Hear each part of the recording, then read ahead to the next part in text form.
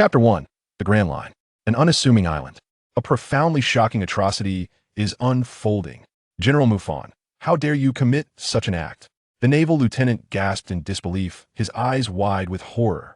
He beheld the dismembered remains of the celestial dragon, a world noble, trembling uncontrollably. The celestial dragons, divine beings upon these seas. How could General Mufan have brutally slain such a being? Soon, a multitude of elite Navy forces arrived, encircling a poised young man, draped in the righteous cloak of a naval major general. A pink-haired naval colonel, clad in a rose-hued uniform, approached the young man. Mufan, was it truly worth it? Colonel Hinai cast her gaze upon the lifeless celestial dragon, then glanced at the pitiful body of a girl nearby. When she turned to Mufan, her beautiful eyes shimmered with tumultuous emotions. Mufan, like her, was a disciple of Zephyr and the youngest major general in the history of the Navy. He was regarded as the most formidable contender for the next admiral. What should have been a promising future as a representative of justice had now dissipated into mere illusions. To kill a celestial dragon was an absolute taboo for the world government. Even the Navy headquarters would not dare to offer any form of protection, even if that celestial dragon had tormented the innocent girl whom Mufan had valiantly rescued from pirates. Not worth it. Mufan remained unfazed throughout. Then why did you do it? Hinai is genuinely worried about you. Colonel Hinai, filled with emotion, questioned why he would risk his future and even his life. Sister Hinai, I meant the girl who was tormented by the celestial dragon is not worth it. If I had discovered this sooner, I would have killed that scoundrel earlier. Mufan's tone was calm, yet none dared to doubt his words. For he was Mufan, the youngest and mightiest major general in the history of the Navy. Do you understand what this means, Mufan? By killing a celestial dragon, you will be branded a traitor and hunted relentlessly by both the Navy and the world government. If it were you, they might even dispatch more than one admiral. Hinai's beautiful face, marked by intelligence, was filled with regret, urgency, and concern. Sister Hinai, enough. If the Navy's justice is merely a farce in the face of the celestial dragons, then I shall gladly relinquish the title of Major General. With that, Mufan cast aside his cloak emblazoned with justice, drawing forth the blade at his side, its cold gleam piercing the heavens. Sister Hinai, I do not wish to fight you. As Mufan unsheathed the black blade, destiny, all present in the Navy shuddered in fear. That blade was one of the 12 supreme blades. Having severed the heads of countless pirates with bounties exceeding 100 million, it now added a celestial dragon's head to its tally. Among the naval forces present, aside from Mufan, the most formidable was Colonel Hinai. However, despite being Mufan's senior by several years, Hinai's strength was not comparable to that of Mufan. After all, Hinai was merely a colonel, while Mufan was the youngest rear admiral in the history of the Navy, having ascended through sheer military merit. Though Mufan lacked the powers of a devil fruit user, he was undeniably far superior in strength to Hinai. Hinai, you are part of the Navy, fulfill your duty. Just as Mufan found himself embroiled in a dilemma with Colonel Hinai, a burly veteran Marine with purple hair and a massive mechanical arm hurriedly approached. It was none other than the former Admiral, Zephyr, known as the Black Arm Teacher Zephyr. Upon seeing him, Colonel Hinai's expression shifted to one of shock. Clearly, the world government and the Navy headquarters had become aware of the unfolding events. Mufan, my junior, is in peril. Mufan, come with me. We shall take you to Impel Down for a few years, and I will do my utmost to secure your early release. Zephyr's gaze was laden with complexity as he looked at Mufan.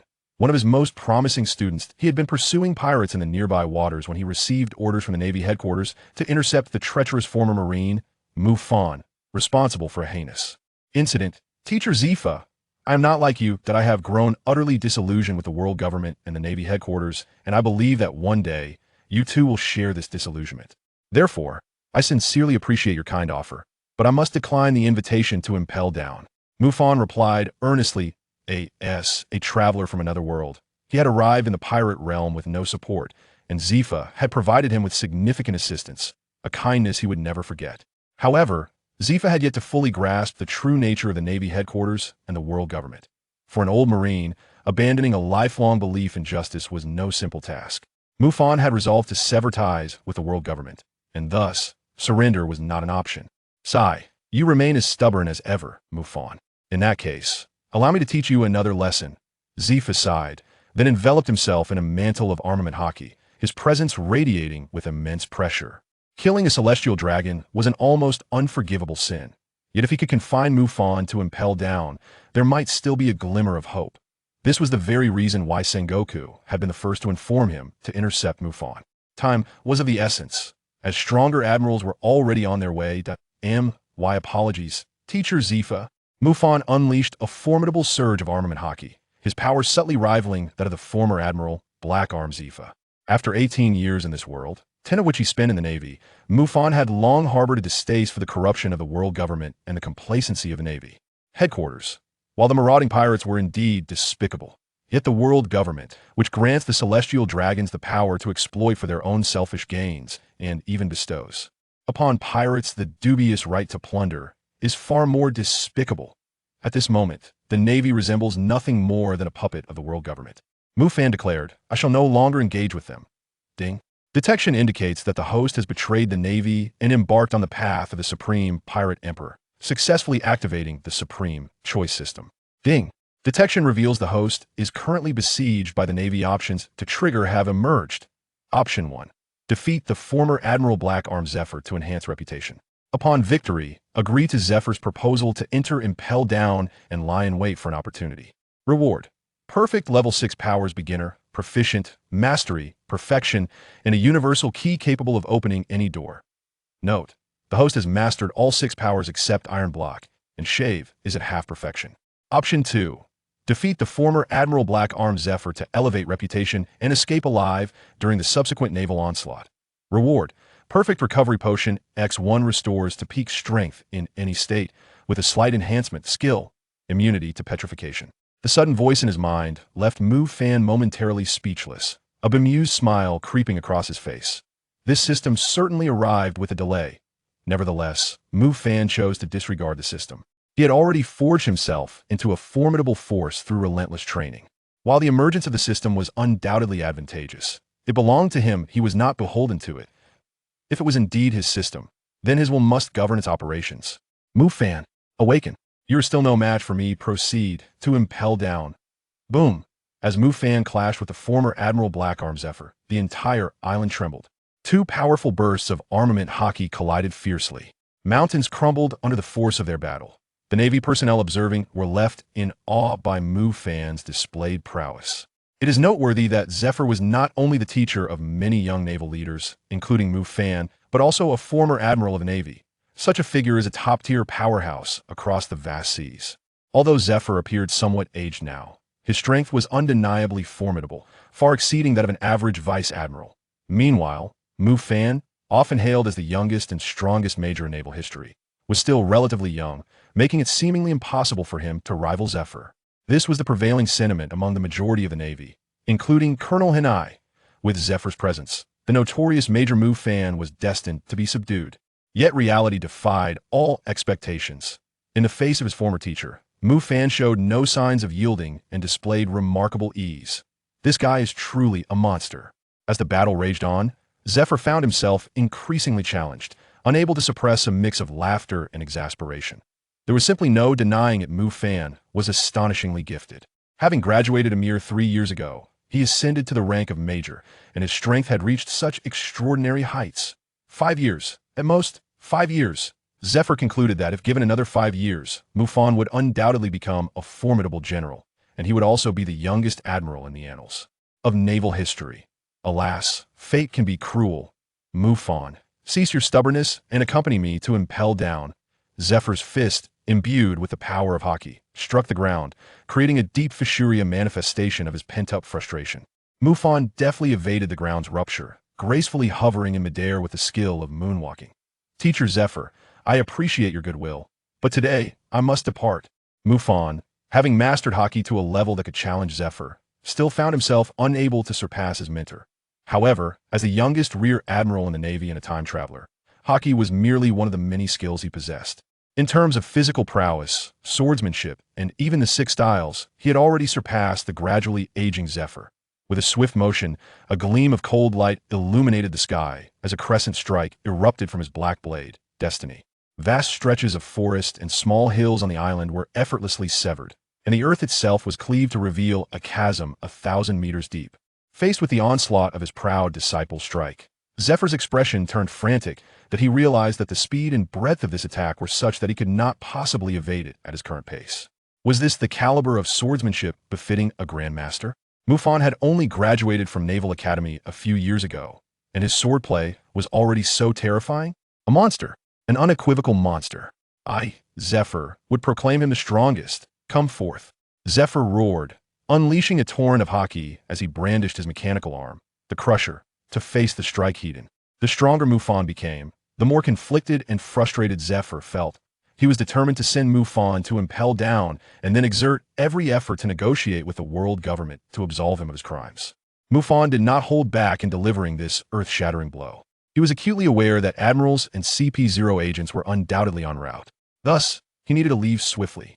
With a titanic clash against Mufan's cataclysmic strike, Zephyr's legs sank half a meter into the ground, blood seeping from the corner of his mouth. Yet his imposing figure remained unwavering. Mufan narrowed his eyes. Regardless of the perspective from which one viewed it, the man known as the non-lethal Admiral Zephyr was undoubtedly deserving of respect. Although Zephyr withstood Mufan's strike, it left his fellow Navy officers, including Hinai, utterly astonished. Wasn't Zephyr supposed to be the one teaching Mufan a lesson? What was happening now? It appeared that it was Zephyr who was on the receiving end, as the senior sister, Hinai's intelligent and beautiful face, aside from shock, now bore a glimmer of hope. Go, Mufan, my junior. Defeat Teacher Zephyr and pursue the justice that belongs to you upon the vast seas. Before the Navy could fully recover from their astonishment, Mufan launched another attack. He understood that in order to swiftly defeat the current Zephyr, his speed must be significantly enhanced.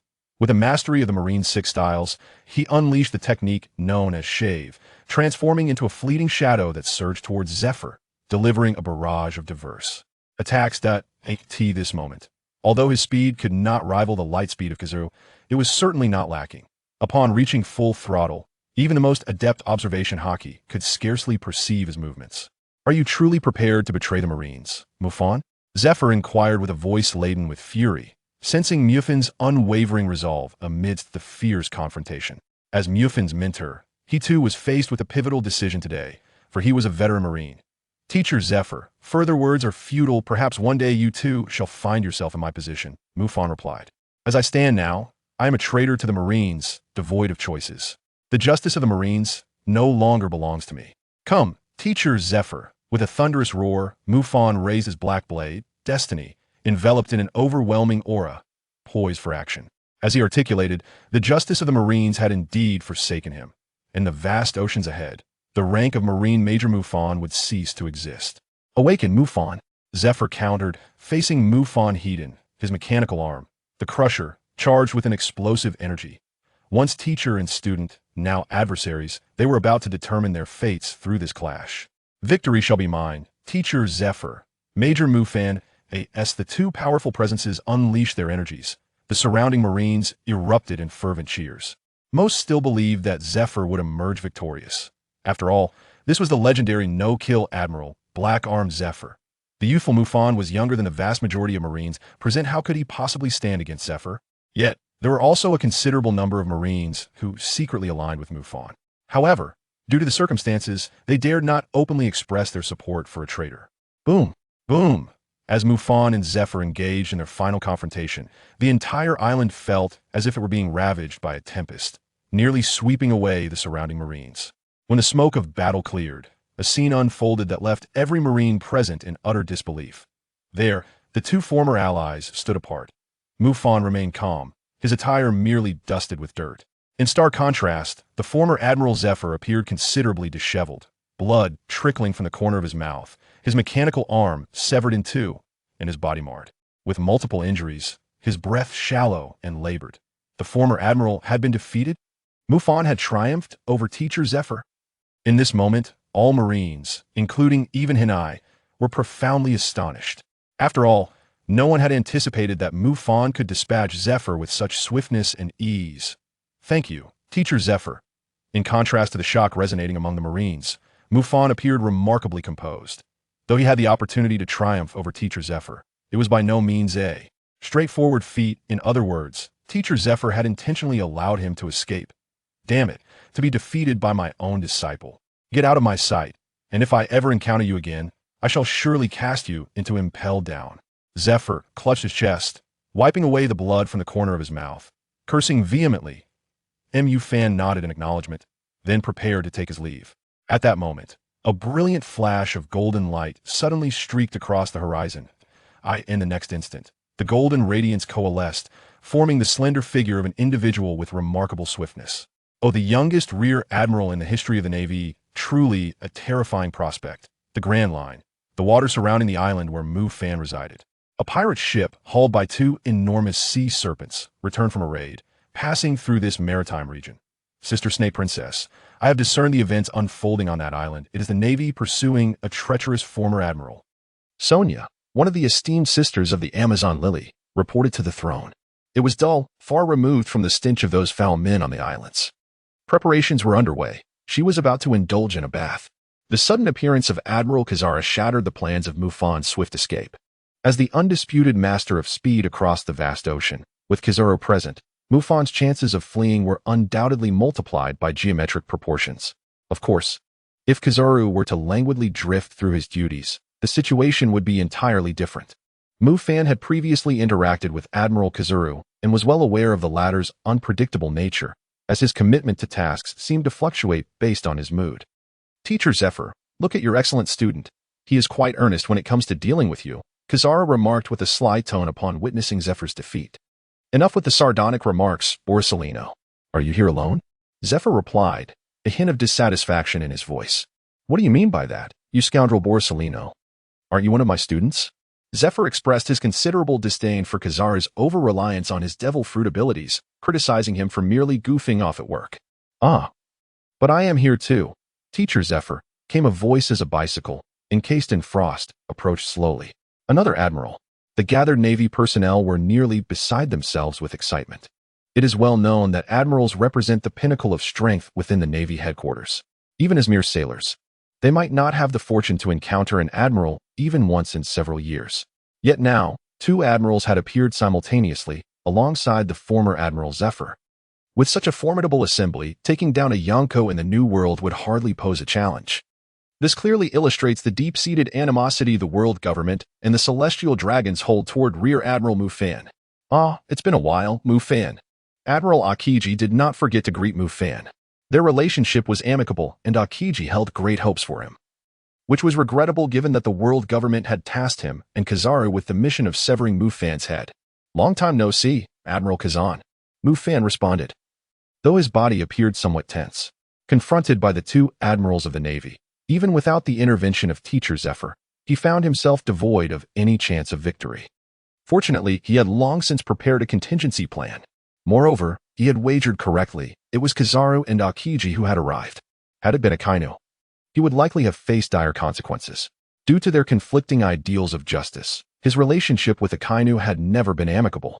Teacher Zephyr, Sister Hinai, you should lead the troops onto the ship first. The ensuing battle will affect us all. Mufan spoke earnestly to the gathered Navy personnel.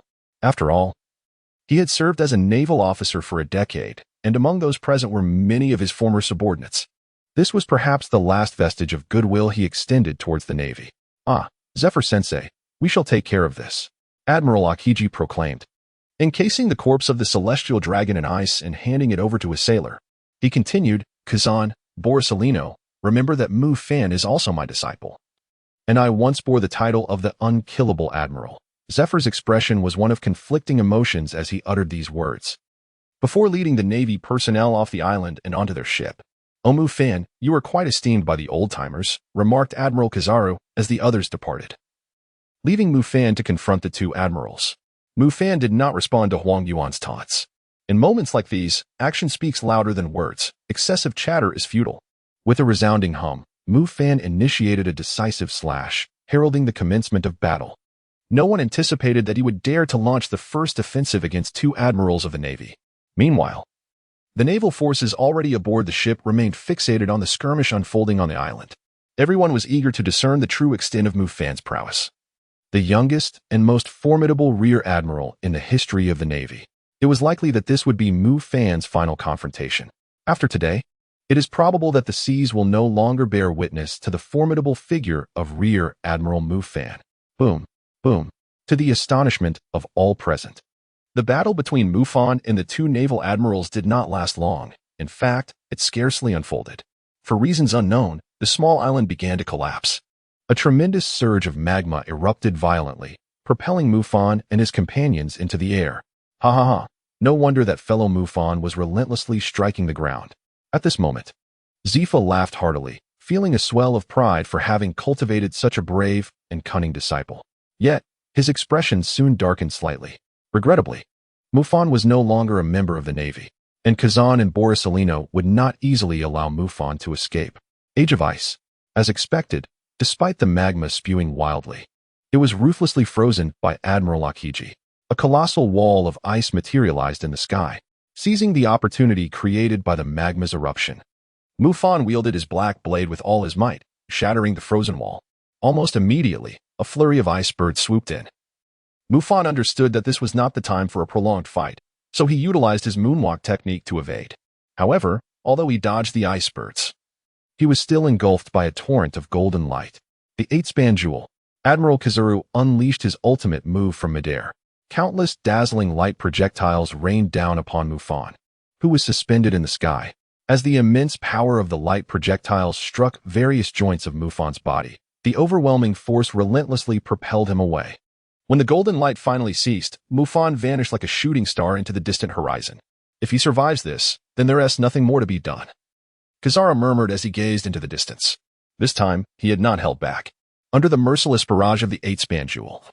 Even though Mufan possessed a robust physique and immense willpower, he would surely be rendered incapacitated, if not killed. Ah, how peculiar. Why would Mufan choose such a method? Even if he successfully escaped, the cost seems excessively high. Admiral Akiji held Mufan's black blade, Destiny, which, being one of the 12 supreme blades, vibrated incessantly. It seemed to sense that its current wielder was not its master. What a hassle. Let us go, Borisolino, we must return to report. From this day forth, the sea shall no longer bear the name of Mufan. It is indeed a pity to lose such a formidable monster from the ocean's depths. Boom. A tremendous crash sent the entire perfume snake ship into chaos. The source of the sound originated from the bathroom of the Snake Princess. Some claimed to have seen a man plummeting into the sanctum of the Snake Princess's bath. Mufan's mind was somewhat hazy. In a bid to successfully escape and momentarily dissuade the Navy and the world government from pursuing him, he deliberately endured a full strike from the 8-foot-long Cheong Goyu. It hurt terribly. That damn Kizaru, is he not slacking off this time? Mufan felt a humid warmth enveloping him as he struggled to open his eyes amidst the mist. How strikingly white and elongated are those legs. Wait, is that the pattern of the celestial dragon's hoof? The exclusive emblem of the dragon people? Who could this graceful silhouette belong to? Mufan was ruthlessly struck by the 8-foot jewel, leaving him not only severely injured, but also in a state of disorientation. At that moment, he mistakenly believed that the alluring silhouette before him, clad in nothing but her own beauty, was the unfortunate girl who had suffered at the hands of the celestial dragon. Mufan rose with great difficulty and gently patted the fragrant shoulder of the graceful figure. He could feel her body trembling. Was it fear? Was she still shrouded in the shadows cast by the torment of the celestial dragons? Do not be afraid. That celestial dragon has been vanquished. In the future, I shall ensure that they atone for the sins they have committed. Mufan exerted himself to offer comfort. In that moment, he could sense the other person's trembling intensifying. Suddenly, a loud knock resounded, leaving Mufan perplexed. Yet, he swiftly removed his tattered outer garment and draped it over the delicate figure, shielding her from the onslaught of the dragon's claw. Then, an immense force hurled him away, plunging him into unconsciousness. In the fleeting moment before darkness enveloped him, a notification from the system echoed in his mind. Ding. Congratulations, host, for completing the task. Reward, Perfect Recovery Potion X1. Skill, Immunity to Petrification. When Mufan regained consciousness, he found himself shackled. To his astonishment, a group of women filled his vision. Among them were two whom he vaguely recognized, Sonda Sonia and Mary Gollet, the royal sisters of the Amazon Lily Kingdom. Could this pirate ship belong to the 9 snake pirates of Daughter Island? Was the woman from his earlier dream, perhaps, one of them? Mufan suddenly awakened, realizing why the figure of the woman in his dreams was so alluring and enchanting.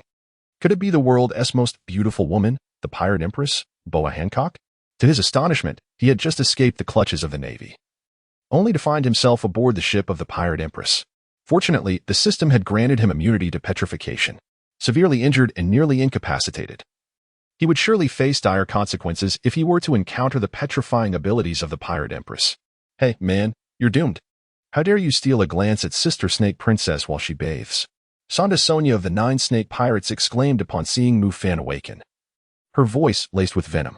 They had already uncovered Mufan's identity. Once a naval major, now a traitorous defector, regardless of who he was. Anyone who dared to spy on the Pirate Empress while she bathed would meet a certain death. Moreover, Mufan's joints had all sustained grave injuries. Clearly, he was rendered utterly powerless. At this point, even the most ordinary warrior of the 9 Snake tribe could easily dispatch him. Could you spare me some water? Mufan smiled gently, choosing not to engage in a dispute with Sonda Sonia. He had long since severed his ties with the Navy. As long as the Kuja pirates refrained from wantonly slaughtering and plundering innocent civilians, he would not meddle in their affairs. In fact, he found himself rather inclined to converse deeply with the Pirate Empress, perhaps even to forge a friendship. Not so fast. Lady Snake is about to emerge. Prepare to be turned to stone, cried one of the female warriors of the Kuja pirates, her voice laced with indignation. In the eyes of the entire Kuja crew, Mufan's fate was already sealed. The Empress would never forgive a man who had trespassed into her bathing chamber. To be petrified was the most merciful end he could hope for. He might even be dismembered and tossed into the sea to feed the fish. Tap, tap, tap. At that moment, the sound of high heels echoed through the air, rhythmic and melodious. Mufan lifted his gaze towards the elegantly approaching silhouette. His initial reaction, undeniably, was to admire those long legs. The Pirate Empress strode forth in black stiletto heels, adorned in a violet cheapao, while her flowing tresses cascaded like a waterfall. Her unparalleled beauty was striking. Her eyes sparkled like celestial bodies, her complexion was flawlessly fair and exquisite, and her figure was nothing short of mesmerizing. Mufan had encountered numerous breathtaking beauties within the Navy. However, aside from a select few who could rival the Pirate Empress, the rest paled in comparison. Akin to fireflies against the resplendent moon. Perhaps it was due to the allure of the sweet fruit's powers, but Mufan, who had previously harbored little interest in feminine charms, found himself somewhat captivated upon laying eyes on the Pirate Empress, the world's most beautiful woman. Her reputation was indeed well-deserved. To wed such a woman would render his journey through this world far from futile. As the Pirate Empress approached Mufan, towering above him with an air of haughty superiority, the female warriors of the Snake Princess Brigade began to incite. Lady Snake, eliminate him. Turn him to stone, Lady Snake. This was a customary spectacle. No man had ever escaped unscathed after provoking the Empress, with most meeting their fate as mere statues. Provide him with water, the Empress commanded. To the astonishment of all present, as they had anticipated a harsh punishment for Mufan. Does my command need to be reiterated? Everything I do is justified. Her imperious reply silenced the crowd, compelling them to fall into silence. One of the female warriors then brought a cup of water to Mufan and proceeded to unlock his handcuffs. Mufan is currently in a severely injured state, appearing quite vulnerable. The 9 Serpent clan has always been martial, and they disdain to guard against the weak. Moreover, with the presence of the Serpent Empress, the majority are convinced that she is merely in a good mood today. Once that man finishes drinking water, he is certain to be turned to stone. Mufan, however, did not dwell on it for too long. The pressing matter at hand was to regain his strength. Otherwise, even if he could resist petrification in his current state, the Pirate Empress could easily eliminate him. Damn that Kizaru, his attacks were indeed severe. After quenching his thirst, Mufan retrieved the perfect recovery potion awarded by the system and consumed it in one gulp. Buzz. Upon ingesting the perfect recovery potion, a warm sensation coursed through his body. The lost power swiftly rejuvenated within him, even emerging slightly stronger than before. Although his external injuries had yet to heal, they no longer impeded his combat prowess. With the restoration of his strength, Mufan rose to his feet, gazing skyward and then surveying the distant ocean. Inhaling deeply, from this moment forth, his identity upon these waters would no longer be that of a naval officer. The Pirate Empress remained oblivious to Mufan's transformation. At this juncture, the world's most beautiful woman regarded him with haughty disdain, her tone icy as she declared, "The water has run dry.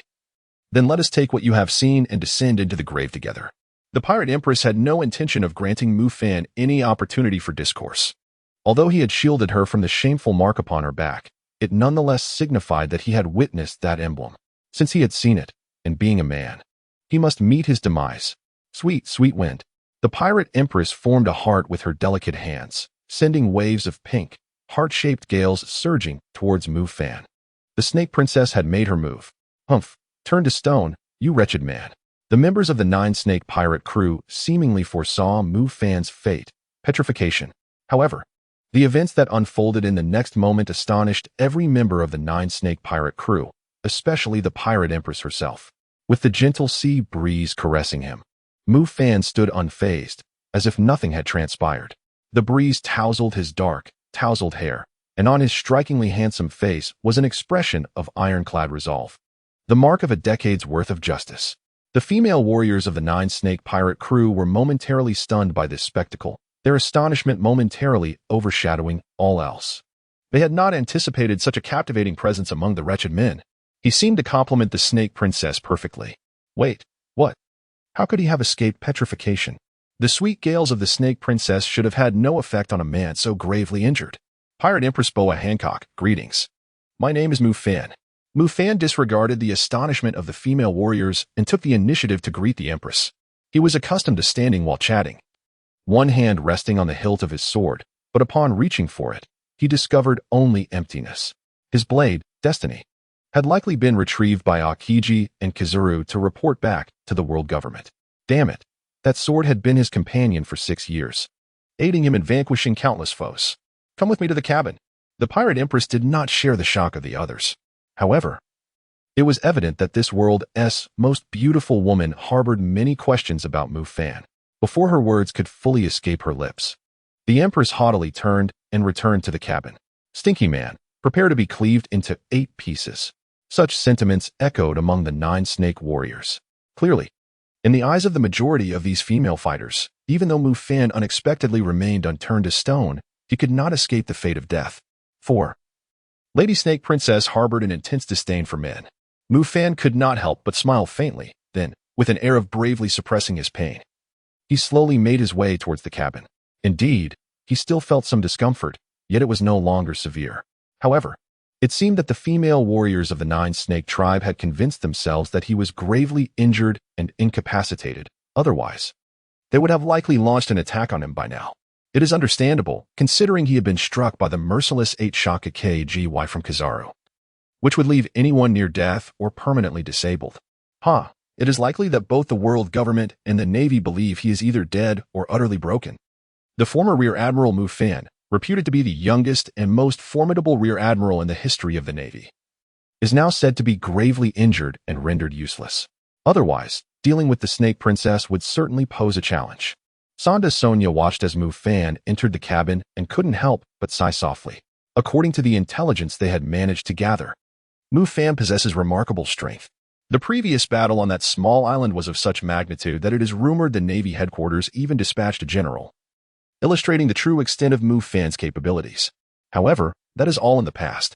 Sister Snake, there is no way to let a man who has witnessed the mark of humiliation escape. Sandasonia, why is the Navy pursuing this individual? It is perplexing. If the intelligence is accurate, the Navy should regard him with great significance. Has he committed some unforgivable sin? I do not know, but it matters little now, for he is destined to meet his end regardless. Mufan stepped into the inner cabin of the Serpent of Fragrance, where the Empress's quarters lay at the very depths. As for the Empress's intentions, Mufan found himself at a loss. After all, this renowned beauty of the world possessed an air of haughty grandeur.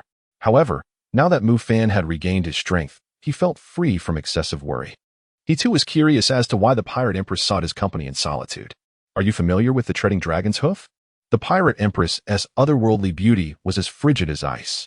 The treading dragon's hoof represented the profound anguish that resided deep within her heart. Strangely, Mufan seemed remarkably acquainted with the treading dragon's hoof and the celestial dragons. The exclusive insignia of the celestial dragons, the treading dragon's hoof, was hardly a secret. Your tone is rather indifferent.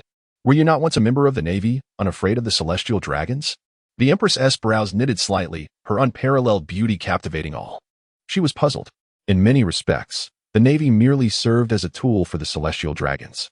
Yet this young naval defector appeared to show little regard for them at all. Ha ha ha ha. Mufan laughed, a hearty laugh. What a jest. Would he fear the celestial dragons? Just half a day ago, he wielded destiny itself, severing the heads of the celestial dragons who mercilessly slaughtered innocent girls. Would he truly fear them? What are you laughing at? I am inquiring, man. Speak. Do you fear the celestial dragons? Or perhaps the mark upon my back instills in you dread and revulsion? A fleeting urgency crossed the unrivaled beauty of the Pirate Empress. Do you comprehend the reason behind my grievous injuries? Mufan did not directly respond to the Empress's inquiry. Instead, he reclined comfortably on the adjacent bed. Ah, how inviting. The world government has commanded the Navy headquarters to dispatch 2 admirals to apprehend me, along with over 10,000 elite Navy forces. And my former instructor from the Naval Academy, the notorious Black-Armed Zephyr. What have you done? Upon hearing this, the Pirate Empress was profoundly shocked. She harbored no doubts about Mufan's words. After all, they were not far from the island where the naval conflict had erupted, and she had indeed sensed several formidable presences. Coupled with the immense disturbance caused by that island, now utterly annihilated, it was clear that this individual, Mufan, was not speaking falsely. The presence of 2 admirals, a former admiral, and thousands of elite Navy personnel, such an assembly was undeniably terrifying. Even for one as proud as the Empress. What could Mufan possibly have done to provoke the world government and the Navy headquarters to such an extent as to pursue a naval traitor so fervently? Could it be that he had offended the celestial dragons? Indeed, this seemed to be the only plausible explanation. With this thought, the Pirate Empress regarded Mufan with a hint of admiration. As a member of the Navy, he dared to provoke the celestial dragons.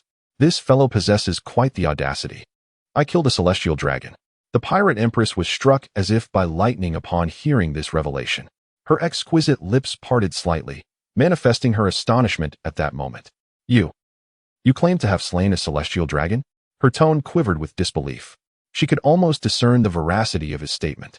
After all, Mufan had no reason to fabricate such a tale. It is well known that even offending a celestial dragon with words could lead to troublesome repercussions should the intelligence organization of the world government become aware. Mufan's current identity is that of a naval traitor, rendering such deceit unnecessary, coupled with the terrifying forces pursuing him. Could it be that this man truly slaughtered the celestial dragons? Even though the Pirate Empress now possesses formidable strength and holds a position of great esteem, she remains profoundly astonished. Simultaneously, she finds herself deeply intrigued by the remarkably handsome man before her. This is indeed her first encounter of such nature. Do you not already possess the answer? Mufan had long anticipated the Empress's reaction.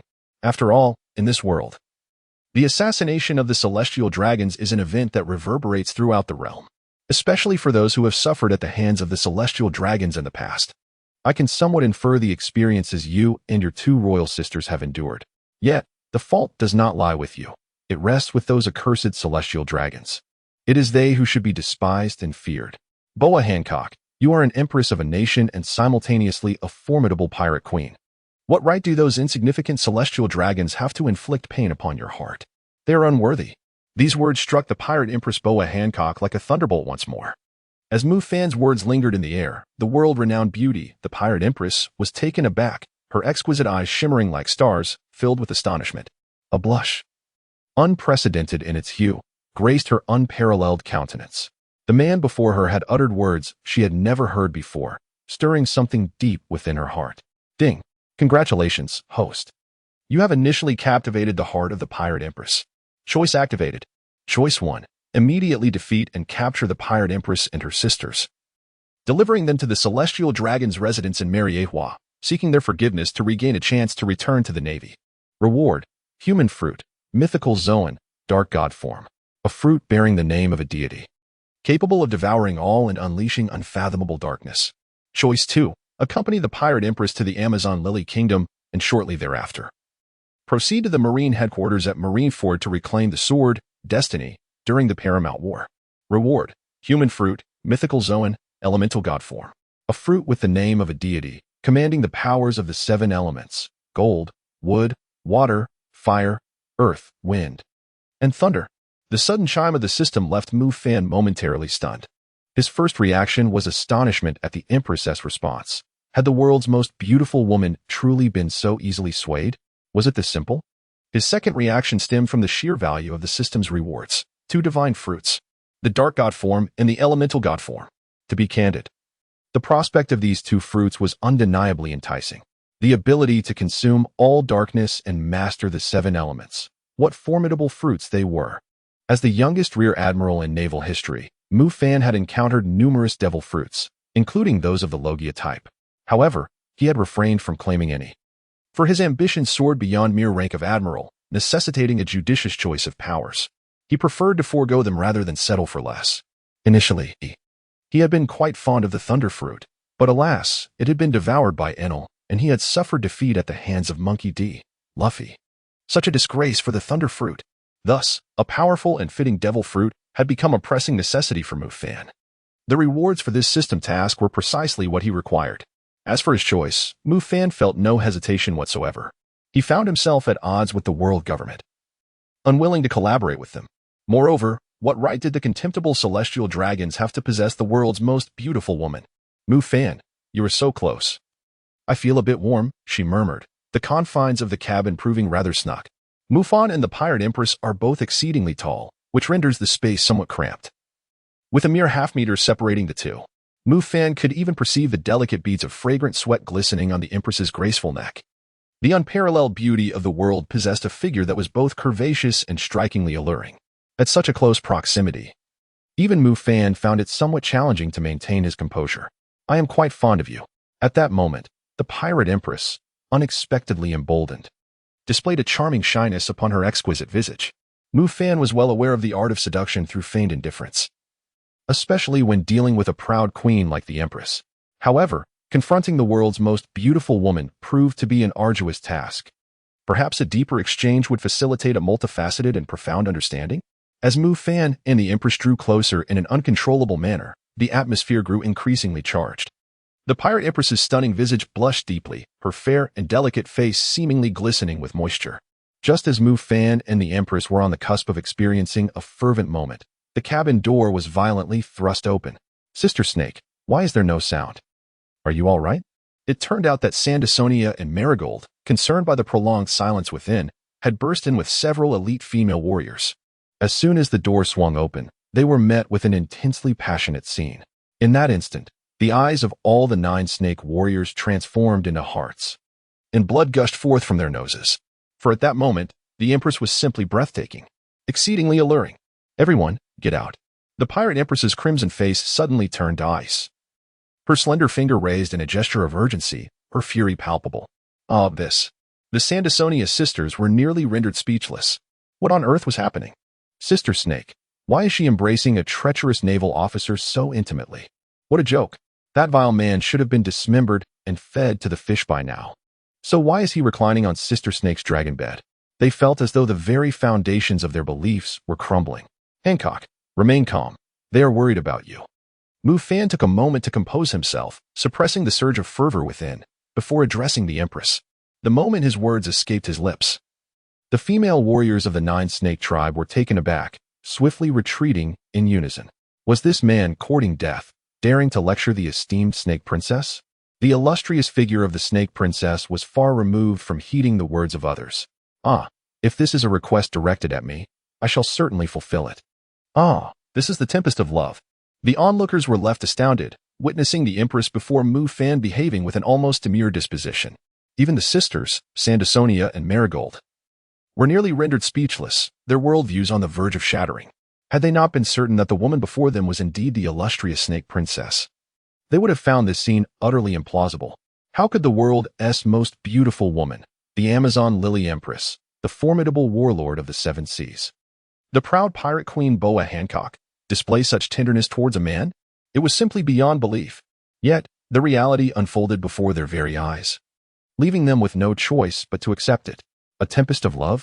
Mufan murmured softly, then rose to leave the cabin. Where are you going, Mufan? The Pirate Empress inquired anxiously. I'm just stepping out for some fresh air. You should tidy up your clothes in the meantime. Mufan did not look back. Habitually, he reached for the hilt of his sword, only to grasp at emptiness once more. With a sigh, he strode towards the exit of the cabin.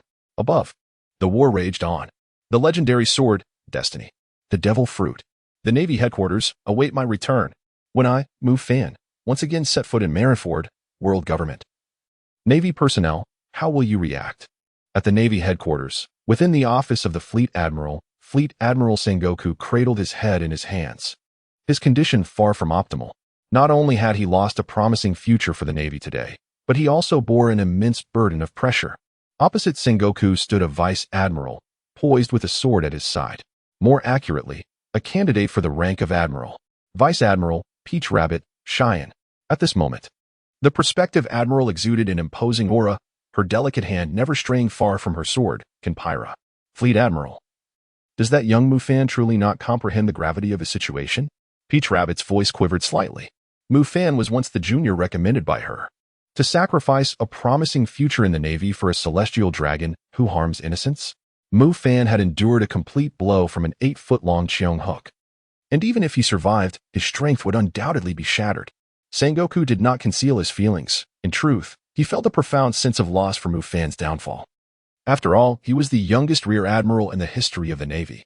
Sengoku had once believed that within 5 or 6 years, Mufan would surely attain the prowess of a general. Curse Borsalino. Tosaka, with her beautiful eyes shimmering like raindrops, could not suppress her tears. Tosaka, we are the Navy. And Mufan was once one of us. Some matters are beyond our control. This is his fate. Go and stand your post. For the Navy is on the brink of an unprecedented war. The fleet Admiral Sengoku consoled her.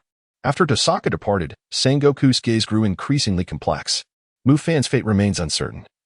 The renowned sword, Destiny, has been reclaimed, allowing for a temporary resolution with the celestial dragons. However, for the Navy, the loss of Mufan represents a significant blow to morale. This also signifies that the impending battle will pose even greater challenges for the Navy, especially considering their adversary is the man reputed to be the strongest in the world. The Serpent's Embrace. Since the events in the cabin spread throughout the ship, no female warriors of the 9 Serpents dared to intrude upon Mufan any longer. In fact, many of them began to regard him with eyes filled with awe, as he was the first to soften the demeanor of Lady Hancock. Moreover, Mufan's striking handsomeness and transcendent aura only heightened their admiration. While the 9 Serpents are known as a warrior race, their curiosity is inevitably piqued. It is not long before several female warriors gather to discuss potential names for the future offspring of the Empress and Mufan. After promising the Empress that he would return to Amazon Lily with her, Mufan ascended to the top of the Serpent and sat cross-legged. Noticing that his external injuries had yet to heal completely, the Empress kindly took the initiative to bind his wounds. Mufan did not decline. Rather, he relished the moment. At that moment, he stood against the sea breeze, gazing at the boundless ocean. The last time he stood at the bow, admiring the scenery, was aboard a naval warship. Back then, he held the rank of Rear Admiral, and the insignia of Destiny still hung at his side. Regrettably, now everything has changed. He is determined to reclaim his destiny, yet he shall never serve in the Navy again. In truth, Mufan harbors no animosity towards the Navy, for it was a place he called home for nearly a decade. Furthermore, many of his elders and companions still reside within its ranks. For instance, there is Aunt Tao too, who treated him with kindness, taught him the art of swordsmanship, and recommended him to the Naval Academy. Additionally, mentors like Teacher Zephyr and Admiral He were also quite supportive. Among the younger sailors, he had numerous contemporaries and friends, including Renai, Smoker, and Dasky, among others. However, these are all but echoes of the past now. Mufan's bond with these elders and friends remains, yet their positions have diverged entirely. Perhaps, in the future, they shall meet again upon the battlefield. Concerning the forthcoming events, Mufan has devised a plan. Firstly, he intends to retrieve the mandate of heaven from Marineford and acquire that divine fruit. As for his involvement in the upcoming war, that shall depend on the circumstances. However, given that Mufan is no longer part of the Navy and has forged an irreconcilable enmity with the Celestial Dragons, it becomes imperative for him to establish his own power. Since the world government shows no compassion and the Navy acts merely as puppets, he shall claim dominion over the seas and forge an order of justice that is uniquely his own.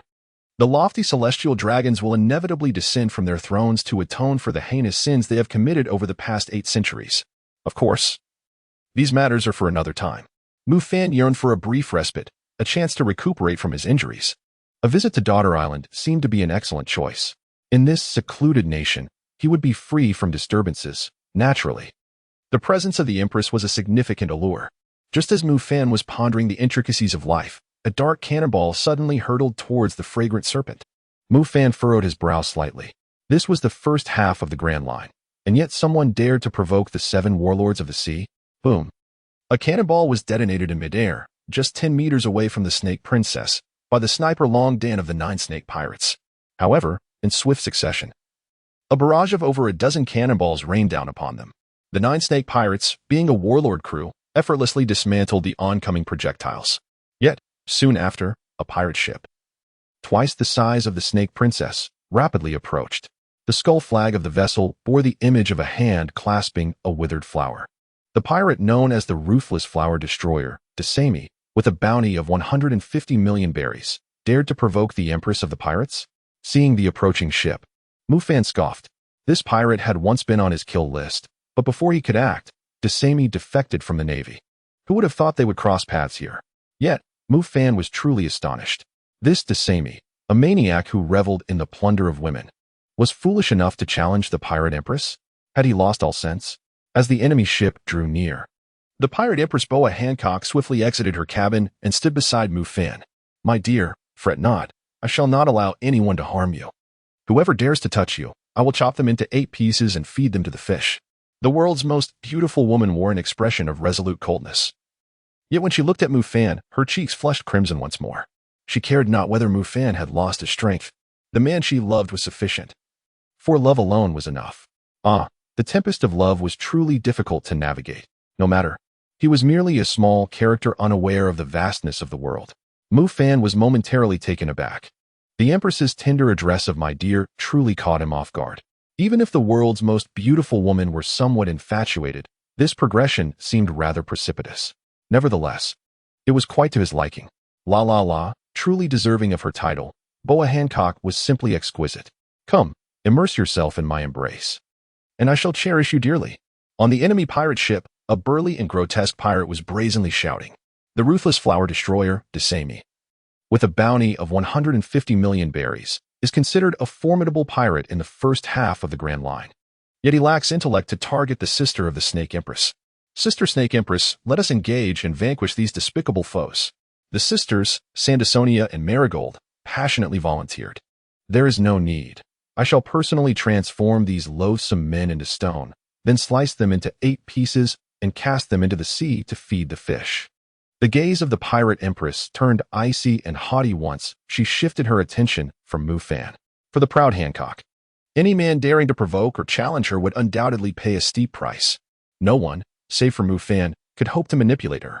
Allow me to take charge. May I have a blade, Hancock? Mufan suddenly spoke, pondering the unfortunate fate that awaited the poor fish. What fish could possibly consume a stone? Naturally, he primarily sought to assess the extent of his own restored strength. Mufan, you? The Pirate Empress, with her unparalleled beauty, was momentarily taken aback.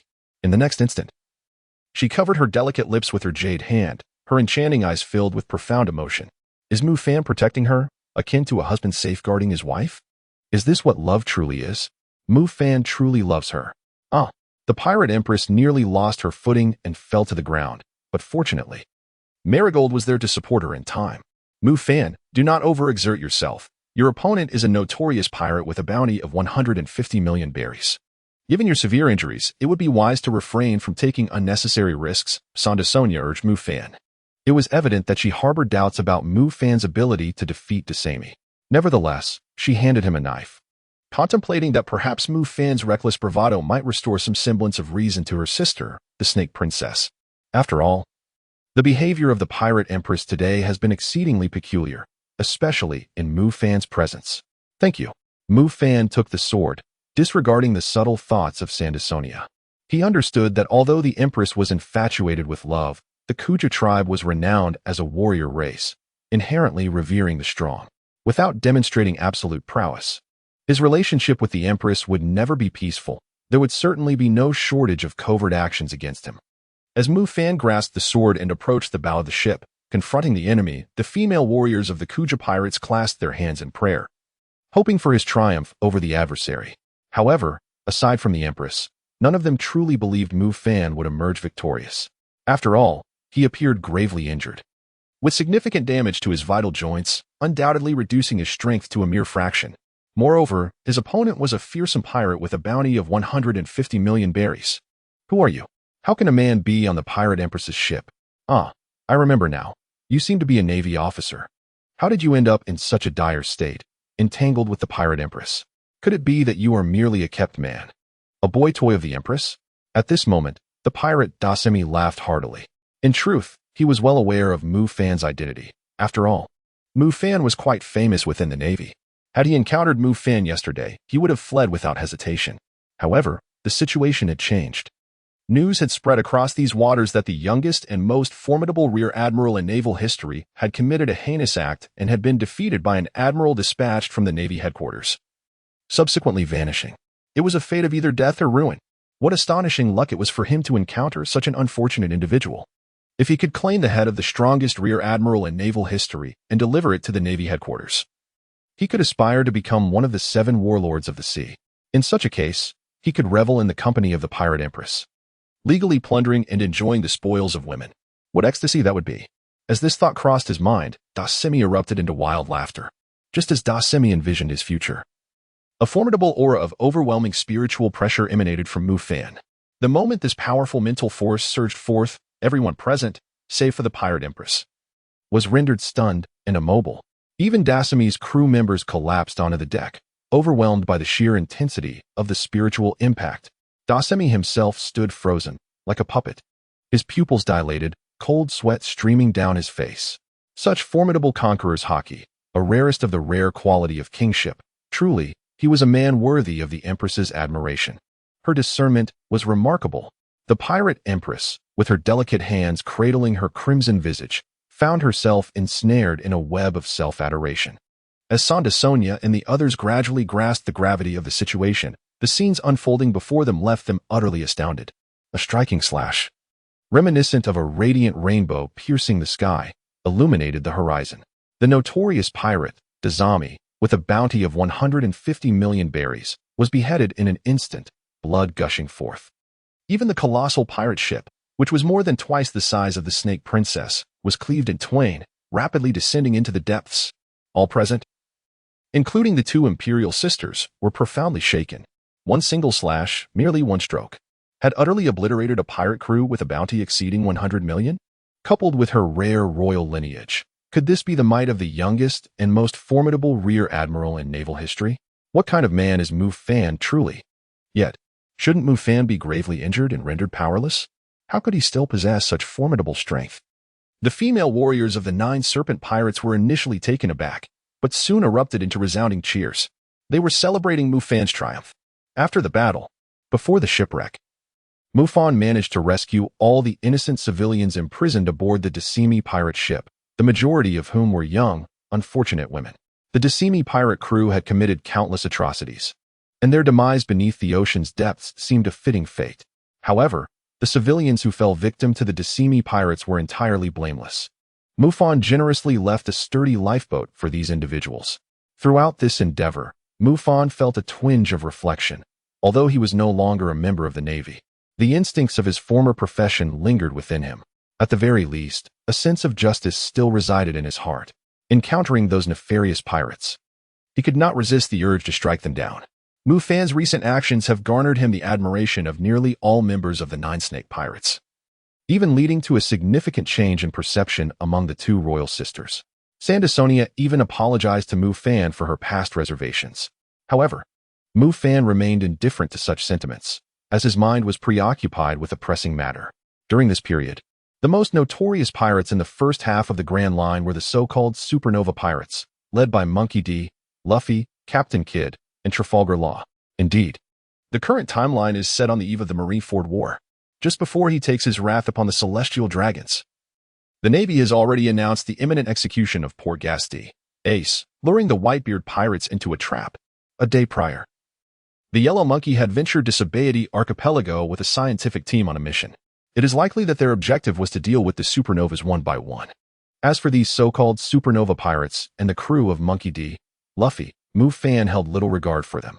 Regrettably, as a rear admiral of the Navy headquarters, he would not allow any of these supernovas to thrive within his jurisdiction, particularly Captain Eustace Kidd, who, in pursuit of a substantial bounty, has shamelessly resorted to widespread destruction of towns, pillaging and slaughtering.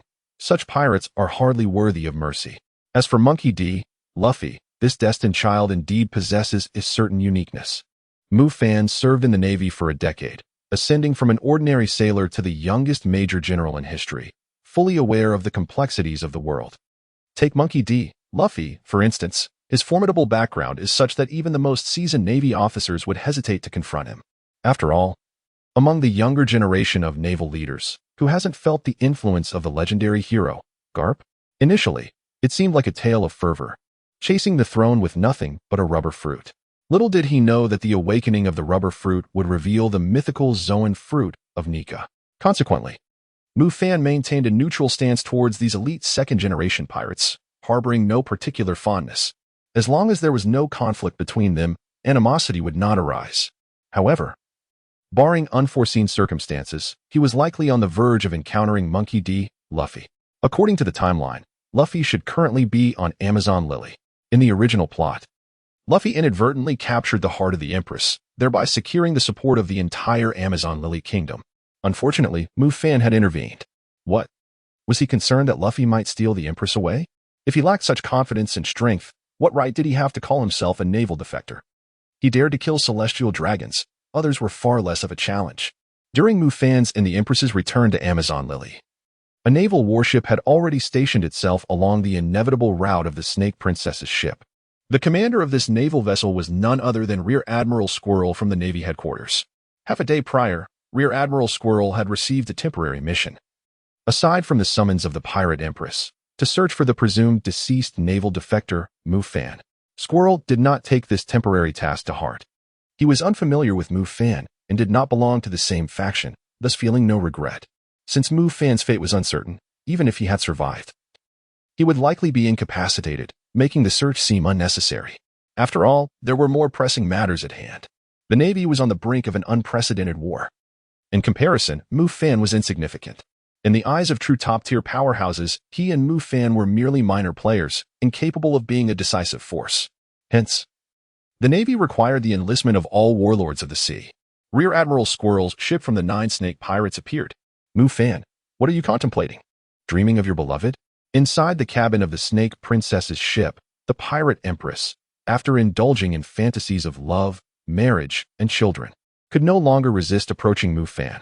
At that moment, he was engrossed in studying the system when her sudden presence startled him, causing him to nearly lose his balance and fall towards the Empress, whose captivating gaze met his. Thus began their first fateful touch, leading to a passionate entanglement as the atmosphere grew increasingly intense. At this moment, the feelings of Mufan can be succinctly encapsulated in a single word: comfort.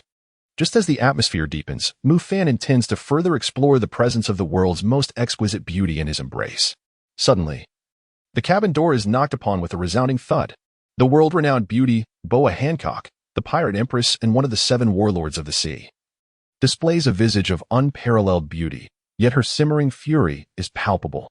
Lady Snake Princess, a naval warship has been detected ahead, and a naval vice admiral requests an audience with you. At this very moment, aboard the naval warship, Vice Admiral Squirrel lies prone on the deck, his gaze filled with bitterness as he fixates on the Pirate Empress. Remarkably, 5 daggers are embedded in his left hand, from which blood flows incessantly, rendering it nearly incapacitated. Yet, he finds himself with no alternative. Without such drastic measures, even he would be unable to withstand the petrifying abilities of the Pirate Empress. The majority of his sailors have already been transformed into stone. It is a grave injustice. He merely sought to summon one of the 7 warlords of the sea. What madness has possessed this Pirate Empress? Upon boarding, before he could utter a single word, she initiated a widespread petrification and, without a word, proceeded to plunder the naval vessel, absconding with all valuables. Vice Admiral Squirrel remains in shock, unable to comprehend why Boa Hancock, as one of the 7 warlords of the sea, would act so ruthlessly against the Navy. Has he somehow offended this woman? Cursed fate. It was anticipated that he would encounter Squirrel on the way to Amazon Lily, yet Mufan did not expect this fellow to appear so fortuitously. Were it not for the Empress's reservations, this Squirrel might have been reduced to mere fragments today. Mufan and the Flying Squirrel share a rather indifferent relationship, and they do not belong to the same faction within the Navy. The Vice Admiral, the Flying Squirrel, aligns with the faction of Admiral Akaino.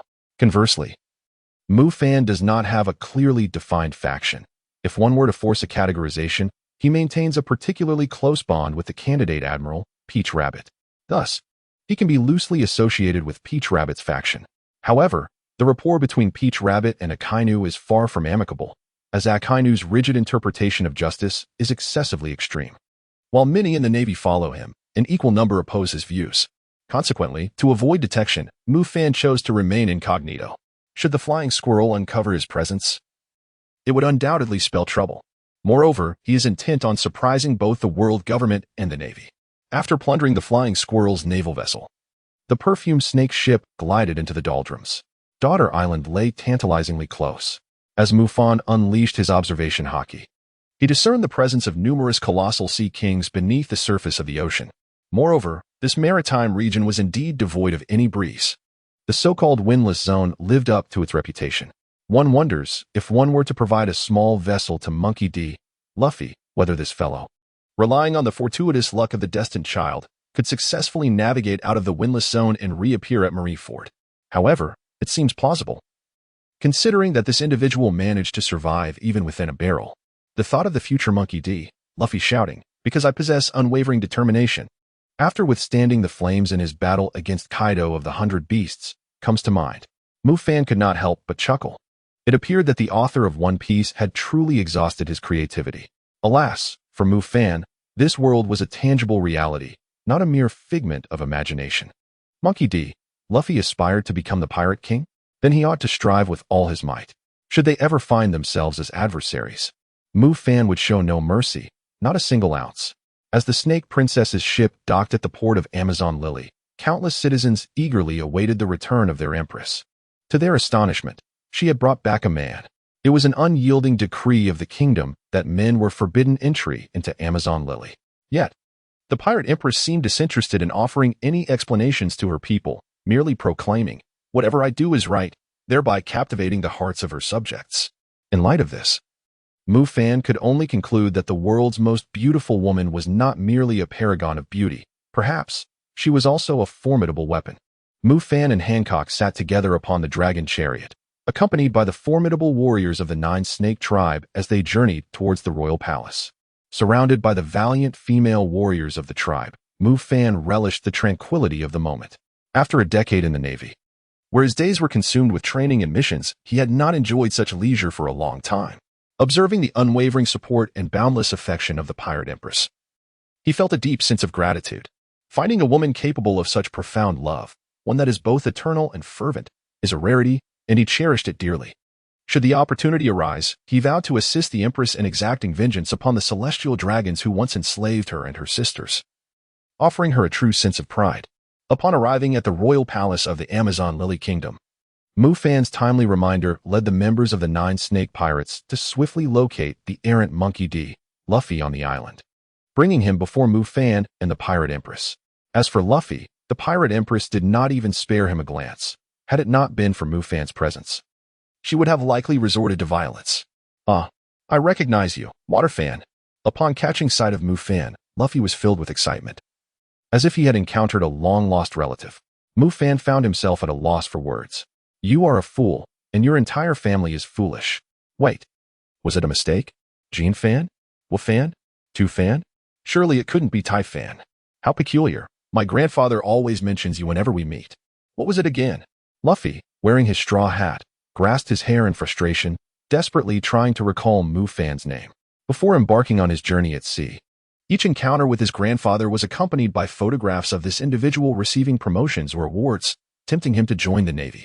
Over time, despite his struggle with facial recognition, he managed to remember the general features of this person, yet the name remained elusive. "I am called Mufan." Mufan replied with a grim expression, pressing down on the Empress's delicate hand, for she could no longer restrain herself from splitting the straw hat into 8 pieces. "Ah, indeed, that is the name. My grandfather often spoke of you. Greetings, Waterfan. I am Luffy, Monkey D. Luffy." The straw hat Luffy grinned widely. At this moment, Mufan found himself at a loss for words. He hoped that Luffy was genuinely naive. If he were deliberately attempting to forge connections in such a manner, it would be rather unsettling. "Ah, by the way, you are a member of the Navy, aren't you? The one favored by my grandfather. So, are you here to apprehend me?" Suddenly, the demeanor of Straw Hat Luffy shifted to one of seriousness, adopting a stance that suggested he was ready to fight. In Luffy's eyes, any Navy officer endorsed by his grandfather must be an extraordinary individual. especially considering the price he and his companions had paid for their arrogance in the Sabaody archipelago. Within the Navy, there are countless formidable figures, and this person before him was undoubtedly among the elite. He still needed to seek out his companions. He could not afford to be captured. "I am no longer a member of the Navy," he stated. "Straw Hat Luffy, I possess a piece of information that I believe you would be eager to learn. I shall share this tidbit with you as a gesture of gratitude for the unwavering support of Admiral Carp over the years." Mufan spoke calmly, yet his tone was undeniably resolute. It remained uncertain whether Luffy could comprehend the gravity of his words. In any case, should they cross paths again, he would not hesitate to disregard Garp's reputation in the face of conflict. "What news do you have? Are you aware of my companion's whereabouts?" Luffy inquired eagerly, as his foremost concern was reuniting with his friends. Knowing their locations would certainly alleviate many of his troubles. However, it was not that simple. The place where those struck down by the tyrant Kuma landed was solely within his control. Mufan shook his head. He was certainly aware of the whereabouts of Robin, Zoro, and the other members of the Straw Hat Pirates, yet he felt no obligation to divulge this information to Luffy. "The news I wish to share pertains to another individual, your brother, the 2nd Division commander of the Whitebeard Pirates in the New World, Ace. Ace is set to be publicly executed at the Marine headquarters in Marineford. Ding. Choice activated. Choice 1. Persuade the Pirate Empress to assist the host in aiding Straw Hat Luffy in his journey to the underwater prison. Reward: the renowned blade, grade 21, Daoshin. Choice 2. Refrain from interfering in Straw Hat Luffy's affairs and escort him out of the Amazon Lily Kingdom. Reward: the esteemed blade, grade 21, Xiao Luo. Just as Straw Hat Luffy displayed an expression of incredulous shock, the system of Mufan has also triggered a selection. The rewards for this round of tasks are both renowned swords of the 21st grade. Before Mufan ventures to the Navy headquarters to reclaim his destiny, this serves as a suitable transition. Ace, could it truly be? How could Ace possibly be captured by the Marines? Straw Hat Luffy murmured in a state of near stupor. In his eyes, Ace's strength was formidable. How could he fall into the hands of the Navy? However, as he produced the burning life card of Ace, he began to believe. His brother, Ace, had indeed been captured by the Marines and was on the verge of execution. Where is Ace currently imprisoned? Mufan? Straw Hat Luffy's expression took on a rare seriousness as he inquired of the composed Mufan. Since Mufan was privy to this information, he must also know the location of Ace's captivity, right? He must go and rescue Ace. For the time being, he should be incarcerated and impelled down. Mufan glanced at Luffy and spoke. "Where is impelled down? I must go rescue Ace." The Straw Hat Pirate, Luffy, quickly regained his fighting spirit, raising his fist in determination to save Ace. Mufan, upon witnessing the scene, couldn't help but chuckle softly. One must admit, this fellow's optimism is remarkably unwavering. He certainly embodies a sense of loyalty. However, he had no desire to intertwine his fate with the Straw Hats for the time being. After all, with Luffy's propensity for attracting trouble, chaos would inevitably follow him wherever he went, especially in Impelled Down. For Mufan, it was prudent to conceal his identity and strength until he could once again ascend to Mary Geos and reclaim his destiny. Otherwise, should the intelligence division of the world government uncover the fact that he not only still lived, but also retained his formidable prowess, he would undoubtedly find himself the target of an all-out pursuit by the world government. At the very least, numerous troublesome CP0 agents would be dispatched to investigate and hunt him down. Such circumstances would render his endeavors exceedingly complicated. As for how to reach Mary Geos, Mufan had long devised his own plan. After all, he was once the youngest rear admiral in the annals of Navy history. A decade in the Navy was not in vain. Once the Straw Hat crew had obtained a rough location of Impel Down, Luffy clamored to depart. Eager to rescue Fire Fist Ace without delay, without concern for the intentions of the individual in question, Mufan seamlessly facilitated the matter at hand. He instructed Sandasonia to prepare a small vessel for Luffy, thus sending him forth from the doldrums. This act was largely influenced by the regard he held for Admiral Carp. After all, prior to this encounter, he and Luffy had never crossed paths, let alone fostered any semblance of camaraderie. Whether Luffy would ultimately succeed in reaching Mariewa now hinged solely upon his fortune. Throughout the entirety of Mufan's interaction with Luffy, the Pirate Empress, Boa Hancock, had never deigned to acknowledge Luffy with even a fleeting glance. Her exquisite eyes were instead filled with the image of Mufan, a fact Mufan found entirely predictable. After bidding farewell to the Straw Hat Luffy, Hancock issued a decree for a nationwide celebration to honor Mufan's arrival. In an instant, the citizens of the Amazon Lily Kingdom became captivated by the man rumored to have conquered the Empress, even compelling the esteemed Snake Princess to breach the kingdom's strict laws and enter the Isle of Women. Given the reports circulating from the palace, the enigmatic man accompanying the Snake Princess was said to possess remarkable handsomeness. The sudden emergence of a legendary figure in a realm predominantly inhabited by women would undoubtedly stir a considerable commotion. One might liken it to the scene when Tang Sing visited the Kingdom of Women.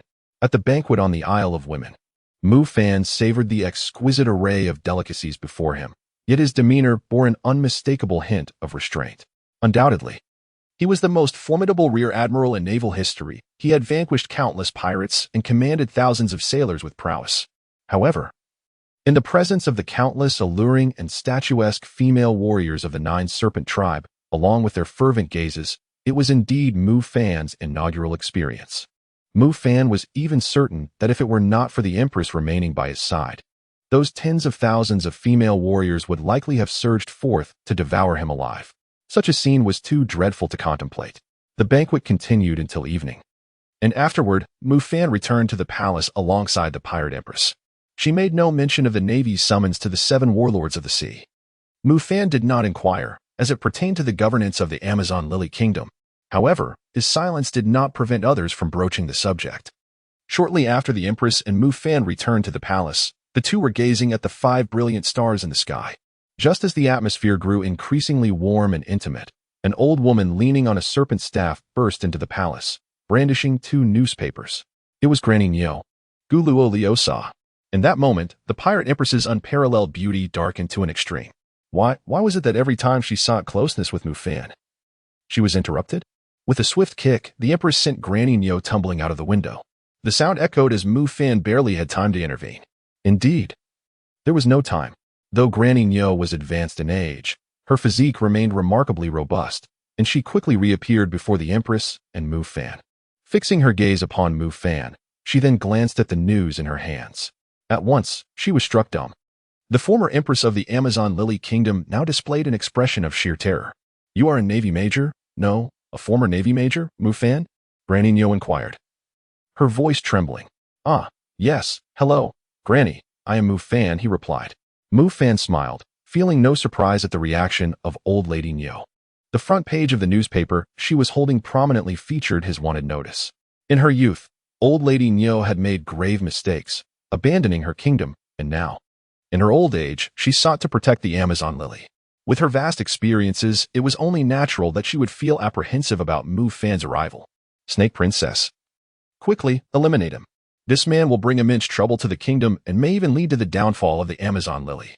Old Lady Nyo exclaimed, leaping to stand beside the Empress, casting a wary glance at Mufan and urging her anxiously. Gurlioza, position yourself accordingly. I am the Emperor of the Amazon Lily Kingdom. Mufan is the man I have fallen in love with. Do you wish for me to slay my own betrothed, the royal son-in-law of the kingdom? Old Lady Nyo was taken aback, her pupils dilating as if struck by lightning. She could never have imagined that the Snake Princess, who had always harbored a disdain for men, would one day fall in love with one, and not just any man, but a naval traitor who had recently committed heinous acts. What extraordinary qualities could this man, Mufan, possess? The youngest and most formidable rear admiral in naval history. Heralded as the most formidable contender for future naval admiral, he had forsaken a promising future by betraying the Navy, yet managed to win the heart of the Snake Princess. Such a series of remarkable events centered around one man was indeed astonishing. However, this did not justify the whimsicality of the Snake Princess. Mufan undoubtedly posed a significant threat to the Amazon Lily Kingdom, even if the Snake Princess was one of the 7 warlords of the sea.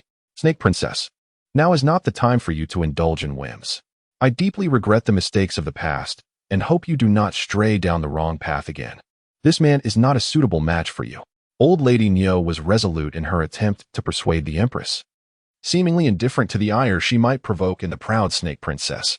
As her words hung in the air, before the Empress could unleash her fury, Mufan stepped forward and inquired, Old Lady Nyo, may I see the newspaper you are holding? Though uncertain of how she had enchanted the Snake Princess, he declared, the Amazon Lily does not welcome you. Old Lady Nyo regarded Mufan with a cold stare, her tone stiff, yet she reluctantly handed him the 2 newspapers. Mufan intervened to prevent the wrathful empress from striking the old woman. He then unfolded a newspaper. It was astonishing that the Serpent Queen would heed the words of such a man. The old woman's gaze flickered continuously, her expression imbued with confusion and astonishment. Mufan perused the newspaper. The first page featured an earlier announcement from the Navy headquarters regarding the execution of Fire Fist Ace. It appeared that the initial intention of Granny Nyo was to persuade the Empress to respond to the summons to Marineford, but coincidentally, today's news included his presence. Soon, Mufan came across an urgent wanted notice published by the world government in the latest edition of the newspaper. Urgent wanted notice. Target: Navy traitor Mufan. Bounty: 1 billion or 100 million berries for capture, elimination, or providing reliable information. Remarks: dead or alive. Special reminder: the notorious Navy traitor, having committed heinous acts, is reported to be severely injured and weakened in strength. Anyone, regardless of identity, may capture or provide credible information to the world government and the Navy to claim the bounty. Additionally, no pirate organization or nation may shelter this individual. Failure to comply will result in a demon-slaying decree. Having read this exceptional wanted notice, Mufan's demeanor instantly shifted to one of vigilance. It appeared he had underestimated the extent of the world government's animosity towards him. Could it be that the celestial dragon he had slain possessed some extraordinary status? Otherwise, such a grandiose response seemed rather excessive. Given this, was it possible that numerous CP agents were now in pursuit of him? Although no anomalies had yet been detected, Mufan felt a heightened sense of caution. Fortunately, the reward from his previous mission, the famed Blade Shura, had already been credited to his system space. How laughable the world government was, daring to claim they had reliable intelligence. A mere collection of trash. Anyone who dares to harm my beloved shall face a gruesome fate. Upon seeing Mufan's bounty notice, the Pirate Empress displayed little confusion, instead wearing a hint of derision. This bounty served as irrefutable evidence that Mufan had indeed slain a celestial dragon. Furthermore, the world government and the Navy headquarters actually believed Mufan was gravely injured? How absurd. The prowess he had exhibited when defeating the pirate Desami, with his exceptional swordsmanship and formidable aura, had even posed a significant challenge to her. The man she admired was undeniably powerful. Should the world government and Navy headquarters place their faith in such so-called intelligence, they would surely pay the price. Snake Princess, this matter concerns the fate of the kingdom. You must not act recklessly. And as for that lad Mufan, it seems he has merely sustained some superficial injuries.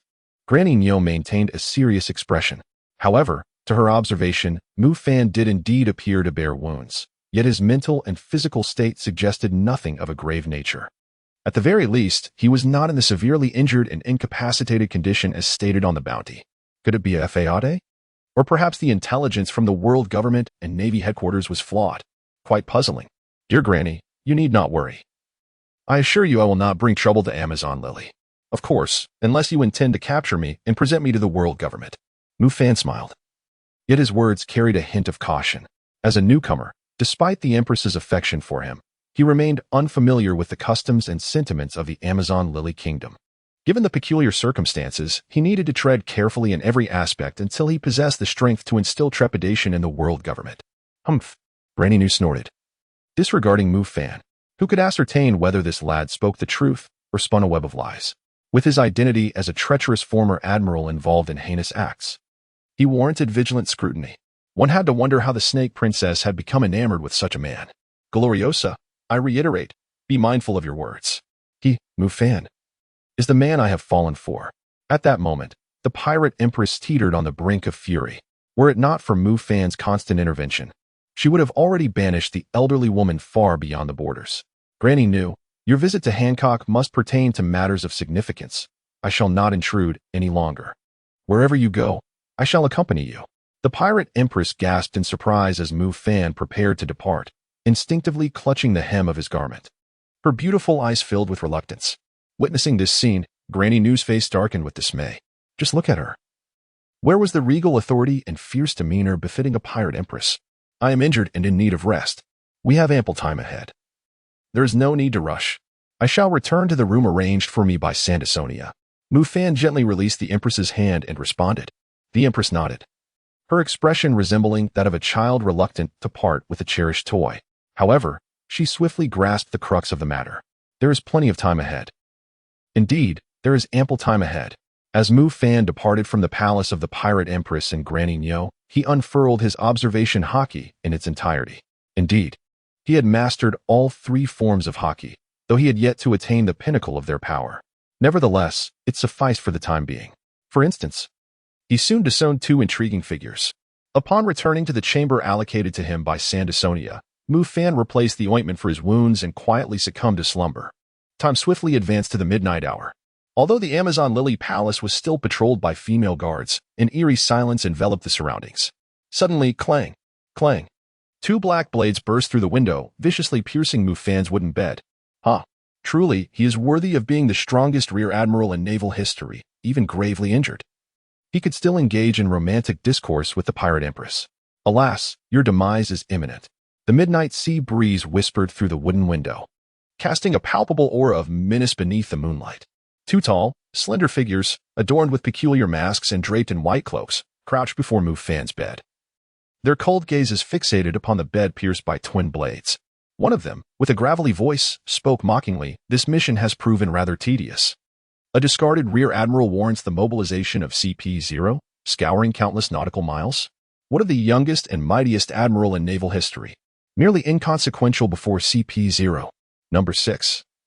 Do not celebrate prematurely, we have underestimated him." At that moment, the other enigmatic figure interjected with a cautionary tone.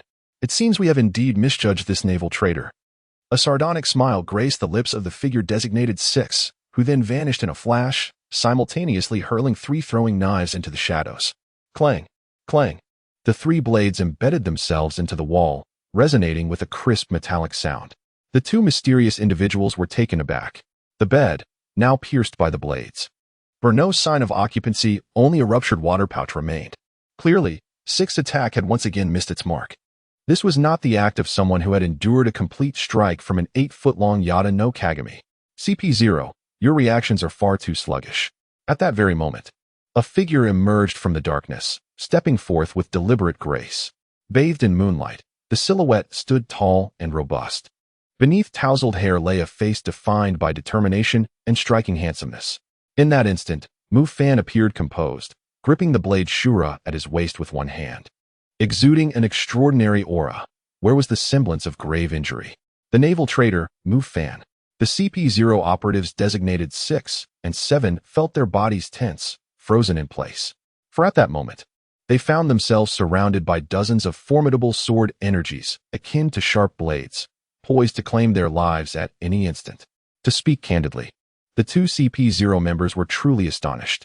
Despite their rigorous training and countless missions, they had never encountered such exquisite swordsmanship. It was evident that the sword energies had been meticulously arranged before their entrance into the room. This implied that their target, the traitorous Navy officer Mufan, had long since detected their presence. Is this something achievable by someone who is gravely injured? Furthermore, how could this individual appear so unscathed? Was the intelligence provided to the world government by the Navy merely a ruse? How could one, who had suffered a serious injury from the Navy Admiral Kazara's formidable attack, still possess such strength?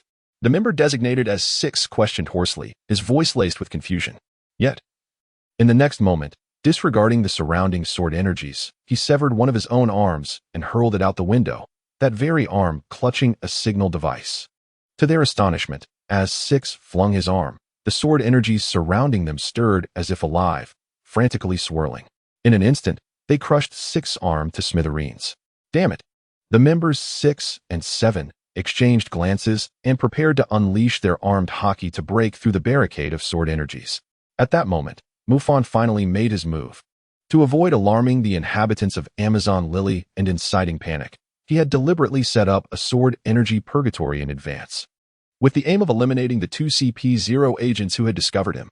As the 2 CP-0 members initiated their armed haki, a powerful mental shockwave descended upon them, causing a fleeting moment of disorientation.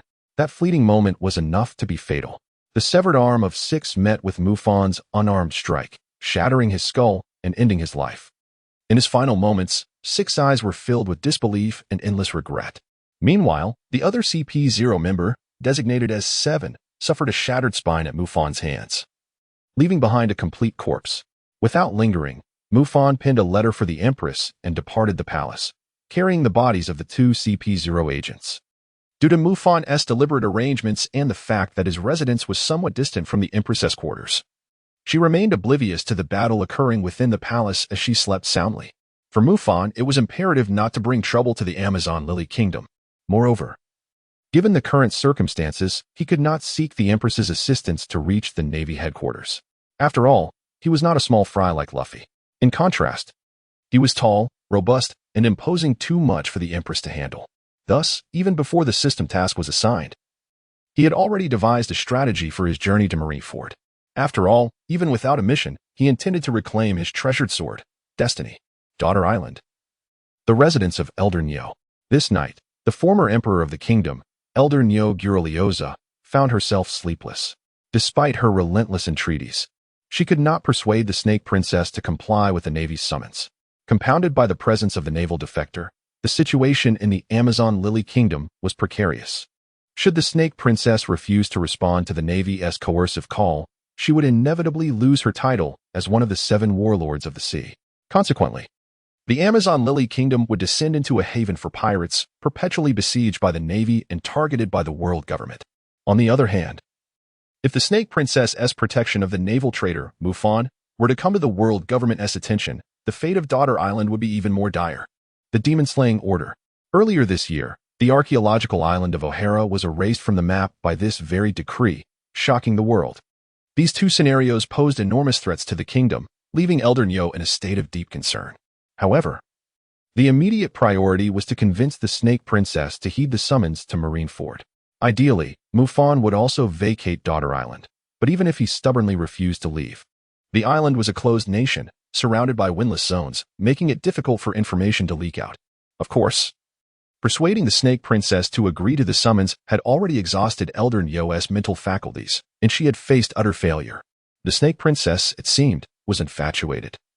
Resolutely determined to remain on Daughter Island to be with Mufan, was she left with no choice but to implore that young man, Mufan, to assist in persuading the Snake Princess? Elder Nyo found herself in a quandary. Suddenly, a series of urgent knocks echoed at the door. Elder Nyo's expression hardened. At this late hour, who could be knocking at the door of an old woman? Elder Nyo, it's Mufan. Please open the door. I mean no harm. Otherwise, this door would be of no consequence to me. The boyish, gentle yet firm voice resonated from outside. After a moment of hesitation, Elder Nyo resolved to open the door, thinking to herself that she was eager to uncover the intentions of this young man. However, when the door swung open, Elder Nyo was startled to the point of leaping 3 meters in fright. Mufan stood there, bearing 2 lifeless bodies. The attire of the corpses unmistakably identified them as agents of the world government's intelligence organization, CP0. It could only be CP0, otherwise, they could never have infiltrated Daughter Island so easily. The world government's intelligence agency had infiltrated. Did this mean that Mufan's presence on Daughter Island had also been reported to them? With this thought, Elder Nyo collapsed onto the ground in terror. Elder Nyo, rest assured, the news of my presence here has not been divulged by these two. Moreover, I require your assistance. You want to leave Daughter Island immediately? Absolutely not. At least not at this moment. Elder Nyo shook her head, her tone resolute. Mufan requested her assistance in thoroughly disposing of a CP0 corpse. This task posed no challenge for her. Even if the world government were to dispatch 100 CP0 agents to search, they would find no trace. However, Mufan then astonishingly informed her that he intended to leave Amazon Lily immediately, carrying another CP0 corpse. She could comprehend Mufan's reasoning behind this decision. While the CP0 body could indeed be eradicated, the mere presence of CP0 on Amazon Lily would leave an indelible mark that would be difficult to erase. As the pinnacle of the world government's intelligence apparatus, CP0 surely possesses means to trace the movements of its members. Thus, Mufan aimed to fabricate the illusion that CP0 had visited Amazon Lily but departed without any significant findings. This revelation significantly altered her perception of Mufan. He appeared to be a man with a sense of justice. Nevertheless, Mufan could not depart just yet. Within the entirety of Amazon Lily, he was likely the only one capable of persuading Hancock to heed the Navy's summons. This, after all, pertained to the fate of their kingdom. I understand your concerns. Granny knew. Rest assured, Hancock will comply with the Navy's call and head to Marineford tomorrow. As for this corpse, I leave it in your capable hands. Mufan spoke little, merely gesturing towards the cold, rigid corpse identified as 6 on the ground, before swiftly departing with 7 in tow. "Hey, I'm talking to you," exclaimed an exasperated voice. What an unreasonable man, devoid of respect for the elderly, much like the Snake Princess. Granny Neo wished to voice more, but Mufan had already vanished without a trace, leaving her with nothing but a sarcastic remark. Her gaze then shifted to the lifeless body of the CP0 member, her expression gradually growing grave. It seemed that the world government and the Navy headquarters had indeed suffered a significant intelligence failure. The so-called strongest rear admiral in naval history, Mufan, had not sustained serious injuries, nor had his abilities been rendered ineffective. Otherwise, he could not have easily dispatched 2 members of CP0. Furthermore, the world government and Navy headquarters appeared to be utterly convinced of the misinformation regarding Mufan's incapacitation. Otherwise, these 2 CP0 members would not have recklessly shown themselves to apprehend him. They must have assumed he was gravely injured, leading them to act for their own glory. Ah, world government and Navy headquarters, it seems you shall pay a hefty price for this blunder in intelligence. Could it even influence the impending great battle? Granny Neo's gaze deepened with anticipation. Decades prior, she had traversed the seas and encountered numerous remarkable men, viewed from beyond the lens of kingdoms. This young man named Mufan was extraordinarily exceptional in every regard. The youngest and strongest rear admiral in naval history. Indeed, he is deserving of such a title. The Navy will one day lament the loss of Mufan, regretting their past decisions. Suddenly, a sharp scream shattered the tranquility of the palace morning. The world's most beautiful woman, Pirate Empress Boa Hancock, collapsed upon her dragon bed, appearing utterly frail, as if afflicted by illness, engulfed in despondency. This state coincided with her realization that Mufan had departed from Amazon Lily. Her younger sister, Sandasonia, and others were frantic, fearing that the Empress had succumbed to some peculiar ailment, yet none of the kingdom's physicians could discern the nature of her malady. In desperation, Sandasonia and the others summoned the kingdom's wisest elder, Granny Neo. Upon witnessing the Empress's listless and melancholy demeanor, Granny Neo swiftly arrived at a conclusion. The Snake Princess was suffering from lovesickness. Her tone was laced with incredulity and a hint of astonishment. She had not anticipated that the Snake Princess harbored such profound affection for Mufan. The tempest of love could be exceedingly cruel to the Empress of the Kuja tribe. Once afflicted by lovesickness, it could even lead to fatal consequences. Fortunately, Mufan did not appear to be a heartless scoundrel. Just as inquiries arose regarding the treatment for lovesickness, a soldier from the Kingdom's Guard, Marguerite, rushed in, holding a letter with urgency. "Lady Snake Princess, I discovered a letter left by Lord Mufan in his chambers." Mufan? Is this a letter left to me by Mufan? Upon hearing Mufan's name, the Empress sprang to her feet, swiftly seizing the letter with her delicate hand. Her spirit was instantly revitalized, and her demeanor transformed from melancholic to radiant. The letter left by Mufan for the Empress contained but a few words, simply stating, "Hancock, we shall meet again at Marineford." Mufan had not forsaken his beloved. "Very well, Marineford it shall be," she declared, instructing the group of insufferable Marines in the comm belt to prepare for her acceptance of the Navy's summons. They were to set forth immediately to Marineford. The Pirate Empress waved her exquisite fingers, her stunning visage once again radiating pride. Granny New, observing the Empress's indomitable spirit, lowered her head with a sigh. Indeed, that young rascal Mufan had foreseen this. The Snake Princess had truly acquiesced to the Navy's call. But had the Snake Princess been completely ensnared? Mufan departed from Daughter Island, carrying the body designated as 7. Along the way, he left traces of the 2 individuals' movements, consecutively landing on 3 islands before finally pausing on the 4th. In his previous life as a naval officer, Mufan had interacted with CP0 during missions, granting him a degree of familiarity with the organization's operational methods. Fabricating a series of false trajectories was, for him, a trivial task. He subsequently discarded the mask of 7 and severed some of its dermal tissue to disguise himself, subtly altering his facial contours and inflicting a few grotesque scars to ensure that acquaintances would hardly recognize him. In truth, infiltrating Marineford would not pose a significant challenge for Mufan. However, the crux of the matter lay in the fact that his sword, Destiny, was currently in unknown hands. Moreover, even if he succeeded in breaching the stronghold, the abundance of skilled personnel within Marine headquarters rendered the task of reclaiming Destiny far from straightforward. Thus, Mufan required an identity, one that would enable him to seamlessly infiltrate the Navy headquarters and unexpectedly reclaim his destiny through a guise. The only identity that could satisfy both conditions was that of a naval officer. The thought of having to masquerade as a member of the Navy, despite being the most formidable rear admiral in naval history, left Mufan feeling somewhat exasperated. Nevertheless, this was the most prudent path. After all, his current capabilities had yet to reach a level where he could disregard all obstacles. As for how to disguise himself as a naval officer and which branch to impersonate, Mufan had not yet reached a definitive conclusion.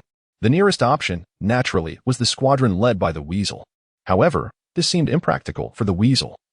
Being a rear admiral in the headquarters, lacked the authority to recruit new sailors. Moreover, blending in was even more unlikely, as the Empress had petrified all sailors aboard the Weasel's ship, save for the Weasel himself. Given the limited number of sailors on this warship, infiltrating it would prove exceedingly difficult. This was not a novel where one could ignore minor characters. Thus, Mufan needed to seek an appropriate naval fleet, one that not only had the qualifications to participate in the impending war, but also allowed him to integrate seamlessly. For instance, the vast expanse of the ocean was currently abuzz with activity. First, the pirates, hailed as the new generation of supernovas, were systematically defeated by the Navy at the Sabaody archipelago, scattering like birds. Soon after, two shocking pieces of news reverberated across the world. The world government announced a public execution for the pirate Fire Fist Ace at the Navy headquarters. An unprecedented storm was brewing over these waters. In this context, the so-called youngest and strongest rear admiral, Mufan, committed heinous acts and was placed under a substantial bounty as a traitor to the Navy. Ambitious souls across the ocean began to sense the winds of a new era and stirred restlessly. Meanwhile, the Navy headquarters commenced a large-scale mobilization of elite forces from around the globe to converge at Marineford in preparation for the peak battle scheduled in 2 days. Smoker, who had recently been promoted to Commodore following the events in Alabasta, was currently en route to Marineford for the assembly. Over the past few days, his emotions had oscillated dramatically. On one hand, the imminent grand battle was the very stage he had longed for. As a justice-driven naval officer, he yearned for such a high-caliber battlefield to earn accolades and, in turn, promotion. After all, even his target, the Straw Hat crew, had been collectively placed under bounty. On the other hand, Mufan's rebellion came as a profound surprise to him.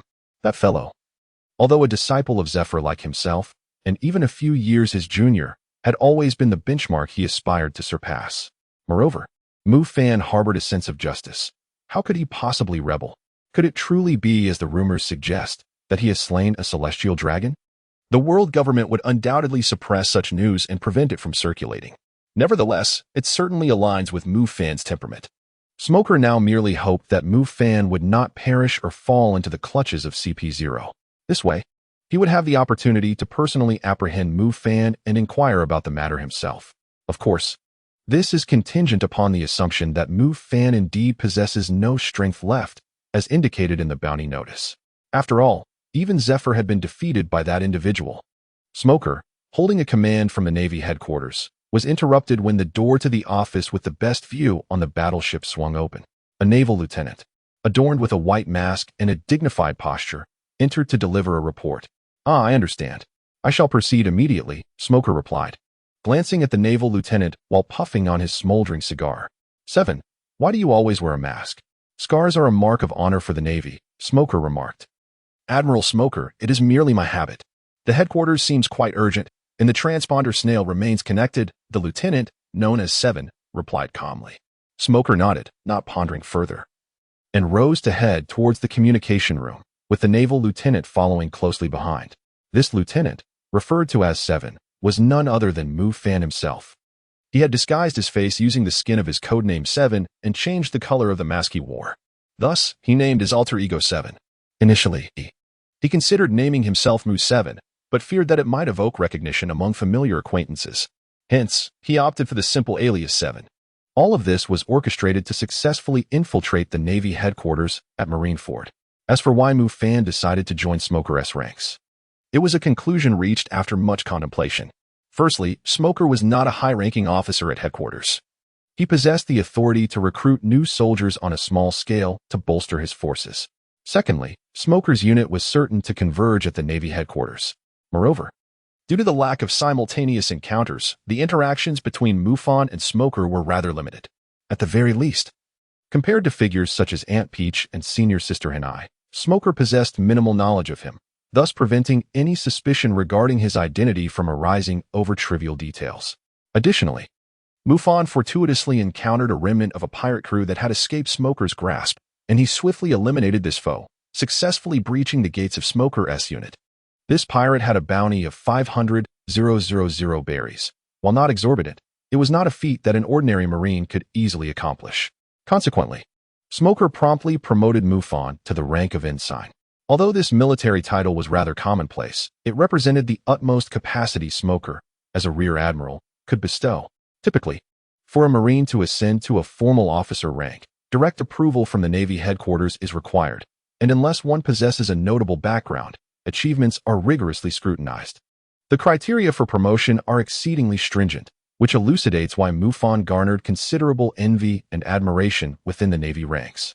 Since graduating from the Naval Academy, his ascension has been astonishingly rapid. Rear Admiral, we are not convinced. Just as Smoker and Mufan were en route to the communication room, 5 seasoned chief petty officers from Smoker's team obstructed their path, vociferating their grievances. Smoker, cigar in mouth, glanced at the 5 blocking his way before shifting his gaze to Mufan, advising, "Handle this among yourselves, but do not go overboard." He then proceeded towards the communication room, while Mufan found himself encircled by the 5 chief petty officers. "Listen, we have no other matters at hand. Since you've become an ensign, why not let us vent our frustrations?" The leader of the 5 expressed indignantly. All 5 aspired to attain the rank of ensign as well, and their accomplishments were only a hair's breadth away. Presently, there was only one ensign position vacant in the team, and they had been competing against one another. Little did they expect to be usurped by a newcomer. After all, what was it but the slaying of a pirate with a bounty of 500,000 berries? They believed they could achieve the same given the opportunity. Hence, their dissatisfaction festered. This grievance must be addressed. Mufan gazed at the 5 individuals before him, feeling a sense of resignation. Truly, they were worthy subordinates of Smoker, possessing a peculiar brand of courage. Yet, Mufan found it understandable, after all. Who would relish the presence of an airborne leader who usurped their position? The commotion soon attracted the attention of many onlookers. Life at sea could be rather monotonous, and who would not be drawn to a spectacle? Even Dasky, who had now risen to the rank of lieutenant, came over to witness the unfolding drama. Mufan had once imparted some swordsmanship to Dasky, thus they were somewhat acquainted. However, at this moment, the latter would undoubtedly fail to recognize him. "Hey, I'm talking to you. Don't assume that just because you are a warrant officer we fear you. Either let us have a go at you to vent our frustrations, or go and resign from your position under Brigadier Smoker, making way for someone else." The 5 chief petty officers continued to shout. Among the onlookers, many Navy personnel expressed their support for the 5 seasoned veterans. Naturally, they held the experienced soldiers in higher regard than the newcomer. Moreover, the 5 chief petty officers were formidable in their own right, certainly not inferior to the average warrant officer. They simply lacked the accolades necessary for promotion. At this juncture, Dasky found herself leaning towards the belief that the 5 chief petty officers would triumph, considering it was 5 against 1. Adjusting her glasses, she resolved to observe how Mufan would respond. Deep down, she felt a flicker of anticipation, for the scabbard he bore seemed rather impressive. The newcomer was a swordsman. She wondered about the caliber of his swordsmanship and whether he was worthy of engaging in a friendly duel with her. No blade style, whirlwind slash. Mufan paid no heed to the calls of the 5 commander chows. With a mere wave of his hand, he unleashed a devastating whirlwind of slashing energy. For Mufan, the challenge did not lie in confronting these 5 commanders, but rather in regulating his strength to avoid outright annihilation. After all, they were exceedingly weak. The 5 commanders, faced with the onslaught of the slashing whirlwind, were utterly powerless to resist and were simultaneously sent hurtling through the air, plummeting from the warship into the sea. The onlooking naval personnel were clearly caught off guard by such an outcome. Some of the slightly more formidable sailors displayed expressions of sheer astonishment. To effortlessly wield a formidable technique of the no-blade sword style had elevated him to the status of a sword master. This newly arrived warrant officer was, astonishingly, a sword master? At that moment, Dasky's delicate face was awash with surprise and embarrassment. A sword master. The recent no-blade style slash had undeniably reached the caliber of a sword master. Moreover, it appeared that he had deliberately controlled his strength, ensuring that the 5 commanders would not suffer severe injuries.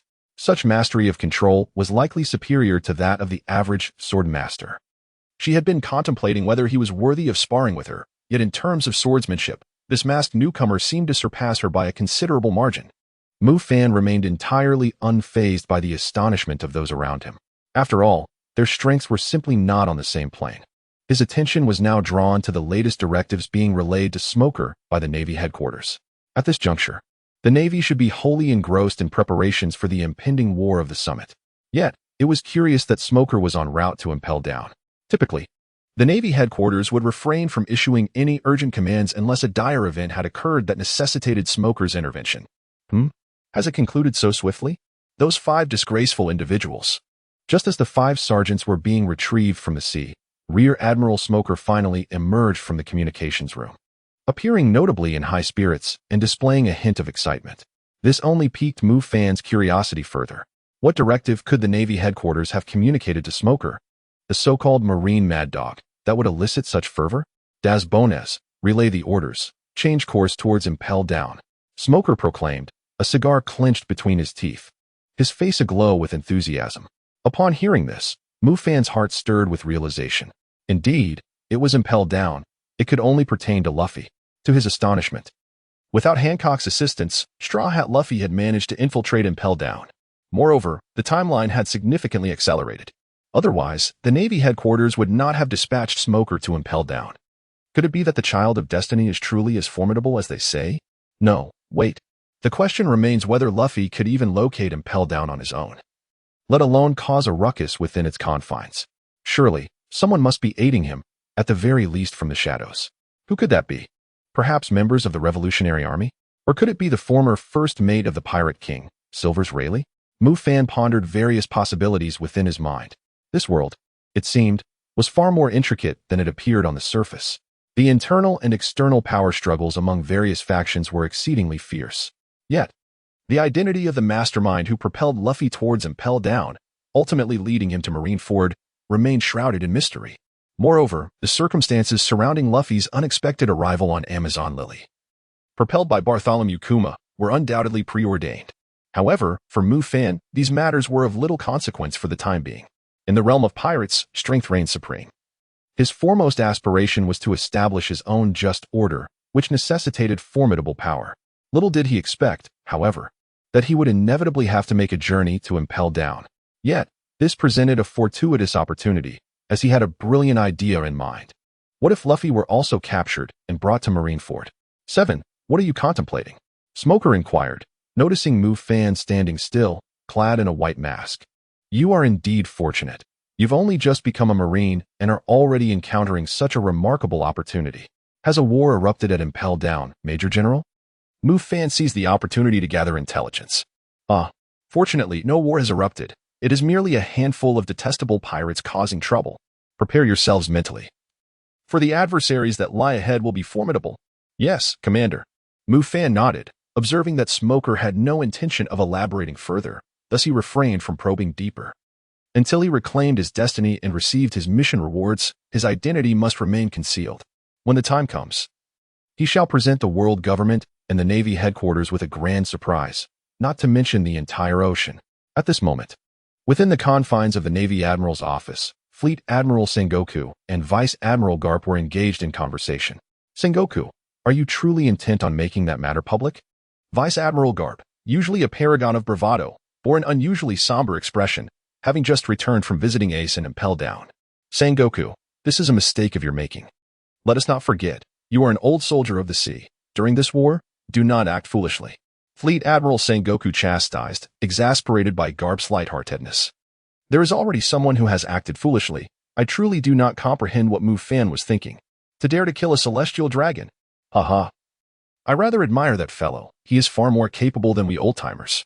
Garp laughed heartily, showering praise upon Mufan, which only served to infuriate Sengoku further. By the way, Sengoku, do we have any news on Mufan?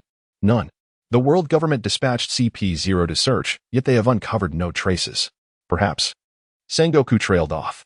He had once held high hopes for Mufan, believing him to be the unequivocal representative of the next generation of the Navy. Yet now he faced the grim reality of uncertainty regarding his fate. Naval traitor. The term bore immense weight, carrying with it the profound pain and disgrace for a man who had once upheld the justice of the Navy. Has Guion not caused any disturbances? Garp inquired next. As the one who had recommended Mufan for the Naval Academy, Vice Admiral Tsuru undoubtedly bore the heaviest burden as a victim of the Mufan incident. The uncertainty surrounding Mufan's fate would surely leave her, a candidate for the rank of admiral, in deep sorrow. She did come, nearly turning my office upside down. Even Borsellino was harshly targeted by her, Fleet Admiral Sengoku replied with a wry smile. What of Mufan's blade, destiny? When Mufan had accompanied Smoker's unit to impel down, intelligence indicated that this so-called world.As foremost prison, the underwater fortress, had descended into chaos. The instigators were two, Monkey D, Luffy, and Buggy the Clown. As of now, the first two tiers of the underwater prison had completely erupted into disorder, with countless criminals set free. After reviewing the briefing from Smoker, Mufan couldn't help but feel a sense of lament. The Straw Hat Luffy and the Clown Buggy, these two rascals teaming up to cause chaos and impel down, was hardly surprising. Ding. The choice was triggered. Choice 1. Based on the justice he believes in, endeavor to thwart the escape of the multitude of heinous criminals within impel down, thereby constructing a righteous order for the host. Reward. Skill, poison immunity, granting immunity to all forms of poison. Choice 2. Seizing the opportunity amidst the severe turmoil in impel down, recruit formidable allies among the most notorious criminals to establish a foundation for dominion over the seas. Reward. King-level Conqueror's Haki, ranging from beginner, intermediate, advanced, king-level, to god-level. Currently, it has been detected that the host's Conqueror's Haki is at the peak of advanced. As Mufan advanced with the Navy to land on impel down, the system once again triggered a selection. In truth, Mufan had already formulated his own plans by the time the system activated. Naturally, rewards were still appealing. Moreover, despite being a traitorous Navy officer, this did not imply that he had abandoned the justice he held dear. His sense of justice remained, though it diverged from the narrow interpretation upheld by the Navy. His act of slaying the celestial dragons and betraying the Navy did not equate to colluding with the myriad of pirates who had committed unspeakable atrocities. Indeed, the world government and the celestial dragons were despicable, yet the vast majority of pirates upon these seas were equally unworthy of forgiveness. Among the criminals imprisoned and impelled down, most bore the weight of numerous blood debts. Some even reveled in murder, orchestrating what they termed killing games. For these twisted criminals, Mufan deemed there to be only one inevitable fate, death. As for the rewards of this mission, ever since Mufan's defection from the Navy, he had noticed his own audacity growing day by day, and his Conqueror's Haki continuously strengthening, although it could not be enhanced through mere training. Mufan understood that the day he ascended to king-level Conqueror's Haki was not far off. Perhaps it would coincide with the moment he reclaimed his destiny. For it was only with destiny in hand that he would be the truly complete traitor of the Navy, Mufan. Dasky, I will assist Magellan in capturing that troublesome group led by Straw Hat Luffy. You take the others to help thwart the criminals' escape. After conferring with the warden of Impel Down, Magellan, Navy Commodore Smoker issued the operational command. Mufan's assumed identity was merely that of a warrant officer, and thus he was assigned under the command of Dasky to assist Magellan. Regarding the exchanges between Smoker and Magellan, Mufan remained oblivious, rendering him unable to ascertain the current circumstances within Impel Down. Furthermore, he had yet to fathom how Monkey D. Luffy managed to infiltrate the prison. Such a feat was not something an ordinary individual could achieve, particularly during these tumultuous times.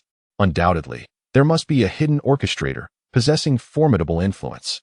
However, for now, these matters bore little relevance to Mufan. The paramount concern was to maintain his disguise.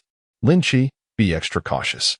Although your swordsmanship surpasses mine, the depths of Impel Down are teeming with ruthless criminals. Dasky, as the squad leader, earnestly advised Mufan. To this aspiring naval ensign, who harbored dreams of one day growing and expanding her capabilities, it seemed remarkable that this newcomer, seemingly of similar age, possessed even greater talent in swordsmanship. Perhaps, one day, this newcomer would outshine her and pursue the illustrious path once tread by the esteemed Rear Admiral Mufan. It was truly a pity about Rear Admiral Mufan. He was, after all, her idol. Understood, Ensign Dasky. Mufan nodded slightly, acknowledging the situation while wearing a mask. In truth, even if he were to remove the mask now, After the alterations to his voice and appearance, Daki would likely remain oblivious to any discrepancies. Nevertheless, caution was prudent. He distinctly recalled the moment when they fortuitously crossed paths, and he guided Daki in swordsmanship, her cheeks flushed like ripe apples, as they advanced into the city. At this very moment, the underwater fortress known as the world's most notorious prison had descended into utter chaos. Since the alliance of Straw Hat Luffy and the clown Buggy instigated the turmoil, the situation spiraled uncontrollably, with a multitude of dangerous criminals unleashed. The pirate Luffy stormed through the 4th and 5th underground levels, compelling the warden of Impel Down to solicit assistance from the Navy headquarters. With only a day remaining until the public execution of the pirate Porgasti, Ace, Magellan, the warden, preemptively requested the Navy to transfer Ace for his safety. Soon, the arrival of Commodore Smoker and his team prompted the warden to initiate a grand operation to thwart the prisoner's escape. The strength of the criminals incarcerated in the various levels of Impel Down varied significantly. For instance, the first underground level, known as Red Lotus Hell, housed inmates so feeble that even a blue gorilla could overpower them. Conversely, the deeper one descended, the more formidable the criminals became. The 5th underground level was entirely populated by vicious offenders with bounties exceeding 1 billion. As for the final level, known as Infinite Hell, it contained notorious pirates whose malevolence had rendered them erased from history. The inmates here approached legendary status, facing either execution or life imprisonment. Due to their heinous acts, which surpassed the bounds of cruelty, the government concealed their deeds, even suppressing reports in the media. However, for Mufan, even the formidable pirates confined within Infinite Hell were mere remnants of past failures. Some among them, stained with the blood of countless victims, should have been eradicated long ago. Driven by an obsession with capturing Luffy, Smoker could hardly restrain himself from making a move upon arriving at Impel Down. And soon, the events would unfold. Mufan accompanied Dasky to the 3rd level of the Hunger Hell, assisting the prison guards in their efforts to quell the uprising of the criminals. Meanwhile, Monkey D. Luffy had ventured deep into the 5th level. At this moment, the instigators of the riot in the 3rd level of Hunger Hell were none other than the Jester Buggy and the former member of Baroque Works, Mr. 3. As for the Jester Buggy, it is difficult for Mufan to make a judgment, as he is not well acquainted with this former crewmate of the Pirate King. He cannot ascertain whether he is a mere survivor or someone concealing his true strength. If Buggy the Clown's disjointed fruit powers have truly awakened, it would indeed pose a significant challenge. However, Buggy is an astute individual. Even if he were to conceal his abilities, he would not reveal them during such a critical period as the war on the top. In contrast, Mufan is familiar with the officials of Impel Down, particularly the 3rd level warden, the formidable Suddy.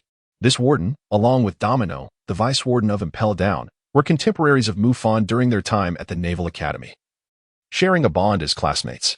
While Domino is characterized by her calm seriousness, Suddy's demeanor is decidedly more eccentric. During their academy days, she gained notoriety for her wild antics, often brandishing a whip that would elicit screams from her fellow students. However, there was an occasion when she provoked Mufan, resulting in her rear being swollen to an impressive height, and her whip ultimately snapped. Since that incident, Suddy has behaved like a docile kitten in Mufan's presence.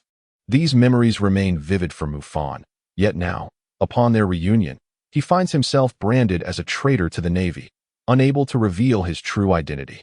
Meanwhile, at Marine headquarters in Marineford, within the exclusive lounge designated for the Shichibukai, the Pirate Empress, having departed from Amazon Lily, stands at the window, observing the diverse array of naval personnel within the headquarters. Mufan remarked, "When will I meet her at Marineford?"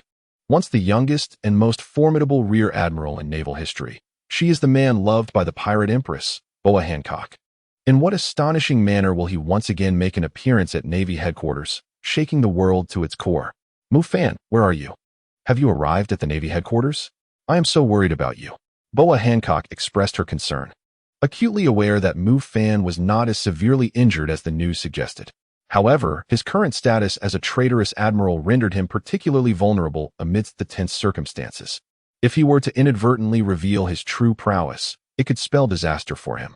Ultimately, should anything befall Mufan, her own existence would be at stake. Oh, the tempestuous nature of love. Excuse me, esteemed gentlemen, does anyone here possess information regarding the whereabouts of Marshal D. Teach, also known as Blackbeard, one of the 7 warlords of the sea? We are in search of him, and any leads would be greatly appreciated. At that moment, A Navy major opened the door to the exclusive lounge for the warlords, appearing somewhat flustered. Yet, within the room, 5 individuals seemed disinclined to acknowledge his presence. The Navy major swallowed hard. Despite his rank, he stood before notorious pirates whose fearsome reputations even made vice admirals tremble. An awkward silence lingered for several seconds. The Navy major took a deep breath. He had once served under Rear Admiral Mufan, and the gravity of the situation compelled him to press on. Though Mufan was no longer part of the Navy, he could not afford to lose face. Hey, Mihawk, the Pirate Empress Boa Hancock, Don Quixote da Flamingo, Bartholomew Kuma, and Gecko Moria, you are all esteemed warlords of the sea, aligned with the Navy now. Is this attitude truly appropriate? Summoning his courage, the Navy major closed his eyes and shouted his thoughts. Fufufu, so it's the Navy major, is it? A pathetic wretch. Do you even realize who you're speaking to? Sneered Don Quixote da Flamingo, one of the warlords, clad in a pink-feathered coat, golden hair, and red sunglasses. His smile as audacious as it was sinister. His voice, chilling to the bone, filled the air. Upon hearing this, the Navy major felt a twinge of fear. However, in the next moment, he was gripped by sheer terror as he discovered himself rendered powerless, as if a mere puppet devoid of control over his own actions. A profound dread crept into the depths of the Navy major's heart. Fufufu, trash is merely trash, in the presence of the strong. It can only be a lamb led to slaughter. Doflamingo smirked, and with a mere flick of his fingers in the air, the naval major moved erratically. As if he were a marionette, the blade at his waist was drawn, its sharp edge directed towards himself. Cease this, Don Quixote, he merely fulfills his duties. There is no need to take a life. Oh, Dracula Mihawk, is it truly you who intercedes on behalf of the Navy? Doflamingo tilted his head to glance at the world's foremost swordsman beside him, yet his actions showed no sign of pausing. Eagle Eye, save me. Rear Admiral Mufan has said you are a man of justice. The naval major seemingly found a glimmer of hope and cried for assistance with the only means at his disposal, his voice. This utterance sent ripples through the entire lounge of the 7 warlords of the sea. Swish. Boom. 2 powerful attacks erupted simultaneously. Doflamingo was evidently taken aback that 2 individuals would dare to confront him. After barely fending off the dual onslaught, veins bulged on his forehead, and a wicked grin spread from ear to ear as he fixed his gaze upon his assailants, the world's greatest swordsman, Dracula Mihawk, and the world's most beautiful woman, the Pirate Empress, Boa Hancock. How astonishing that these 2 renowned warlords would unite their efforts for the sake of a mere naval major. Mihawk's motivations were clear. But what of the Pirate Empress? This was becoming increasingly intriguing. Do you know Mufan? Hancock asked coldly, severing the strings that controlled the naval major. The Pirate Empress? I once served under Lord Mufan. He treated us well, the naval major replied, visibly astonished that 2 warlords had come to his rescue, his excitement palpable. Hancock nodded, choosing not to elaborate further. After all, he was merely a former subordinate. Even if Mufan had reached Marineford by now, this man could not possibly be aware of it. Having narrowly escaped death, the naval major hastily departed. Fufufu, Eagle Eye, Pirate Empress, what is the meaning of this?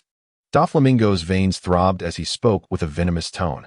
My purpose here is not to engage in battle, yet I would not shy away from a confrontation with you. Don Quixote. The Empress ignored Doflamingo entirely. It was Mihawk who responded, gripping his black blade with one hand. Though he had not yet attacked, his presence alone seemed to slice through the surrounding air. However, Mihawk was visibly perplexed. He had observed closely. It appeared that Hancock's intervention was triggered by the naval major uttering Mufan's name. Mufan, the one rumored to be gravely injured and now a bounty hunter's target. Was he not? Did Hancock share some connection with that naval defector? I have no interest. Faced with the world's foremost swordsman in a standoff, Doflamingo ultimately chose to evade confrontation, recognizing that engaging with Mihawk would yield him no advantage. He never partakes in futile endeavors. At the Navy headquarters, within the Marshal's office, a report was delivered to Admiral Sengoku. We have scoured the entire island but found no trace of Blackbeard or his crew. However, at this critical juncture, mere hours before the execution of Fire Fist Ace, an unpermitted warship has departed from Marineford, heading towards Impel Down. We suspect that the warlord of the sea, Blackbeard, has betrayed us. At this moment, upon receiving the latest report, Admiral Sengoku pressed his temples, overwhelmed by a throbbing headache. The incidents were simply too numerous. The world's strongest man was about to strike, and an unprecedented war loomed on the horizon. Additionally, a riot of unparalleled scale had erupted within Impel Down. To compound matters, The warlords of the sea were also facing turmoil. It was indeed a tumultuous season. Despite the Navy's formidable strength, there was an acute sense of manpower inadequacy. At this juncture, Sengoku found himself reminiscing about Mufan. Had this strongest rear admiral in Navy history still been around, the Blackbeard pirates would certainly not have posed any significant threat. With Magellan's prowess, if only Mufan were present, the insurrection of all the criminals within Impel Down would have been utterly quashed. Unbeknownst to Admiral Sengoku, Mufan had already infiltrated Impel Down, where he met with Daz Bones and the chief jailer, Suddy. "Hey, you troublesome Navy, your assistance is unnecessary here. Kindly move to another floor." At this moment, Suddy wielded her long whip, striking down the rioting criminals. Upon seeing the Navy support team led by Daz, Suddy's tone was laced with disdain. "Suddy, the chief jailer, has sent us for support," Daz explained, clearly taken aback by Suddy's attitude. "Humph, Smoker? That old man who perpetually trails behind Mufan, gathering dust? If even Mufan has been coerced into becoming a traitor, it seems the Navy truly needs a reckoning. You should experience the taste of suffering and let out some anguish cries." With a cold huff, Suddy swung her whip again, sending another fugitive flying. Since hearing news of Mufan's bounty as a traitor to the Navy 2 days prior, her spirits had been considerably dampened. As a contemporary from their time at the Naval Academy, she knew well that Mufan would never forsake the justice he held dear. Unless, of course, the Navy's justice had devolved into a mere farce. Why else would the youngest and most powerful rear admiral in Navy history betray his own? In truth, it can be said that Suddy and Mufan harbor a slight grudge against one another. After all, she was once publicly struck by Mufan, leaving her in a state of distress. Yet, despite this, she could not help but feel a sense of injustice on his behalf. Confronted by the aggressive demeanor of the warden of Impel Down, Dasky appeared visibly wronged. However, upon reflection, she recalled that the Navy headquarters and the world government had not clearly articulated the specifics of the incident before issuing a bounty on Major Mufan. It was rumored that 2 admirals had been dispatched from the headquarters to severely injure him. With this thought in mind, Dasky found her sense of grievance dissipating, replaced by a flicker of doubt regarding the righteousness of the Navy. Nevertheless, she quickly shook her head, reaffirming her resolve, and charged forth with her sword against the rebellious fugitives. Whether the Navy's sense of justice requires rectification was a matter she dared not speculate upon. Yet, she was certain that the violent convicts before her were far from virtuous. Should these miscreants escape, they would undoubtedly inflict unwarranted suffering upon countless innocents. Be cautious. For these fugitives were once ruthless pirates, their hands stained with the blood of many. As she plunged into the fray, Dasky took a moment to remind the newcomer Mufan beside her. After all, despite Mufan's impressive display of swordsmanship aboard the warship, where he had even vanquished a pirate with a bounty of 500,000 berries, Dasky believed that a newcomer remained just that, a novice. The realities of combat on the battlefield were incomparable to mere skirmishes. These brutal criminals would show no mercy to a mere sailor. Rest assured, Mufan held the Shura in one hand and nodded slightly.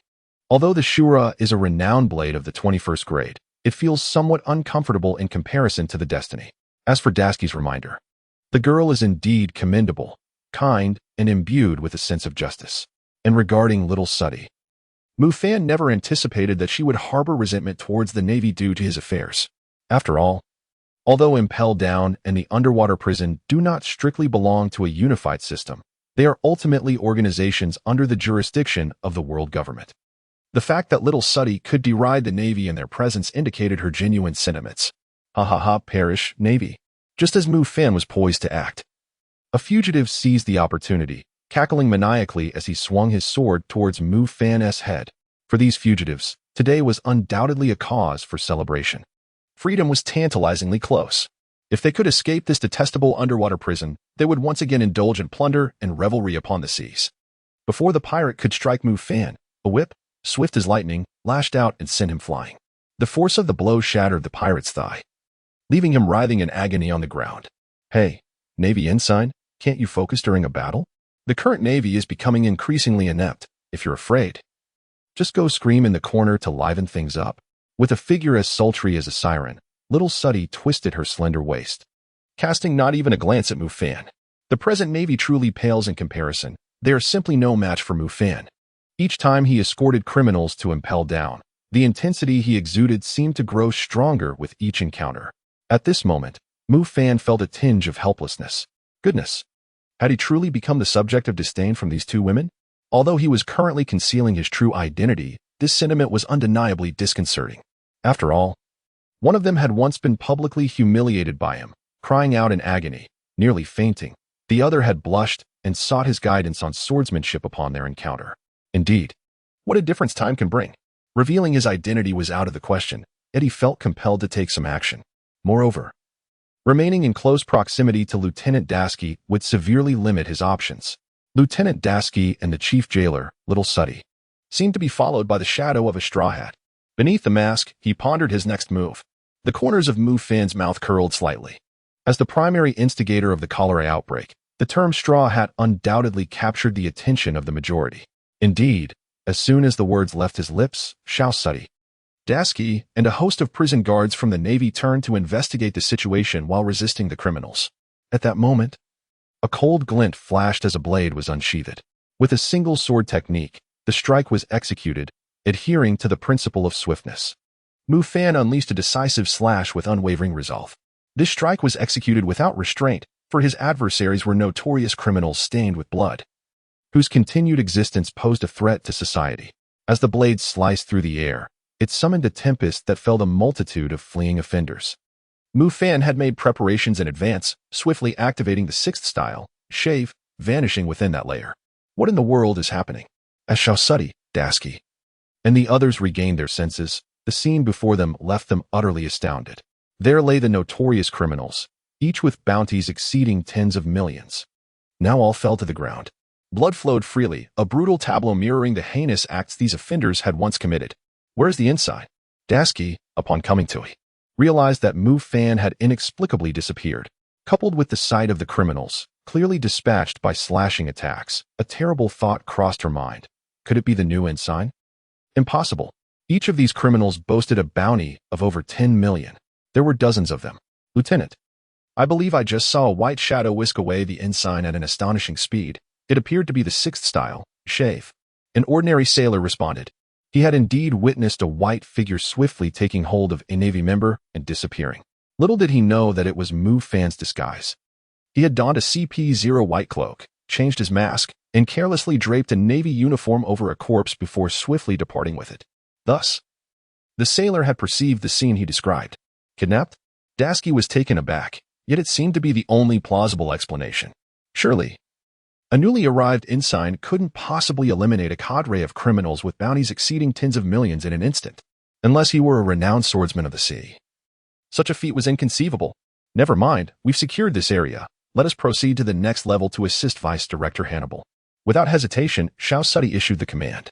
Meanwhile, Mufan had already infiltrated the next layer, Inferno of Hunger. What a close call. The Navy truly harbors hidden talents. An ensign possesses such formidable swordsmanship. However, I am quite clever. Let those troublesome fellows chase after the straw hats instead. Best not to interfere with my escape plan, ha ha ha. Once Xiao Suddy and Dasky led their subordinates away from the Inferno of Hunger, a red-nosed figure emerged from amidst the bodies of the fallen criminals. It was none other than the pirate, Buggy the Clown. As Buggy rose, another figure followed suit, a frail man with hair shaped like the number 3, Mr. 3. An officer under the former warlord of the sea, Crocodile. However, before Mr. 3 could utter a word, Buggy swiftly shoved him back into the pile of corpses. Shoo. As Buggy's expression grew serious, a wave of darkness descended. A group of pirates, evidently having broken in from outside, appeared. Is that the man from Whitebeard's crew, Teach? The clown Buggy observed the imposing Blackbeard and his crew, beads of cold sweat forming on his forehead, his expression evidently tense. Back in the day, he and Shanks had looked down upon this individual named Teach, a subordinate of Whitebeard. Cautiously, Buggy shrank further into the shadows among the corpses. Ha ha. What a rather grim scene this is. Upon witnessing the unfolding events, Blackbeard couldn't help but lament. Were these once self-proclaimed great pirates of the seas truly so feeble? Indeed. In the presence of genuine strength, the weak are forever nothing more than refuse. Ha! Captain, it appears these individuals fell to a single strike. Is there truly such a formidable swordsman among the guards of Impel Down? Remarked Lafitte, the devil sheriff of the Blackbeard pirates, as they made their way to the next level. Although the defeated pirates may not have been particularly strong, they were nonetheless imprisoned in the depths of Impel Down, and thus could not be too weak. Judging by the traces left on the battlefield, it was evident that the swordsman had only unleashed one attack. A swordsman capable of such feats must undoubtedly be a master of the blade. The chief warden of Impel Down, Shiryu of the Rain, is said to be a powerful swordsman as well. However, no one can impede us. The audacious Blackbeard Marshal D. Teach sneered malevolently. In his eyes, his years of scheming had borne fruit. All factions had entered the fray, and no mere individual could halt this momentum. Not even his father, Edward Newgate, the man reputed to be the strongest in the world, could intervene. He, Blackbeard Marshal D. Teach, would undoubtedly usher in a new era with his own hands. The moment the Blackbeard pirates infiltrated Impel Down, Director Magellan received the news. At that moment, the Poison Man Magellan had just handed over Fire Fist Ace to the Marine Vice Admiral who had come to take charge. The next step was to quell this unprecedented riot within Impel Down. For Magellan and the vast majority of the staff, today marked an exceedingly dark day in their lives. Once the righteous guardians tasked with overseeing criminals, they now faced the risk of numerous inmates escaping from prison. Originally, the pressure on Impel Down had lessened somewhat with the arrival of Marine Brigadier Smoker and his forces, but who could have anticipated that, at such a critical juncture, one of the 7 warlords of the sea, the Blackbeard pirates, would suddenly rebel and storm into Impel Down. With the public execution of the pirate Fire Fist Ace now entering its countdown phase, the Navy could no longer dispatch additional elite forces to assist Impel Down. Consequently, Magellan was compelled to make a difficult decision, to release Shiryu of the Rain, the chief warden who had been reflecting in solitude within the prison. In the infamous Impel Down prison, an unprecedented riot erupted, leaving the situation dire. The esteemed warden desperately sought your assistance. Advance to the 6th level of the underground city. Before a cell in the infinite depths of hell, guards, under the command of Magellan, arrived to release the warden, Shiryu of the Rain. These guards trembled uncontrollably in the presence of Shiryu, imprisoned within. Ultimately, one guard respectfully presented a din-din mushi to Shiryu. Shiryu, a massive upheaval has occurred within the prison. Monkey D., Luffy, and an individual known as Buggy the Clown have allied to release numerous criminals, including 2 former warlords of the sea. To complicate matters further, the Blackbeard pirates, recently appointed as one of the warlords, have invaded Impel Down. Your assistance is urgently required. Upon connecting, Magellan's resolute voice resonated through the din-din mushi. Oh, the Blackbeard pirates, you say? At the prison entrance, clad in the warden's uniform and puffing on a smoldering cigar, Shiryu emerged, casting a sidelong glance at the din-din mushi. His expression contemplative. It appears you have not forgotten my significance, Magellan. This trouble seems substantial indeed. Shiryu, the situation is precarious. We must prioritize the greater good. Otherwise, the reputation of Impel Down is at stake. Currently, Vice Admiral Smoker from the Navy is assisting me in dealing with Luffy and his band of ruffians. As for the Blackbeard pirates, they shall be your responsibility. Magellan continued. A Vice Admiral? What can a mere Vice Admiral's forces accomplish? Shiryu scoffed. Magellan, you've been misled by the Navy headquarters. However, killing is my forte. Tell me, Magellan, after this, I shan't have to return to this loathsome prison, will I? The situation at Navy headquarters is also grim, and your crimes are capital offenses. Even if you receive a commutation this time, there will be no leniency for any future transgressions. Magellan's voice carried an air of stern disapproval. Understood, Shiryu replied calmly, exhaling a plume of smoke. Yet, unbeknownst to anyone, a glint of bloodlust flashed in his eyes. Once the call ended, the prison guards swiftly presented a long blade to Shiryu. A blade? How nostalgic. Shiryu remarked as he accepted the long-lost weapon, gently wiping its surface. At that moment, the surrounding guards felt a momentary relief. With Warden Magellan and Shiryu, alongside the support of Vice Admiral Smoker, the crisis should be easily resolved. Impel Down is indeed a crucial bastion of justice. Regrettably, these guards would not witness the moment of tranquility returning to Impel Down. With a swift flash of cold steel, several guards' heads simultaneously fell, blood gushing forth like a torrent. The exhilarating sensation of comfort. It appears that I am indeed suited for murder. The enigmatic Shiryu of the Rain briefly indulged in the thrill of killing. However, he was soon poised to depart from the 6th level of the underground. Yet, unexpectedly, he found himself unable to move. A tremendously powerful slash descended upon him with ferocity. Encountering a wretch such as you in a position of authority, these prison guards are truly unfortunate. Wouldn't you agree, Shiryu of the Rain? With a clang, The warden of Impel Down, the formidable swordsman Shiryu, exerted himself to deflect the incoming strike, the immense force propelling him several steps backward. His already expressionless face appeared even more somber, and his eyes gleamed with a bloodthirsty glint.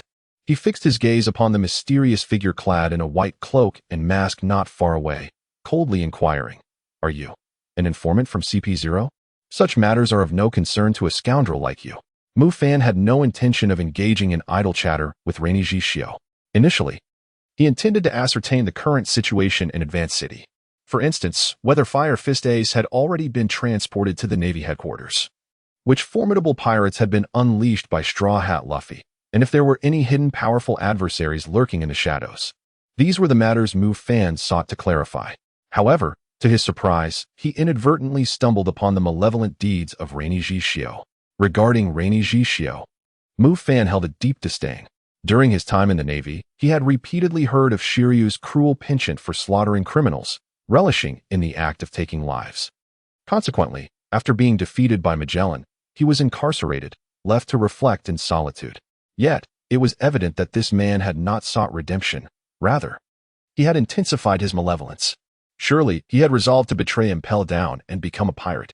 Otherwise, he would not have savagely executed a few innocent guards. Such filth was hardly surprising in his alliance with Blackbeard. Oh, how ludicrous. Do you underestimate me? Do you believe your swordsmanship surpasses mine? I am Shiryu of the Rain. With a voice as thunderous as a storm, Shiryu unsheathed his blade, Reijiki, no matter who stood before him. The audacity to speak so arrogantly could only lead to one conclusion. They must perish. In an instant, as Shiryu drew Reijiki, a lightning-like slash erupted forth, aimed directly at Mufan. This man, once hailed by Impel Down's Warden Magellan as a swordsman of remarkable prowess, unleashed a lethal strike without hesitation. In truth, he derived pleasure from the act of killing. Did his adversary, possibly a member of CP0, truly believe their swordsmanship was formidable? Today, they would meet their demise beneath the weight of superior technique. As Shiryu's formidable slash approached, Mufan did not opt for a direct confrontation. Instead, he employed the 6 styles of shaving to evade the attack, subsequently countering with a flurry of flying finger guns. Regardless of whether Shiryu of the Rain embodies justice, his prowess is undeniably formidable. As the only man in Impel Down capable of being compared to the notorious Magellan, Shiryu's swordsmanship is beyond question. Even among the greatest swordsmen of this era, he stands as one of the absolute elites. Therefore, if one were to discuss swordsmanship alone, Mufan and Shiryu currently belong to the same echelon. To swiftly overcome each other, one must seek an alternative path. Mufan's strength lies in his formidable overall prowess. His swordsmanship, charisma, and physical techniques all enable him to engage in combat with the mightiest of adversaries. Furthermore, his wealth of combat experience is unparalleled. Having spent a decade in the Navy, Mufan has endured countless skirmishes. The notorious pirates, often deemed desperate outlaws, have subjected him to numerous life and death trials. As for his current disadvantage, Mufan's most significant flaw at this juncture is the necessity to conceal his identity. This concealment inherently restricts him from engaging freely in battles against formidable opponents, such as Shiryu of the Rain. Even if Mufan were to triumph over him, he would undoubtedly incur a significant cost, perhaps even risking exposure of his disguise. Such consequences are beyond his current capacity to bear. Therefore, it suffices to teach Shiryu a lesson for the time being. After all, opportunities will abound in the future. What? Are you already frightened? Then let me end your existence. Who would be troubled by eliminating a mere insignificant pest? As Yuji Shiryu observed Mufan retreating and occasionally countering with a few insipid Navy 6 styles, he was convinced that Mufan's bravado was merely a fade.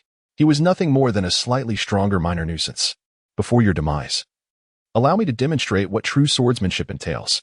At that moment, Yuji Shiryu firmly grasped his blade, Thunderstorm, and raised it high. Swordsmanship, Thunder's respite, with a thunderous roar. The renowned blade Thunderstorm flickered with a flash of lightning, coalescing into an unparalleled and formidable strike, ruthlessly cleaving towards the unsuspecting Mufan not far away. A smirk curled at the corner of Yuji Shiryu's mouth, the cigar resting there.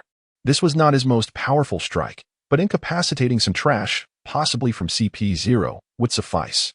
All that remained was a mere flick of the blade to sever this fool's head. The strike, imbued with a hint of thunder, was overwhelming and swift, forcefully slicing through Mufan's form. At least from Yuji Shiryu's perspective, This blow had landed successfully.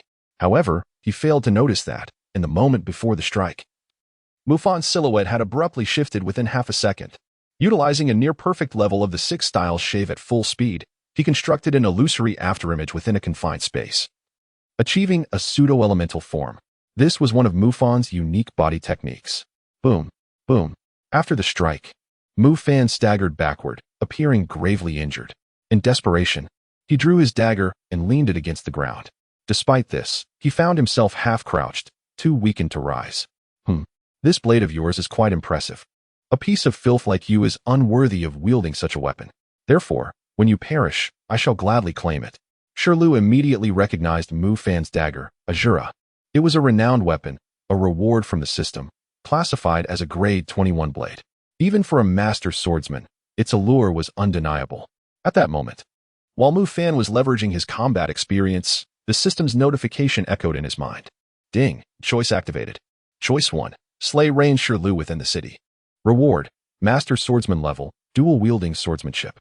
Potential negative consequence, 50 chance of exposing the host's identity. The battle of fate against range Shirlu is likely to unravel all of the host's disguises. Choice 2. In the future, defeat range Shirlu during the Marineford War. Reward, Master Swordsman level, triple-wielding swordsmanship. Though the system's voice rang in his ears, Mufan had no time to consider it, for range Shirlu was already upon him. Die, you insignificant wretch. Range Shirlu raised his blade, prepared to deliver a fatal blow to this audacious intruder. However, swish, my hand, in the blink of an eye. Within a mere half-second that range Shirlu had no time to react, Mufan, who seemed gravely injured, suddenly launched an attack, a strike solely focused on unparalleled speed. Even though range Shirlu was quick to respond, his left hand was severely wounded, causing him excruciating pain. In the next moment, range Shirlu aimed to counterattack. True to his reputation as a formidable warrior, he bore the agonizing pain and engaged Mufan with one hand. Range Shirlu, I shall claim your life. Sooner or later, Mufan understood that swiftly subduing Shiryu would not be an easy task, and numerous prison guards had already heard the commotion and were hastening towards this direction.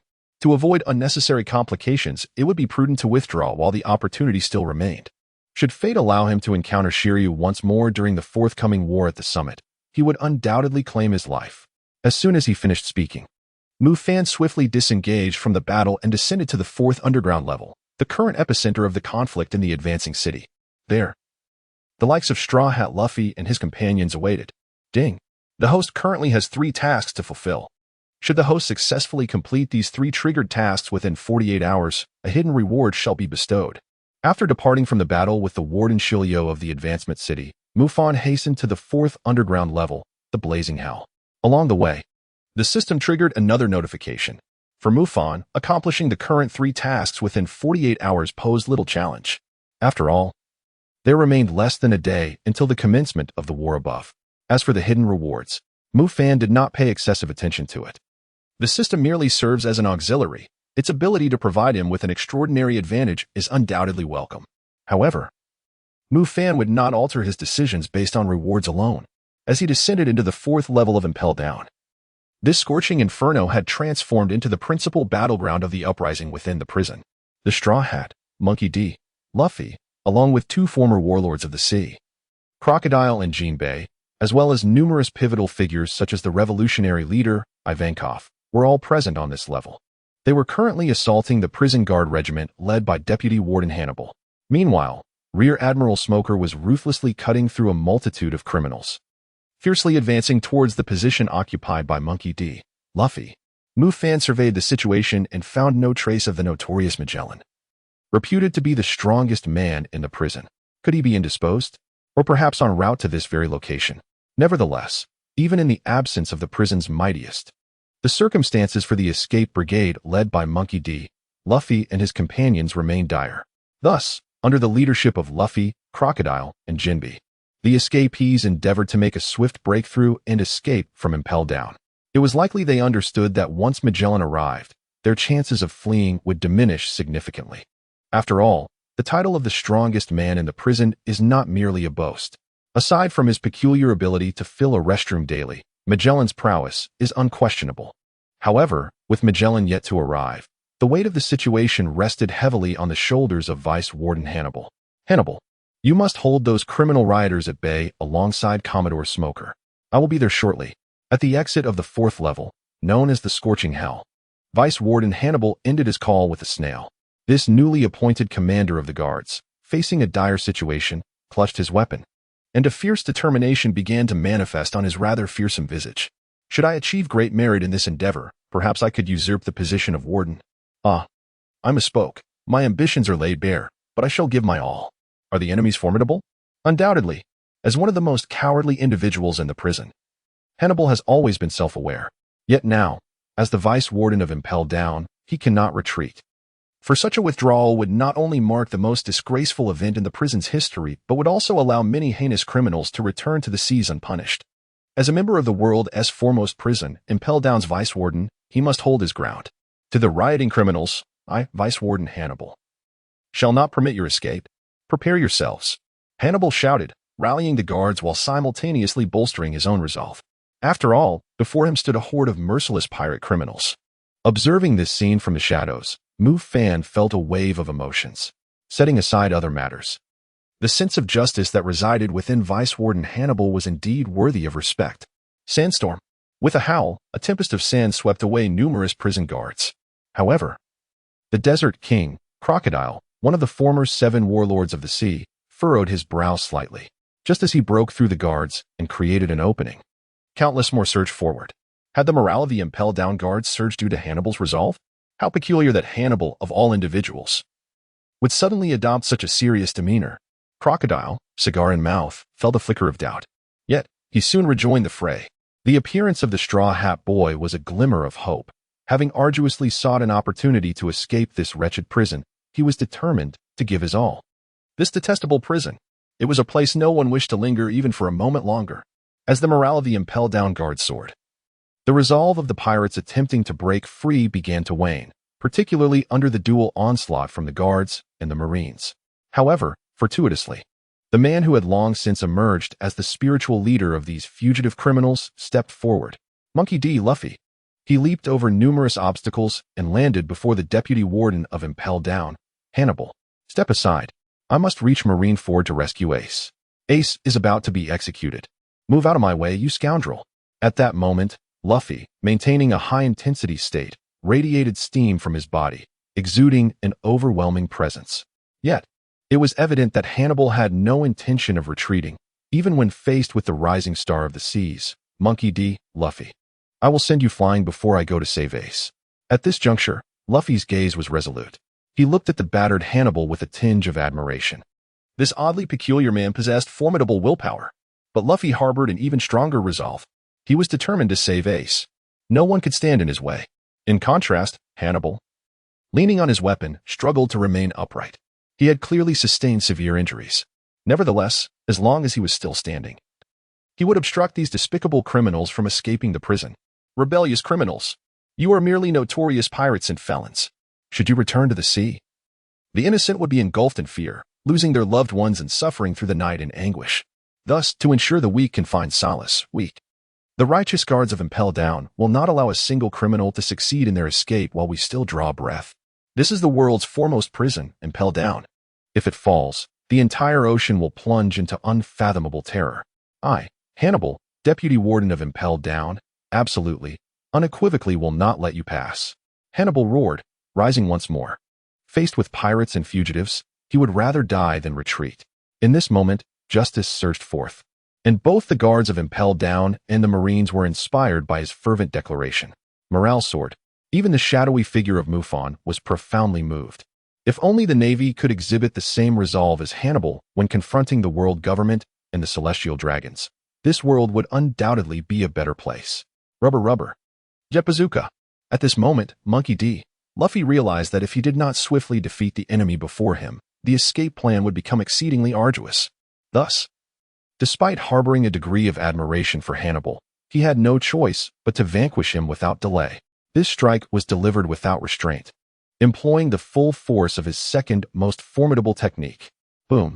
The tremendous impact generated a cloud of dust, shattering even the stone doors at the entrance. However, Vice Warden Hannibal stared in shock, wide-eyed. Such a powerful attack had not struck him. for a figure clad in a white robe had single-handedly intercepted the blow. Hannibal, you have performed admirably, upholding the tenets of justice. Beneath the white cloak and mask of CP0, Mufan, having thwarted Luffy's assault, turned slightly to acknowledge Hannibal with a nod.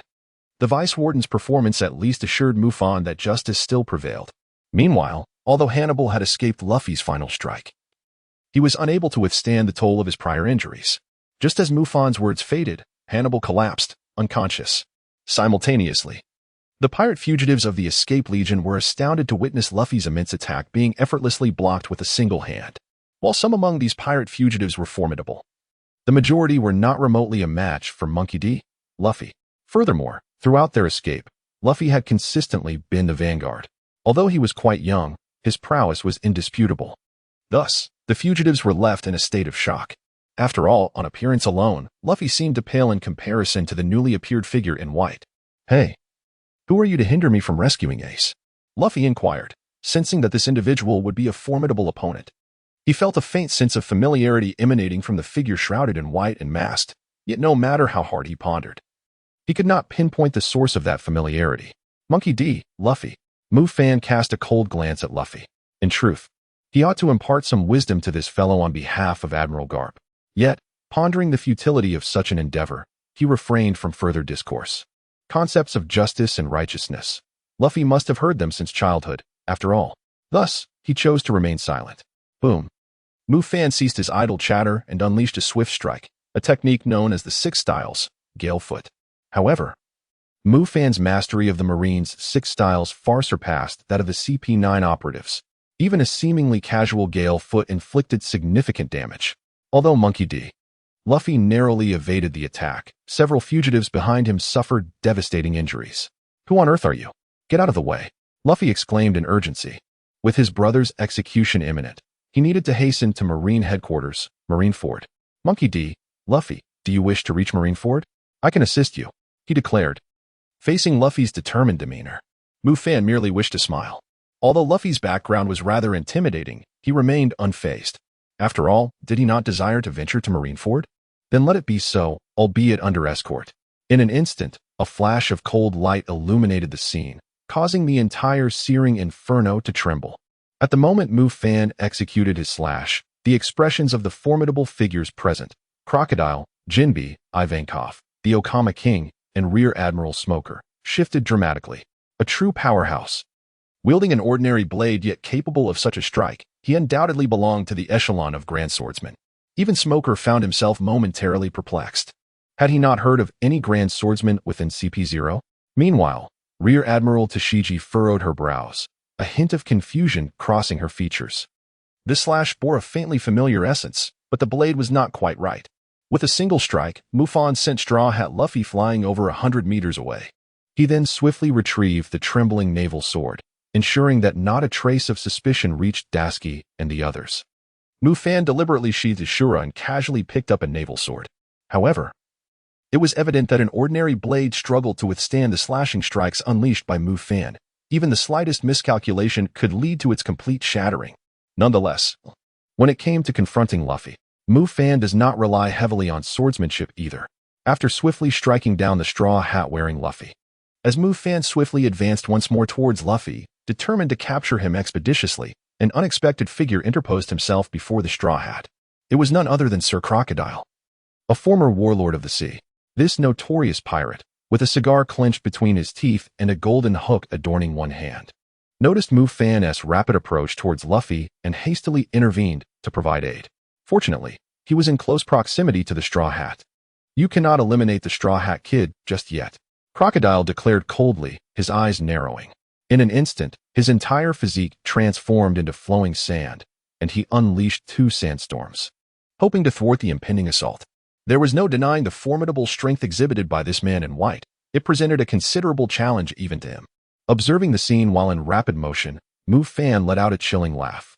The former warlord, who had once been defeated by Luffy, was now coming to the rescue of his former adversary.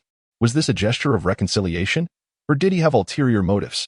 Regardless of the intent, it was destined to be an exercise in futility as he countered the 2 sandstorm attacks.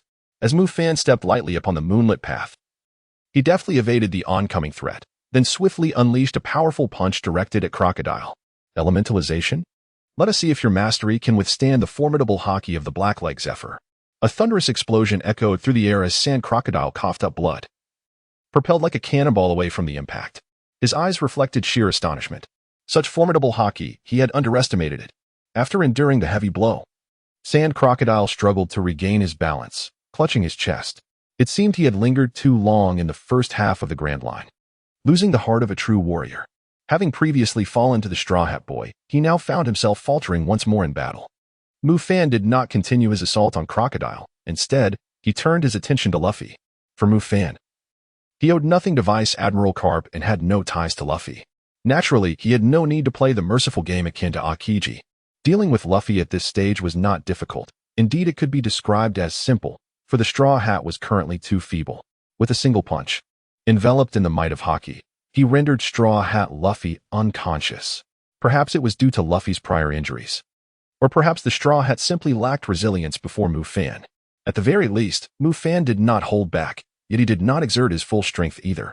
In truth, Luffy ought to express gratitude towards Mufan, for regardless of the circumstances, Mufan would escort him to Marineford, albeit in chains. However, Mufan found one aspect peculiar. Even with Luffy knocked out, no one had emerged to intervene. Was it truly the case that Luffy had entered Impel Down without any hidden support? Was it merely by chance? Or had they already departed? Straw Hat Boy, Mr. Luffy. Seeing Luffy fall unconscious, the Sea Warrior Jinbei, the Okama King Ivankov, and Crocodile were all taken aback, rushing forward to render aid. In truth, they were not the only powerful figures present. At that moment, the morale of all the prisoners involved in the jailbreak had plummeted. It was inevitable. The performance of the man in white was utterly overwhelming. Even the once unstoppable Straw Hat Luffy had been defeated in an instant. How could they, mere pawns, hope to survive? Jinbei and the others attempted to rescue Luffy, but Mufan denied them the opportunity, swiftly carrying the unconscious Luffy to the Marine Commodore Smoker.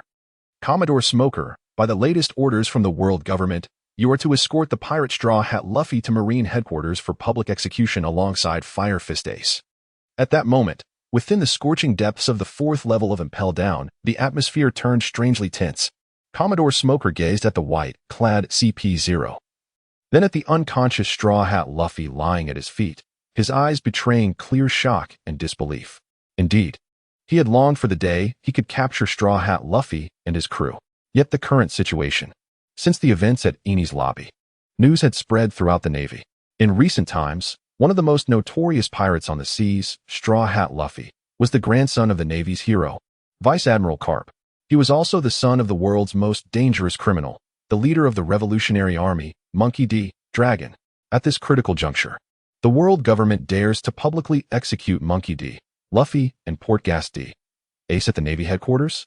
This seems rather audacious. The orders have been conveyed, Admiral Smoker. Please carry them out.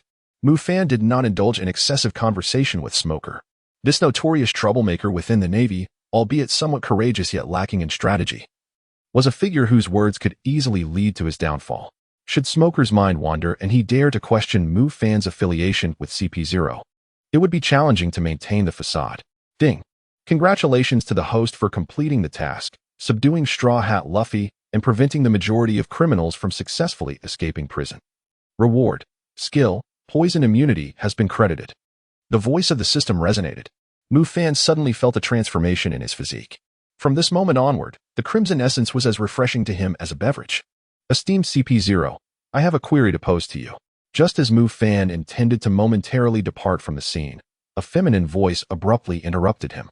Mufandon's body tensed instantly, and his gaze gradually shifted towards the naval warrant officer, Dasky. Could it be that she has uncovered something? Mufan remained outwardly calm. Yet internally he was beset by doubts. If Dasky were to truly sense something amiss, it could potentially lead to the exposure of his identity. In that case, neither Smoker nor the likes of Dasky among the Navy would stand a chance of awakening before the conclusion of the war on the top. Might I inquire, esteemed sir, whether you recently abducted a Navy ensign? The Navy Lieutenant Dasky mustered her courage and asked with unwavering conviction. Huh. Mufan let out a quiet sigh of relief. A naval warrant officer, indeed. I took him away to ascertain the circumstances surrounding the advance on the city, yet to my surprise, he was utterly uninformed. And what of the individual? Dasky pressed on with her inquiries. I released him. He is likely on another floor or perhaps has returned to the naval warship. I have answered your questions. As for the naval brigadier Smog, the subsequent matters are now in your hands. In his words, Mufan had cleverly left himself an avenue of retreat, swiftly vanishing from the gaze of the crowd. As for the remaining escapees, the likes of the Okama king, Ivankov, and the fishman, Jinbei, would undoubtedly risk their lives to rescue Monkey D. Luffy. However, it was evident that the situation was far from simple. Not to mention the formidable warden forces of Impel Down and Smoker's navy. One must not forget the most powerful man in the prison who had yet to make an appearance. Once the Poison Man, Magellan, arrived, if Ivankov, Jinbei, and Crocodile stubbornly pursued their intent to save Luffy, their chances of escaping the world's most notorious prison would be virtually non-existent. The might of the prison's strongest man was no mere boast. Even the former Mufan would have tread cautiously around Magellan. Yet, circumstances had changed. Additionally, there was another matter that puzzled Mufan. Blackbeard. This ambitious schemer was supposed to be making his presence felt in Impel Down according to the original timeline. How curious. Mufan did not linger in the scorching hell to continue witnessing the spectacle. He had accomplished nearly all that he could. What remained was to observe the fate of Impel Down as it unfolded. With the fleeting moments at his disposal, he intended to venture down to the 6th level, the infinite hell, to pay a visit to those legendary figures expunged from history. Having just encountered Rain Shilio, he could not delve deeper. As Mufan departed from the 4th level, the searing hell of the 4th level and the 3rd level began to merge, revealing a sinister darkness that gradually dissipated, unveiling several menacing silhouettes. It was none other than the Blackbeard pirates. Captain, why did we just hide? It's merely a CP0. We could have easily obliterated him. Wahahaha. Bias of the Blackbeard pirates inquired, somewhat perplexed. With their current might, they could stride forth unopposed. What was there to fear? Ha. Patience, my friend. I have an inkling that this individual is not as simple as he seems. However, the Straw Hat lad is truly feeble, utterly unworthy of participating in this grand banquet. Let us proceed to fulfill our ambitions. This new era belongs to us, the Blackbeard pirates. Marshal D. Teach, the infamous Blackbeard, chuckled maniacally. Almost there. After years of scheming, the time to reap the rewards is nigh. This vast ocean shall tremble before the Blackbeard pirates. Straw Hat Boy.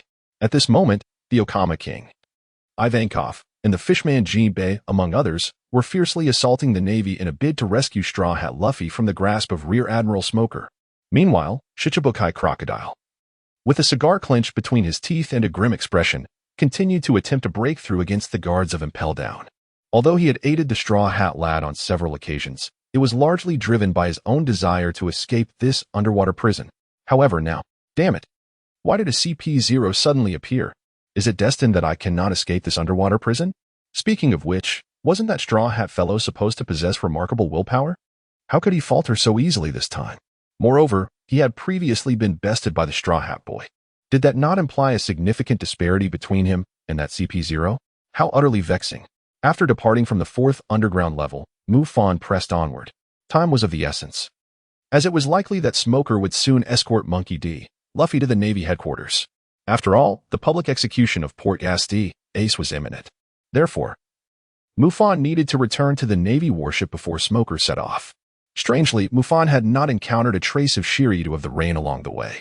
This formidable swordsman, who had nearly lost his left hand, must surely harbor intense animosity towards him at this moment. This is bad. Mufan was swiftly advancing, only to suddenly encounter a formidable man in a narrow passage. Moreover, it was evident that the other party had also noticed him. A deluge of violet droplets surged for dozens of meters, enveloping all of Mufan's escape routes. Mufan halted, a hint of exasperation evident upon his face. Truly, he was the mightiest man in the prison, moving at a leisurely pace yet striking with remarkable swiftness. CP0. There had been no authorization granted for CP0 to enter Impel Down. Pray tell, who are you? Mufan never anticipated that shortly after acquiring the skill of immunity to poison, he would encounter the notorious Magellan. It remains uncertain whose misfortune it truly is. Regardless, this formidable warden of Impel Down harbored suspicions regarding Mufan's identity from their very first meeting. However, such skepticism was within Mufan's expectations. As the head warden of Impel Down, Magellan would naturally be the first to be informed should the world government or the Navy headquarters dispatch personnel to the prison, regardless of their intentions. Moreover, Mufan had infiltrated Impel Down under the guise of a Navy officer, skillfully evading all monitoring snail communications that survived the ensuing chaos. Having received no reports about CP0's entry into Impel Down, nor any notifications from the world government or the Navy headquarters, Magellan was justified in his doubts. Greetings, Warden Magellan. I am CP0, code, named 7. My purpose for entering Impel Down is to trace the whereabouts of the Navy's traitor, Mufan. Mufan endeavored to maintain a calm demeanor. Recently, the most sensational news, aside from the imminent public execution of the infamous pirate world.As, was undoubtedly the revelation of the youngest and most formidable rear admiral defecting from the Navy. Moreover, as the warden of Impel Down, Magellan likely possessed knowledge of certain secrets. For instance, the fact that Mufan was wanted by the world government for the murder of a celestial dragon, a truth that would remain concealed until he was apprehended, was something of which someone of Magellan's stature might be aware. The notion of a Navy defector, Mufan? Magellan appeared somewhat skeptical, his round eyes darting about as he continued to inquire. Isn't the defector Mufan already incapacitated by Admiral Kizaru? Furthermore, given the significant distance between Impel Down and the site of the notorious incident, how could a mere invalid possibly reach this place? Even if the world government instructed the CP organization to broaden their search, it would be inconceivable for CP0 to arrive at Impel Down during such a critical period. You are deceiving me. Perish, poison dragon. Magellan, after a brief analysis, swiftly reached a conclusion. Without hesitation, he unleashed a venomous dragon composed of a purple, toxic liquid. During this pivotal moment, Impel Down was besieged by its most disgraceful uprising.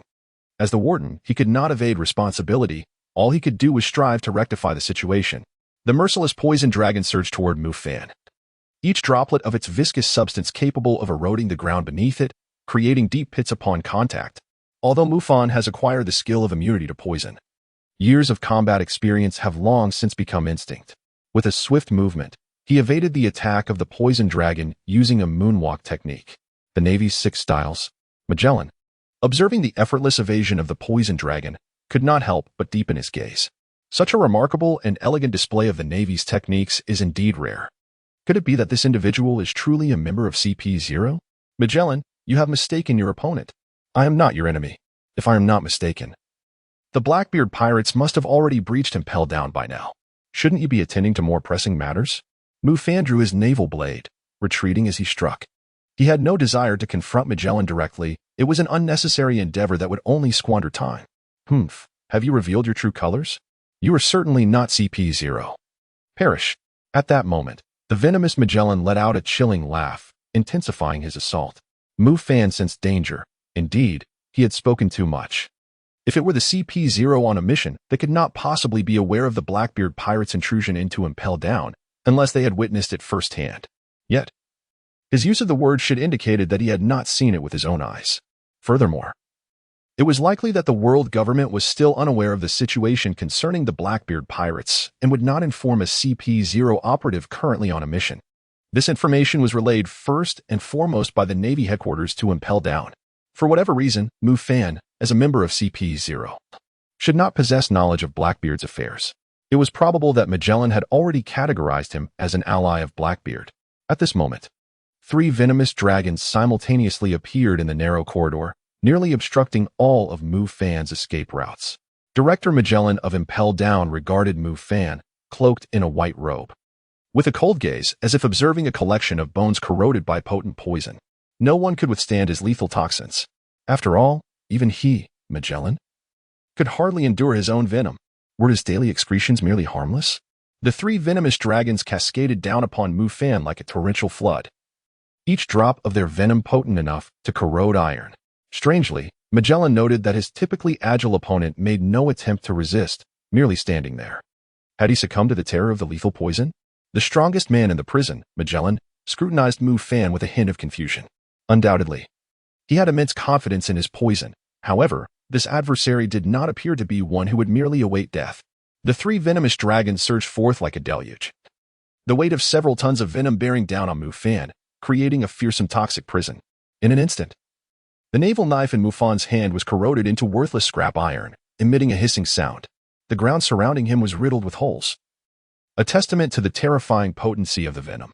Fortunately, Mufan's clothing remained unscathed. Otherwise, the situation would have been dire. Outside the venomous prison, the warden of Impel Down, Magellan, observed coldly. The venom within the prison churned violently, each drop capable of delivering a fatal blow. I am tormented daily by this venom, enduring unimaginable agony. Regardless of who you are, ensnared by my deadly poison, there lies only a path to demise, Magellan declared in a chilling tone. In his view, the adversaries within the prison had no chance of survival without the specially formulated antidote.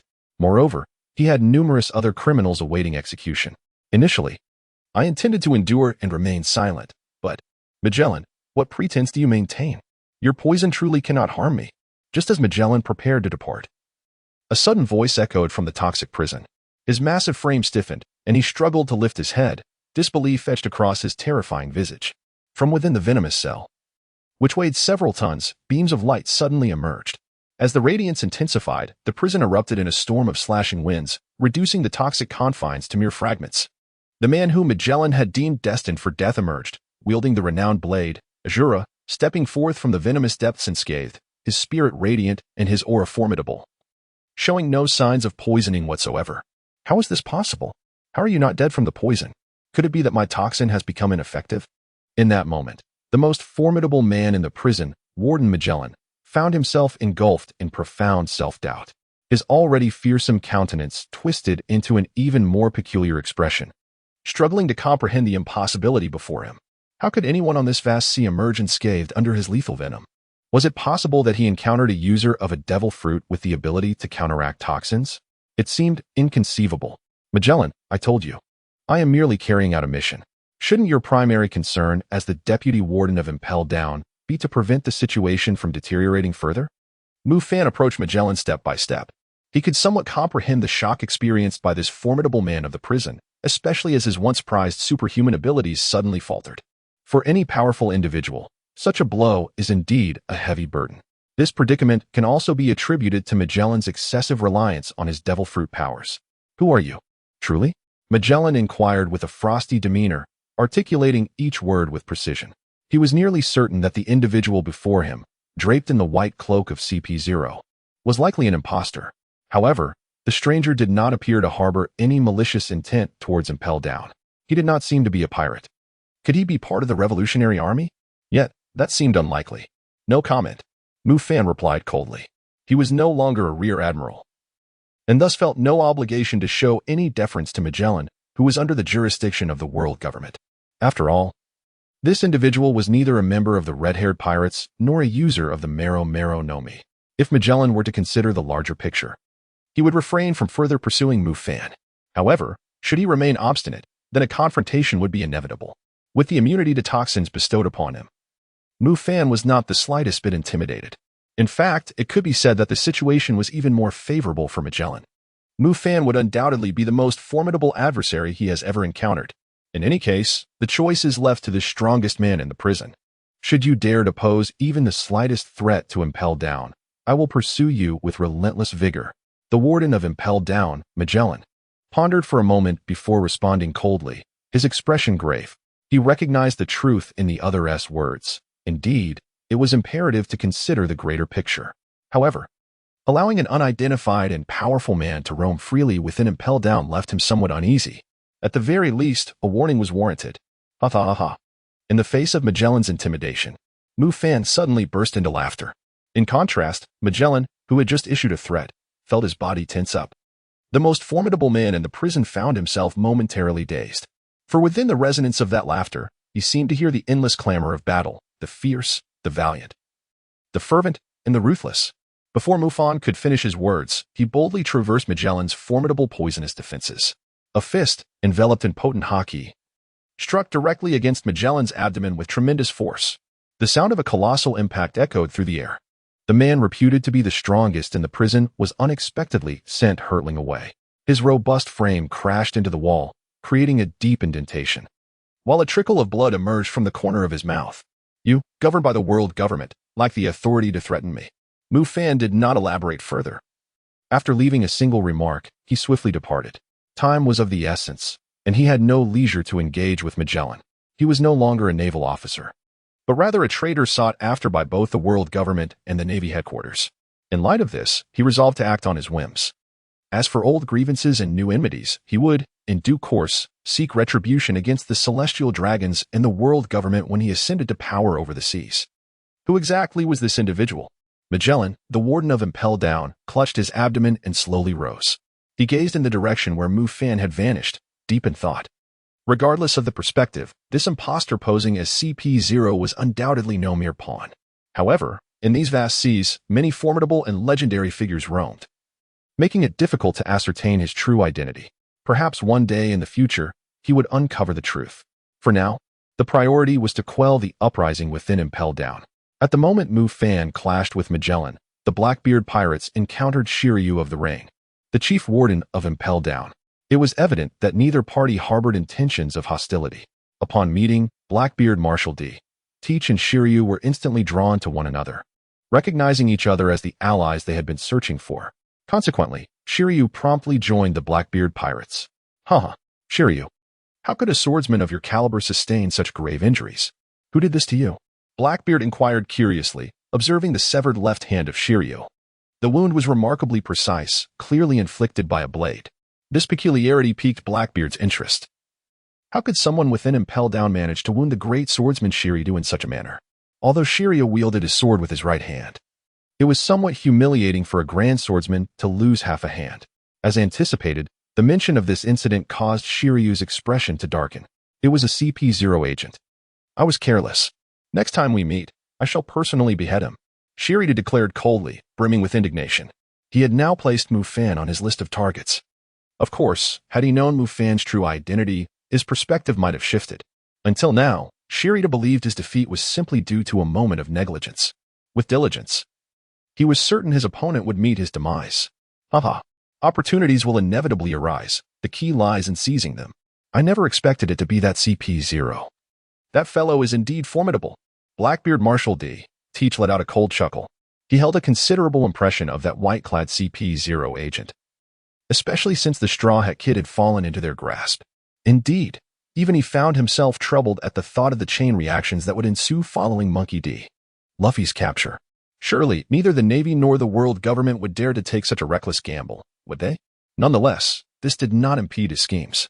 On the contrary, the more vibrant the celebration, the more frenzied the impending new era would become. In Impel Down, at the 6th level, the infinite hell awaited. Upon entering this layer, one would find themselves in a prison that housed numerous legendary figures. Mufan sensed a multitude of formidable presences surrounding him, with numerous gazes fixated upon his figure.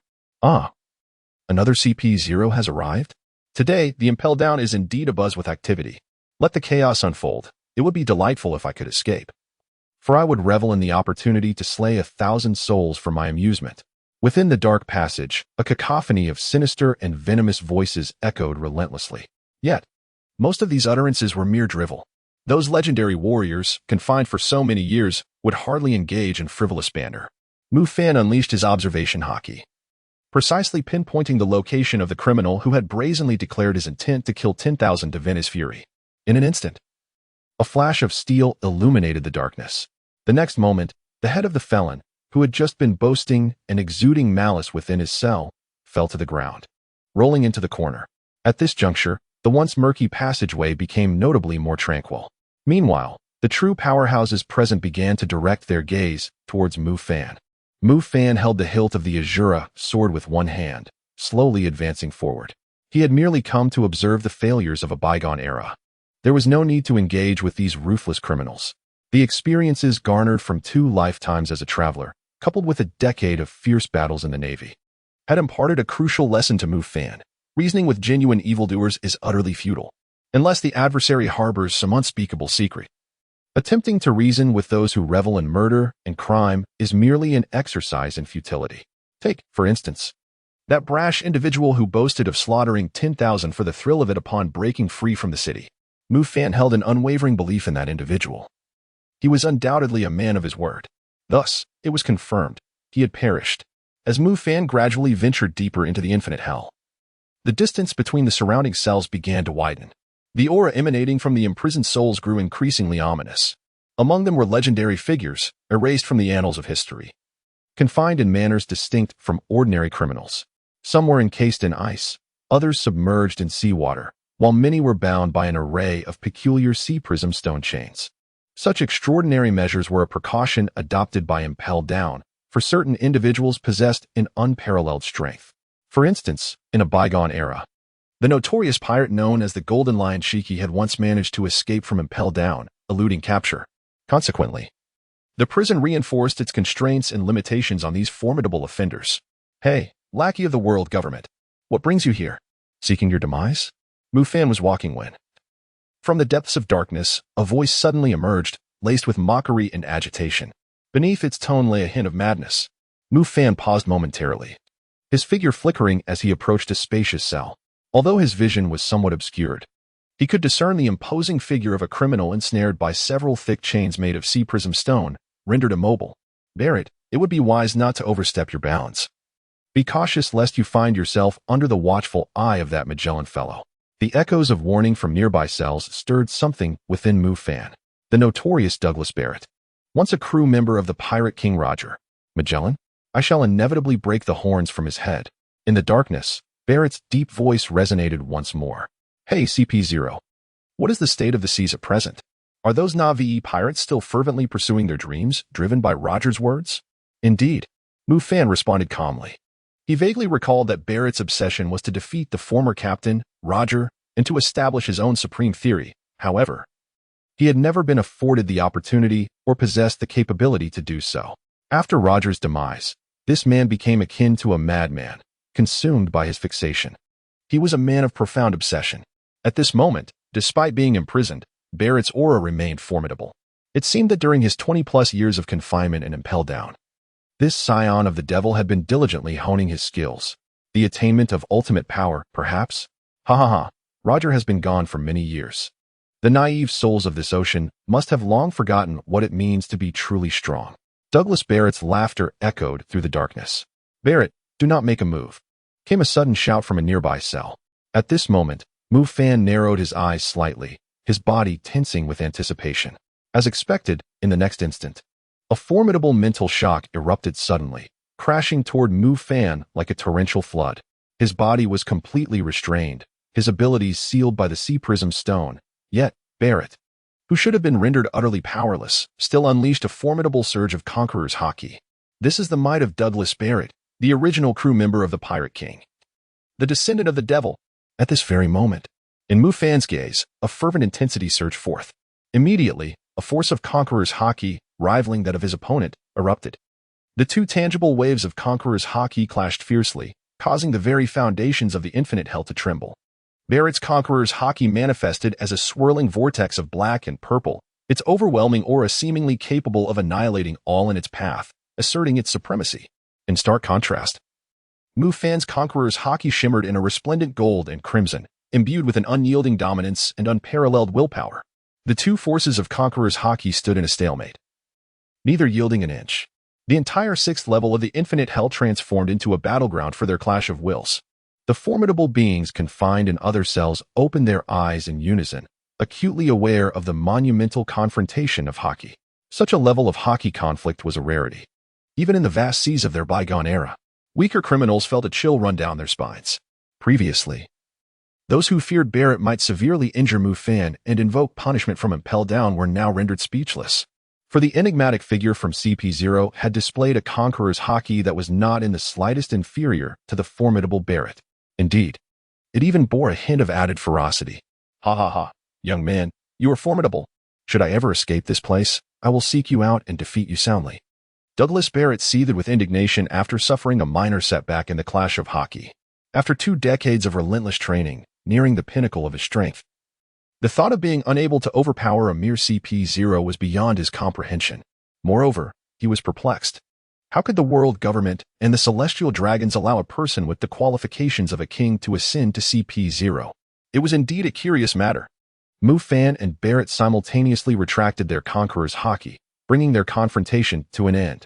Both understood that continuing this struggle would only lead to mutual exhaustion. And in the short term, neither could gain the upper hand over the other. Mufan could indeed take advantage of Barrett's imprisonment to severely injure or even slay him. However, this endeavor is far from simple. Inflicting harm upon a formidable opponent like Barrett would inevitably result in the shattering of sea prism stone. At that point, It would be uncertain whether he could even wound his adversary, and most likely, it would escalate into a fierce battle. Mufan initially intended to locate and neutralize several notorious criminals destined to join Blackbeard's crew, such as the infamous Tyrant King and the Hunter of the Crescent Moon. However, the boundless hell imprisoned numerous offenders, most of whom languished in utter darkness. Thus, pinpointing a specific individual proved to be a formidable challenge. Moreover, calculating the passage of time. Rear Admiral Smoker was likely on the verge of escorting Straw Hat Luffy aboard a warship, preparing for their journey to the Navy's headquarters in Marineford. Consequently, Mufan found himself pressed for time. Curiously, he had yet to encounter Blackbeard's crew throughout his endeavors. Nevertheless, it was perhaps for the best, as facing the entirety of Blackbeard's pirate crew alone would undoubtedly be a strenuous task. He would reclaim his destiny in due time. One wonders how Hancock is faring now. Does she miss him dearly? Mufan recalled the bashful demeanor of the Pirate Empress beside him, and his heart inevitably quickened. It was unavoidable, after all. She was the most beautiful woman in the world. In the Grand Line, within the waters surrounding Impel Down, before the Gate of Justice, a naval warship belonging to Rear Admiral Smoker was anchored before this colossal symbol of righteousness. Mufan stood on the deck, gripping the hilt of the Azura sword with one hand, allowing the sea breeze to caress him gently. He gazed upon the enormous Gate of Justice before him, feeling a twinge of nostalgia. The last time he passed through this gate, he was the illustrious and formidable Rear Admiral of the Navy, basking in glory. Now, returning to this threshold, there was an undeniable sense of change, as if the very essence of the place had transformed. Yet, this brought a heightened sense of challenge for Mufan. When acquaintances from Navy headquarters laid eyes on him once more, they would surely be astounded. After all, in the eyes of the world government and the Navy, Mufan was perceived as gravely injured and incapacitated. As anticipated, Smoker, fearing that the Straw Hat Luffy might be rescued by the likes of the Okama King and others, opted to retreat fully from Impel Down during the ensuing battle. Indeed, Ivan Koff, the Okama King, Jinbei, the Fishman, and Crocodile were no trifling adversaries. Having captured Straw Hat Luffy at great effort, Smoker would not easily allow him to be rescued, even if he had not been the one to capture him directly. The arrival of Magellan, the warden of Impel Down, further solidified an overwhelming advantage for the prison's forces. Consequently, Smoker seized the opportunity to withdraw from the battlefield, leading his subordinates as they escorted Straw Hat Luffy back to the Navy warship, preparing to continue their journey to Navy headquarters. Mufan had already changed back into the Naval Ensign S uniform in advance and was waiting aboard the naval warship. Smoker and Tashigi inquired about CP-0. Yet they remained utterly unexposed. However, what surprised Mufan was that the generally brash Smoker hesitated as they were about to pass through the gates of justice. He decisively chose to contact the naval headquarters, requesting a direct conversation with Fleet Admiral Sengoku. The response from the headquarters indicated that Sengoku was temporarily unavailable and that they would have to wait. This was, however, within Mufan's expectations. With the time for the public execution of the pirate Fire Fist ace drawing near, Fleet Admiral Sengoku must be engaged in the final stages of preparation.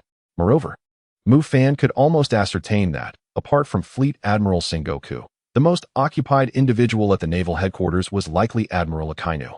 As for the other two admirals, one was probably asleep or dozing, while the other might be idly wandering elsewhere.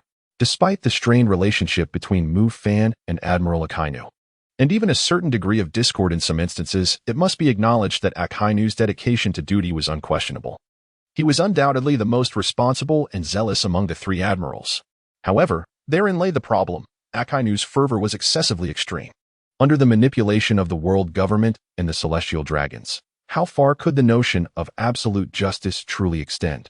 Absolute obedience to the celestial dragons? Absurd. Hey, Ensign, what are your thoughts on that CP-0 that kidnapped you? As he awaited Fleet Admiral Sengoku's call, Rear Admiral Smoker was visibly growing impatient. For him, missing or being late to participate in the unprecedented upcoming battle was simply unacceptable. Yet now there was a pressing dilemma. Monkey D. Luffy. Once the battle subsided and quiet reigned, Smoker realized something was amiss. This Straw Hat Luffy was not merely the grandson of the naval hero Vice Admiral Garp. He was also the son of the world's most notorious criminal, the leader of the Revolutionary Army, Monkey D. Dragon. The Navy had no issue with capturing or even executing pirates. Yet the predicament lay in the fact that the Straw had formidable backing. Furthermore, With the imminent clash between the naval headquarters and the Whitebeard pirates of the New World, if Luffy were brought to Marineford for public executions, both the world government and the naval headquarters would surely have to reconsider. Thus, Smoker found himself in a quandary, especially since he had been entrusted with the responsibility of handling Straw Hat Luffy. Regardless, the whereabouts of that CP0 remain elusive. It is truly peculiar. Colonel, as a mere novice, how can I possibly discern this? Until today, I was entirely unaware that CP0 even existed in this world. Mufan feigned ignorance with a casual demeanor. He harbored no concerns about unforeseen incidents, for it was unlikely that Fleet Admiral Buddha of the Navy would respond to Smoker in the immediate future. Given Smoker's temperament, he would never allow himself to enter the fray after the onset of battle. Thus, it was only a matter of time before he resolutely crossed through the gates of justice, making his way to the Navy headquarters. Ah, how foolish of me to forget that you are a newcomer. Nevertheless, it is merely a straw hat. Even if the Revolutionary Army were to take action, it would be too late. Relay the orders to the guards, open the gates of justice, and return to the headquarters at once. As expected, Smoker did not linger in his indecision. He arrived at Marineford just in time to fortify with the main forces before the battle commenced. Soon enough, the colossal gates of justice swung open, casting a shadow over the land. As Mufan traversed the gate of justice alongside the naval warship, he officially embarked towards the Navy headquarters. The last time he departed from the Navy headquarters, he held the rank of Rear Admiral. However, this time, he had become a naval defector. Upon passing through the gate of justice and entering the swirling seas, the warship could no longer turn back, destined solely for the Navy headquarters at Marineford. As for the subsequent developments in Impel Down, Mufan could no longer afford to be concerned. He was not here to engage in charitable deeds. Having exerted his utmost effort, he now faced the crux of the matter, the impending war. Yet, he pondered the whereabouts of his destiny. Was it concealed away, or had it been claimed by some general or admiral? Nevertheless, destiny is known to choose its master. The naval warships traversed the gate of justice and sailed for approximately half an hour. At last, news arrived from the Navy headquarters. The fleet admiral, Sengoku, was incensed upon learning that Smoker had taken the liberty of bringing Monkey D. Luffy to the Navy headquarters. He not only chastised Smoker but also threatened to demote him. However, the die was cast. Ultimately, Fleet Admiral Sengoku could only command Smoker to hasten his journey to the Navy headquarters first. After hanging up the Den Den Mushi, Smoker cordially greeted the ancestors of CP0. Mufan remarked from the side, "Well said. The CPOs are indeed nothing but scoundrels." At this moment, Mufan had successfully infiltrated the Navy headquarters. What remained was merely a matter of waiting. It would not be long before he would once again set foot in the Navy headquarters at Marineford. Before long, he would inevitably re-enter the world's spotlight as Mufan, a defector of the Navy, returning to the headquarters, wreaking havoc in all directions. Just the thought of it made Mufan feel a surge of excitement. Perhaps he should arrange a simple engagement ceremony with the Empress at Marineford, with the backdrop of the war on the top. It would seem fitting for someone renowned as the world's most beautiful woman. Mufan indulged in his thoughts with abandon. However, his delight was short-lived. As a formidable naval warship approached nearby, startled, he swiftly withdrew his hand from the hilt of the Shura blade and took a step back, seeking refuge behind Smoker. Mufan never anticipated that, just as they were nearing the final leg of their journey to the naval headquarters, they would unexpectedly encounter her here. The Vice Admiral of the naval headquarters, the candidate for Admiral, Momotatsu Gion. She was none other than the very aunt who had played a pivotal role in recommending Mufan for admission to the Naval Academy. She was undoubtedly the person with whom Mufan shared the closest relationship and deepest emotions within the Navy, without exception. It was precisely for this reason Mufan retracted his habitual standing posture, placing his hands behind his back, resembling a sentinel standing behind Smoker. Others might not pay much attention to his stance, but if it were Tosaka, she would likely notice the subtle details. Is that Smoker's crew? On the other side, the beautiful visage of Vice Admiral Tosaka Cheyenne, a candidate for Admiral, displayed a hint of perplexity. Had she just glimpsed a familiar figure? Could it be? Bring the ship closer. I wish to meet Smoker. Tosaka swiftly issued her command. Two naval warships began to advance in unison, and with a leap, Tosaka gracefully jumped from her vessel to the adjacent one. As one of the candidates for Admiral, Tosaka held the rank of Vice Admiral. Yet her prowess and standing within the Navy far surpassed that of an ordinary Vice Admiral, establishing her as a formidable presence. In fact, one could argue that she had developed her own faction. Thus, When Mufan was still a rear admiral, many in the Navy perceived him as aligned with Tosaka's faction. Naturally, Smoker did not dare to be negligent in the presence of such a prominent figure and approached her directly. After all, his aspirations for promotion relied heavily on the support of seasoned leaders like Tosaka. Vice Admiral Tosaka, what a surprise to encounter you here. Are you also returning to the headquarters for the impending battle? Smoker inquired, his question not merely a formality. He was aware that Vice Admiral Tosaka was responsible for a base in the New World. At this critical juncture, both candidates for Admiral should be stationed in the New World to avert any incursion by pirates. Mufan also found himself somewhat perplexed, but fortuitously. Smoker posed the question for him. I am searching for traces of Mufan. Do you have any information regarding him, Smoker? The mature and alluring Tosaka did not address Smoker's inquiry, but instead posed her own question. Strangely, upon boarding, her gaze immediately fixed upon Mufan, leaving him on edge. Could it be? He had meticulously disguised both his physique and demeanor. Was it possible for Aunt Tosaka to recognize him? Mufan had fully prepared himself to leap into the sea and swim towards the Navy headquarters. However, had Aunt Peach been tirelessly searching for his whereabouts during this time? Mufan's news had never reached anyone. After sustaining severe injuries from Admiral Kazuru, he must have hidden away to recuperate. Smoker pondered this and replied, simultaneously astonished by the extent to which this naval admiral candidate had gone to seek Mufan. To abandon one's post during such a critical period would surely incur the wrath of the world government. It was evident how significant Mufan was in Aunt Peach's heart. That war officer, you come here. Aunt Peach did not continue her conversation with Smoker, but instead directed her focus entirely on Mufan. Indeed, the familiar figure she had just spotted was none other than this naval rear admiral, adorned with a renowned sword, and wearing a mask that added an air of mystique. What is it, Commander? This is the newcomer who just arrived a couple of days ago, Smoker responded as he noticed Aunt Peach's gaze fixed on Mufan. Rest assured, this does not concern you. Aunt Peach disregarded Smoker entirely and took a couple of steps toward Mufan.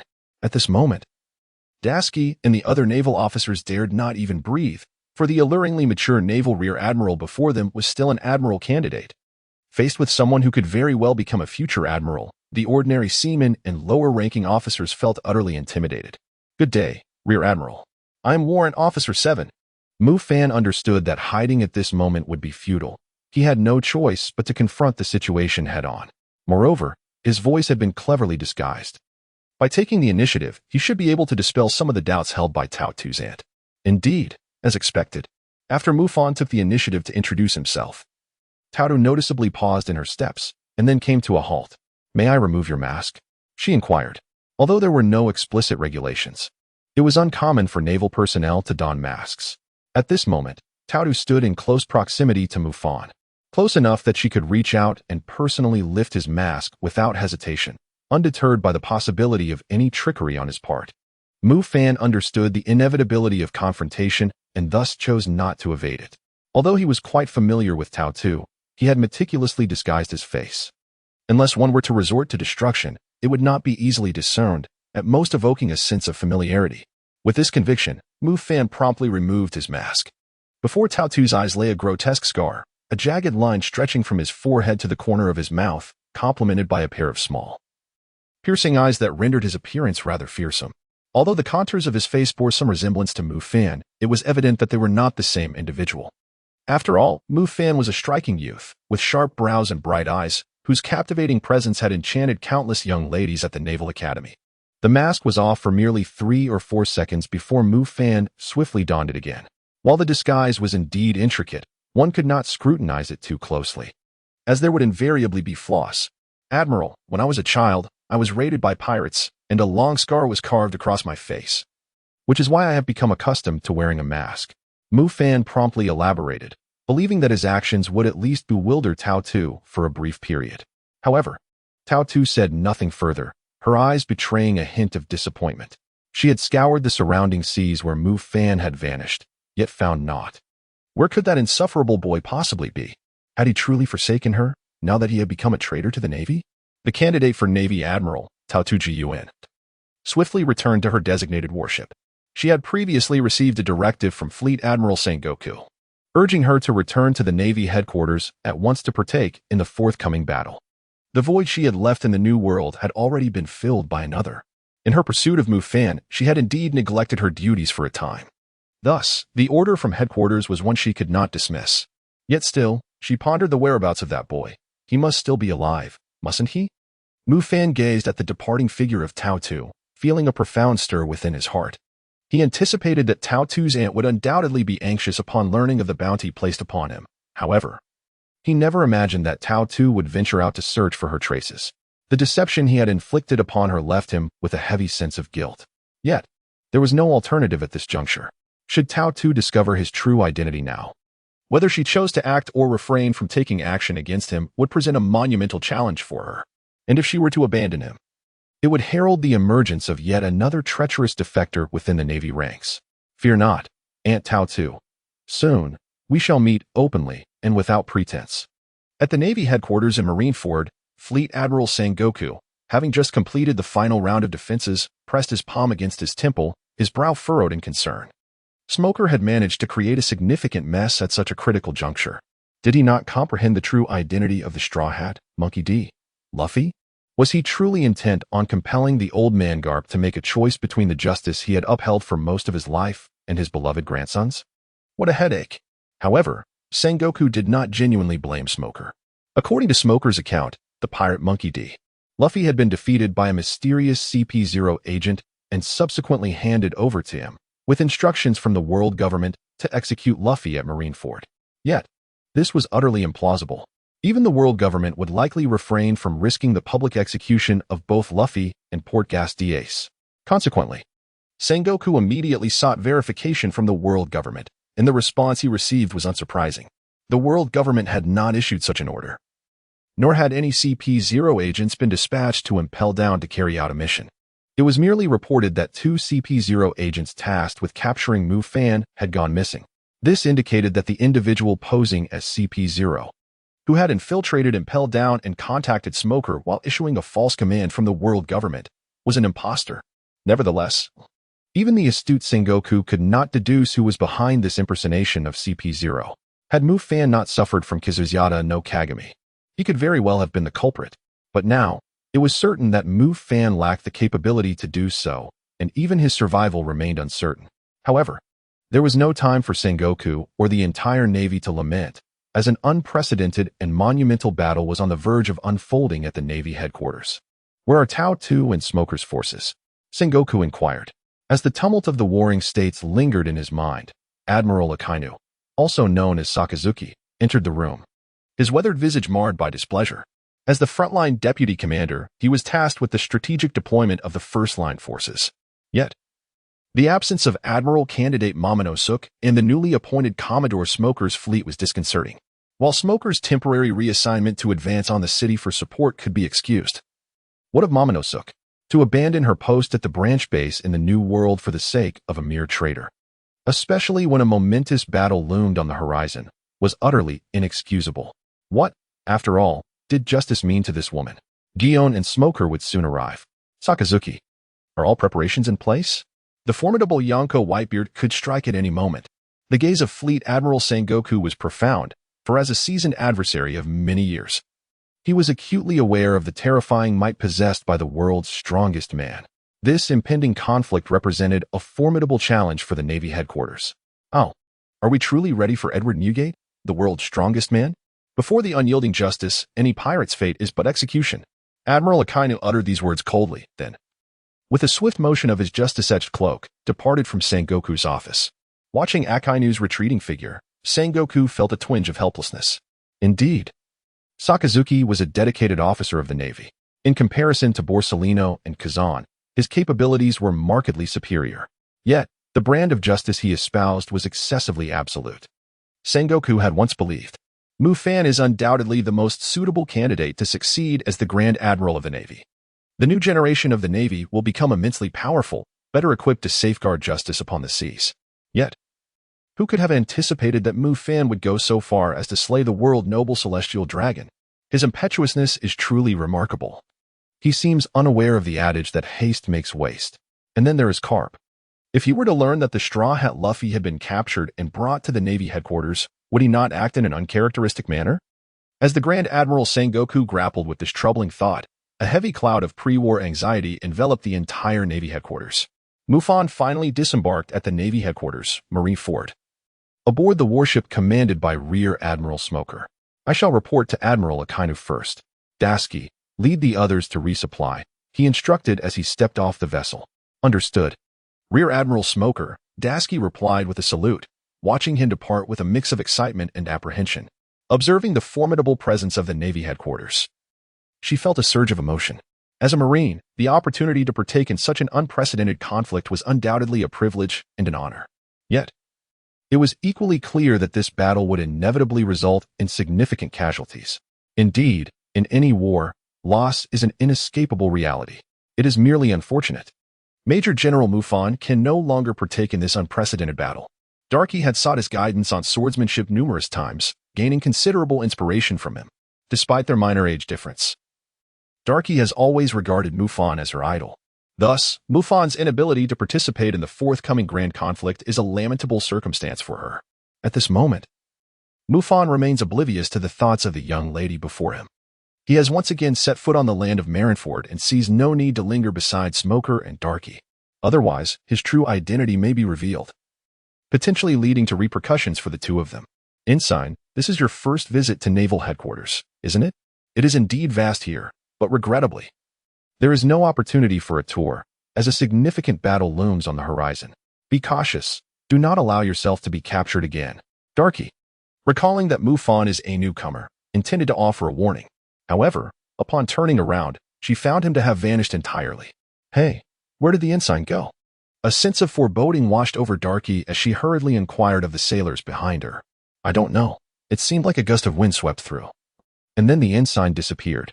Lieutenant Darky, do you think the ensign has been abducted again? Came the mocking responses from some of the sailors. It was evident that in the eyes of certain individuals, a naval officer being taken hostage was a mark of disgrace. You all go and collect supplies, then regroup here. I will seek out Brigadier Smoker. Darky dismissed the sailors. A nagging feeling suggested that the situation was more complicated than it appeared. She must promptly inform Brigadier Smoker. With a renowned blade in hand, Darky hastily departed from the ranks, heading towards Smoker's location. However, just as she had traversed halfway, an unexpected chill gripped her nape, and her vision began to blur. Ultimately, she heard a familiar voice whisper in her ear. Darky, take a brief rest. Awaken when the war commences. Wait. What is happening to this lieutenant? Outside the main entrance of the naval headquarters, confusion reigned. Mufan carried the unconscious Lieutenant Dashki into the lounge, only to be halted by the 2 sentry Marines. Lieutenant Dashki has exhausted herself and fainted. She requires a brief respite. The Brigadier has entrusted me with her care. Mufan casually concocted a reason, feeling a twinge of nostalgia within. In times past, as he approached this place, the guards would scarcely have time to salute, let alone dare to obstruct him. However, upon reflection, it made sense. After all, he was now cloaked in a guise. As for Mufan, he had become a traitor in the Navy. So it is. Then do proceed. With war imminent, after escorting this young lieutenant, I implore you to exit immediately. Warrant officer, reminded the Marine guard on the left. Mufan nodded, preparing to assist Dasky into the headquarters building. He was uncertain of the whereabouts of Destiny. Outside, various naval forces had established defenses, rendering movement cumbersome. The headquarters building was relatively vacant, making it an opportune location for inquiries. Moreover, if his instincts were correct, the Pirate Empress should be within the exclusive lounge of the 7 warlords of the sea. Wait. Just as Mufan was about to guide the unconscious Dasky into the headquarters, an insipid and irksome voice interrupted him. Mufan's body tensed as he cast a cold gaze towards the approaching man. A Rear Admiral of the Navy headquarters, known as Hyena, was none other than Mufan's old adversary. However, it was more accurate to say that this individual fancied himself Mufan's rival.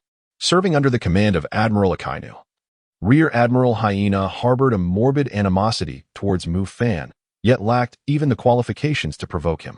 After all, a man over 30, merely an ordinary Rear Admiral, paled in comparison to the strongest Rear Admiral in history, especially considering the rumors that Mufan had vanquished former Admiral Zephyr before his defection. His prowess had evidently surpassed that of all Rear Admirals and even Vice Admirals within the Navy, with a few exceptions. Nevertheless, those were bygone days. In the eyes of the majority of rear admirals and vice admirals, Mufan had become the greatest laughingstock. The youngest and most formidable rear admiral in Navy history? Triumphing over the former Admiral Blackarm Zephyr? What did it matter? He was merely a traitorous Navy defector, incapacitated by Admiral Kizaru. With the impending battle, there was no time for respite. Forcing her awake, Smoker was truly inconsiderate. Arriving at the headquarters so late was one thing, but his subordinates had so many matters to attend to. Rear Admiral Hyena clearly had no intention of granting Smoker any favor. He immediately spoke in a cold tone. But sir, the two gatekeeping seamen found themselves in a dilemma. On one side stood Rear Admiral Hyena, while on the other were Smoker's trusted subordinates. They naturally did not wish to offend either party. Do you have any objections? Hyena glared at the two guards, causing them to shake their heads vigorously in response. His gaze then shifted back to Mufan. Hey, you, the inside. Did you not hear my orders? Why are you wearing a mask? Is that how Smoker's subordinates behave? Mufan listened to the incessant barking of the dog, a surge of inexplicable anger swelling within him. He longed to silence the rabid hound with a swift strike. Yet, maintaining composure was paramount. Any conflict at this juncture could lead to the exposure of his identity, rendering all his efforts futile. Currently, the naval headquarters was brimming with a considerable portion of the Navy's elite forces, with each sailor meticulously selected from the four seas and the New World. Even Mufan knew that revealing his identity at this moment would lead to his downfall, potentially endangering the Pirate Empress and his Aunt Tao Tuesday. However, that insufferable hound was truly exasperating. Hey, I'm speaking to you. Can you not hear me? Or do you wish to be treated as a spy and executed? The naval major, the hound, was infuriated that a mere warrant officer dared to disregard his words. And he drew his sword, ready to strike. A crisp metallic clang resonated through the air. Two naval guards had already collapsed in sheer terror, and even the aggressor, the naval major, stumbled back several paces from the shock. A mature and graceful figure stood protectively in front of Mufan and Dasky, retracting her renowned blade, Kimpira. The naval admiral candidate, Tao Tu, coldly addressed him. In the face of impending battle, you dare to raise a hand against your own, hound? What do you intend to accomplish? Leave. Tao Tu had no patience for further discourse with the hound, her tone icy and commanding. Yes. The naval major bowed his head, hastily retreating, casting a fierce glare at Mufan as he departed, seemingly blaming him for inciting the ire of Admiral candidate Tao Tuesday. Are you all right? What has happened to Dasky? Tao Tu inquired, noticing Dasky's unusual condition. Esteemed Admiral, Lieutenant Dasky has fainted from exhaustion. I am assisting her to rest for the imminent battle. Mufan adjusted his voice and cautiously spoke. He could hardly believe that he would encounter Aunt Tao again before the onset of the Great War. Is that so? Tao looked at Mufan with suspicion, feeling an inexplicable familiarity with the masked lieutenant, though she could not quite place it. Nevertheless, she dismissed the thought, as she needed to seek out General Sengoku to inquire about the matter of Heaven's mandate. Allow them entry, she instructed the two guards at the door before departing. As the sound of her high heels faded away, Mufan finally breathed a sigh of relief and assisted Daki into the headquarters building. Stepping once more into the headquarters, Mufan felt as though he had crossed into another realm. However, having served as a naval rear admiral for quite some time, he was still well acquainted with this place. Now that he had rendered Daki unconscious, he knew he must take responsibility. Mufan intended to first locate a medical room for Dashi to rest. However, unexpectedly, before he could guide Dashi to the medical facility, he encountered the hyena once again. Mufan found himself at a loss for words. Could this person truly be so narrow-minded? With the impending battle looming, instead of steadfastly holding their position, they chose to sulk with two junior officers? And yet, they consider themselves a champion of absolute justice? You little rascal, who would have thought we would meet again? You have certainly caused me considerable trouble. The naval rear admiral, Hyena, gazed at the freshly bandaged wound on his hand, his eyes fixed on Mufan with the intensity reserved for a nemesis. What do you intend to do? Mufan chuckled coldly. There were no guards here. If the hyena sought death, he would not mind escorting it on its journey. Confronting the Navy's rear admiral, the hyena displayed an utter disregard for its own mortality. Mufan evidently lacked patience. The pressing priority now was to reclaim his treasured sword, destiny, and fulfill the system's mission to obtain the reward of the divine fruit, which granted mastery over the 7 elements of nature. Even Mufan could scarcely contain his anticipation. Thus, he felt considerable ire towards the incessant provocations from the hyena. At such a pivotal moment, With the war on the horizon, he found himself squabbling with a mere warrant officer. Such audacity from the hyena was indeed shameless. Huh? Are you afraid now? Warrant officer. Weren't you quite arrogant before? I shall see if anyone can come to your rescue this time. How dare a mere warrant officer provoke me? The naval rear admiral, hyena, continued to sneer maliciously. Initially, he had no particular conflict with this insignificant warrant officer. However, after being reprimanded by Rear Admiral Peach Rabbit due to this officer's actions, he felt humiliated. Moreover, this peculiar warrant officer was exceedingly arrogant, seemingly disregarding his status as a distinguished naval rear admiral. This reminded him of the disdainful feelings he experienced when confronting Mufan. Such thoughts infuriated him further. Although he had loathed Mufan, he had to acknowledge that he was indeed the most formidable rear admiral in naval history. Yet, what right did this mere warrant officer have to act so presumptuously? Did he think that being a subordinate of Smoker exempted him from respecting Rear Admiral Hyena? As these thoughts swirled in his mind, Hyena's anger intensified. He decided to unleash his armament hockey, enveloping his fist, eager to teach this fearless warrant officer a lesson.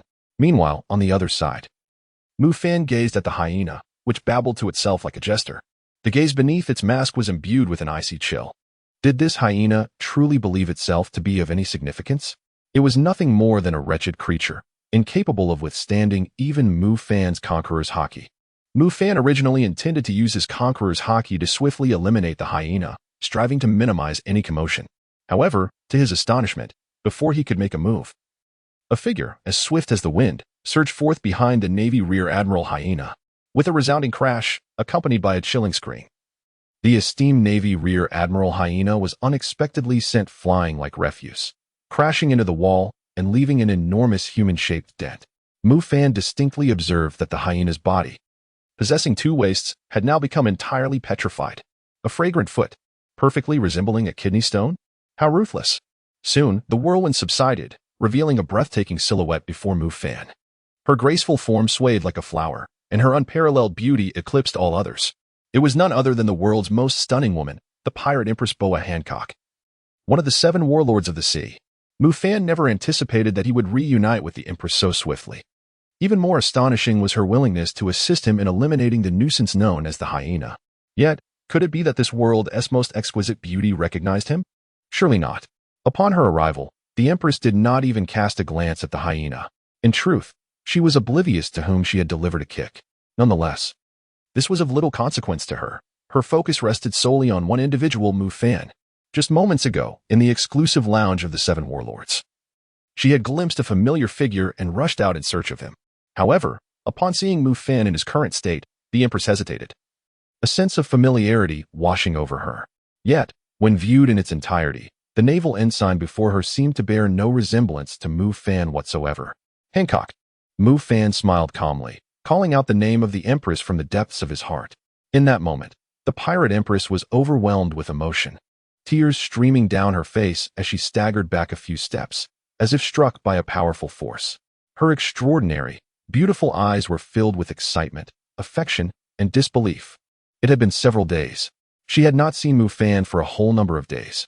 During this time, she had been at a loss as to how she had managed to endure. Hancock, remain composed. You are now one of the 7 warlords of the sea. Just hold on a little longer. As Mufan observed the Empress on the verge of losing her composure and rushing towards him, he felt a surge of emotion, yet quickly reminded her of their precarious situation. After all, they were within the confines of the Navy headquarters, and should their identities be revealed, it would likely spell disaster for both him and the Empress. Upon hearing Mufan's caution, the Pirate Empress nodded earnestly, acknowledging his words. However, her gaze soon fell upon Mufan as he assisted a female Navy officer. Mufan, what is this? Have you strayed? Do you no longer cherish me? Is there something lacking in my demeanor? In an instant, the once mighty Pirate Empress, who had just moments ago dispatched a Navy Rear Admiral with a single kick, found herself engulfed in an unprecedented gloom, casting a hurt glance towards Mufan. At that moment, Mufan's heart jolted. He glanced at the unconscious Dasky resting on his shoulder, finally comprehending the situation. It was all a misunderstanding. However, Mufan had neither the time nor the energy to clarify these matters. At that moment, the Naval Rear Admiral, Hyena, began to regain a semblance of consciousness. Ah, my kidneys. The first thought that struck Hyena upon regaining awareness was one of shock and despair. After all, he had been entirely petrified. How could this be? Pirate Empress, you are one of the 7 warlords of the sea. Why did you ambush me? The naval rear admiral gazed at the Pirate Empress with anguish, unable to fathom why fate had dealt him such a cruel hand. Why was he experiencing such misfortune today? First, he was reprimanded by Rear Admiral Peach Rabbit, and now he had been thoroughly incapacitated by one of the 7 warlords of the sea. Damn it, who had he offended? Moreover, how could that naval ensign be so fortunate? What business is it of yours to question me? If you must know why, it is simply because I am too beautiful. The Pirate Empress regained her haughty demeanor, her unparalleled beauty radiating an icy coldness. Yet, even in his state of incapacitation, the naval rear admiral remained utterly captivated by her allure, akin to a puppy wagging its tail in desperation. Seizing this opportunity, Mufan unleashed 2 formidable finger guns. One rendered Hyena's martial prowess utterly null, while the other knocked him unconscious before he could emit a more agonized scream. Moo! Just as the Pirate Empress was about to utter something after disposing of the troublesome hyena, Mufan raised his hand to silence her. Beneath his mask, Mufan's expression turned grave. After all, Hyena was merely a minor character. Mufan had never regarded it as a significant concern, having successfully infiltrated the naval headquarters. He possessed a profound sense of confidence. The likelihood of a mere hyena causing his premature exposure was minimal. However, the individuals swiftly approaching this location were an entirely different matter. The naval marshal, a strategic mastermind, the war god of Buddha. At this moment, this esteemed naval marshal was leading a contingent of sailors with great urgency towards this vicinity. Mufan took a couple of steps back, but chose not to leave. If his instincts were correct, Admiral Sengoku had received a report about the Pirate Empress's unauthorized departure from the Shichibukai's lounge, prompting his arrival. Although it was unlikely that Sengoku would provoke the Pirate Empress at this juncture, Mufan still felt a twinge of unease. After all, the Empress was but one ritual away from fully becoming his woman. Pirate Empress. In the headquarters of the Navy, Admiral Sengoku glared furiously at the Pirate Empress, a member of the Shichibukai. His expression was a mixture of wrath and fatigue. Being the fleet admiral was proving to be exceedingly arduous. With the Whitebeard pirates posing a constant threat of attack, incidents continued to arise. Upon receiving the report that the Pirate Empress had abruptly vacated the exclusive lounge for the Shichibukai, Sengoku had smashed his desk in frustration. After all, Blackbeard, another member of the Shichibukai, had recently defected. Should the Pirate Empress encounter further troubles, it would undoubtedly strike a severe blow to the Navy. The morale, already shaken by the Mufan incident, could collapse entirely. Fortunately, nothing catastrophic had occurred. What does your Navy mean by this? I have traveled great distances to assist you in battle, yet I must endure your restrictions? The Pirate Empress, seeking to protect Mufan, launched into a confrontation with Sengoku, clearly adopting an accusatory stance. And how dare this wretched man speak to me in such a manner? Does your notion of justice not even encompass a woman like me? Hyena? Admiral Sengoku then noticed the lifeless form of the hyena not far away, causing his brow to furrow deeply. This creature dared to provoke the Pirate Empress? Or was this woman simply fabricating tales? Amidst his thoughts, Sengoku finally recognized Mufan's presence. Ensign, have you been here all along? What on earth has transpired? Sengoku inquired, noticing Mufan's masked visage, which caused him to furrow his brow slightly. For reasons unbeknownst to him, he had recently harbored an ominous premonition. Report, Admiral. It was Major Hyena who confronted the Pirate Empress, claiming that he, a dignified Navy major, would not regard a pirate with any significance. Thus, Mufan deliberately hesitated before revealing the truth. In any case, the hyena would not awaken anytime soon. Whatever he said, Sengoku would have no choice but to believe. As expected, the Marine Admiral Sengoku was enraged and immediately commanded the soldiers to remove the bothersome hyena to prevent it from being seen by others and affecting morale. Lady Empress of the 7 Warlords, please return to the lounge and await further instructions. If you require anything, do not hesitate to inform the guards. This is a critical period. Please refrain from wandering about. It will not be long before you and the other warlords are summoned to the port for deployment. This war concerns the fate of the entire sea. I implore you to take it seriously. After dealing with the hyena, Admiral Sengoku spoke sternly to the Pirate Empress. The betrayal of the pirate Marshal D. Teach had already caught him off guard, while the Navy needed the strength of the 7 warlords. Each of these notorious pirates, apart from the tyrant Kuma, was a volatile time bomb. Therefore, caution was imperative when dealing with the warlords. Sengoku, are you teaching me how to conduct my affairs? The stunningly beautiful Pirate Empress's expression darkened. She had only just reunited with Mufan and had barely exchanged 2 words before this old man ordered her back to that ridiculous lounge. Boa Hancock. The situation is exceptional. The Yonko Whitebeard may strike at any moment. I hope you can prioritize the greater good. Sengoku's forehead throbbed with veins, his expression quite agitated. Since Mufan's creation of a heinous incident leading up to the public execution of the pirate world.As, he had scarcely rested. However, these matters fell within his responsibilities. Yet now, faced with the arrogant Pirate Empress, he felt overwhelmed, especially in this crucial moment. He could not resort to force against a fellow warlord. But if this woman caused a ruckus, it would undoubtedly spell disaster for the impending war. Damn it! Why did that hyena have to provoke her? The world's most beautiful woman. The more beautiful she is, the more terrifying. Warlord, you should heed the Admiral's counsel. A war is about to erupt. You ought to rest well and prepare for the unprecedented battle ahead. As Mufan observed the impending conflict between the parties, he stepped forward to persuade the Empress. He understood her sentiments, as he too yearned for an honorable meeting with her. Yet, the moment was not ripe. Who permitted you to speak? Thundered Fleet Admiral Sengoku upon hearing Mufan's sudden interjection, his body tensing, ready to intervene at any moment. Given his knowledge of the Pirate Empress, he recognized her extreme pride and knew that she would not easily forgive any man who dared to challenge her. A mere naval lieutenant could very well invoke her wrath. However, an astonishing scene unfolded before Sengoku's eyes. The Pirate Empress not only refrained from hostility, but bestowed a gentle nod in response. Indeed, gentle. Remarkably so. The notoriously haughty Pirate Empress displayed such tenderness. Was it truly due to the lieutenant's single utterance? Could it be that a mere lieutenant wielded more influence than he, the fleet admiral? As Sengoku grappled with his astonishment, the Pirate Empress turned and retreated to the exclusive lounge of the 7 warlords of the sea, fixating on the silhouette of the world's most beautiful woman. Sengoku finally redirected his gaze to Mufan and Daski, specifically, the enigmatic naval lieutenant adorned with a mask, whom he had never encountered before. As for Daski, since she was already unconscious, Sengoku chose not to dwell on her condition. With the impending battle, it was only natural for the soldiers to be on edge, and the likelihood of exhaustion leading to fainting was a possibility. Lieutenant, do you know the Pirate Empress, one of the 7 warlords of the sea? Sengoku inquired. Reporting to the Admiral, I do not. Mufan responded with composure, aware that Zhang Gua had little time for idle chatter. The more succinct his reply, the less likely it was to arouse suspicion. But why would she heed your words? Zhang Gua inquired, voicing the question that lingered most prominently in his mind. It was indeed perplexing. After all, she was the Pirate Empress. Previously, she had dared to confront him directly. Yet now she chose to retreat at the behest of a mere ensign? Report, Marshal. I believe the Pirate Empress is not truly listening to my counsel. Rather, her pride does not permit her to bow before you. Thus she has utilized me as a stepping stone. Mufan slowly articulated the reasoning he had meticulously crafted.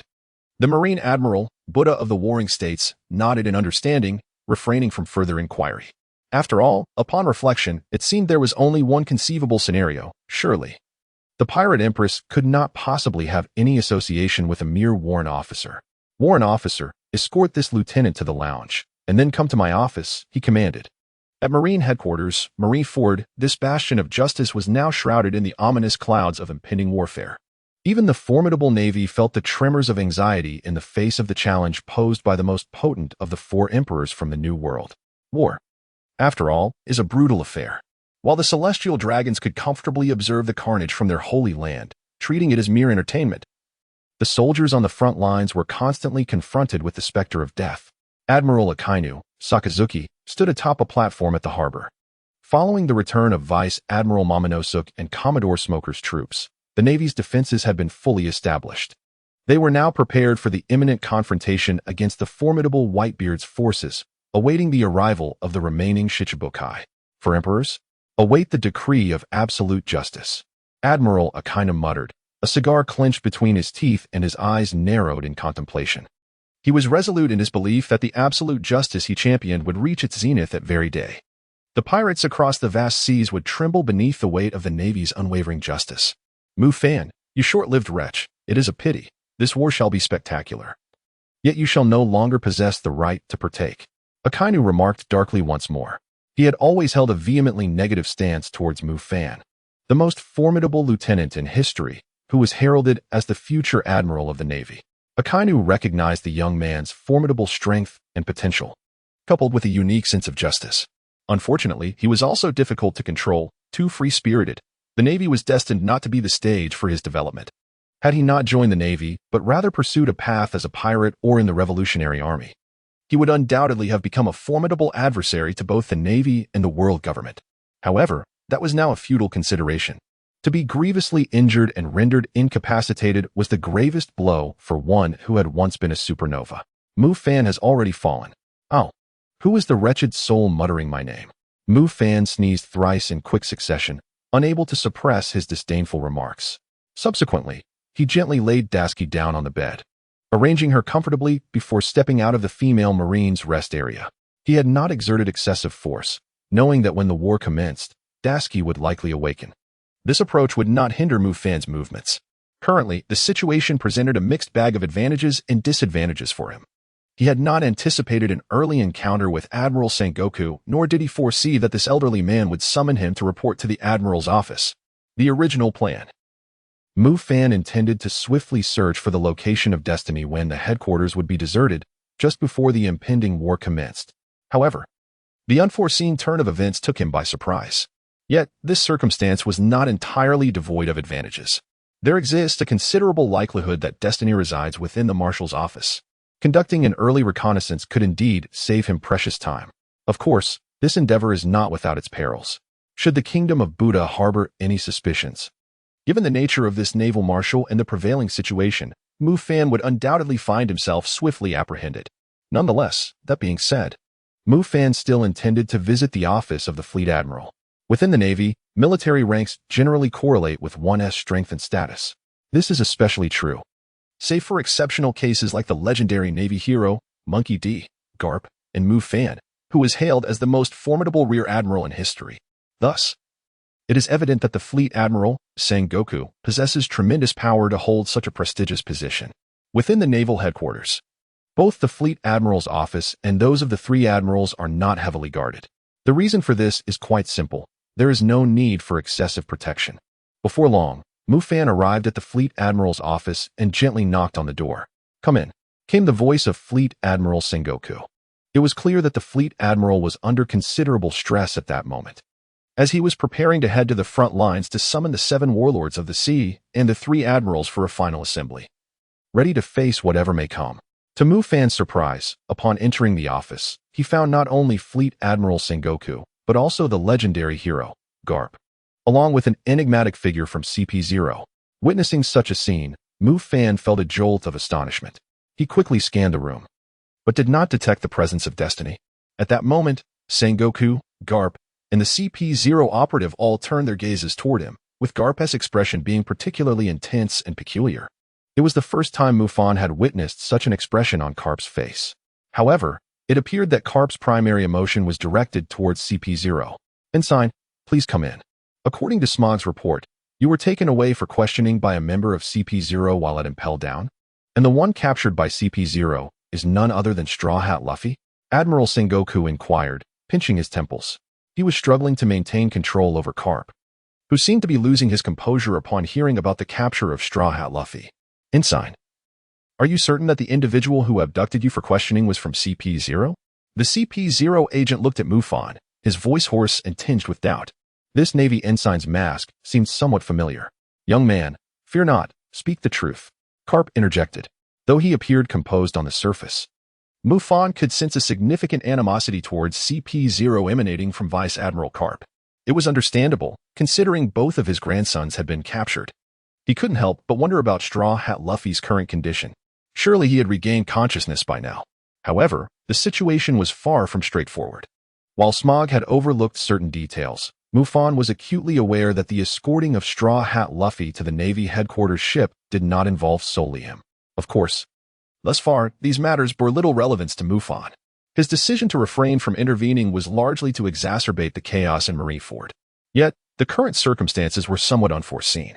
This CP0 agent appeared to be quite formidable. Had they perhaps acquired some intelligence? Report to the Admiral, Vice Admiral Garp. Time is of the essence.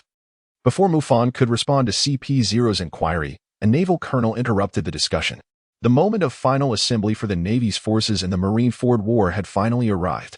Carp, let us step outside. CP0, you may proceed. Ensign, please cooperate with CP0's questioning.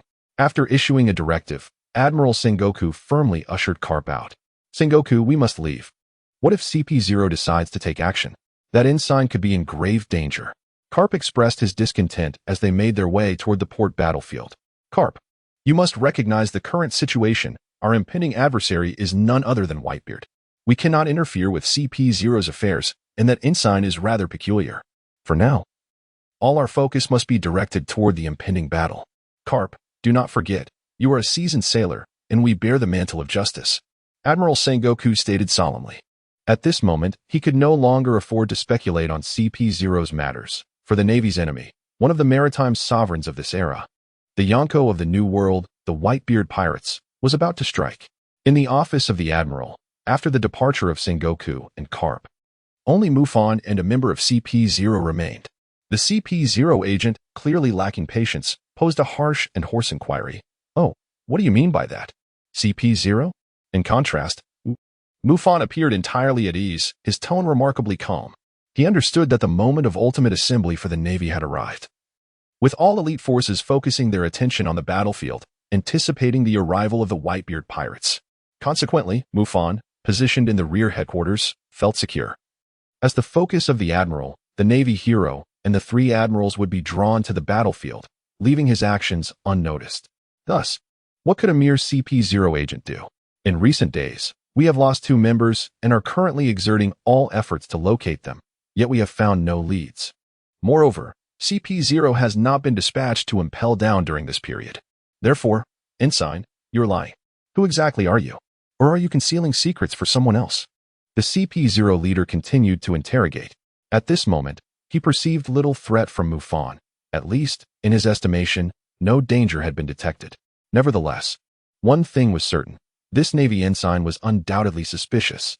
Furthermore, after this war, he would need to engage with one of the 7 warlords of the sea, the Pirate Empress.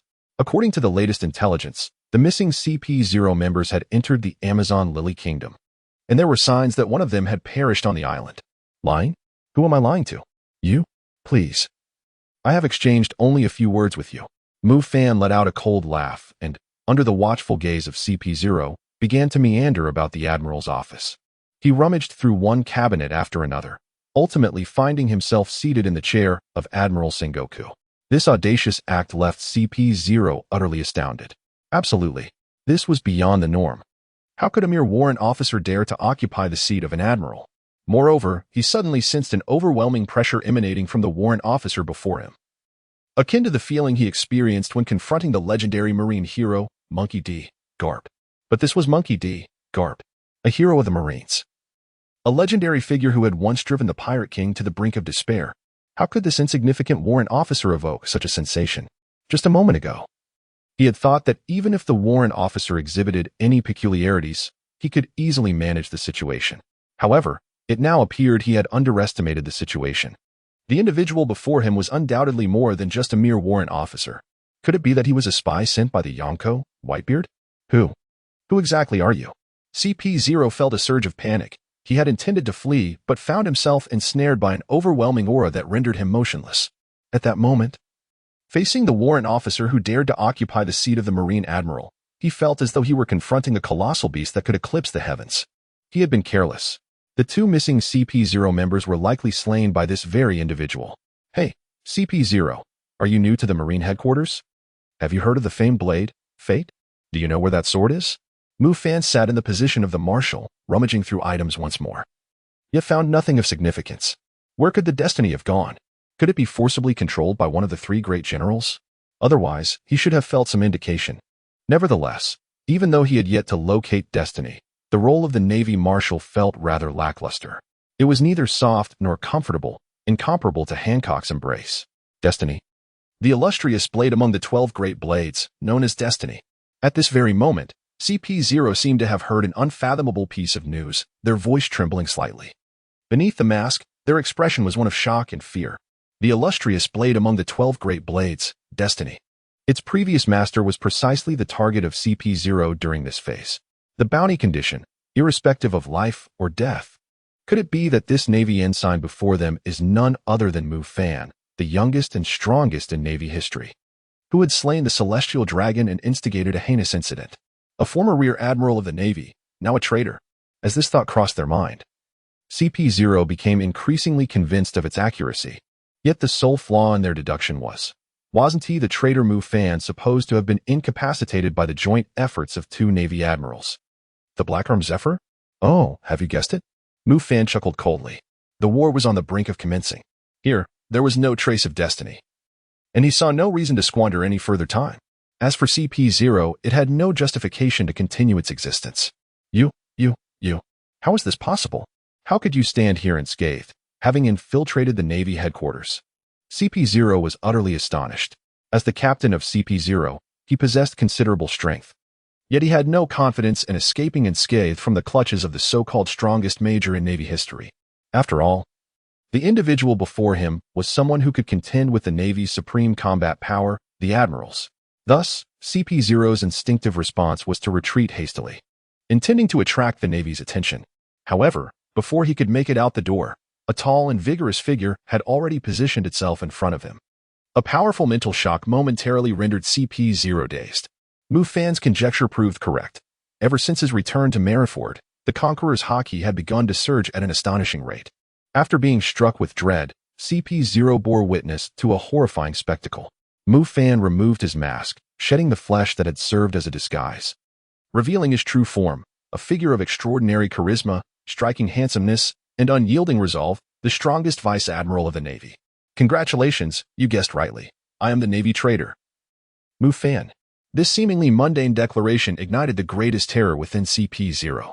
In yet another wave of potent Conqueror's haki, accompanied by fear, a sure blade pierced through CP0's chest, instantly shattering all remnants of life within. Following the disposal of CP0, Mufan removed the naval warrant officer's uniform and retrieved his own attire from the system space. It was a battle uniform of a naval commander, devoid of insignia and adorned in a deep black hue. Originally, the naval attire was white, but Mufan's ensemble now radiated an air of authority in its dark shade. Subsequently, he gazed out through the marshal's office. At the port, the naval marshal, Buddha of the Warring States, along with one of the Navy's most formidable forces, Admiral Akainu, had taken their positions. The next step would be the assembly of the 7 warlords of the sea and the other 2 admirals. With the 3 admirals, 100,000 elite Navy personnel, and the 7 warlords of the sea, it was no wonder that Whitebeard met his demise here.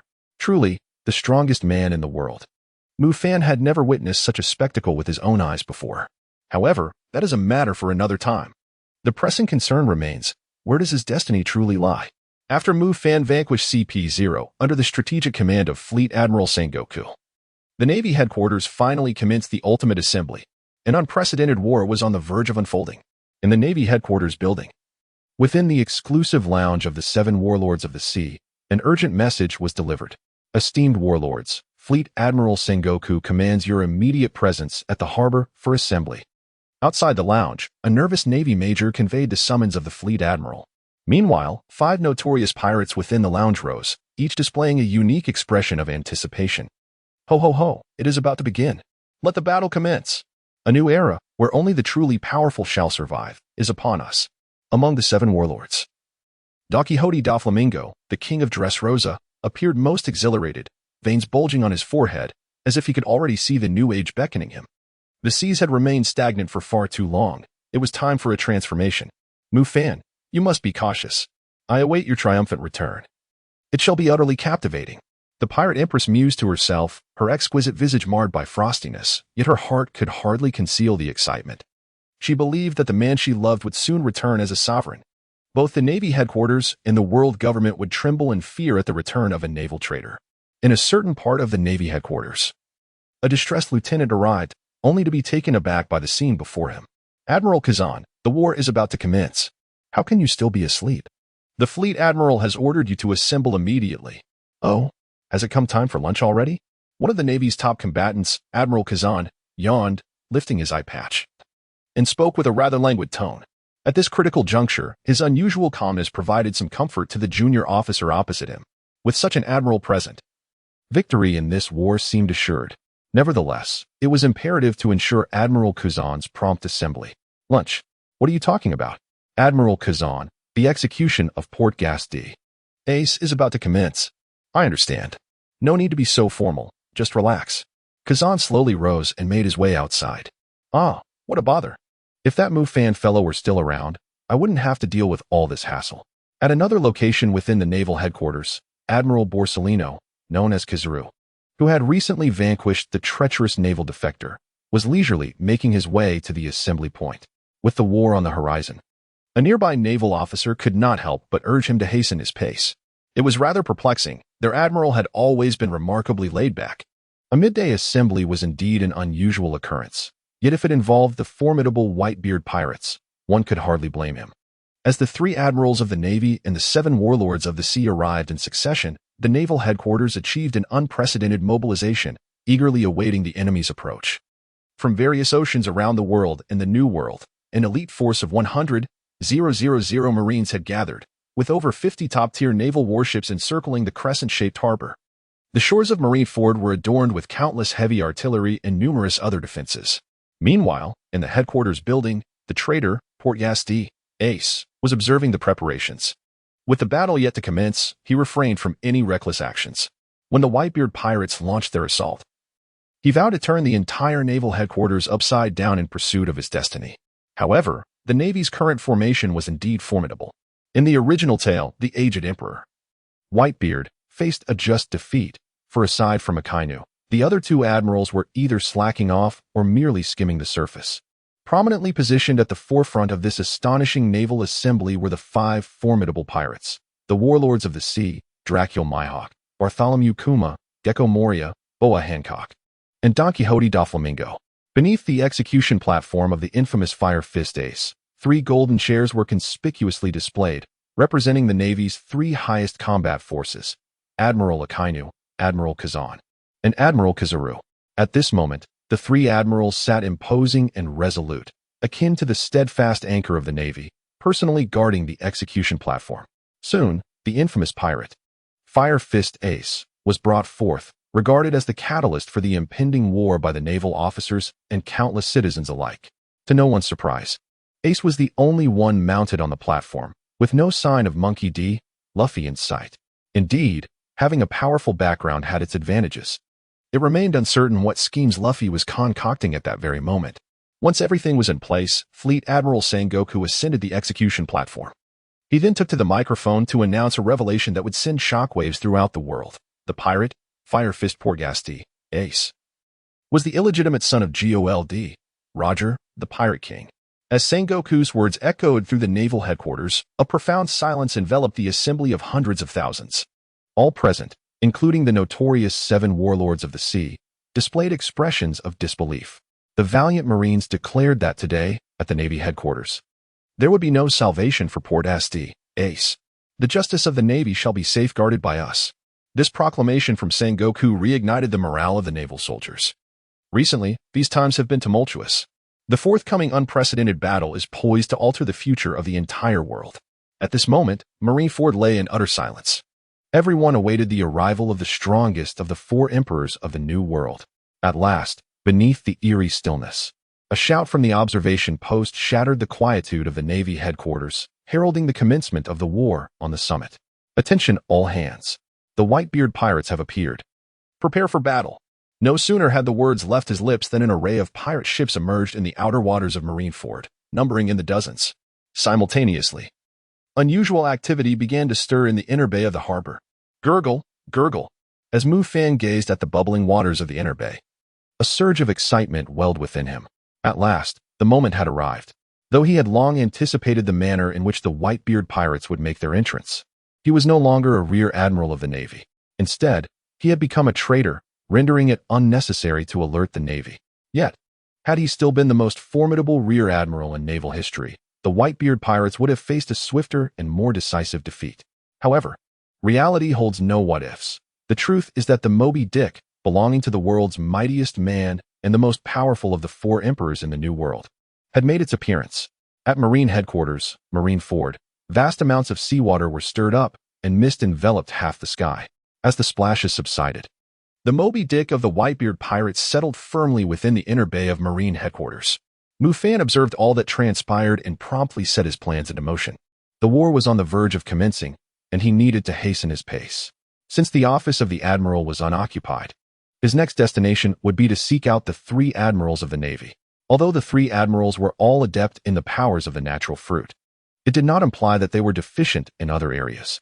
Among them, Kizaru possessed a remarkably formidable swordsmanship. Thus, the possibility of destiny being under the control of the 3 Admirals could not be dismissed. After all, destiny was one of the 12 supreme blades. While Akiji was unlikely to wield it, Kizaru and Akainu were not ruled out. However, destiny was notoriously difficult to master. Even an Admiral of the Navy would struggle to control it in a short span. Therefore, during a battle of such magnitude as the Marineford War, even if they possessed destiny, Kizaru and Akainu would not carry it on their person. At this moment, with all the elite forces of the Navy drawn to Whitebeard, he found it an opportune time to move. Outside the main building, the morale of the Navy had somewhat diminished. There was no escaping it. Despite the Navy setting up an unprecedentedly formidable formation at their headquarters, their adversary was none other than the world's strongest man, the Emperor of the New World, Edward Newgate, also known as Whitebeard. Time ticked away, and at last, a commotion arose aboard the Moby Dick of the Emperor. Clang, clang, clang. The powerful sounds of metal striking the ground resonated rhythmically, each impact sending shivers through the hearts of the Navy present. At that moment, the naval forces, including admirals and the warlords of the sea, gazed sternly at the colossal pirate ship, awaiting the arrival of one man, the world's strongest man, the Emperor, Edward Newgate. As this man, reputed to be the mightiest in the world, made his appearance, the atmosphere in Marineford shifted dramatically. One man stood against 1,000 troops.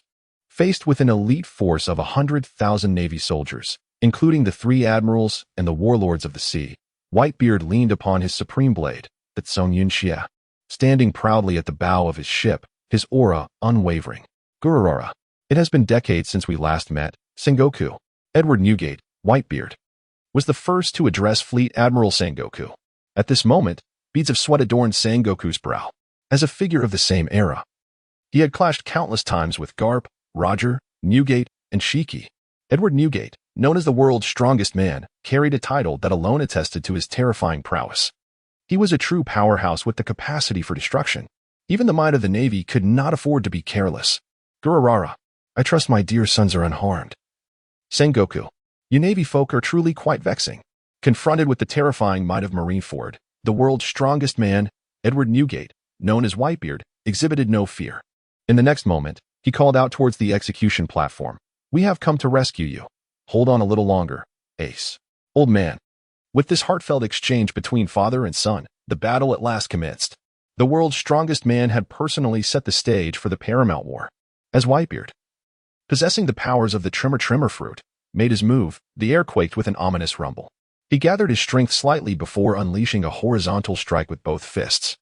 The atmosphere cracked and splintered as if it were fragile glass, vividly visible for all to behold.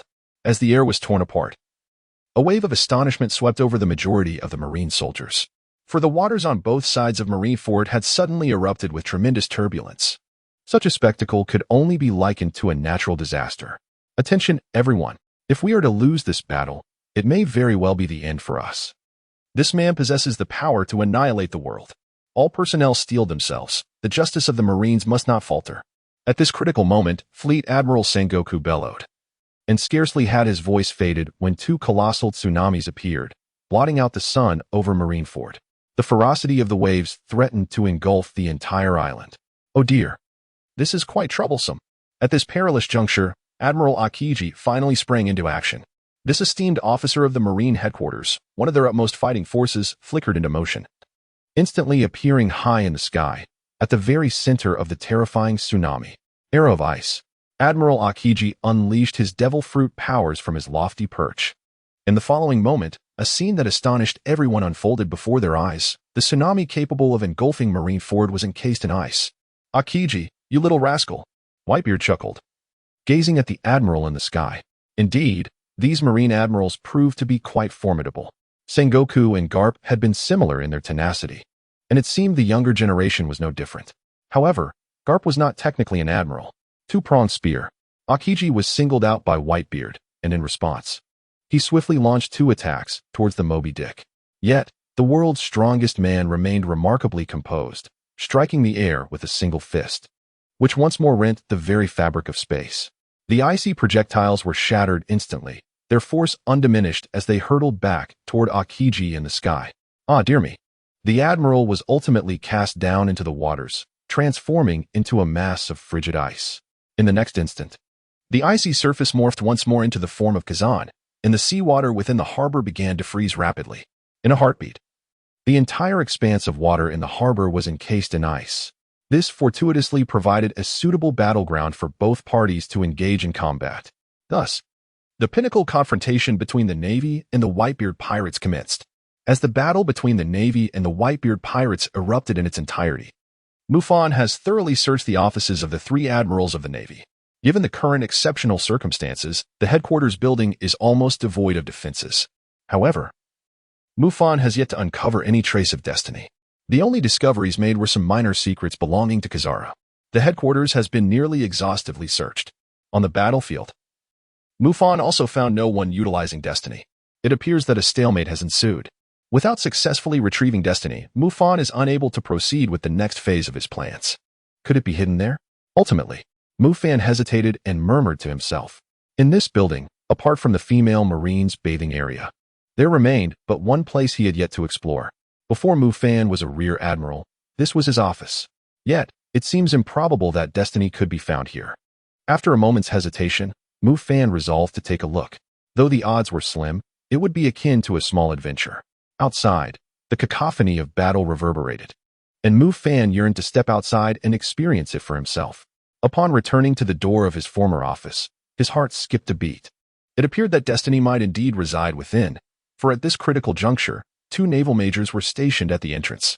Such privilege was not even afforded to the naval marshals or the 3 great generals. Halt, warrant officer. Who are you? What brings you here? No entry allowed.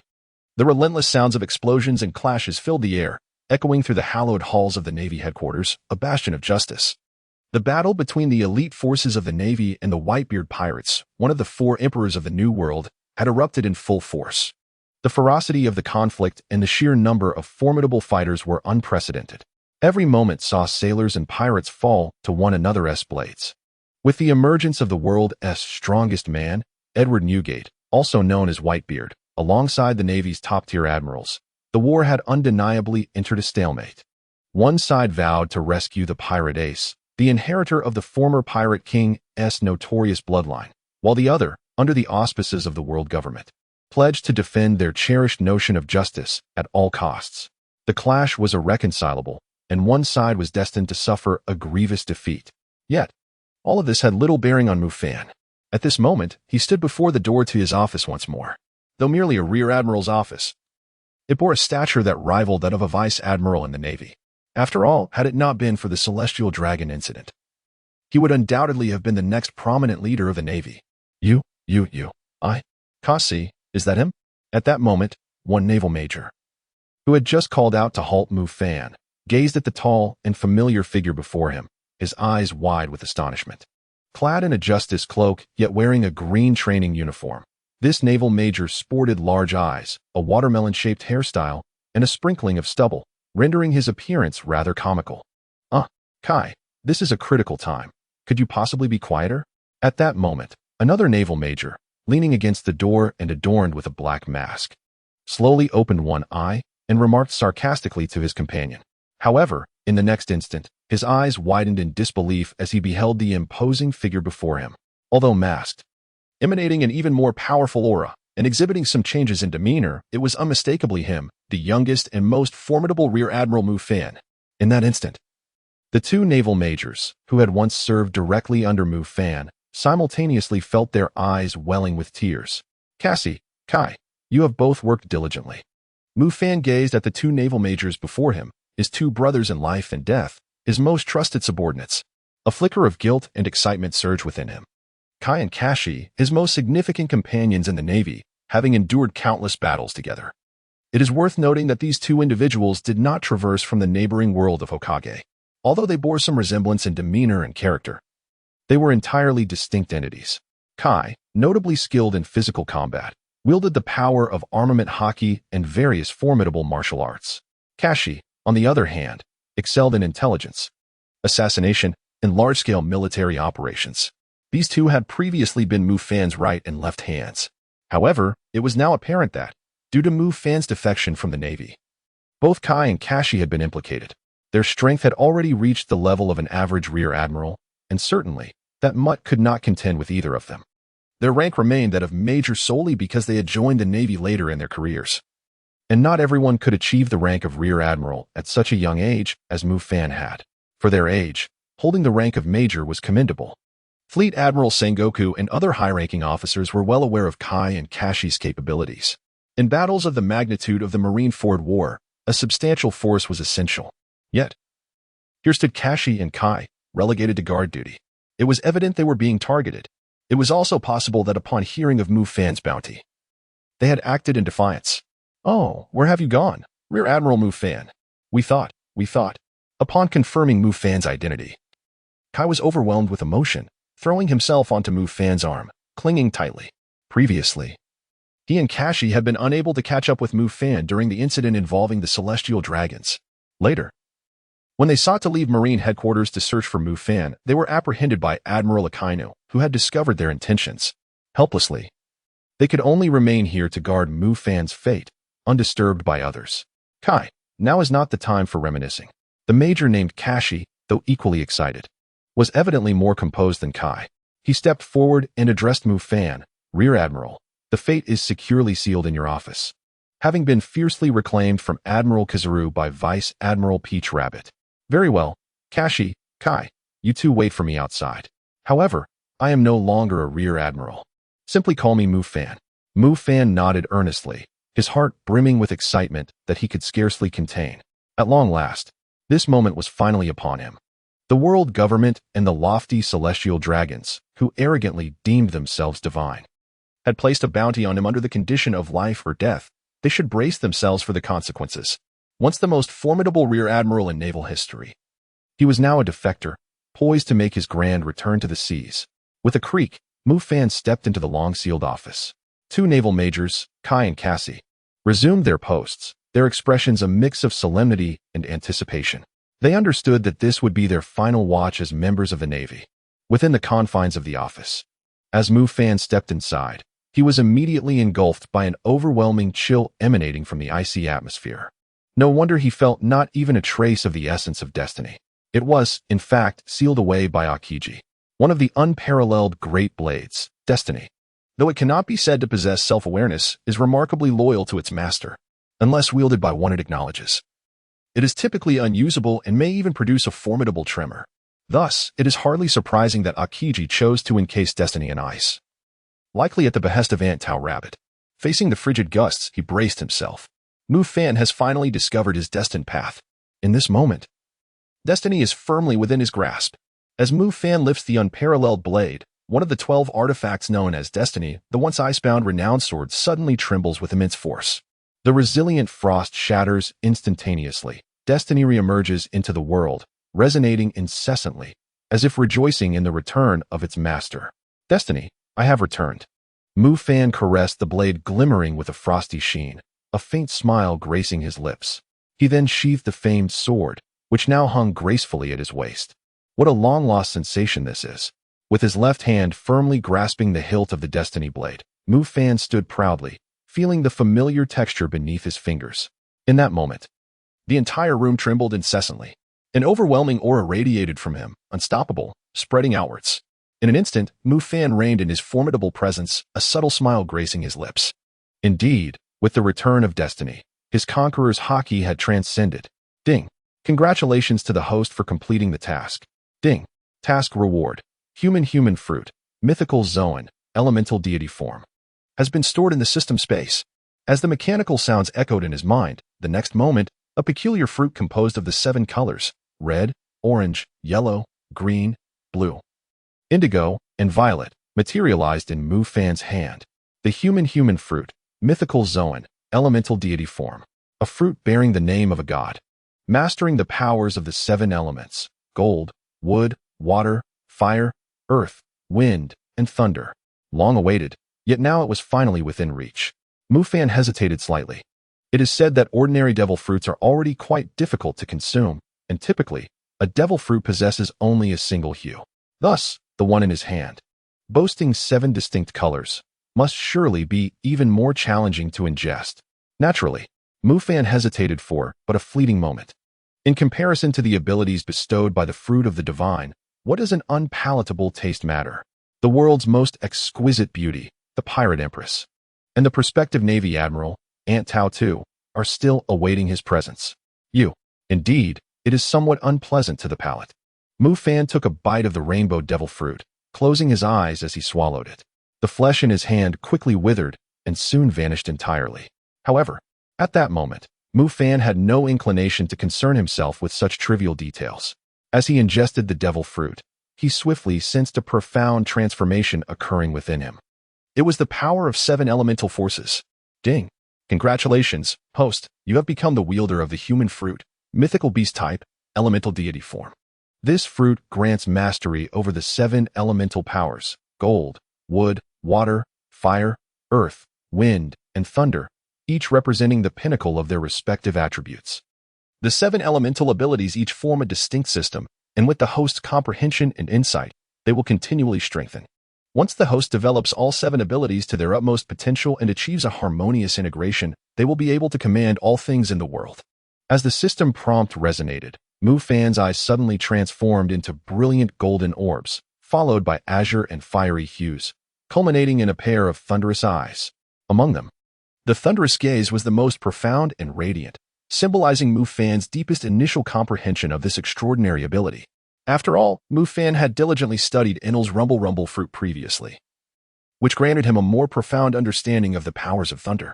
Furthermore, according to the system's assertions, at this moment, the 7 elemental abilities acquired by Mufan are all of the highest rank within their respective attributes. In other words, when it comes to lightning, Enel stands before Mufan as either a younger sibling or a mere child. Similarly, once Mufan's fire elemental ability reaches a certain level of development, even the likes of the flame fruit and the magma fruit will be rendered obsolete. This clearly illustrates the terrifying nature of the divine fruit that Mufan has obtained. Soon, after an initial moment of enlightenment, Mufan's gaze returned to its normal, profound starry depth. He then extended a finger and gently pointed towards the wooden desk before him. In an instant, a dazzling beam of golden light flashed by, transforming the desk, which stood at about half his height, into a resplendent object of pure gold. Indeed, it seems that the current capabilities of the gold elemental ability are limited to transmuting inanimate objects into gold.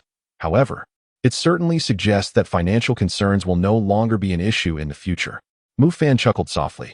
With his current understanding of the golden element's capabilities, he could only perform the basic transformation of turning stone into gold, while other functions and variations remained to be explored. Nevertheless, this was a commendable achievement. For the world of pirates undeniably required wealth. Otherwise, countless pirates would not venture out to plunder. Additionally, he recalled that the financial situation of Amazon Lily was rather dire. This opportunity could provide a staggering dowry for the daughter-S island, leaving the elder Nyan with little to say. Moreover, with the equivalent of possessing unlimited berries, it would undoubtedly offer substantial support to Mufan's subsequent journey to conquer the seas and claim the title of emperor. Indeed, presenting bounties in the tens, or even hundreds of billions for celestial dragons or rival marine admirals could prove to be an intriguing endeavor. High bounties on celestial dragons. Just the thought of it fills Mufan with a sense of style. Furthermore, this was merely one of the elemental powers he had mastered. Ding! The system detected that the host was about to reveal his true identity during the Marineford War. Activation choice prompted. Choice 1. The honor of the Marines out of respect for the Marines. Assist them in achieving complete victory in the Marineford War, burying Edward Newgate, the Whitebeard, Port Gasti, Ace, Marco the Phoenix, Monkey D, Luffy, and the majority of the Whitebeard pirates officers in the depths of the Marine headquarters, while thwarting Blackbeard Marshal D. Teach nefarious schemes. Reward: Zoan-type bird fruit, mythical beast, vermilion bird form, blessing of the devil X1, allows consumption of an additional devil fruit. Infinite system space, unrestricted access to store any items except living beings. Possible consequences: positive, the world government may pardon the host for the sin of slaying celestial dragons, allowing the host to rejoin the ranks of the Marine Stars. Negative, the world government would still pursue the host, and a victorious marine would further expand its influence, solidifying the celestial dragon's control over the world. Choice 2. The collapse of the marine headquarters as a traitorous marine, ally with the new world.As 4 emperors, Whitebeard, and assist the Whitebeard pirates in achieving victory against the marines, completely annihilating the marine headquarters in Marineford. Reward: Zoan-type bird fruit, mythical beast, phoenix form. Perfect level 6 powers of the marines, infinite system space. Possible consequences: positive, the host's reputation would soar, elevating him to the status of a 4 emperor level pirate. Negative, the world government may dispatch troops at a critical moment, leading to mission failure, or even the host's capture. Choice 3. Enter the battlefield of the Marineford War as a traitorous marine, and with sheer willpower, take any action to ultimately enhance his reputation and astonish the world, taking the first step toward becoming the sovereign of the seas. Reward: Zoan-type devil fruit, mythical beast, Kuanping form, infinite system space. Possible consequences: positive, the host's reputation will soar significantly, attracting a multitude of followers, thus establishing an emerging force that is neither a pirate, nor a navy, nor a revolutionary army, nor affiliated with the world government. Negative, this will provoke simultaneous hostility from both the Navy headquarters and the Whitebeard pirates, resulting in a two-front assault. Just as Mufan was about to depart from the headquarters building towards the battlefield, the system activated once more, presenting him with 3 distinctly different choices. However, Mufan paid little attention, for he had already devised a comprehensive plan. Kai, Cassie, if you choose to accompany me, we shall become the foremost adversaries of the world government and the Navy, as well as the pirates, facing imminent peril at every turn. Should you opt to remain within the Navy or pursue your own paths, I have left you a parting gift. At the entrance to the office, Mufan addressed his 2 former subordinates. Without a moment's hesitation, Kai and Cassie exchanged knowing smiles and made their decision. Very well, let us go. Let the world government, the Navy headquarters, and all the pirates across the globe know that we have returned. The Navy headquarters at Marineford, a stronghold symbolizing justice, was currently the stage for a monumental battle. The icy battleground echoed with the sounds of clashing steel and flowing blood. Although the Navy had gathered a formidable force of 100,000 elite troops, they struggled to gain the upper hand against the pirates of the Whitebeard crew in the New World. In the early stages of the battle, only the strongest remained unperturbed. Among them, several members of the Shichibukai made their presence felt. The world's greatest swordsman, Dracul Mihawk, unleashed a strike of unparalleled might toward Whitebeard. Yet, the man known as the strongest in the world did not even need to engage directly, as his 3rd Division captain, Diamond Jozu, effortlessly blocked the fabled attack. Meanwhile, Marco, the captain of the 1st Division, showcased remarkable prowess by holding his ground against Admiral Kazara without succumbing. At that moment, the Whitebeard pirates were at the zenith of their power. Subsequently, Admiral Sengoku initiated the rise of several iron gates in the harbor's inlet, intending to thwart the pirates' advance and ensure that Fire Fist Ace would not be rescued. Although the giant Ors Jr. managed to breach the iron gates, he was swiftly targeted by the Shichibukai Bartholomew Kuma, Don Quixote da Flamingo, and Gecko Moria. Ultimately, the giant fell, his foot severed, within the confines of the Navy headquarters. Still some distance from Ace. Come on, everyone, save Ace. With Edward Newgate, the Whitebeard, launching a devastating spatial attack from the Moby Dick, the conflict escalated further.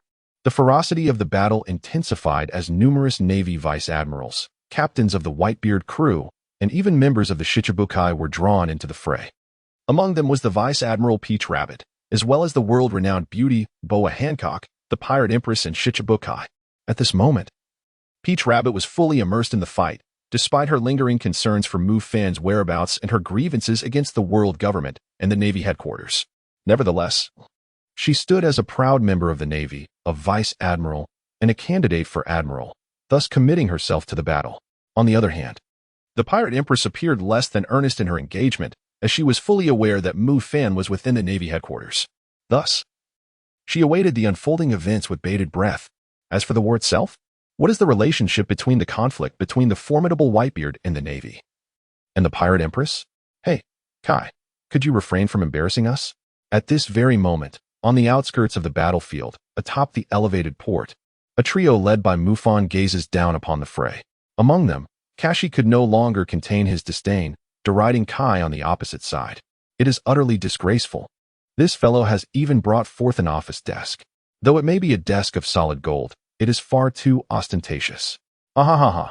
Kashi, you fail to comprehend. This is a motivation from the rear admiral. With a beaming smile, Kai brandished the gilded desk, unperturbed, even lifting it as if it were a dumbbell for a few repetitions. Mufan had long accustomed himself to the styles of the two individuals and paid them no heed. At that moment, he was intently observing the battlefield. The iron gate had been breached, yet Whitebeard had not yet fallen victim to an ambush by his subordinates. Even the notorious Straw Hat Luffy had yet to make an appearance.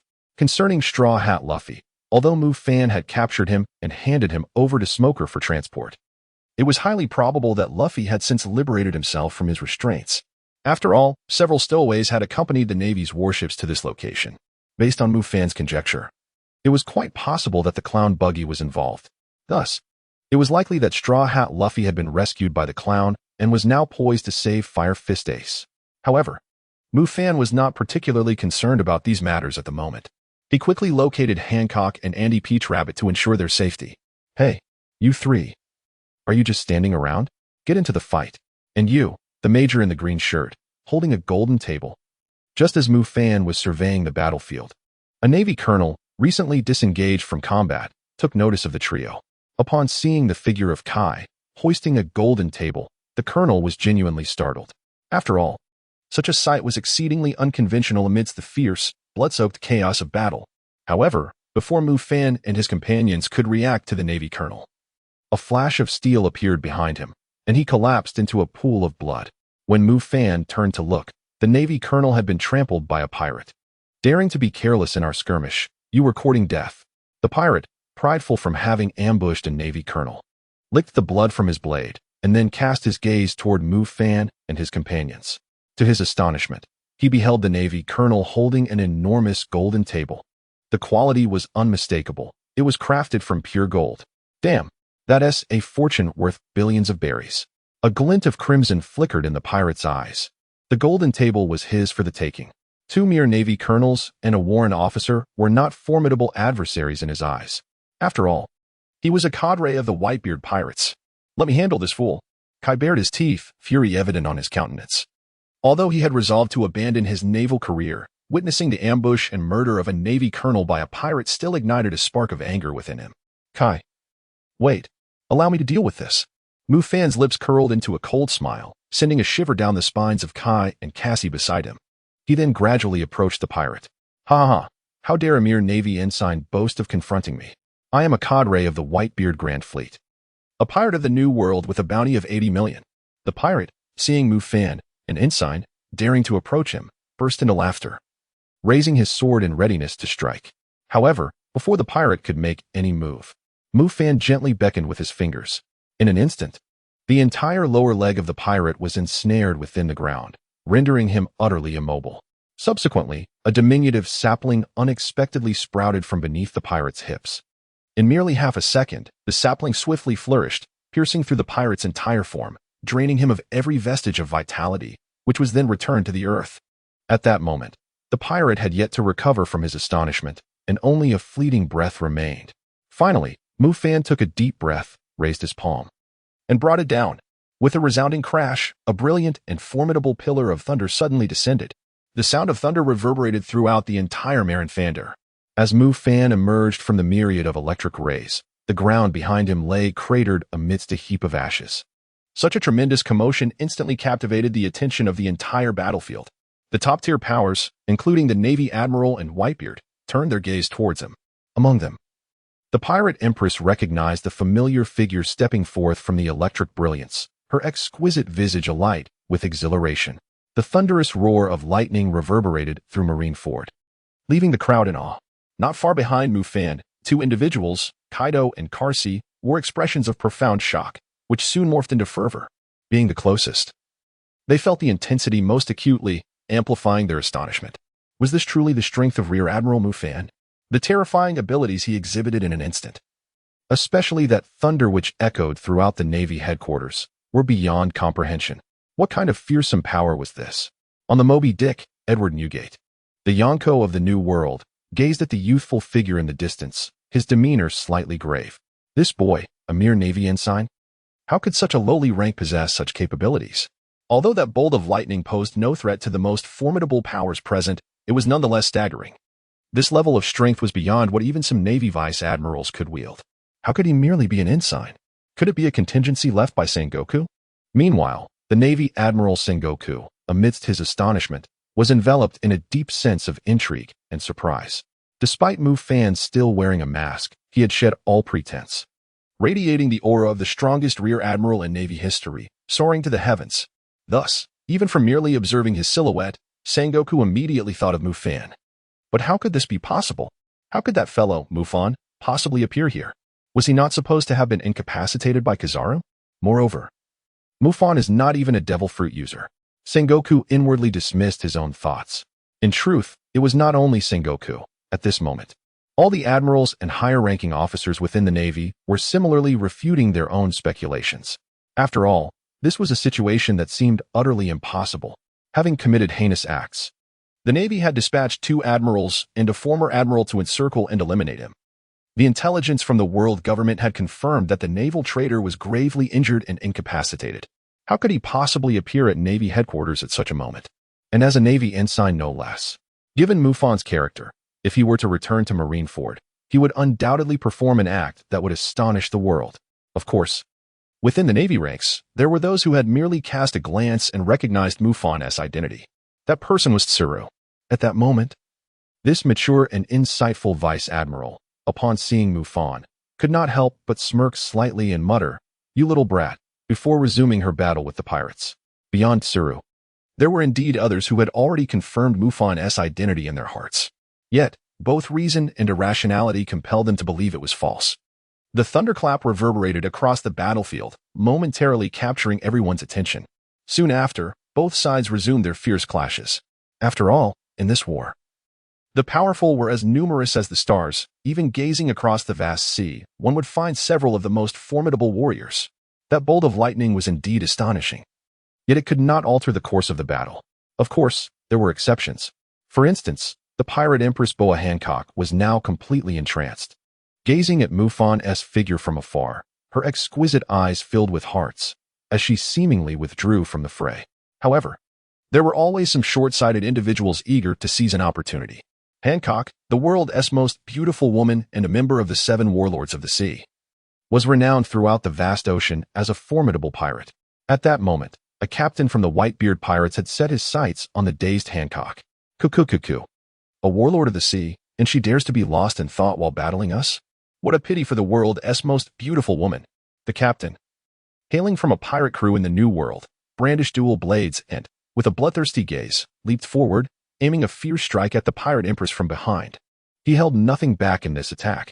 After all, his opponent was one of the 7 warlords of the sea. Even as a pirate from the New World, he needed to exercise utmost caution.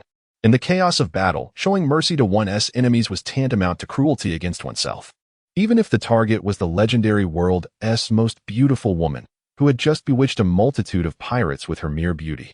What better moment could there be to ambush this fairy while she was lost in thought? Beware, Pirate Empress. Hancock is in danger, urgently warned Rear Admiral Mongoose, who was engaged in battle nearby. However, the pirate affiliated with the Whitebeard pirates was evidently no weakling, and there was little he could do to assist her. Moreover, what was the Pirate Empress doing? The world's most beautiful woman was behaving like an infatuated fool. Was she courting death? Just as the attacking pirate and Rear Admiral Mongoose, along with others, believed Hancock was about to suffer a devastating blow, a thunderous roar erupted. Countless arcs of electricity exploded before the assailant, forcing him back to the ground in a disheveled state. "Hey, my woman, do you dare to make a move?" As the myriad of electric arcs dissipated, a young man's form rapidly materialized within the cerulean lightning. Such incredible speed. Even the attacking pirate from the New World, along with Rear Admiral Mongoose and the other powerful figures on the battlefield, were struck with awe. None had noticed when this man, Mufan, had appeared. He was like a bolt of lightning. In the next moment, their astonishment deepened. Some even pinched their ears, fearing they had misheard. The tall figure, whose masked visage exuded an air of grandeur, boldly proclaimed that the world's #1 beauty, the warlord of the sea, Empress Boa Hancock, was his woman. Those within earshot were left utterly astounded, especially Rear Admiral Mongoose, who inwardly dismissed the claim as mere boastfulness. Previously, while escorting the Pirate Empress to Marineford, he had witnessed her display immense disdain and coldness towards men. How could there possibly be a man who could conquer the Pirate Empress? It was impossible, absolutely impossible. At that moment, Hancock finally snapped out of her stupor. Gazing at the familiar figure before her, her unparalleled beauty slightly lowered her gaze, and she strode confidently towards Mufan's side. The consequences for that fool would be dire. Rear Admiral Mongoose observed the scene from a distance, his expression grave and resolute. "Oh, how I have missed you." At that instant, a scene unfolded that left every man within hundreds of meters in shock. The world's most beautiful woman tenderly embraced the naval lieutenant from behind, her alluring form pressing firmly against him. Rear Admiral Mongoose. All the men witnessing this spectacle. "Brother, that's impressive. You must have a beauty like Giao Chan at your waist." In the face of the astonished and envious gazes of the predators surrounding me, Mufan chose to disregard the situation. He slightly tilted his head and whispered into the ear of the Pirate Empress, "Hancock, I have arrived. But first, allow me to eliminate this trash before me." At that moment, the pirate from the New World, who had ambushed the Pirate Empress, was drenched in cold sweat, his expression resembling that of a man facing a formidable foe. There was no escaping it. Confronting one of the 7 warlords of the sea was already a daunting task. Moreover, the presence of a Navy lieutenant, whose capabilities were undeniably formidable, only compounded his distress. He felt utterly outmatched. Fortunately, at that moment, 2 comrades managed to subdue their adversaries and swiftly joined him to provide support. It was truly irritating. She wished to reduce these detestable men to mere pieces and toss them into the sea to feed the fish. After waiting so long for this moment of reunion, she had barely exchanged a few words with Mufan. These loathsome scoundrels truly deserved their fate. "Hancock." Mufan uttered nothing more than a calm call. Immediately, Hancock, the esteemed empress of the pirates, nodded earnestly and obediently stepped back, yielding the battlefield. This scene once again terrified the surrounding Navy vice-admirals, including Mouse. What in the world is happening? That is one of the 7 warlords of the sea, the Pirate Empress. Amidst the shock, Mouse's expression gradually turned serious. This Navy ensign is evidently no ordinary individual. Could it truly be? "Navy, do not become overly confident.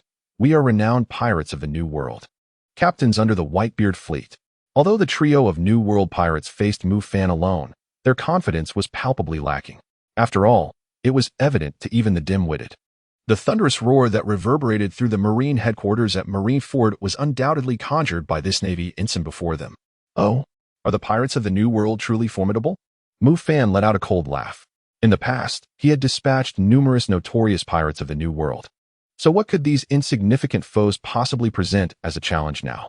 The reason he allowed the 3 unremarkable adversaries before him to survive an additional 2 minutes was merely that he was still acclimating to his own abilities. Beneath his feet lay the icy battlefield conjured by Akiji. His prowess in freezing the ocean was a testament to the remarkable development of his devil fruit powers, befitting a vice-admiral. However, as Mufan attempted to harness the water element to manipulate the ice, he found himself unable to establish any form of connection with it. Whether this was due to his insufficient mastery of the water element or the inherent rules of the pirate world, which dictated that Akiji's devil fruit abilities were unrelated to the water element, remained uncertain. Nevertheless, these questions would eventually find their answers in time. For now, the immediate situation demanded attention. Observing Mufan's inaction, the 3 pirates could no longer restrain themselves and swiftly launched their assault from 3 different directions. Meanwhile, the surrounding pirates and Navy personnel within a 100-meter radius had lessened their combat intensity, directing their gazes towards Mufan's confrontation. After all, the entrance of Mufan was nothing short of explosive. Everyone was eager to discover the true nature of this enigmatic Navy lieutenant. Only Hancock gazed at Mufan with starry-eyed admiration, harboring not a shred of doubt. To the astonishment of all, there was no thunderous uproar this time. Faced with the simultaneous assault from 3 commanders of the Whitebeard fleet, the so-called Navy lieutenant remained remarkably composed. As the 3 pirates' attacks were about to converge, a Navy coat was flung into the air, and 2 renowned swords suddenly appeared at the lieutenant's waist. In the next instant, a black blade was drawn, its cold glimmer piercing the sky. As the sweeping strike, reminiscent of a rainbow arching through the moonlight, illuminated the heavens, 3 heads fell in unison upon the icy ground. In their final moments, the three pirates from the New World remained oblivious to the true nature of the being they faced. Even without utilizing any fruit abilities, this young man could dispatch them with the ease of slicing through vegetables. At that moment, centered around Mufan and the Pirate Empress, the Navy and pirates within a radius of several hundred meters were once again stunned. While the pirates were in awe of Mufan's terrifying prowess, the Navy's astonishment was even more intense and multifaceted. For the sword, that figure, both had once belonged to the Navy. Mufan was indeed Major Mufan, and he had returned. Someone could not contain their exclamation, and chaos erupted across much of the battlefield. Merely a name, yet it sent shockwaves through the hearts of the majority of the soldiers present. For this young man had once been the youngest and most formidable major in the annals of Navy history. If not for certain clandestine events, he could have even been the youngest admiral in history. At this moment, Mufan gradually removed his mask, making a truly remarkable reappearance at the Navy headquarters. Re-emerging into the world. At this moment, the Navy's ranks were profoundly shaken by Mufan's return. How could it be? It was indeed him. What was the nature of that terrifying power? The Marine Admiral Sengoku stared in disbelief at the young figure on the battlefield, his eyes wide with astonishment. According to the conjectures of the Navy and the world government, even if Mufan were still alive, his strength would be but a mere shadow of its former self. He could no longer pose any threat to the world government or the celestial dragons. The reason the world government has issued a bounty is merely to seek retribution and vent their frustrations on the celestial dragons. Thus, how could Mufan possibly appear in Marineford at such a moment? Moreover, it seems that this young man has grown even stronger. He has even managed to subdue the Pirate Empress. Not only Sengoku, but the other admirals of the Navy were equally astonished. Only Garp, scratching his nose, understood that Mufan would not simply fall from grace. That lad is exceptionally formidable. If only Luffy and Ace had set their sights on Mufan back in the day, they too would have become outstanding naval officers by now. Humph, that damn Borsalino. The Navy Admiral Akainu, who was orchestrating the next phase of the strategy, coldly snorted. In his view, the sole reason that Mufan still breathes and possesses the strength to re-emerge in this manner is none other than Kizaru, who has once again indulged in idleness. Oh, what a formidable character he is. At this moment, Kizaru is even more astonished than Akainu and Sengoku. After all, he witnessed Mufan endure an entire sequence of his Yata no Kagami without holding back, nor did he allow himself any leisure. The current circumstances are truly absurd. Even he finds it somewhat incomprehensible. Ah, indeed, it is as I thought. No wonder he chose such a means of escape. Yet, I wonder, Mufan, does a sense of justice still reside within you? The astonishment of the entire Navy is palpable. Mufan observed everything with keen awareness. It was all within his expectations. Yet, he was eager to discern the forthcoming actions of the Navy. At that moment, the Navy's senior commander, Weasel, issued an attack order against the notorious traitor, Mufan. This was his duty, as one of the most reviled criminals by the world government. Mufan's significance ranked just below that of the infamous Fire Fist Ace and the formidable Whitebeard. The Navy could not afford to turn a blind eye. The surrounding sailors, primarily Weasel's direct subordinates, dared not defy his command and swiftly advanced to encircle Mufan. Meanwhile, Rear Admiral Weasel quickly dispatched the enemies before him, preparing to confront Mufan personally. However, in the next instant, a flash of lightning illuminated the scene. Just as Rear Admiral Weasel prepared to act, a surge of azure electric arcs coalesced mere inches before him. A figure emerged from the lightning, young, tall, strikingly handsome, and exuding an extraordinary aura, confronting Weasel directly. Cough. Mufan, what do you intend to do? In that moment, Rear Admiral Weasel felt as if a colossal beast had locked onto him, his expression betraying extreme anxiety as cold sweat enveloped him. Even though this sense of dread had only recently arisen, Mufan is merely the youngest Rear Admiral in naval history, yet he holds the rank of Vice Admiral within the naval headquarters.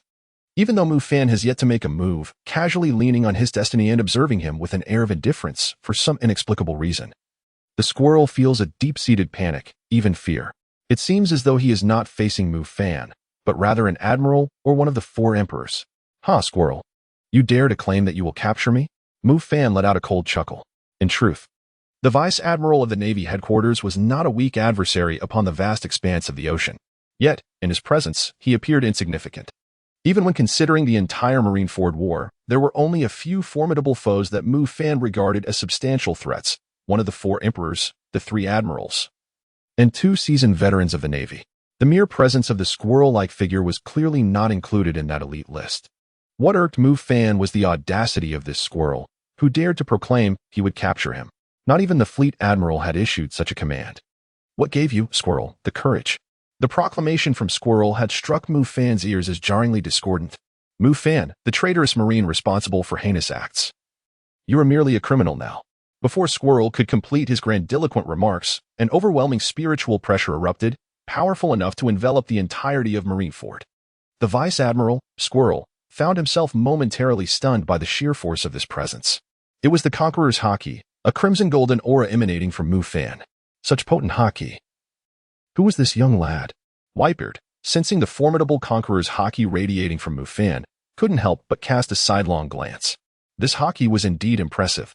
Since the passing of Roger, among all the young individuals he had encountered over the years, only Shanks possessed a Conqueror's haki that could rival this young man's. And it appeared that Mufan was significantly younger than Shanks. Listening to the commotion from the Navy, it seemed that this young man was once a member of their ranks. Could he be the notorious traitor recently placed under a substantial bounty by the world government for allegedly instigating the so-called heinous incidents? As the entire assembly stood in awe of Mufan's Conqueror's haki, Vice Admiral Squirrel and his subordinates found themselves utterly incapacitated. Aside from Squirrel himself, all the Marines under his command had collapsed to the ground. Squirrel, too, appeared dazed, teetering on the brink of unconsciousness, unable to continue the fight. With a resounding thud, Mufan unleashed another punch, flames roaring forth. The blazing fist shattered the icy grip of his surroundings, sending the already near-unconscious Vice Admiral Squirrel flying, landing heavily on the ground, gravely wounded and on the brink of death. Though the assembled strongmen could surmise that Squirrel was no match for Mufan, the latter's overwhelming display still astonished everyone, particularly the Navy's elite, whose expressions were filled with disbelief and shock. This little scoundrel, who had caused me needless worry for days, has indeed grown stronger. Meanwhile, the alluring Tontada, still engaged in combat with pirates, allowed a relieved smile to grace her lips. After days of concern, she could finally breathe easy. The young Mufan has gained the ability to protect himself. Apart from the rabbit troop, the 3 admirals and the fleet admiral of the Navy were once again taken aback. Among them, Akiji and Kizuru found it most difficult to believe. Not long ago, it was they who, alongside Zephyr Sensei, relentlessly pursued Mufan. He had been severely injured, and even if his strength was not completely diminished, his recovery seemed far too rapid. Yet now, it appears he is not only restored, but significantly stronger. That damned Mufan. Has he returned to Marineford to trample upon justice? This island cannot allow you to run rampant. Admiral Akainu, witnessing the weasel being ruthlessly crushed by Mufan, was instantly filled with rage. Once he completed his next tactical move, he would turn his attention to Mufan. Hey, Pirate Vortex Spider. On the execution platform. Fire Fist Ace gazed at Mufan's figure on the battlefield, his astonishment tinged with confusion. That recent punch bore an uncanny resemblance to his own fiery strikes. Yet the intensity of the flames seemed far more terrifying than his Mera no Mi abilities. Could it be that his opponent also possesses a natural fruit ability related to fire? But what of that thunder? Other top-tier warriors, aside from Fire Fist Ace, also noted this peculiar phenomenon, though they merely found it curious. After all, it is exceedingly rare for anyone to master 2 fruit abilities. After delivering a violent onslaught upon the weasel, Mufan returned to the side of the Pirate Empress. Subsequently, Kai brandished a metal table, and alongside Cassie, they fiercely battled their way through the pirates and made their escape. Cassie, go seize a top-tier naval warship and await my arrival offshore. Mufan cast a glance at the fiercely raging battlefield before turning away.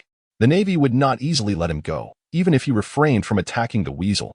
This was because the Navy must heed the commands of the world government, and his relationship with them had long since become one of irreconcilable enmity. Kai and Cassie were formidable in their own right, yet they had not attained the strength necessary to contend with the pinnacle of power. Should they attract the attention of a foe like Akainu, their demise would be inevitable. Yes, Kai and Cassie did not hesitate. To them, Mufan's commands superseded all else, previously, presently, and in the future. Boss, do you need the table? It's quite handy as a weapon.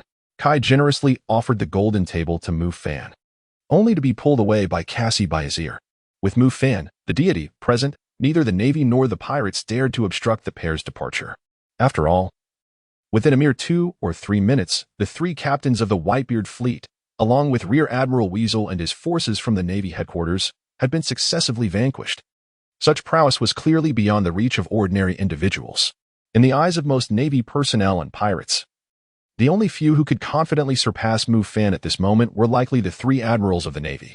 "Hancock, I have returned." Mufan spoke gently. I.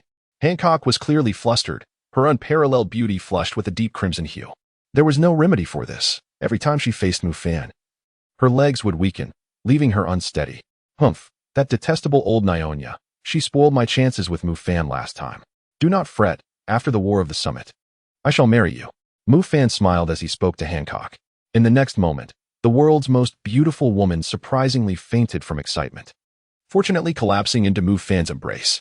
As she felt the warmth of his breath, the somewhat dazed Empress gently lifted her delicate face.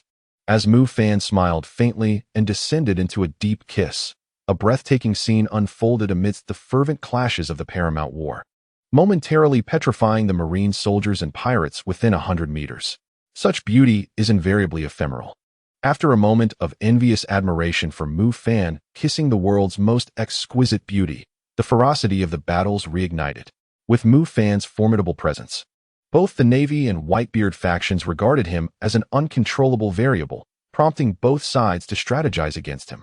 Particularly for the Navy, Fleet Admiral Sengoku had already issued orders. Should the naval defector Mufan show any inclination towards the Whitebeard pirates, he would be immediately encircled and eliminated. This decision, reflective of Sengoku's reputed intellect, emerged after profound contemplation. From the perspective of the world government, Sengoku, as the fleet admiral, should enact two primary directives. First, to swiftly eliminate Mufan. Second, to strip Pirate Empress Boa Hancock of her title as one of the 7 warlords of the sea and classify the Amazon Lily Kingdom as a pirate nation. However, this viewpoint is rooted in the world government's interests rather than those of the Navy or the battlefield. Confronting a formidable Yonko like Whitebeard was already a daunting task for the naval headquarters, forcing Mufan, now more powerful than before, and the Pirate Empress, one of the 7 warlords, into outright opposition would clearly not be a prudent choice. Nonetheless, should the world government issue such orders, Sengoku would be compelled to comply. He anticipated that the world government had likely received news of Mufan's resurgence and believed that further commands would soon reach him, regardless of the outcome against Whitebeard. Another confrontation between the Navy and Mufan was inevitable. Contemplating this, Sengoku felt a piercing headache. How had matters escalated to this point? Why had Mufan become a naval defector? If Mufan were still part of the Navy, still the strongest rear admiral in history, the Navy's chances against the Yonko Whitebeard pirates would certainly improve, sparing the lives of countless sailors. Yet, in this world, there are no what-ifs. Since Mufan's emergence, Sengoku had been unable to fully control the course of the war. At this moment, Mufan, after displaying a brief exhibition of affection, redirected his gaze to the battlefield. The Empress stood beside him like a devoted wife, gazing at him with tender eyes. For Mufan, he had just accomplished one of his objectives in the war atop the summit, reclaiming the mandate of heaven and partaking in the divine fruit. The next step, however, required a more cautious approach. The 3 tasks issued by the system, though seemingly intricate, were quite comprehensible. Task 1 involves assisting the Navy against Whitebeard, with the grim possibility that victory may still result in relentless pursuit by the world government and the Navy. Task 2 entails aiding Whitebeard against the Navy, with the potential risk of failure. Task 3 permits freedom of choice, yet aims to achieve a world-shocking impact and enhance prestige post-conflict, with the unfortunate chance of displeasing both sides. In truth, none of these 3 tasks are simple, which explains the generous rewards associated with them. Task 3, appearing the most straightforward, presents the challenge of creating a truly astonishing effect on the world, a task far from easy. The nebulous nature of the criteria makes it particularly difficult to navigate. What constitutes a world-shocking event? Is it the assassination of Whitebeard? The demise of Sengoku? The elimination of an admiral? Each option poses its own formidable challenges. Mufan had just consumed the fruit. Even possessing the divine fruit that commanded the power of 7 elements, it was implausible for him to surpass the formidable for emperors and admirals, let alone to vanquish them. Among the 7 abilities, the sole mastery of the lightning element, owing to his prior studies of Enel's rumble fruit, was somewhat more accessible. However, the likes of Whitebeard and the 3 admirals, being the pinnacle of strength, had likely honed their fruit abilities to perfection. strength was not a matter to be underestimated. Although Whitebeard was advanced in years, he would still be a terrifying adversary in a final battle. As for aiding the Navy or supporting Whitebeard, Mufan has made a decision. However, he will neither choose Task 1 nor Task 2. Task 1 is simply too trivial. Mufan harbored no benevolence towards aiding the world government, unless they could offer the entertainment of eliminating 1,000 celestial dragons. As for the second task, it posed a formidable challenge, the complete annihilation of the Navy headquarters. The difficulty of this endeavor was indeed considerable. With a decade of experience within the Navy, Mufan possessed a profound understanding of their formidable might. The overall strength of the Navy was truly terrifying, especially with the even more fearsome world government as their backing. Moreover, one must not forget that the user of the face fruit would also intervene during the later stages. In summary, Mufan intends to seize the opportunity presented by the Summit War to accelerate his development. That scoundrel Blackbeard wishes to stir chaos in the New World? Let him do so. We shall witness who ultimately reigns supreme over the seas. Hancock, should anyone approach you, be it pirate or marine, eliminate them without hesitation. Furthermore, remain vigilant against potential ambushes from formidable foes. Mufan scanned the battlefield and then addressed the Empress, who nodded in earnest acknowledgement. In an instant, a flash of lightning erupted, transforming Mufan into a streak of electricity, weaving through the chaos of the battlefield. His movements immediately captured the attention of the formidable warriors on both sides. Whitebeard Edward Newgate, having learned of Mufan's presence from one of his subordinate division captains responsible for intelligence, dispatched the immortal Marco to engage in negotiations. The warriors of the Wano country observed Mufan's trajectory with unwavering focus, poised to issue targeted commands at a moment's notice. However, Mufan traversed half the battlefield without taking action against either faction. It was only when he arrived at the location where the Marine Rear Admiral Peach Rabbit was stationed that the atmosphere above the Marine headquarters shifted dramatically. A resounding bolt of lightning descended from the heavens, striking down with ferocity, akin to divine retribution. At that moment, the captain of the Whitebeard Pirates' 16th Division, who was locked in combat with Peach Rabbit, was struck with terror and had no choice but to retreat hastily before the thunderbolt could make contact. Yet, he still found himself paralyzed by electric arcs, clutching his arm in apprehension as he cast a wary gaze toward the young figure that had just emerged. The surrounding pirates and marines were similarly repelled by the thunder, creating chaos all around.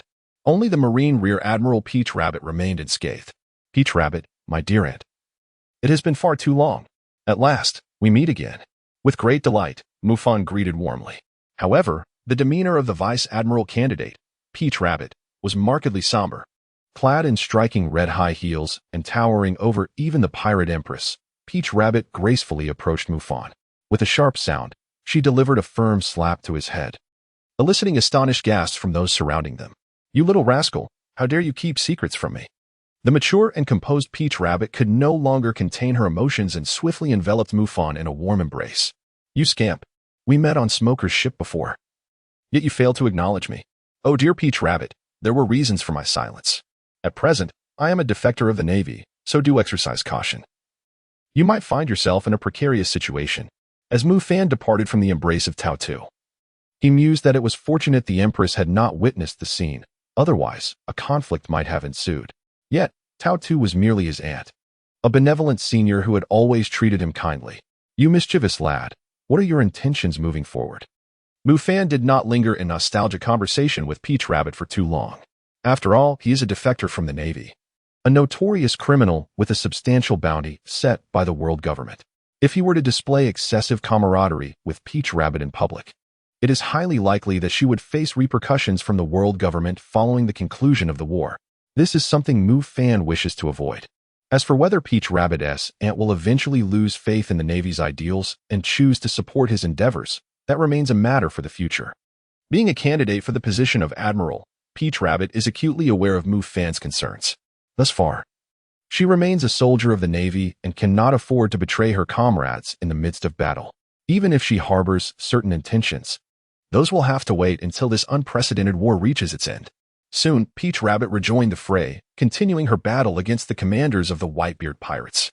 Meanwhile, Mufan awaited the arrival of the messenger from the Whitebeard Pirates, Marco the Phoenix. Breaking through the defenses of several skilled Navy officers, the young man, adorned with blue flames upon his wings, landed gracefully before Mufan. Marco, the captain of the 1st Division of the Whitebeard Pirates. Mufan gazed calmly at the pirate before him. In truth, compared to most pirates roaming these vast seas, his perception of the Whitebeard pirates was somewhat more favorable. After all, Whitebeard, as a legendary pirate and one of the maritime overlords of the previous era, adhered to his own set of principles. Since the inception of the Whitebeard pirates, they had seldom engaged in the pillaging and slaughter of civilian towns. Even in the territories sheltered by the Whitebeard pirates within the New World, the populace enjoyed a normal and stable existence, an occurrence rarely found under the rule of other notorious pirates or the Navy. In such times, amidst the backdrop of the world nobles amassing gold from the heavens, the Navy, governed by the world government, could hardly uphold any semblance of justice. Naturally, the Whitebeard pirates were not without their faults. However, when compared to other pirate crews, their reputation remained relatively untarnished. Alas, following the war at Marineford, regardless of whether Whitebeard lived or perished, the Whitebeard pirates could never reclaim their status as the most formidable force in the New World. The remnants of the previous era, embodied by the aged Whitebeard, were powerless to halt the ascendance of the so-called worst generation. Thus, rather than allowing the vast territories once held by the Whitebeard pirates to fall into the hands of the likes of Blackbeard, it would be far more prudent to seize them for oneself, laying the groundwork for the conquest of the entire New World. Indeed, since Mufan aspires to dominate the seas and establish his own order, the New World is undoubtedly an unavoidable realm. The defector from the Navy, Mufan, my father has summoned you to negotiate a deal. Little brother Ma exhibited no hesitation. However, upon confronting Mufan, he inexplicably felt a twinge of apprehension. Once he regained his composure, he quickly spoke. The current situation is dire. My father's health remains uncertain, and the war is increasingly shifting unfavorably for the Whitebeard pirates. The emergence of Mufan is evidently a formidable force that could be swayed to our side. In a bid to save Ace, my father is truly willing to risk everything. In the past, how could the world's strongest man, the Emperor Whitebeard, ever extend an invitation to anyone for negotiation? Oh, you want me to come over? The 4 emperors certainly carry a significant air of authority. Unfortunately, I must decline. Mufan responded with a cold smile. On the verge of death, he demanded assistance from others while maintaining an air of superiority. The 4 emperors. Are they truly so formidable? Upon hearing Mufan's retort, Marco, the phoenix, visibly froze, cold sweat breaking out on his forehead as anger began to seethe within him. To the members of the Whitebeard pirates, their father was akin to a deity. However, at that moment, Marco managed to suppress the urge to strike down the traitorous marine before him. Given the strength Mufan had demonstrated, coupled with his previous standing within the Navy and the assistance of the Pirate Empress, one of the 7 warlords of the sea, extricating himself from Marine headquarters and preserving his own safety was not an insurmountable task. In fact, what the fleet Admiral Sengoku most desired was to see Mufan depart without delay. As the captain of the 1st Division of the Whitebeard Pirates, aptly dubbed the Whitebeard Prince, Marco knew he must maintain a keen perspective of the greater situation. Apologies, but before Marco could finish his sentence, a brilliant azure/cleave through the air. Although he was a mythical Zoan-type user with the ability of the Phoenix, endowed with formidable defensive and regenerative capabilities, he was still forced to retreat repeatedly from the onslaught. The 7 warlords of the sea, Dracul Mihawk. Clutching his chest, Marco endeavored to steady his breath. His gaze, tinged with apprehension, fell upon the world.S greatest swordsman, Dracul Mihawk, who had just made his move, his mind racing with thoughts. What choices would this man, Mufan, ultimately make? Return and safeguard your father, Phoenix Marco. Do not allow him to perish too swiftly. Shortly, I shall converse with him. Mufan responded to Marco and then shifted his gaze toward another direction on the battlefield. At that moment, the renowned swordsman known as Dracul Mihawk, the world's greatest swordsman, was approaching him, wielding the black blade known as Yoru. The previous opponent, the flower sword-wielding Vista, had clearly been repelled. Your swordsmanship possesses an extraordinary spirit, unparalleled in my lifetime. The supreme great blade, Destiny, you must always be rejoicing in your search for the master of destiny, Mihawk proclaimed as he drew closer, uttering such enigmatic words. Although Mufan could not catch every word, he understood that the esteemed swordsman was likely extolling his prowess. However, it was evident that Mihawk's intentions were not merely to offer compliments. As anticipated, the stoic Mihawk swiftly unleashed a basic attack. This was no ordinary strike. It was the basic attack of the world's greatest swordsman, its power surpassing that of a typical grand swordsman's full force slash. The might of this blow was even greater than the one he had previously delivered against Whitebeard. The commotion drew the attention of many formidable warriors on the battlefield. Admiral Sengoku, along with other powerful figures in the Navy, were all hoping for Mihawk to triumph over Mufan. Should that occur, the Navy would not need to confront Mufan directly, considering he was once the strongest rear admiral in naval history. Even during the War of the Best, he had many contemporaries and subordinates. Of course, the crucial point was that Mihawk genuinely had the potential to defeat Mufan, although Mufan had re-emerged in Marineford, showcasing even greater strength. Having dispatched Vice Admiral Raccoon in an instant, Mihawk was still the world's foremost swordsman, the mightiest force among the 7 warlords of the sea. Thus, both the Admiral and the 3 Admirals welcomed Mihawk's approach toward Mufan. They would be content with any outcome, even if it resulted in both Mihawk and Mufan being gravely injured. However, it was clear that they had grossly underestimated Mufan at this moment. With a swift motion, he unsheathed his own blade, also one of the supreme great blades, Destiny. Mufan wielded the celestial mandate, an overwhelming aura surging forth, entwining itself around the decree of destiny. He confronted the foremost strike in the world with a resolute stance. Boom!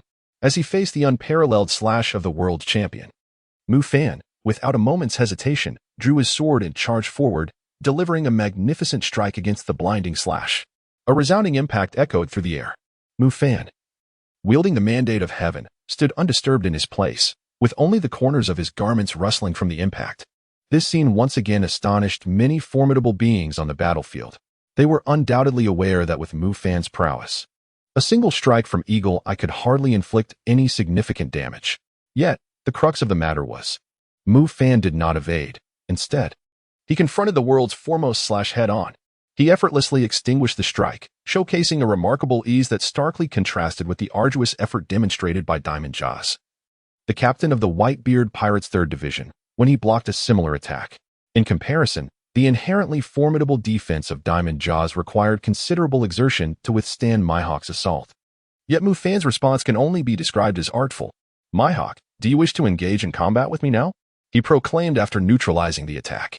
Mufan invoked his destiny, the tip of his blade aimed directly at the world.S foremost swordsman. He too was a swordsman. In the recent confrontation with Hawkeye's strike, he had merely employed his haki in swordsmanship. After all, without a modicum of ambition, how could he aspire to progress in the art of the sword to the point of surpassing Hawkeye? Of course, the rewards from the system are another matter altogether. However, should Hawkeye insist on engaging him in combat at this moment, he could not be blamed for disregarding the principles of martial ethics. At this juncture, Mufan's words carried a hint of provocation, causing the world's greatest swordsman to furrow his brow. Some within the Navy could not help but chuckle. As long as Mufan and Hawkeye clashed, it would alleviate some burdens on the Navy. Yet, before their smiles could fully bloom, Hawkeye's response delivered a sharp rebuttal. Indeed, this was not the opportune moment. Once your swordsmanship reaches a higher level, a battle between you and I, between night and destiny, shall surely ensue. Very well. Mufan replied simply, fully aware that Hawkeye would not choose to confront him in earnest at such a moment. This unparalleled swordsman of the world has always acted according to his own whims, preferring to be undisturbed by the multitude. His decision to become one of the 7 warlords of the sea was likely to evade the incessant troubles posed by the Marines. Hawkeye nodded earnestly at Mufan, acknowledging the agreement for their future duel. Subsequently, he returned to his own battlefield, resuming his fierce combat with the Swordmaster Vista. Meanwhile, Mufan, under the watchful gaze of the Marine Admiral, embarked on his next course of action. Mufan was acutely aware that as soon as he approached Whitebeard, the Navy would undoubtedly intervene to obstruct him, potentially even summoning an admiral. It was not yet the opportune moment to confront an admiral. To evade the troublesome presence of Kizaru, he chose to exercise caution. Mufan did not directly summon the powers of lightning, but rather adeptly employed the Navy's 6th technique, shave, along with the moonwalk, to swiftly maneuver across the battlefield, making a beeline for the Moby Dick at the bay. Kazan Borisolino stopped Mufan, as anticipated. Upon witnessing Mufan's approach toward Whitebeard, Admiral Sengoku of the Navy promptly issued orders to the 2 Marine admirals. Given his understanding of Mufan, who had slain a celestial dragon and defected from the Navy, Sengoku was acutely aware that Mufan had undoubtedly resolved to engage in a relentless struggle against the world government. In this war, Mufan would certainly not feel any obligation to assist the Navy, especially since they had offered him no protection in the past, even dispatching 2 admirals to eliminate him. Thus, when Sengoku observed Mufan effortlessly dispatching the weasel upon his arrival, he comprehended the gravity of the situation. Once the strongest rear admiral, Mufan had now become estranged from the Navy. Therefore, as Mufan showed signs of aiding Whitebeard, Sengoku's unease heightened. With Mufan's current prowess and his former influence within the Navy, should he ally with Whitebeard to confront the Marines? It would undoubtedly deliver a devastating blow to the Navy. What a troublesome situation, Mufan. Upon receiving Sengoku's orders, Admiral Akiji immediately sprang into action. Fully aware of the seriousness of the predicament, he was determined to prevent Mufan from continuing down this irreversible path. As Mufan propelled himself toward the Moby Dick using moonwalk and shave, a figure of ice materialized in an instant. At that moment, Mufan was moving at high speed, his shave rivaling that of Admiral Akiji. However, Akiji strategically positioned himself directly in Mufan's path, swiftly blocking his advance. Admiral Kazan. Mufan offered a slight nod. Among the 3 admirals of the Navy, he shared a relatively amicable relationship with Akiji, maintaining a deep respect for the justice the latter espoused. After all, aside from his peculiar penchant for trailing young maidens, Akiji possessed many commendable qualities. Thus, they were not adversaries, they merely stood on divergent positions. Should Akiji decide to withdraw from the Navy in the near future, Mufan would extend an invitation to him. Mufan, cease your obstinacy. It is time to depart from Marineford. The Admiral Akiji remarked, his face stern, speaking in a tone of an elder admonishing a younger counterpart. However, Mufan paid no heed to Akiji's intentions. He raised his gaze towards the distant Moby Dick in the bay. At this distance, even Kizaru would find it futile to pursue him. Mufan, prepare yourself, for you stand before me. Do not proceed any further. Akiji observed Mufan's continued indifference, and a flicker of anger welled up within his eyes. Suddenly, a chilling aura enveloped the surroundings as Admiral Akiji spread his arms wide, evidently intent on halting Mufan's advance. He held a firm belief in his capability, for he was indeed an admiral of the Navy. Just as Akiji was about to unleash his icy grip to freeze Mufan in place, an eruption of azure electric arcs surged around Mufan's body. In an instant, Mufan, now transformed into a being of lightning, vanished from Akiji's sight. So swift was his movement that even Akiji had no time to react. But that was not the end. After Mufan's form disappeared, a fiery thunderbird, propelled by a fierce gust of wind, barreled towards Akiji. Mufan, that little brat. At that moment, Admiral Akiji's eyes widened in astonishment, filled with disbelief. The speed Mufan had just exhibited was unfathomable. It rivaled that of Kizaru himself. Moreover, he had left behind such a formidable attack before his departure. Such prowess, such tactical intellect. Even a battle-hardened warrior like Akiji felt a wave of shock wash over him after just a few days apart. Has that fellow Mufan truly grown to a level where he can confront them head-on? As Mufan transformed into lightning, effortlessly evading Admiral Akiji with his blinding speed, another admiral, Kizaru, positioned slightly further back, swiftly sprang into action, becoming a streak of golden light to intercept Mufan. Alas, Kizaru was a moment too late. When Mufan landed upon the Moby Dick, the formidable Whitebeard unleashed a mighty punch, shattering the very fabric of space. The immense shockwave sent Admiral Kizaru flying, crashing into a cluster of buildings like a falling star. Oh, Mufan and Whitebeard, truly 2 monstrous beings. Damn that Newgate. At this moment, Fleet Admiral Sengoku observed Kizaru being repelled by Whitebeard's blow, while Mufan had successfully positioned himself on the Moby Dick, standing shoulder to shoulder with Whitebeard. His expression tightened with realization. It seemed certain matters were inescapable. From the instant Mufan had slain the celestial dragons, the once promising strongest rear admiral had destined himself to be at odds with the Navy, Sakazuki, Kazan, Borsellino, and the entire Navy. Concurrently, Fleet Admiral Sengoku, having received the latest orders from the world government, began to issue new operational directives to the Navy, even though he was reluctant. The supreme command from the world government mandated the capture or elimination of the traitor Mufan. Sengoku's orders resonated throughout Marineford, sending a tremor through the hearts of most of the Navy present on the battlefield. This signified a complete schism between the Navy and the once mighty rear admiral. On the other hand, the pirates of the Whitebeard crew appeared quite pleased. After all, they had witnessed Mufan's recent displays of strength, including the way he toyed with one of the Navy.S top forces, Akiji. Such a master, when engaged in conflict with the Navy, would undoubtedly be a significant boon for them. Sengoku, must you truly proceed in this manner? Mufan has returned with considerably enhanced strength, and the orders being issued will leave him with no reservations. The Navy hero, Iron Fist Carp, approached Sengoku with a grave expression, offering a word of caution. In truth, Carp's feelings were profoundly complex. On one hand, as a veteran of the Navy who had devoted much of his life to the cause of justice, he wished not to see the Navy lose this pivotal battle. A defeat would deliver a severe blow to the Navy and cast a long shadow over its principles of justice. Yet, on the other hand, Ace is his beloved grandson, raised since childhood, much like that boy Luffy. Witnessing his grandson being publicly executed, he naturally found it difficult to bear. Thus, his heart was filled with turmoil. The unexpected appearance of Mufan instilled in him a peculiar sense of hope. He harbored a premonition. The current Mufan possessed remarkable strength. Indeed, there existed a tangible possibility that he could alter the course and outcome of this monumental war single-handedly. Kapu, attend to your duties. This is the decree of the world government, and I have no power to change it. Mufan is no longer a member of the Navy. Should he choose to consort with pirates, it is our obligation as Navy officers to cleanse our ranks. These orders echoed throughout Marineford. Mufan let out a cold smile, which did not come as a surprise to him. Given the significance of such a war, the world government would undoubtedly be vigilant. His presence would surely be reported to them. The fleet admiral received the highest orders from the world government and subsequently issued combat directives to the entire Navy aimed at him. Although Sengoku may have harbored some hesitation, he would not defy the orders of the world government, even if they were indifferent to the lives of ordinary sailors. Ho ho ho, Mufan. What have you done to incite such hatred from the world government?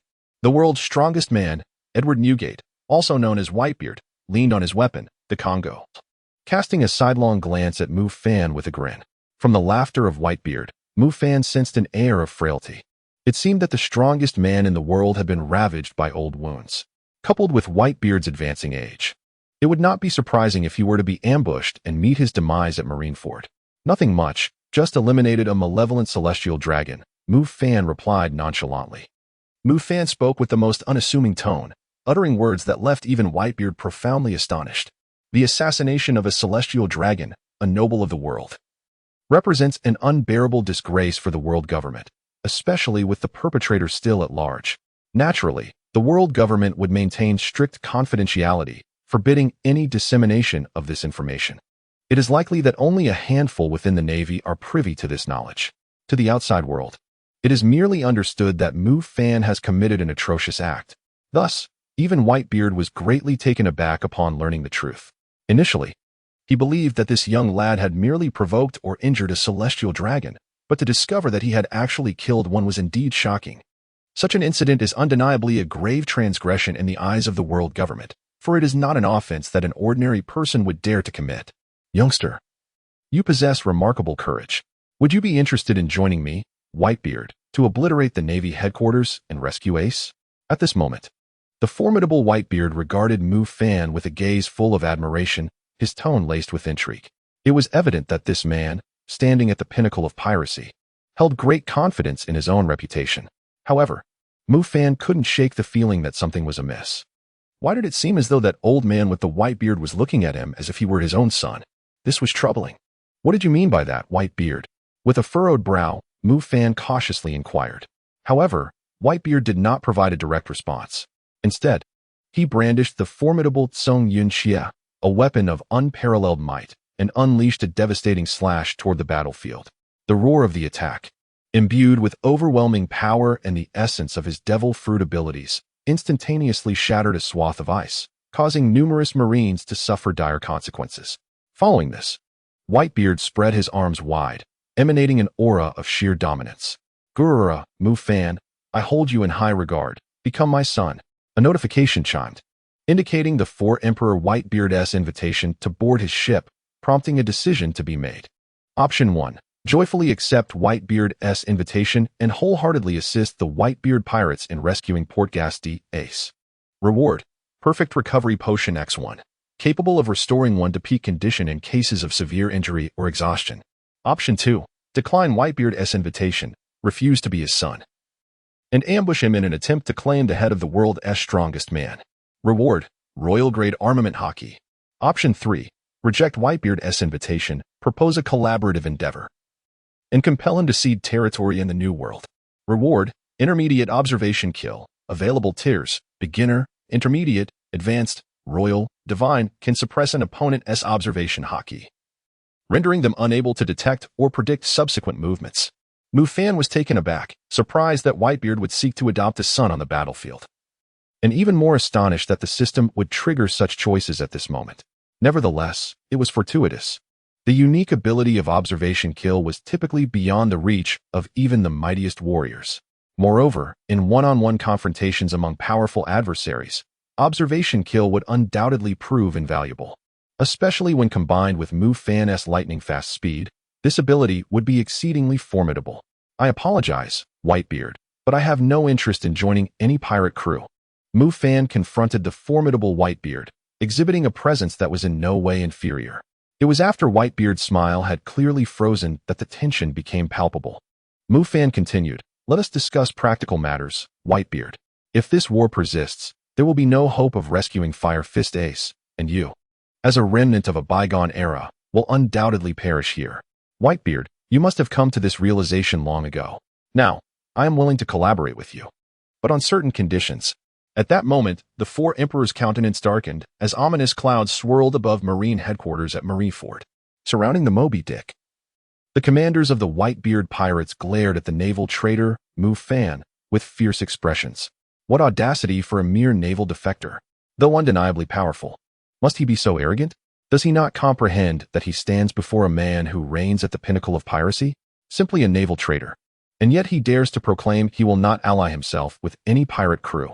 Does he truly believe he can forge his own dominion strong enough to withstand the relentless pursuit of the Marine headquarters and the world government? What folly! In an instant, the commanders of the Whitebeard pirates regarded Mufan as a fool blinded by hubris. After all, Whitebeard is an unequivocally revered figure among the crew. Even the brash ace dared not show such disrespect towards him. Has this individual elevated himself to the level of the world's strongest man?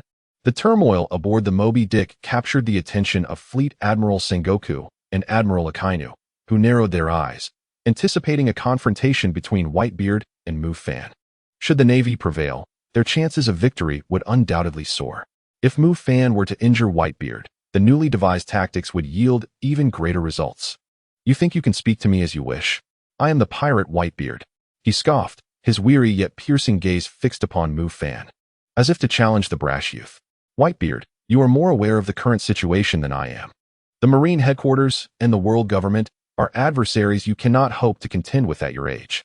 The only outcome of this war will be your demise here, allowing those lurking in the shadows to reap the benefits. If you wish to safeguard your crew to the greatest extent, perhaps you should consider my terms." At this moment, Mufan stood resolutely before the four emperors, undeterred. Mufan responded with a cold smile. He held no special camaraderie with the Whitebeard pirates. If collaboration was to ensue, then one must display the necessary resolve.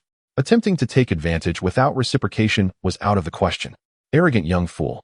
Let me see if you possess the qualifications to negotiate with me. At that moment, the fourth emperor Whitebeard was enraged, raising his weapon, that Sonyan cut, and swinging it toward Mufan, as numerous powerful figures observed with a mix of shock, concern, and schadenfreude. Mufan did not flinch. He unsheathed his sword, Tianming, and collided fiercely with Sonyan. As the two supreme blades clashed with a resounding clang, an overwhelming force of conquerors' hockey surged forth, clashing with an almost tangible ferocity. The white-bearded, purplish-black conquerors' hockey was extraordinarily formidable, yet Mufan's golden-red hockey was equally impressive. The impact of these two immense powers created a rift in the clouds above, leaving a profound disturbance in the atmosphere. The wind surged, and the scene was nothing short of awe-inspiring. The esteemed figures of the Navy, including Fleet Admiral Sengoku and other top-tier warriors, were deeply astonished by the spectacle before them. No one had anticipated such a display. Mufan, astonishingly, is able to stand his ground against the formidable Whitebeard, the four emperors, without losing an inch. Although Whitebeard is advanced in years and is fervently utilizing his haki to conserve energy for the impending fierce battle, Mufan remains remarkably composed. In their clash of Conqueror's haki and swordsmanship, he does not falter significantly. Ah, is this truly the man I have fallen in love with? I am utterly exhilarated. On the other side of the battlefield, the Pirate Empress Boa Hancock gazes at the rent sky, her delicate hands cradling her exquisite visage, her face flushed with shyness. Meanwhile, Momonosuke, a candidate for the position of Marine Admiral, finds her lips slightly parted, her eyes filled with astonishment. She understands that given Mufan's talent and dedication, his ascent in strength is entirely plausible. Yet, it is undeniably extraordinary.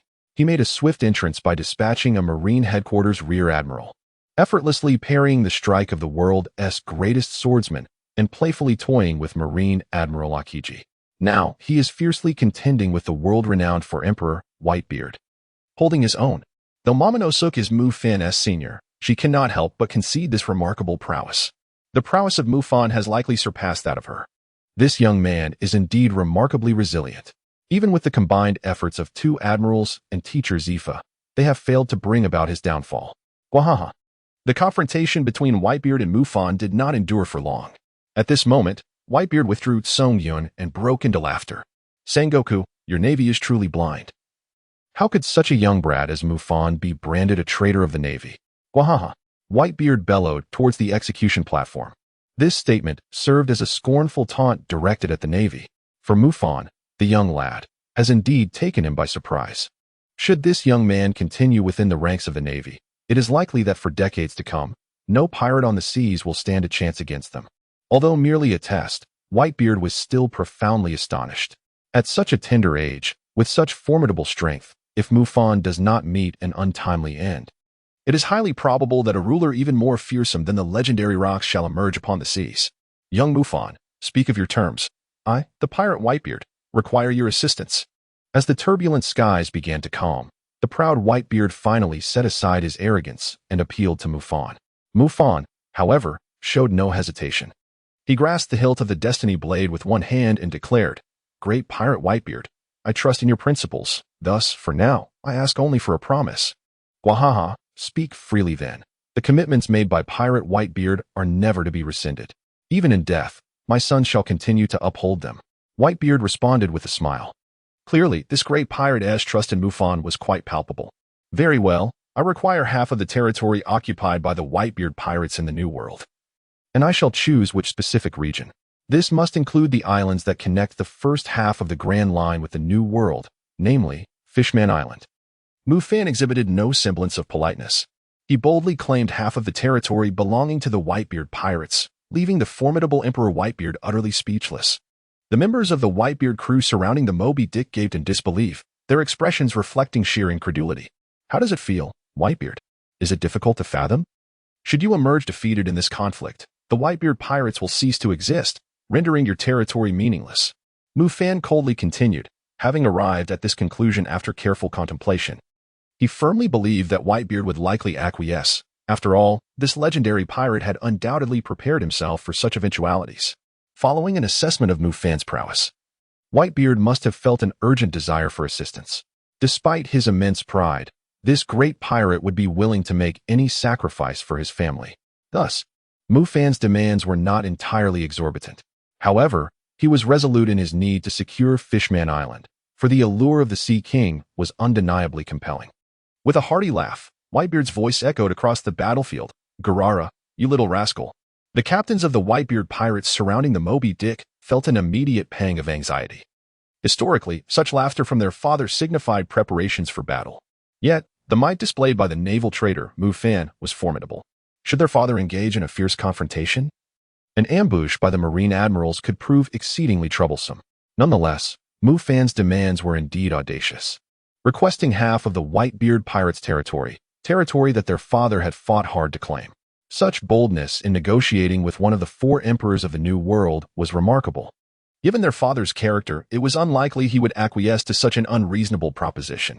As the captains of the Whitebeard pirates pondered this, the world's strongest man, Whitebeard, had evidently made his decision. With the bisecting blade of his weapon, he gazed intently at Mufan and slowly declared, Little rascal Mufan, I understand your future intentions. To stand against the world government and the Marine headquarters takes courage. Perhaps, in the vast oceans ahead, a sovereign capable of toppling the world government will emerge. However, the Whitebeard pirates have their own principles. I can grant you half of our territory in the New World. But you must exert your utmost effort to assist me in this war, and I ask that you help rescue Ace. I will also provide you with islands connecting the New World to the first half of the Grand Line, if your abilities are sufficient. That legendary weapon will belong to you as well. Whitebeard Edward Newgate's response left those around him astounded, some even feeling a twinge of dissatisfaction. Yet, they recognized that their father's decision was beyond their influence. The captains who were privy to the deeper truths bore expressions tinged with melancholy. For this iteration of the Whitebeard was no longer the invincible titan who once roamed the seas. Age and old wounds perpetually tormented this legendary pirate, who stood atop the pirate hierarchy. Deal. Rest assured, having promised to collaborate, I shall not procrastinate. As for Fire Fist Ace, I will certainly give my utmost effort. Mufan nodded, for he had already anticipated the ultimate reaction of the white-bearded man. After all, the legendary pirate's love for his sons is an exceptionally sincere and touching phenomenon within the realm of piracy. Thus, having made a promise, Mufan would naturally exert his utmost effort. Moreover, allowing the Whitebeard pirates to retain a certain level of strength is indeed advantageous for Mufan. Particularly, the presence of the legendary Edward Newgate, known as Whitebeard, at the helm of the Whitebeard pirates is significant, even though they have lost half of their territory. As long as Whitebeard remains, the crew will be an indomitable force within the New World. In the future, they could also alleviate some of the pressure from the Marine headquarters and the world government. However, whether they might become adversaries remains uncertain. Yet such considerations are not his immediate concern. His foremost priority now is to establish a formidable faction. After the battle at Marineford, the world government and the Marine headquarters will undoubtedly seek his destruction. Although he currently possesses considerable strength, he alone, despite the support of the Empress and the entirety of Amazon Lily, would still fall short against the might of the world government and the Marines. Gururara, let us go? Young Mufan, but do not let the Marines take you down. Otherwise, don't blame me if Whitebeard denies any involvement. Whitebeard laughed heartily once more. While it may seem that the Whitebeard pirates are at a disadvantage in their collaboration with Mufan, the reality is far from it. In any case, having a top-tier fighter assisting them is an immense boon for the Whitebeard pirates. The chances of rescuing Ace will significantly increase, and Mufan is precisely that exceptional powerhouse. Whitebeard felt a sense of astonishment, for it is exceedingly rare to encounter a junior with such formidable strength at such a young age. Even his son, world.As, Ace, pales in comparison to Mufan. Ding. Congratulations, host, on completing the task. You have acquired the promise of 1,000 gold from the pirate Whitebeard. Reward, intermediate observation hockey has been credited. At this moment, the system chimed, signifying the completion of Mufan's mission, as confirmed by the system.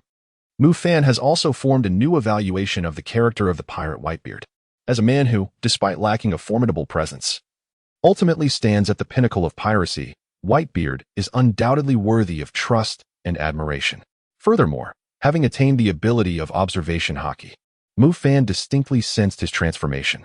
At this moment, if he so desired, he could effortlessly suppress the observation hockey of ordinary experts, even those of the caliber of a vice admiral. He could render their observation hockey completely ineffective, even when confronted with some of the most formidable beings. His observation kill could prove remarkably effective. Mufan, this young lad. At this juncture, Whitebeard also suddenly perceived Mufan's change. He seemed to be even stronger. This young man is truly a marvel. Whitebeard, just wait a moment. Before departing from the Moby Dick, Mufan intended to offer a word of caution to Whitebeard. After all, given Whitebeard's current physical condition, a single stab from the pirate, the great whirlpool spider, would undoubtedly exacerbate his plight. Previously, while observing Akainu, he happened to witness the latter approaching the great whirlpool spider. At this moment, the pirate lay in wait beneath the Moby Dick, presumably anticipating Mufan's departure. Mufan's previous displays of unparalleled speed had likely instilled a sense of caution in the great whirlpool spider, fearing it might fail in its endeavor. What is it, little brat? Whitebeard inquired, bemused by Mufan's hesitation. Never mind, you wouldn't heed my warning anyway. Mufan shook his head with a bitter smile, nearly forgetting the nature of Whitebeard. For those he considered sons, his trust was unwavering and unconditional.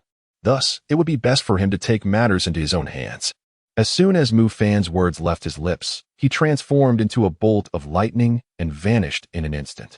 Meanwhile, Whitebeard, perplexed, looked around to ascertain where Mufan had gone, pondering whether he had rushed off to rescue Ace. However, in the mere blink of an eye, as Whitebeard turned his head, a flash of lightning erupted, and Mufan reappeared before him, holding a familiar figure in his grasp. Scored? Whitebeard's gaze sharpened, followed by a look of confusion directed at Mufan. The pirate known as the Great Whirlpool Spider had conspired with Admiral Akainu, betraying you with intentions to stab you in the back. Whitebeard, if you find it difficult to take action, allow me to assist you in incapacitating him first. Mufan hurled the pirate Maelstrom Spider to the ground and promptly inquired. He had intended to eliminate the Maelstrom Spider directly, but given their recent alliance, it was prudent to consult Whitebeard first. However, should Whitebeard disagree, Mufan was prepared to incapacitate the Maelstrom Spider regardless. Thus, before Whitebeard could react, Mufan unsheathed Destiny, ready to strike. Yet, in that fleeting moment, he abruptly pivoted and brandished his blade forward. Immediately thereafter, a brilliant golden light surged forth with ferocity. "Oh, fearsome little demon, you shall not continue your rampage." Just as Mufan was poised to incapacitate the pirate Maelstrom Spider, the sly figure of Kizara suddenly emerged to sow discord. He immediately entangled himself with Mufan, forcibly shifting the battlefield into the air, evidently intending to compete in speed. Coincidentally, Mufan was also eager to ascertain the limits of his own velocity, thus he did not shy away from the confrontation. As for Whitebeard aboard the Moby Dick and the pirate Maelstrom Spider, it remained to be seen what choices they would make. Furthermore, Mufan finds himself perplexed by the renowned slacker, Admiral Kizaru. Why does it seem that Kizaru adopts a more serious demeanor whenever they face off? Could it be that his seriousness is contingent upon the background of his opponent? The double-standard slacker. "Oh, Mufan, how have you managed to recover? Emerging even stronger than before? Have you consumed a devil fruit of the nature type, imbued with lightning elements?" Admiral Kizaru employs his astonishing speed, darting through the space surrounding Mufan with remarkable swiftness. Yet, Mufan is not to be outdone, amidst the flickering flashes of lightning. Even Kizaru finds it challenging to dominate him in terms of speed. This revelation astonishes Kizaru, who is famed for his velocity. After all, not long ago, alongside Akiji and instructor Zephyr, had pursued Mufan. At that time, this fellow had undeniably taken a full hit from Kizaru's 8-sun jewel. Could it be that misfortune has turned into fortune? How utterly terrifying. Kizaru, enough with the idle chatter. I have not forgotten the grudge from our previous encounter. Mufan let out a cold chuckle. The 8-foot-long Chiongoyu that the yellow ape had bestowed upon him would eventually need to be returned. However, that time was not now. His mastery of lightning elemental abilities was still in its infancy, while his speed could be deemed terrifying. It still fell short compared to the Radiant Man, the yellow ape. As for his other capabilities, they had yet to reach a level sufficient to vanquish a Marine Admiral. Moreover, it was evident that the yellow ape was currently slacking off. Mufan refrained from engaging in direct confrontation, instead focusing on the situation aboard the Moby Dick. The battlefield was rife with the cacophony of explosions. As the war intensified, the blood of countless pirates and naval soldiers had stained the icy ground a deep crimson, a testament to the true ferocity of the conflict. At this juncture, both the Navy and the Whitebeard pirates found their morale waning. Meanwhile, on the Moby Dick, Whitebeard Edward Newgate and the pirate known as the Great Whirlpool Spider finally commenced their conversation. "Old man, the Great Whirlpool Spider had just regained his senses, having been momentarily dazed by a blade sheathing delivered by Mufan. This incident had only served to deepen his resentment. Who exactly was Mufan? It was unfathomable that the old man would concede half of their territory to him. Did the Whitebeard pirates not have a rightful claim to their own domain? It seemed the assertions of Admiral Akainu were indeed true. "Squard, are you all right?" Whitebeard turned to one of his sons, his weathered eyes betraying a hint of inscrutable emotion. The young lad Mufan remarked that Squard had colluded with Akainu, betraying him and even plotting to launch a surprise attack. This was inconceivable. He refused to believe it. Among the Whitebeard pirates, aside from that scoundrel Teach, how could anyone dare betray Whitebeard? Well, at least he had survived. He hadn't seen you just now. How was the situation at the bay? Although he remained skeptical, Mufan's words had instilled a degree of caution in Whitebeard's heart. At this moment, Squard's tone was evidently off. After a fierce battle, his crew had suffered significant losses. "We have lost many brothers." The Great Whirlpool Spider, Squard, continued to speak in a somber manner, his demeanor distinctly unnatural. Sengoku would show no mercy. He would deploy all available forces against us. However, with the assistance of the young Mufan, our burden would be considerably lightened. Does father possess an in-depth understanding of the Navy's tactics? Whitebeard turned his gaze towards the execution platform, watching the fiery fist, Ace, his eyes flickering. Sengoku, Garp, Roger, we are all old acquaintances. If the Navy seeks to encircle us, it suits my purpose perfectly. I shall strike back, and with Mufan's aid, we will rush forth to rescue Ace. Indeed, let us charge forth and save the fiery fist, Ace. The Whitebeard fleet comprises 43 pirate crews from the New World. Each of us has received immense grace from Father. For the sake of the Whitebeard pirates, sacrificing our lives is only fitting, is it not? At this moment, the great whirlpool spider's tone grew even more peculiar as he drew his sword from his waist. Whitebeard cast a glance at Squard. How could he not perceive the implications behind Squard's words? He was acutely aware that Mufan's warnings were indeed justified. Yet, many must be harboring similar thoughts to save Ace. So many lives would be at stake. Some might even suspect him of conspiring with Sengoku against them. In that instant, a trace of melancholy flickered in the eyes of Pirate Whitebeard. Squard, I apologize, but I understand, this is a battle for family. Pirate Whitebeard would never abandon his kin. It is precisely for this reason that everyone followed him into this hellish battlefield. Am I not correct, Father? It is good that you understand. You are all my family. At this moment, the world's strongest man smiled faintly, then stepped forward, intentionally distancing himself from the great whirlpool spider. If his sons harbored doubts, let him once again prove himself through action. He is the Pirate Whitebeard. At this very moment, upon witnessing the situation aboard the Moby Dick, Mufan let out a resigned smile. As anticipated, the old man with the white beard truly is obstinate. Yet, he commands respect. Alas, there is no way to avert the impending ambush from his own trusted son. How fearsome is the white-bearded one. The yellow ape, currently engaged in a fierce battle with Mufan, quipped, "Ha ha ha. How do you know I cannot stop it, yellow ape?" Mufan smiled coldly. The lecherous grin of Admiral Kazuru abruptly froze. Meanwhile, aboard the Moby Dick, the pirate great whirlpool spider had already lunged at Whitebeard with a knife in hand. Although a few formidable members of the white team, including Marco, noticed the attack at once, they were too far away to intervene, only able to shout in alarm. However, Whitebeard remained unfazed. "Old man, my apologies." The pirate great whirlpool, his face darkened, was consumed by the words of Akainu, filled with a sense of injustice and resentment. At that moment, no one could stop him. Even if that traitorous Navy officer, Mufan, was aware of his betrayal, what could it change? Just as the great whirlpool spider was about to stab Whitebeard from behind, a long-awaited green seed suddenly erupted beneath his feet. In an instant, it grew into a towering tree rivaling the marine headquarters. The divine power of the world tree descended. The colossal tree astonished everyone present. With Mufan's prior arrangements, the great whirlpool spider's surprise attack was thwarted on the spot. Meanwhile, the pirate Whitebeard was lifted high into the battlefield by the massive branches of the world tree. The execution platform was now within arm's reach. "Uncle Whitebeard, charge. I, Mufan, will support you." At Marine Headquarters, Marineford, the arrival of the gigantic world tree left the crowd in utter shock. Admiral Sengoku's eyes widened in disbelief at the spectacle unfolding before him. Yet, it was all undeniably real. Akainu's scheme had failed. The strongest man in the world, Whitebeard, not only evaded the treacherous attack but also soared through the Marine's defenses, reaching the execution platform's heights. Such a turn of events left even Sengoku, as the Marine Admiral, completely astonished and almost incredulous. The sudden emergence of that colossal world tree, which had effortlessly sent the great whirlpool spider flying and elevated Whitebeard into the air, was a power that Whitebeard could not possibly possess. Therefore, it had to be Mufan. Was all of this the handiwork of that fellow? What was previously exhibited by Mufan was not the power of the thunder element. How could he summon such a colossal world tree to descend upon Marineford? It has scarcely been a brief moment since the occurrence of the most heinous event.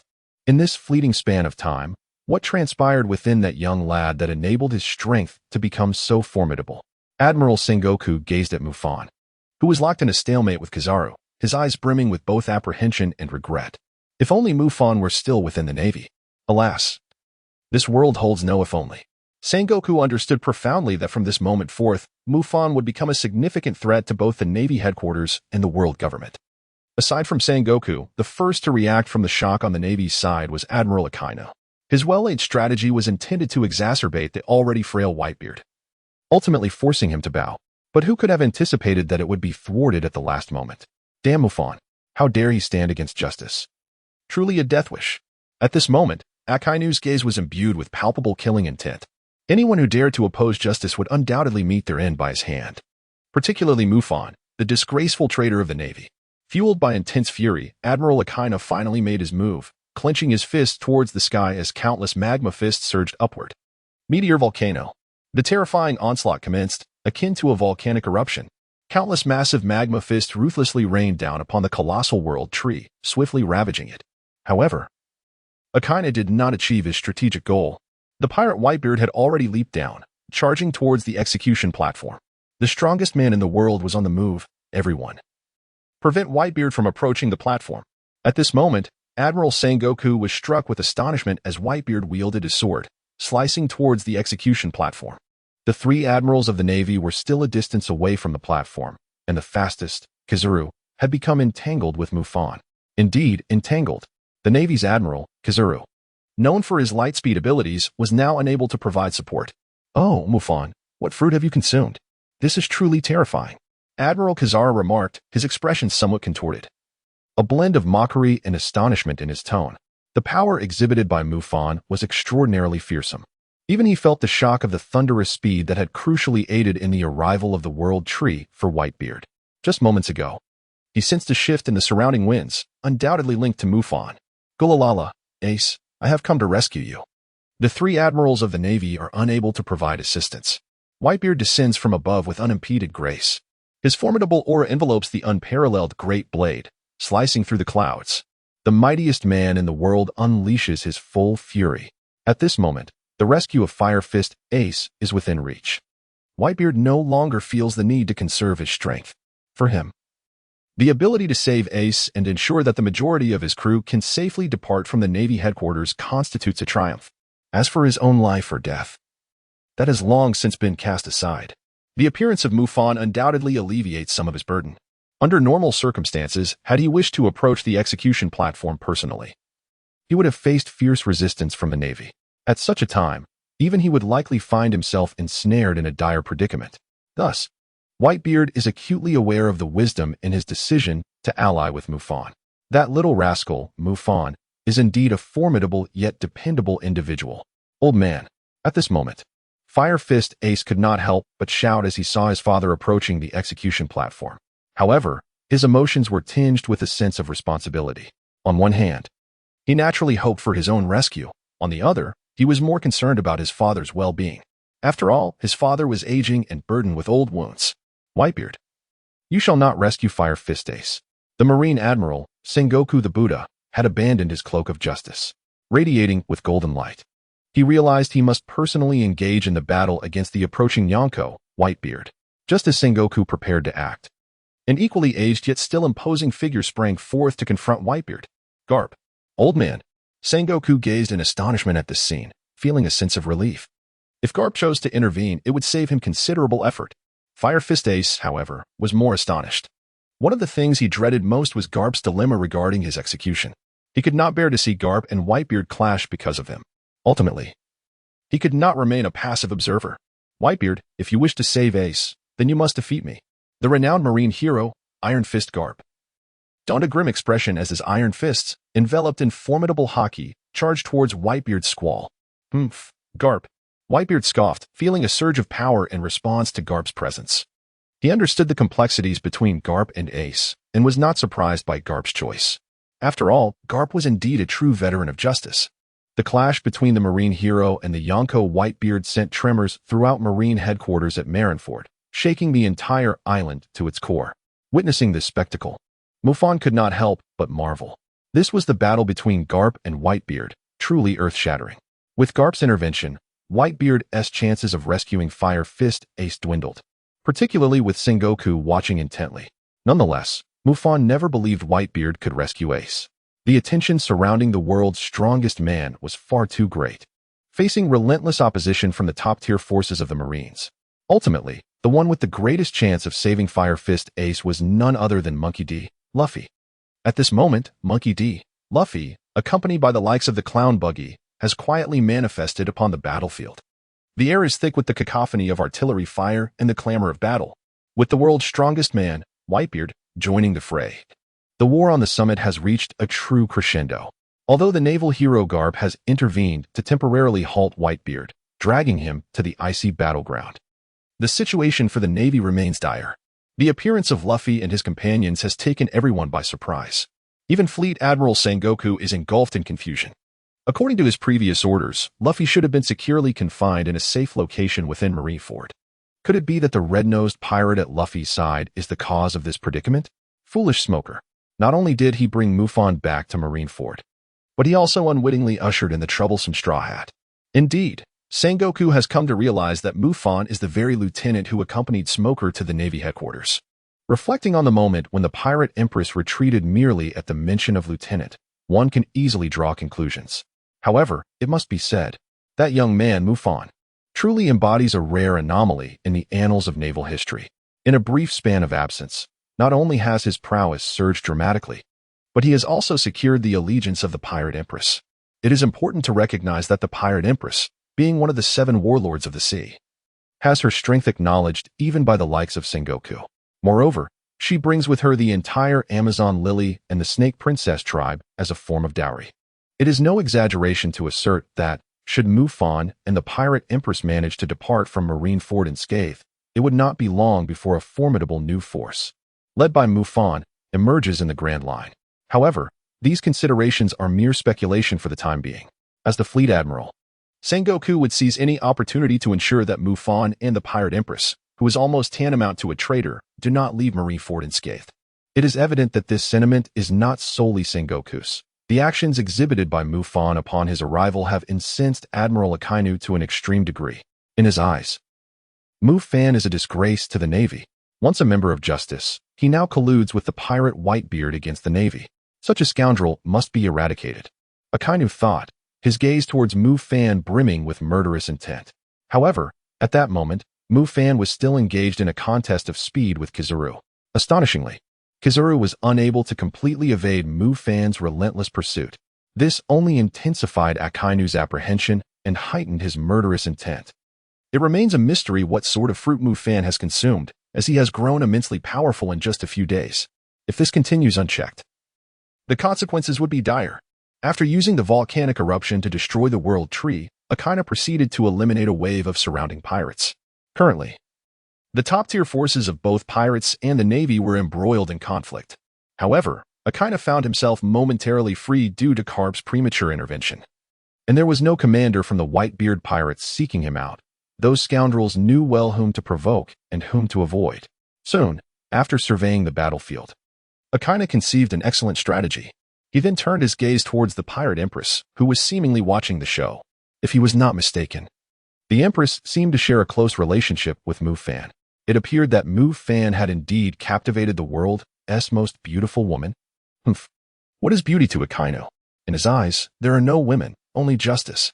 The Empress's actions had, strictly speaking, already contravened the duties of the 7 warlords of the sea. One could even say she had turned traitor in the heat of battle. After all, aside from her connection with Mufan, this woman indiscriminately dealt with both pirates and the Navy alike. In light of this, it was imperative to eliminate this so-called world's most beautiful woman first.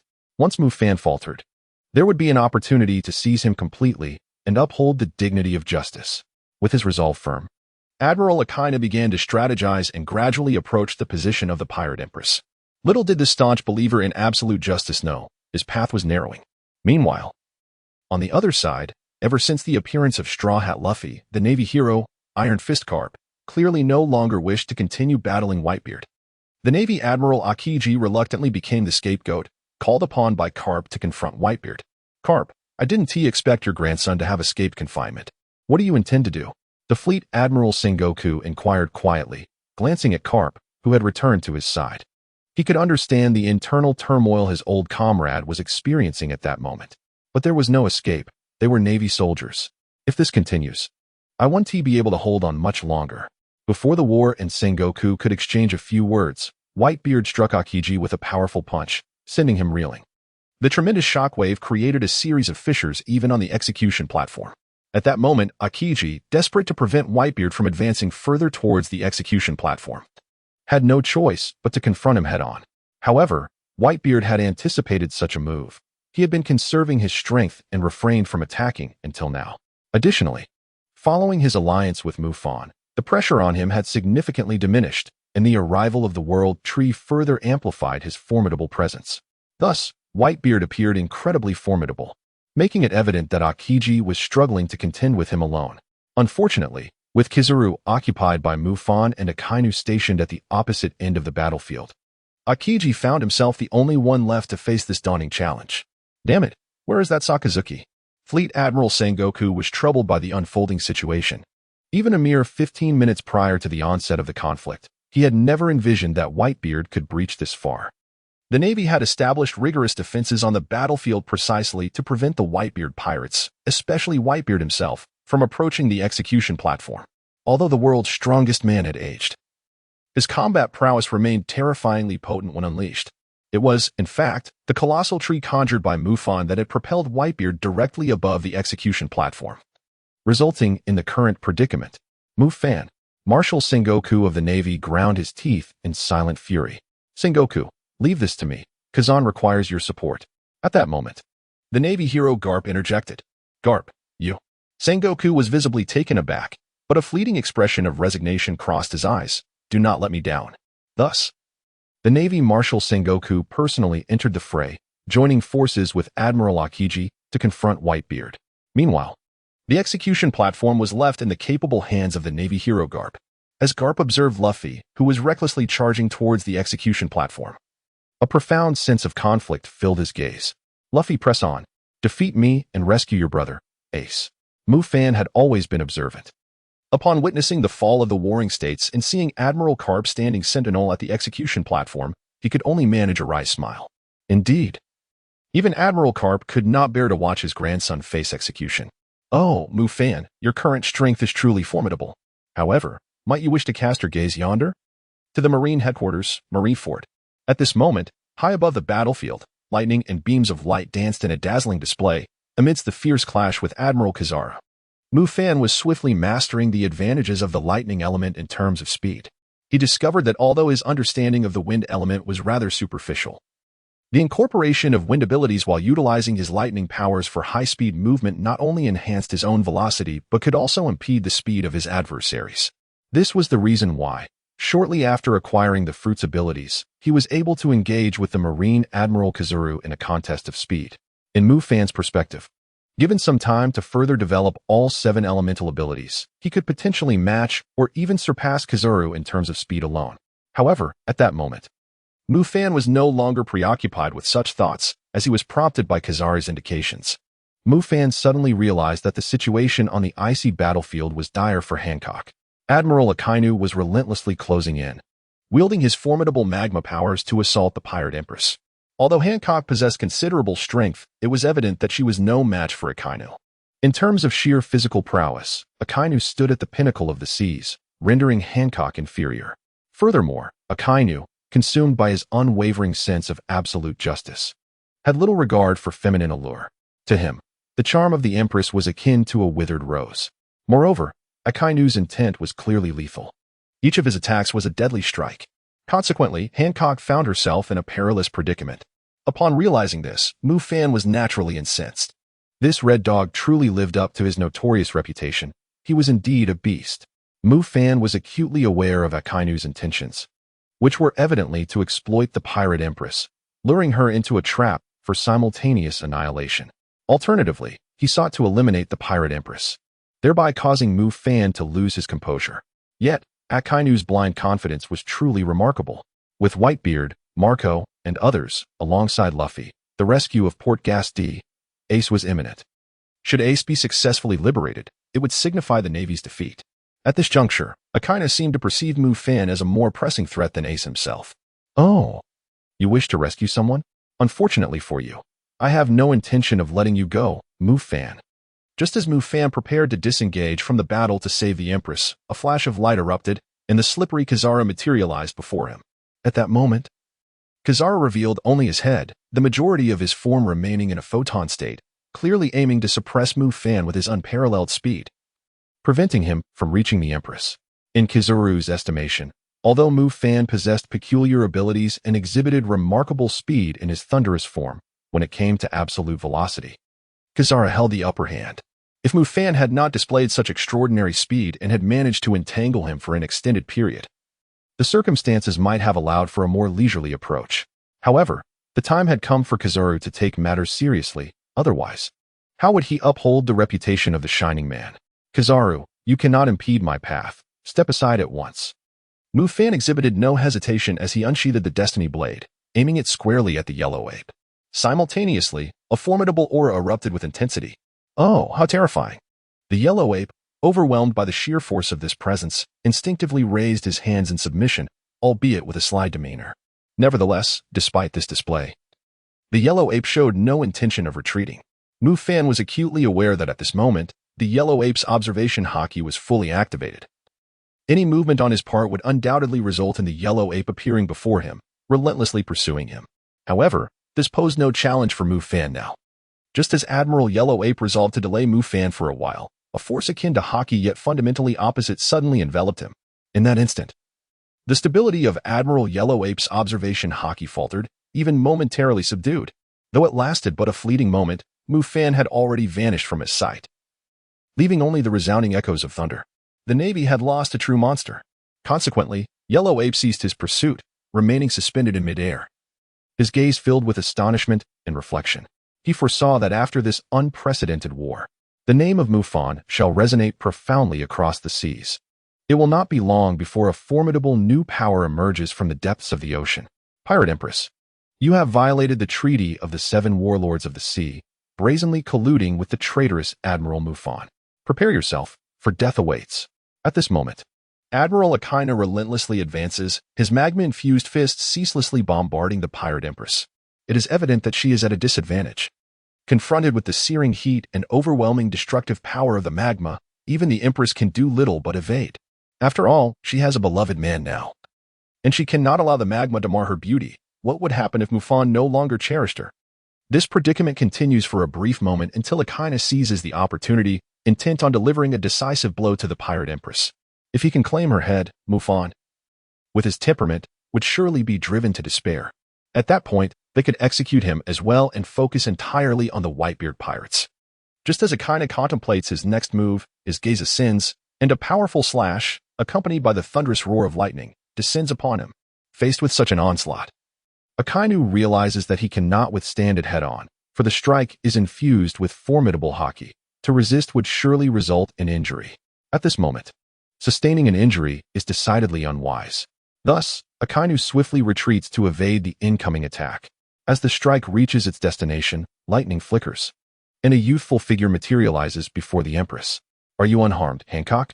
Mufan inquired anxiously. I am perfectly fine.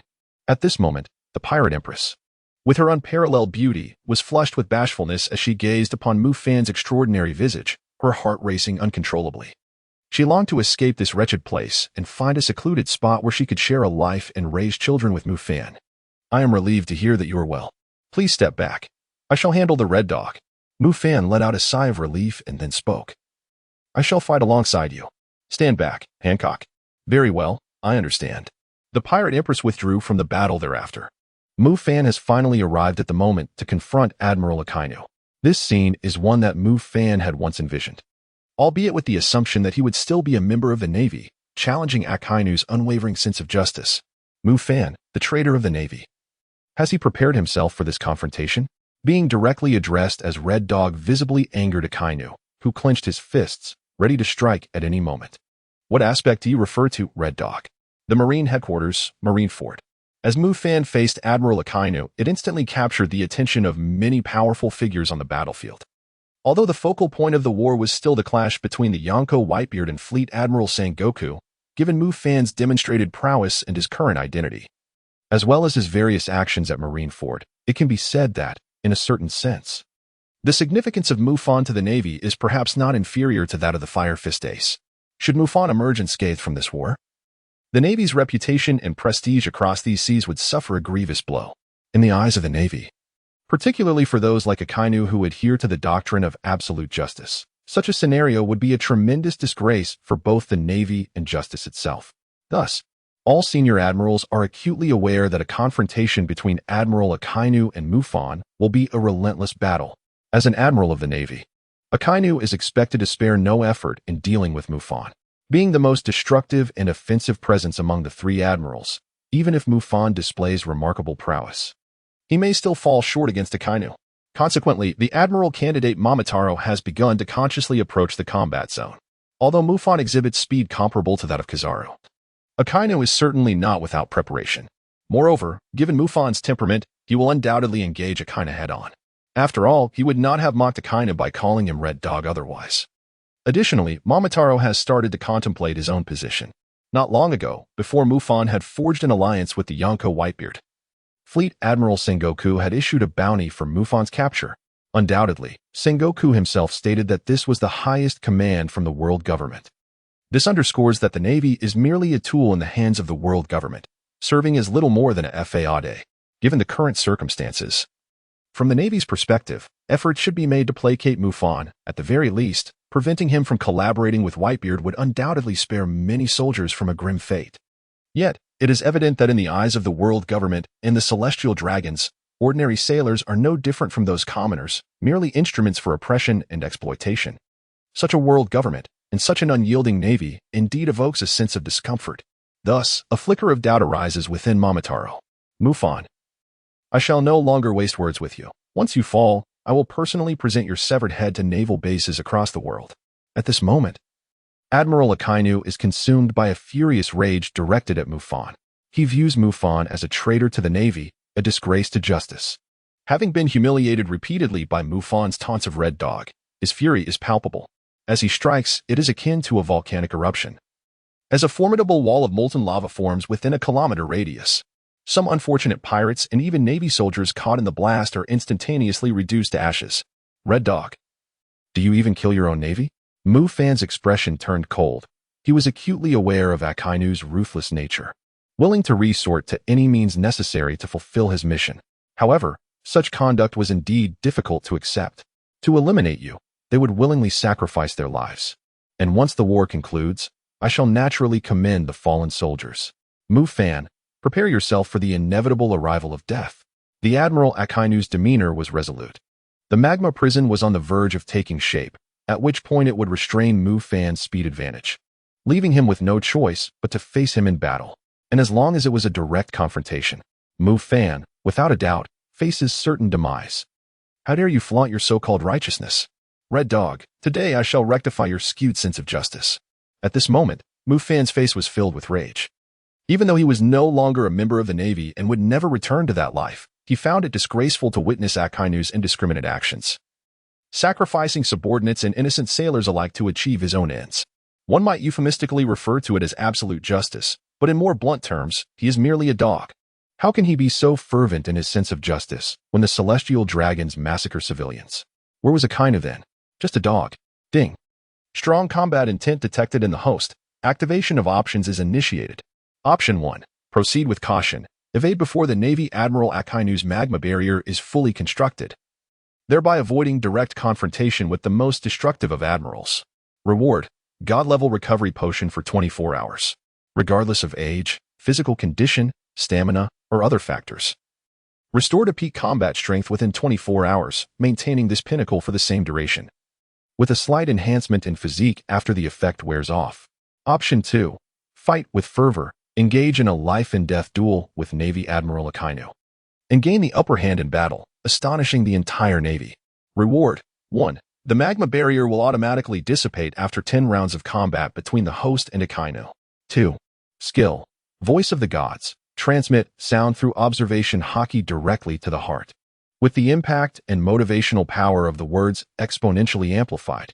Just as Mufan and Navy Admiral Akainu stood poised for a fierce confrontation, the system's activation was triggered. Mufan swiftly assessed the two options before him and reached a decisive conclusion. To evade combat was utterly inconceivable, even if only temporarily. The confrontation with Akainu was one where retreating would signify defeat. Moreover, Akainu was unworthy of such a consideration. In terms of rewards, While the divine recovery potion was indeed remarkable, Mufan currently had no use for it, as he found himself in peak condition at this moment. This was a state of utmost excellence. Conversely, bestowing the divine recovery potion upon Whitebeard would prove immensely beneficial. An apex Whitebeard would undoubtedly grant Marineford a fantastical reminiscence. However, this held little significance for Mufan. He had no desire to witness a Whitebeard rampaging through foes. In contrast, the voice of God was considerably more advantageous. It resonated deeply with the soul, amplifying its impact and stirring fervor exponentially. This was evidently a divine skill. Indeed, Mufan could seize this opportunity to mobilize a faction of the Navy, thereby establishing his own power base. Thus, he hesitated not and resolutely chose the second task. At that moment, the magma barrier had fully descended. The Pirate Empress and Vice Admiral Momotaro gazed anxiously at the barrier, prepared to render assistance at a moment's notice. The magma barrier obscured their line of sight, compelling them to rely on sound and their observation haki to gauge the tumult of battle within. The region where Mufan and Akaina find themselves is engulfed in the searing heat and fiery glow of molten lava, resembling a veritable inferno of magma. Partial justice? Ha ha, Mufan. You are but a mere child, daring to critique my sense of justice? The Admiral Akainu, filled with rage, fixed his gaze with fierce determination and launched his attack. Dog bite Crimson Lotus. Spare me the rhetoric of justice. Those who incessantly proclaim justice are often the true harbingers of darkness. No, you are merely a dog at best. A mere enforcer of the shadows. The clash between the naval traitor and the Admiral is imminent, as Mufan stands resolute against Akainu's overwhelming and aggressive dog bite Crimson Lotus. Mufan also concealed his playful expression. While he could easily belittle the red dog with mere words, being careless in battle would be tantamount to courting disaster. Even at this moment, Mufan remained breathless and focused, gripping his sword, Destiny, with unwavering resolve, ready to confront the imminent threat. After all, the red dog's assaults had, in the original narrative, obliterated a significant portion of the Yonko Whitebeard's cranium. Among the Navy's three supreme powers, he stood as the most destructive admiral. Regardless of whether the red dog displayed canine traits or not, his strength was undeniably formidable. Nevertheless, while acknowledging the seriousness of the situation and harboring a sense of caution, Mufan now showed no fear of the red dog, even in the face of the devastating dog bite Red Lotus. Mufan remained unyielding, relying solely on his swordsmanship and formidable aura to withstand the assaults of Inuzuka Honglian. This time, even Akaina felt a flicker of astonishment. He was aware that Mufan's strength had surged, seemingly acquiring an extraordinary ability, coupled with a speed that even he found difficult to match. However, he had not anticipated that Mufan's raw power had advanced to such a remarkable degree.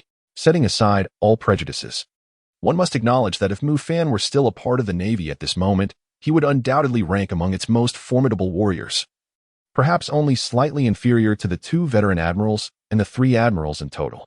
In summary, even Akainu harbored a newfound respect for Mufan.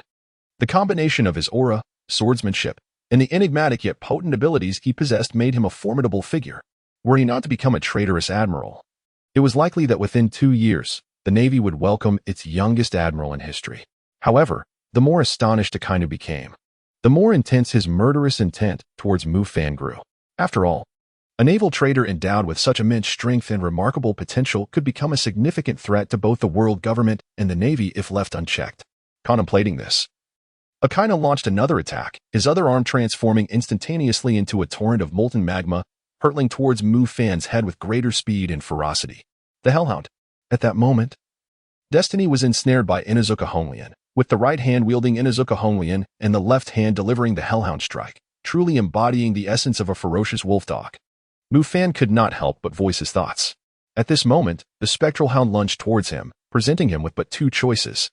He could either forsake his destiny and swiftly evade, or employ alternative means to resist the spectral hound and counter its assault.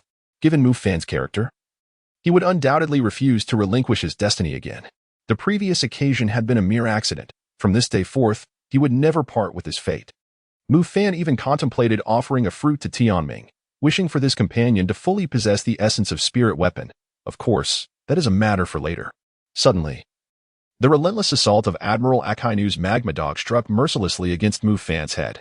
The magma erupted forth like a torrential flood, surging wildly. Akainu, witnessing this, was momentarily elated. Could it be that Mufan's head would burst so easily? No, that couldn't be. Setting aside other considerations, Mufan had once been the youngest rear admiral in the Navy, having endured countless life-and-death battles to attain his current prowess.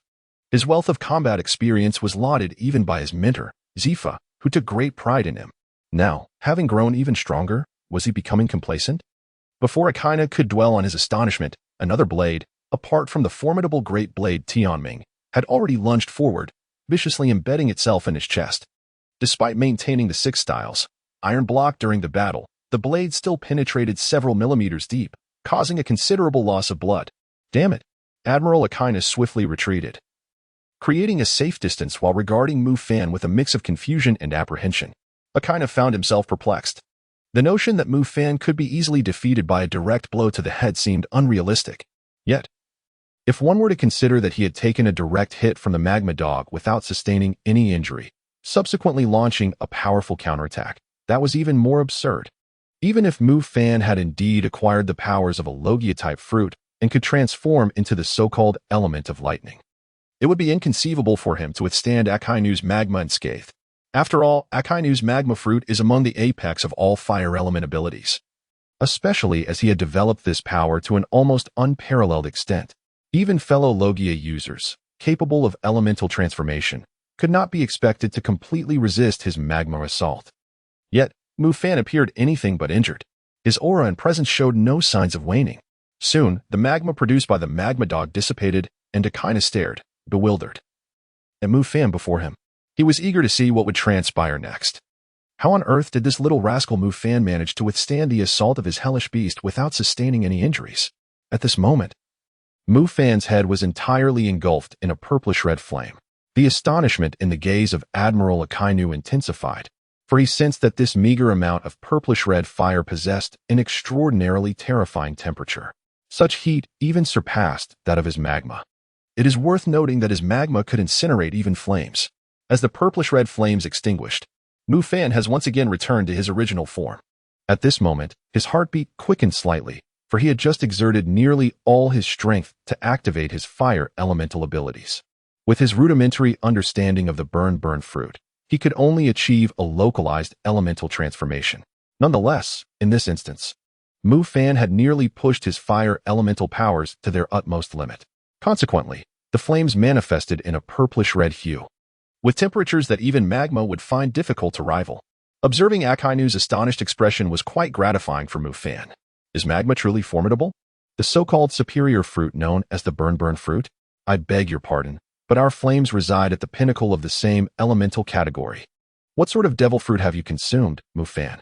At this moment, Akainu felt somewhat disoriented. Despite being in his 50s, he had never experienced such astonishment and confusion as he did today. Since Mufan's appearance, what abilities has this individual displayed? His lightning powers could compete with Kizaru in terms of speed. He thwarted Akainu's strategy to bring the Emperor Whitebeard into the core battlefield of the World Tree, showcasing evident wood elemental abilities. Now, he wielded a purplish-red flame with temperatures surpassing that of magma. Could it be that this young man has consumed the progenitor of all Logia fruits? Akainu could not afford to be overly astonished.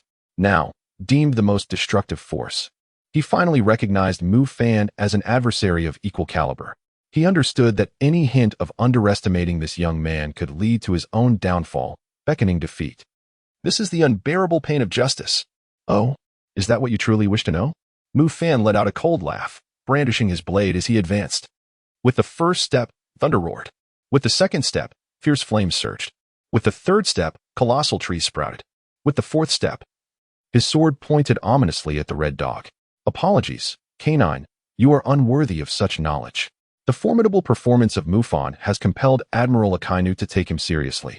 His expression filled with apprehension as beads of cold sweat unwittingly trickled down his forehead.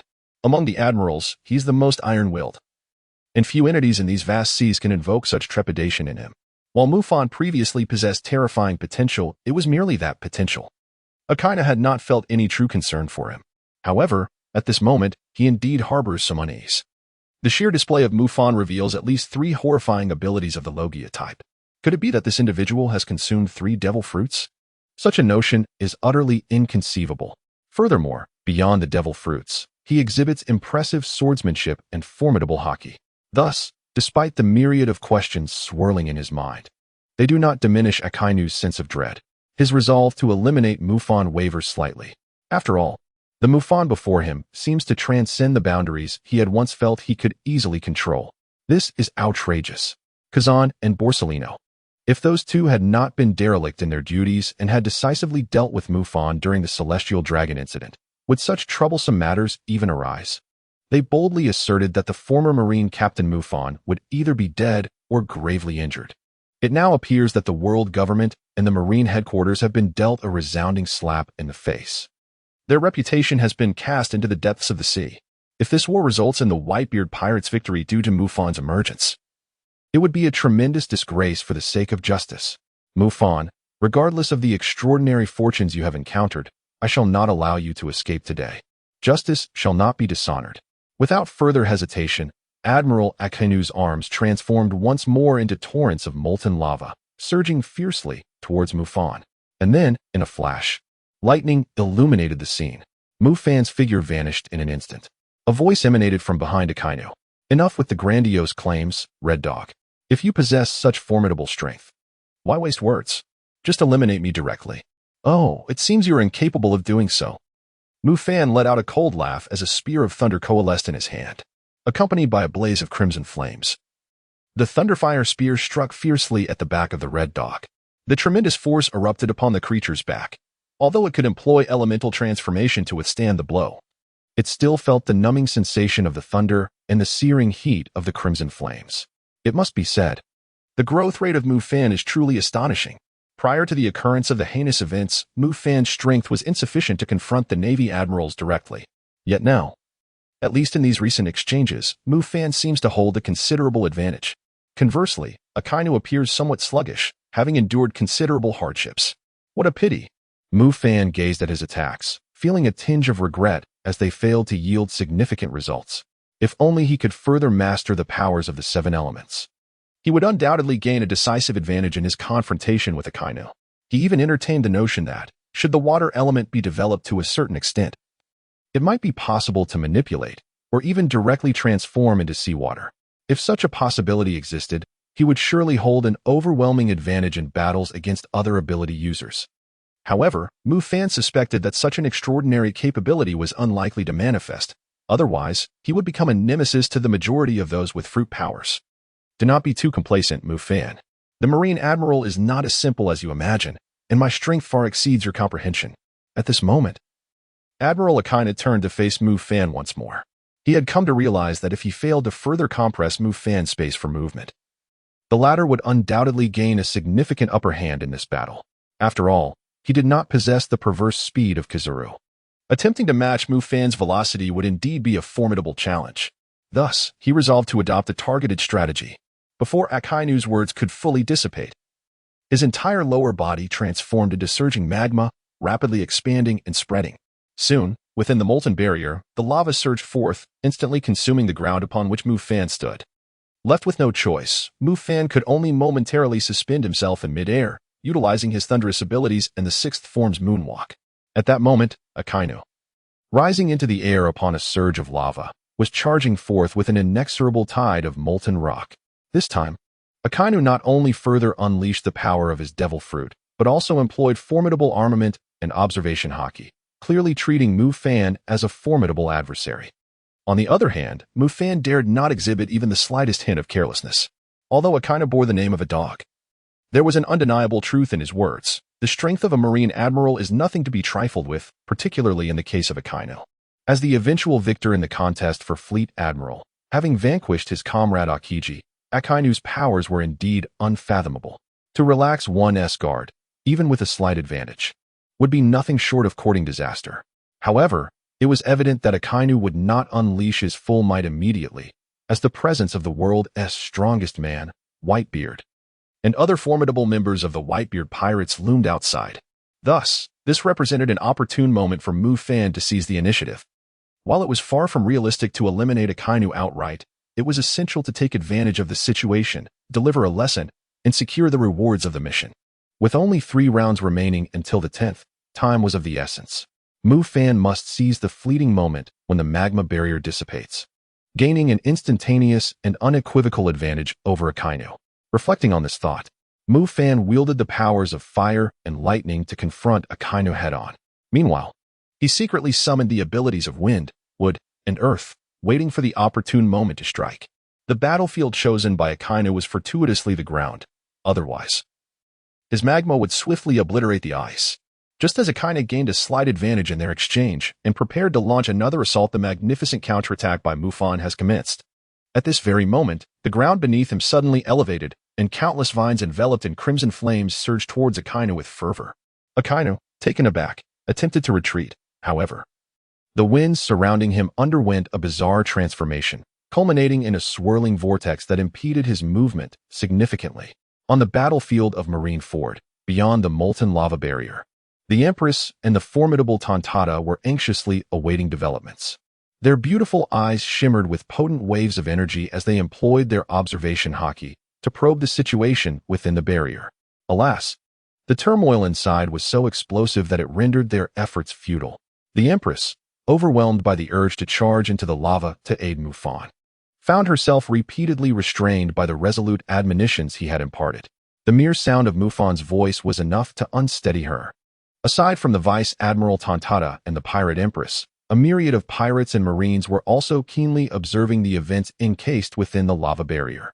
Unbeknownst to many, Straw Hat Luffy had already dashed close to the execution platform. It was inevitable, the clash between the most formidable Vice Admiral in naval history, the defector Mufan, and the cold-hearted Akainu, was simply too captivating to overlook. Undoubtedly, nearly everyone present was anxiously sweating for Mufan, as he faced none other than Akainu, the most ruthless of the three marine admirals. Finally, amidst the collective anticipation, the molten lava barrier began to dissolve rapidly. Despite not knowing the cause, there was no time for contemplation. The urgent need was to ascertain the state of the battle, who would ultimately gain the upper hand in the confrontation between Marine Admiral Akainu and the traitorous Mufan. Naturally, the Whitebeard pirates hoped for Mufan to secure an advantage, especially since he had audaciously demanded half of their territory in the New World, including Fishman Island, which connects the first half of the Grand Line to the New World. Should Mufan manage to gain an upper hand against Admiral Akainu, it would undoubtedly bolster the morale of the Whitebeard crew. However, this was merely a hopeful aspiration for the Whitebeard pirates. Mufan undoubtedly exhibited remarkable prowess. Upon his arrival, he swiftly dispatched Rear Admiral Muskrat of the Navy headquarters. Subsequently, he engaged in encounters with the world's foremost swordsmen, Hawkeye, and even their patriarch, the Yonko Whitebeard, without losing ground. However, the confrontations with Hawkeye and Whitebeard were more of a probing nature, particularly in the case of Whitebeard, who was essentially assessing Mufan's qualifications for collaboration with the Whitebeard pirates, rather than engaging in a genuine battle. At this juncture, Mufan found himself facing Akainu, the Navy's strongest admiral in terms of destructive power and ferocity, who was notoriously merciless. Previously, he had been ensnared within a magma barrier, rendering his speed advantage less effective. Thus, the likelihood of Mufan emerging victorious or gaining the upper hand in a direct confrontation with Admiral Akainu was rather slim. The Navy's perspective echoed that of the Whitebeard pirates, albeit with some of Mufan's former subordinates or those allied with him harboring a degree of expectation for his performance, albeit merely as an expectation. After all, Admiral Akainu was a formidable adversary. Soon, the towering magma barrier began to dissipate. As the rising steam gradually cleared, the scene that unfolded on the battlefield left everyone astonished, both Marines and pirates alike. Even the fierce combatants, Whitebeard and Sengoku, were drawn to the spectacle, their expressions betraying evident astonishment. Before them, vast amounts of lava had solidified into rocky formations, resembling mountains. At this moment, Admiral Akainu found himself ensnared by countless tendrils ablaze with a purplish-red flame, resembling a mummy suspended amidst the rocky peaks. In stark contrast stood Mufan, suspended in midair, unwavering in his focus. With his renowned blade sheathed and the hilt of the Destiny's sword grasped in one hand, he stood with an air of defiance. The disparity between the two was glaringly apparent. At this very moment, even Admiral Akiji and Kizaru displayed incredulity in their gazes, particularly Kizaru, who muttered in disbelief. "This is terrifying. Ding. Congratulations, host, for completing the task and receiving the reward. Voice of the gods. Mufan, charge forth and vanquish the Navy Admiral." In the wake of this collective astonishment, a rallying cry erupted from the ranks of the Whitebeard pirates. urging Mufan to continue his assault. However, Mufan remained unmoved, and the pirate who had incited him was swiftly dispatched by the Navy's reserve admiral, Momonosuke. Mufan then nodded in acknowledgement to Tao Tuesday. Although he had shocked the entire venue by accomplishing the task, the situation was far from straightforward. At the critical moment, he had employed 5 elemental abilities, 3 types of haki, and observation haki, which ultimately allowed him to confine Akainu. However, he sensed that Akainu was not significantly affected. He could break free from the confinement at any moment. Since he had not, it was evident that the Red Dog intended to play a cunning game. Unfortunately, it was a pity. Mufan possessed profound insight into this matter. He contemplated utilizing the vine tendrils to harness his wood elemental abilities in an attempt to absorb some of Akainu's life essence, aiming to achieve a balance through this exchange. However, alas, his efforts proved futile. Mufan's development of the wood element is insufficient. The vine roots are utterly incapable of penetrating the defenses of a top-tier powerhouse like Akainu, let alone absorbing the essence of life. However, he conceives a more ingenious plan. If Akainu possesses the ability to endure, then let us see just how long he can sustain it. Esteemed Marines, I am Mufan. What does this battle signify for you? Is it to fortify the dominion of the world government, or to uphold the justice of the Navy, which is constantly undermined? A fortnight ago, my defection from the Navy must have reached your ears, yet the true reasons remain unbeknownst to you. As Mufan steadied his breath and focused his mind, the observation haki unfurled. The voices of Mufan echoed in the depths of countless Marines' hearts, eliciting astonishment among them as they turned their gazes towards him. The fact that he remained silent only heightened their shock. This was nothing short of a miracle. At this moment, the senior officers such as Sengoku, whom Mufan had deliberately excluded, sensed something amiss but could not discern the specifics. Yet, the astute Sengoku, observing the peculiar expressions of the majority of the Marines, found himself unable to mount an effective countermeasure while being restrained by Whitebeard. One thing was certain, this was undoubtedly the handiwork of that rascal Mufan. A month prior, I rescued a group of refugees from a band of pirates in the New World, among whom was a kind-hearted little girl whose father was an ordinary Marine who fell in battle. On that fateful day, while I was engaged in special training at the headquarters, I was suddenly struck by devastating news. The daughter of the slain Marine, an innocent and pitiable girl, had escaped the clutches of the pirates but ultimately fell victim to the tyrannical grasp of the celestial dragons. The report I received detailed how that girl was brutally murdered by a celestial dragon, her head severed from her body. Thus, I took it upon myself to exact divine retribution, slaying the celestial dragon and severing his head. From that moment forth, I became a traitor to the Navy. Through the voice of God, Mufan's words resonated deep within the hearts of the vast majority of the Marines present. The truth behind the recently concealed incident had finally come to light. The expressions of most Marines grew strange, their faces reflecting intense anger, exhilaration, and pain. Particularly the phrase "the daughter of the fallen Marine" struck a chord, evoking a profound sense of empathy among countless Marines. The Marines of Marineford, who are constantly thwarted in their pursuit of justice, find themselves enslaved by the world government. Thus, what constitutes true justice? I, Mufan, declare today at the summit that I stand in opposition to the world government and the Navy headquarters to dominate the seas and establish a new order. Esteemed comrades, who among you wishes to join me? Welcome. Every word uttered by Mufan resonated deeply within the hearts of the Marines present. In an instant, a profound chaos erupted among them. At that moment, Admiral Sengoku finally discerned the gravity of the situation. In the next heartbeat, Akainu swiftly shattered his restraints and charged towards Mufan. At Marine headquarters, Marineford, when Admiral Akainu recognized the peril and broke free from the vine-like bindings, it was evident that it was already too late. At this very moment, Mufan stood suspended in midair, surrounded by a dazzling display of lightning, resembling a deity. The elite Navy soldiers on the battlefield underwent a profound transformation. A plethora of emotions, shock, astonishment, and regret, flashed across the faces of a significant portion of the troops. Most alarmingly, some even audibly cried out the name Mufan, including several high-ranking officers of the rank of brigadier and major generals. This extraordinary scene left Akainu utterly astounded. He had never anticipated that his intention to undermine Mufan would lead to such unforeseen circumstances. However, this was not the time for hesitance. The pressing task at hand was to suppress the instigator, Mufan, before he could unleash further chaos. Otherwise, the morale of the Navy would plummet to unprecedented lows. Consequently, Akainu launched an attack akin to a volcanic eruption aimed at Mufan. Yet Mufan had long been psychologically prepared. The formidable attack from Admiral Akainu, imbued with tremendous destructive power and an intimidating aura, momentarily met with a barrier of crimson flames and then missed its mark entirely.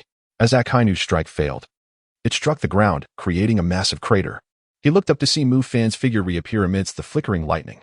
At that moment, Mufan drew forth the supreme blade, Destiny, seemingly reciting incantations.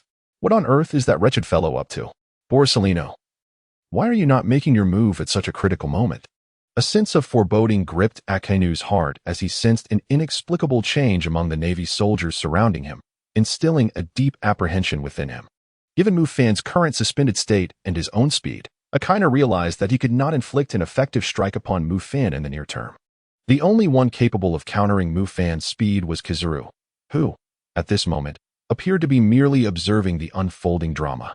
In truth, Akainu had somewhat misjudged Kizaru. The latter was not idle, but rather attentively listening to Mufan's sermon. Indeed, Mufan had deliberately transmitted his voice to Kizaru and Akiji. Kizaru could not be certain, but he believed Akiji was a commendable individual. While persuading Akiji to abandon the Navy during the War of the Best was unlikely, at the very least, Mufan could plant a seed of doubt in his heart. To build one's own power using the blood and bones of the Navy was a notion that could shake the very foundations of the organization. Mufan was truly a formidable young man. At that moment, after absorbing Mufan's discourse, Admiral Kazara could not suppress a sincere exclamation of admiration. And as he regarded Mufan, a flicker of deep apprehension and respect crossed his gaze. Naturally, he had heard Akainu's call, but at this juncture, he was more inclined to take a leisurely approach. Apart from Admiral Kizaru, another naval commander, Akiji, was equally taken aback. As one of the two admirals previously tasked with hunting down the naval traitor, Mufan, Akiji possessed some knowledge of the incident involving Mufan's attack on the celestial dragons. Yet his understanding was far from complete. He was utterly unaware that the young girl slain by the celestial dragons was, in fact, the daughter of a fallen marine. How perfectly the world government concealed this. It is truly despicable. In this moment, even though Akiji espouses a philosophy of lazy justice, an unnameable fury welled up within him. The tragic events of O'Hara resurfaced in his mind, and a sensitive nerve was unmistakably triggered, as Mufan had articulated. What does justice mean when the Navy behaves in such a manner? Gorarara, Sengoku. The gravest error committed by your Navy and the world government is allowing that little rascal Mufan to defect, failing to eradicate him completely. After this war, the Navy shall never regain its former glory. Whitebeard, amidst his fierce battle with Admiral Karp, bellowed with laughter. In his twilight years, witnessing a prodigious successor like Mufan emerge was indeed a source of great joy. He had just heard Mufan's voice, each word striking at the heart, profoundly shocking. By the looks of Sengoku, it appeared he was oblivious. Otherwise, that old codger would surely be in a frenzy. It is foreseeable that after this war, regardless of whether any elite Marines choose to follow Mufan, a seed will be planted in the hearts of all Marines. Should this conflict end in defeat, the prestige and control of the world government and the Navy over the seas will undoubtedly be diminished. Newgate, what on earth has that boy Mufan done? Admiral Sengoku's expression was fraught with anxiety. Even now, he remained in the dark regarding the unfolding events. Yet, the palpable shift among the Marines indicated that something truly terrifying had transpired for the Navy. Gururara, the answer you must seek for yourself. Now, step aside and let me rescue Ace. Whitebeard continued to laugh heartily, showing no regard for Sengoku. At that moment, facing Sengoku, who had transformed into a golden Buddha, he intensified his assault. The power of the strongest man in the world, the Tremor fruit, unleashed chaos, shaking the very earth. Even Sengoku found himself forced into a defensive stance, unable to extricate himself for a moment. Meanwhile, another matter of concern arose. With the assistance of a group of pirates, Straw Hat Luffy was now less than 30 meters from the execution platform, poised to confront the naval hero, Karp, head-on. Upon witnessing this scene, Sengoku could only let out a helpless sigh, although he had prepared himself for the ultimate responsibility. The thought of the Navy failing in this war still weighed heavily on his conscience. Yet, what decisions would Garp make? He found himself utterly unable to predict. Sengoku realized that the young Mufan had shaken the very foundations of the Navy. Just then, Garp's voice resonated from behind him. He understood that Garp must have learned something significant, and for Garp to utter such words meant that profound knowledge had been revealed. That lad, Mufan, must have accomplished something earth-shattering. Garp, the Navy cannot afford to lose this war, Admiral Sengoku of the Navy proclaimed with fervor. If even Garp acknowledges that the Navy's foundation has been shaken, then this battle is one the Navy simply cannot lose. Garp must possess sufficient resolve. Grandfather, stand aside. I must save Ace. At this moment, Monkey D. Luffy has finally reached the ultimate stage of his sprint. Only a single step remains between him and the rescue of Fire Fist Ace. Yet, standing in his way is none other than his grandfather. Nevertheless, for Monkey D. Luffy, rescuing Ace is of utmost importance. Damn it. Admiral Akainu has also recognized the gravity of the situation regarding the execution, and his expression darkened further. As it stands, it seems impossible for him to deal with Mufan in the short term. Therefore, Fire Fist Ace must not be allowed to be saved. The Marine headquarters at Marineford is engulfed in an unprecedented war that continues unabated. However, since Mufan's declarations have resonated deeply within the hearts of the Navy, the entire battlefield's dynamics have undergone a complete transformation. The elite Navy, who once held a semblance of balance and even a degree of initiative, now find themselves in a state akin to a mountain collapsing, their morale swiftly diminishing, and their retreat can only be described as a rout. Just as Admiral Khazar lamented, Mufan's actions undoubtedly utilized the blood and bones of the Navy to forge the foundation of his own power. Among the 100,000 elite sailors, over 30,000 have gathered voluntarily at Mufan's location, despite the casualties incurred. This includes troops that once directly reported to Mufan. The sailors of this unit have always revered their General Mufan as a deity. Thus, upon hearing Mufan's proclamation, they exhibited no hesitation whatsoever. On the other hand, Marco, the captain of the 1st Division of the Whitebeard Pirates, upon discovering the situations, promptly conveyed orders to all divisions of the pirate crew and the members of the Grand Fleet. He instructed them to cease hostilities against the Navy, which evidently leaned towards Mufan. Truly, Mufan is a formidable individual, having established the embryonic shape of a powerful force in just a few minutes. One can only hope that he does not become an adversary in the future. As Marco gazed upon Mufan, who appeared as if a deity had descended, a flicker of solemnity crossed his eyes. Confronting this man, who is considerably younger than himself, Marco, despite being the captain of the 1st Division of the Whitebeard Pirates and a veritable vice-captain of the Whitebeard crew, recognized that he was likely no match for Mufan at this moment, let alone in the future. The younger generation, including Ace and the notorious supernova pirates who had recently caused a stir on the seas, would likely find themselves subdued before Mufan. Currently, the alliance between both parties brings mutual joy, yet should any conflict arise in the future, Mufan is undoubtedly their formidable adversary. From his demeanor and his audacious assertion to claim half of the White Troop as territory, it is evident that this individual is poised to invade the New World.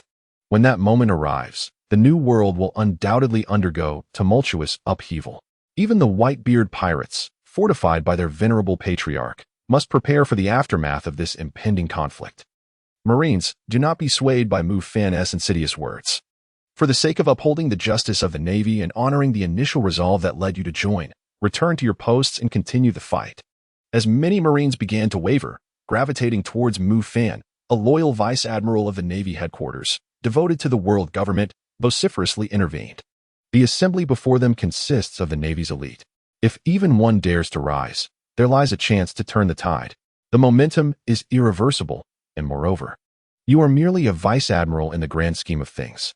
Mufan had been meticulously observing the unfolding events on the battlefield. Upon witnessing a naval rear admiral leap in agitation, he could not help but let out a cold sneer. Divine retribution of thunder.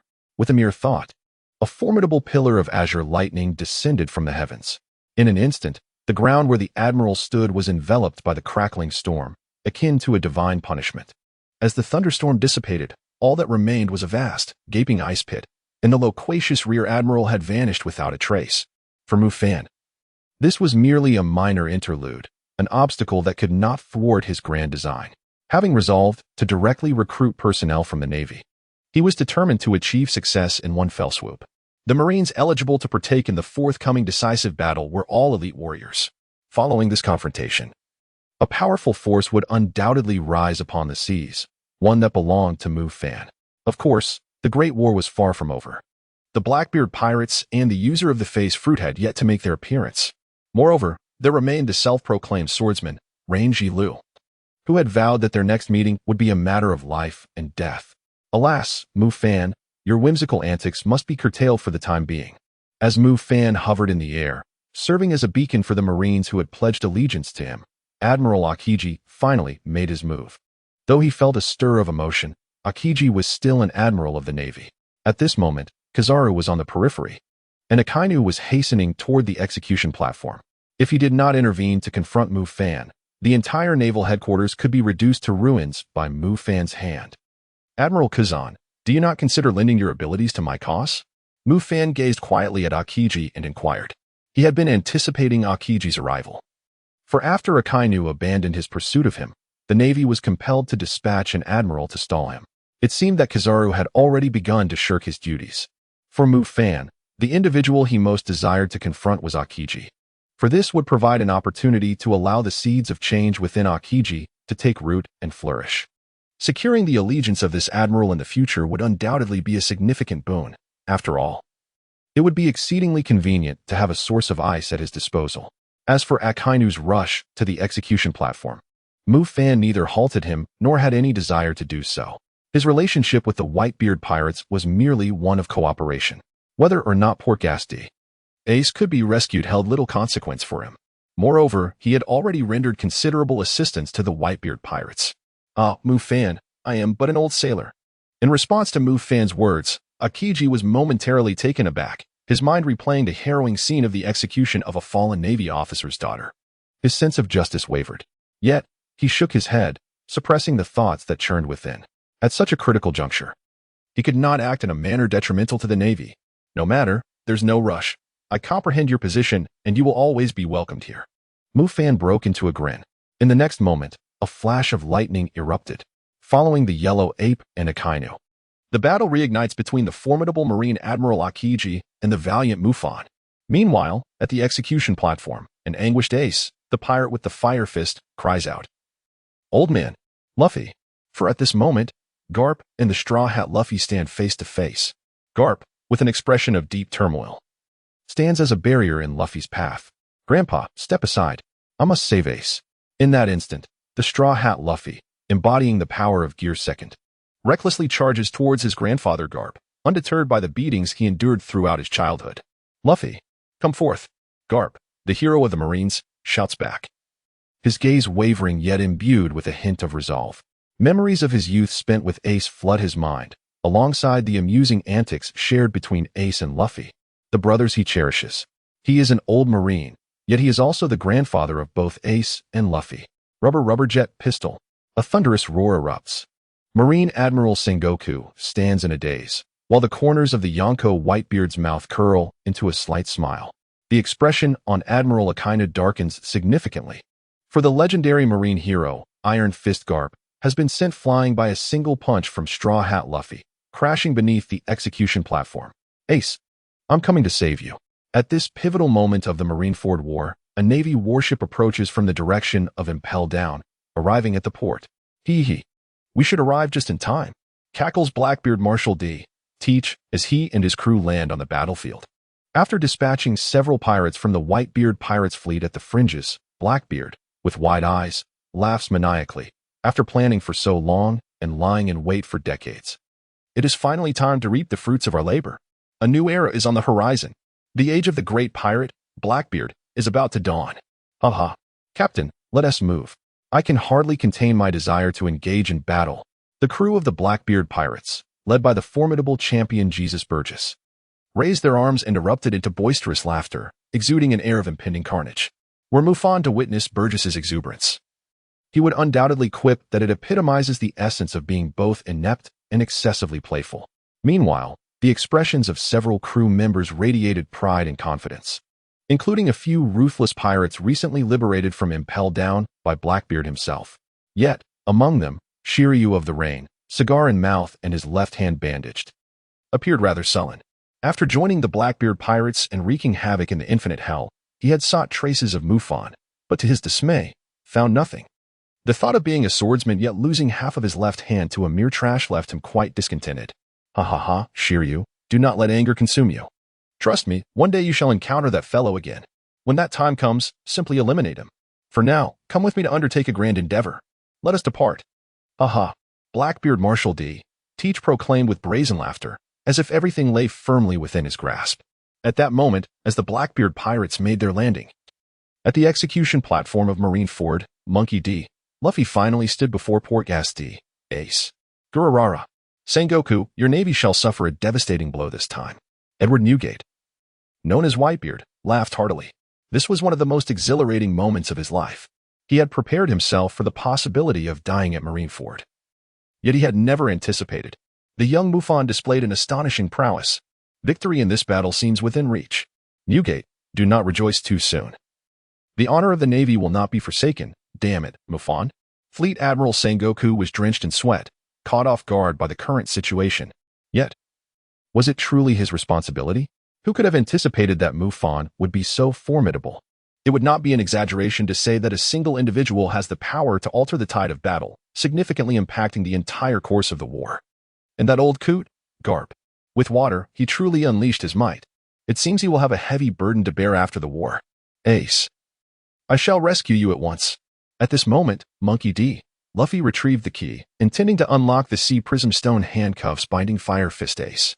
Unfortunately, a flash of golden light struck, shattering the key into two pieces. Luffy. Fire Fist Ace called out, his concern for Luffy's safety evident. However, it appeared that Admiral Kizaru had no intention of pursuing further action, at least for the time being. As Monkey D. Luffy produced another key, a replica crafted by Mr. 3, and swiftly inserted it into the handcuff lock. A blinding flash surged forth once more. I cannot allow you to proceed, exclaimed Kizaru, seemingly acting as a gatekeeper. A barrage of light beams descended upon them. In an instant, the entire execution platform was reduced to rubble. Dust and debris filled the air. Strangely, the overwhelming beams of light deftly circumvented Monkey D., Luffy, and Fire Fist Ace, with only one or two striking Ace, who managed to deflect them despite being freed from the Sea Prism Stone's confinement. Damn, truly worthy of the moniker Acting Monkey, truly deserving of the 8-span Shining Jewel. Witnessing this scene was nothing short of astonishing. Mufan could not help but utter a curse. That Pikachu fellow truly knows how to take advantage of others.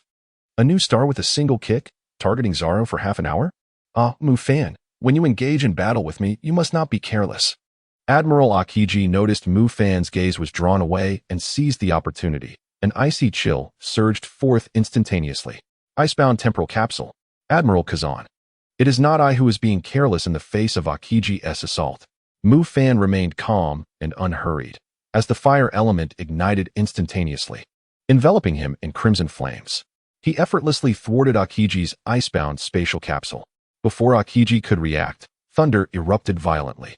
Mufan's counterattack has commenced. In truth, he is well aware that although over 30,000 elite Marines have chosen to ally with him, a significant portion of them has been captivated by the sheer force of his prowess. The words spoken by Mufan must be underpinned by formidable strength. After all, his adversaries are none other than the world government and the Marine headquarters. Hence, the more potent his display of power, the greater his capacity to subjugate these elite Marines. Had Mufan not showcased that spectacular moment of restraining Akainu, it is unlikely that so many Marines would have dared to take a step forward. Therefore, in the ensuing battles, Mufan must adopt an even more aggressive stance. With a thunderous roar, the sky erupted in a cacophony of crackling lightning, as billions of electric arcs surged forth. Just as Admiral Akiji was bracing himself for the impending thunderstorm, the winds around him suddenly shifted, forming a powerful vortex that hindered his movements. Almost instantaneously, several thick emerald vines materialized, ensnaring his limbs and body. This unexpected turn of events caught Akiji off guard. After all, Mufan had simultaneously displayed multiple abilities against Akainu, all within the confines of a magma barrier. Though Akiji managed to extricate himself swiftly, he still appeared somewhat disheveled, having dispatched the weasel in a heartbeat. Matching the speed of Kizaru and boldly contending with Whitebeard, how had Mufan become so formidable, even outmaneuvering Akiji twice? At this moment, the Marine Admiral candidate, Momotu, could not help but exclaim in awe. It was astonishing, it was terrifying. She had witnessed Mufan's growth, recognizing his unparalleled talent and boundless potential. Yet, was this truly possible? Had this young man, after conquering the world's most beautiful woman, unleashed his true power? If the current Mufan is any indication, perhaps he could indeed fulfill those lofty aspirations. Aside from Momotu, the other Marines shared a similar sentiment. A mere fortnight ago, Mufan was a Marine major, although impressive. He had yet to be compared to the three highest combatants. And now, he had faced off against all three admirals without suffering defeat, even gaining the upper hand. This was undeniably extraordinary. Yet, all of this unfolded before their very eyes, leaving no room for disbelief. It is easy to envision that after today, the name of Mufan shall resonate across the vast ocean. Alas, how formidable this is!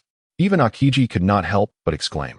Meanwhile, on the other side, Fire Fist Ace opened a fiery portal to facilitate the escape of the Straw Hat from the execution platform. However, he was intercepted midway by Akainu. Infuriated by the significant blow to Mufan, Akainu launched a lethal attack. If I cannot eliminate that little brat Mufan, do you think I cannot deal with you two pirates burdened by a lineage of crimes? Prepare to perish. At the Navy headquarters, as the formidable Admiral Akainu approached with terrifying magma, Fire Fist Ace, in shock, quickly shielded Straw Hat Luffy behind him. It is only natural for a brother to protect his younger sibling. At that moment, Ace had just escaped from peril. He witnessed the astonishing feats of Mufan, who was of similar age, particularly the breathtaking clash with the formidable Whitebeard, which rent the very sky. This sight ignited a fierce determination within this proud son of the Pirate King and adopted son of Whitebeard. After all, he is indeed the son of Whitebeard. No matter the circumstance, he must not be significantly outshone by that man named Mufan. After all, he is merely an admiral. His Fire Fist, too, is a natural-type devil fruit ability.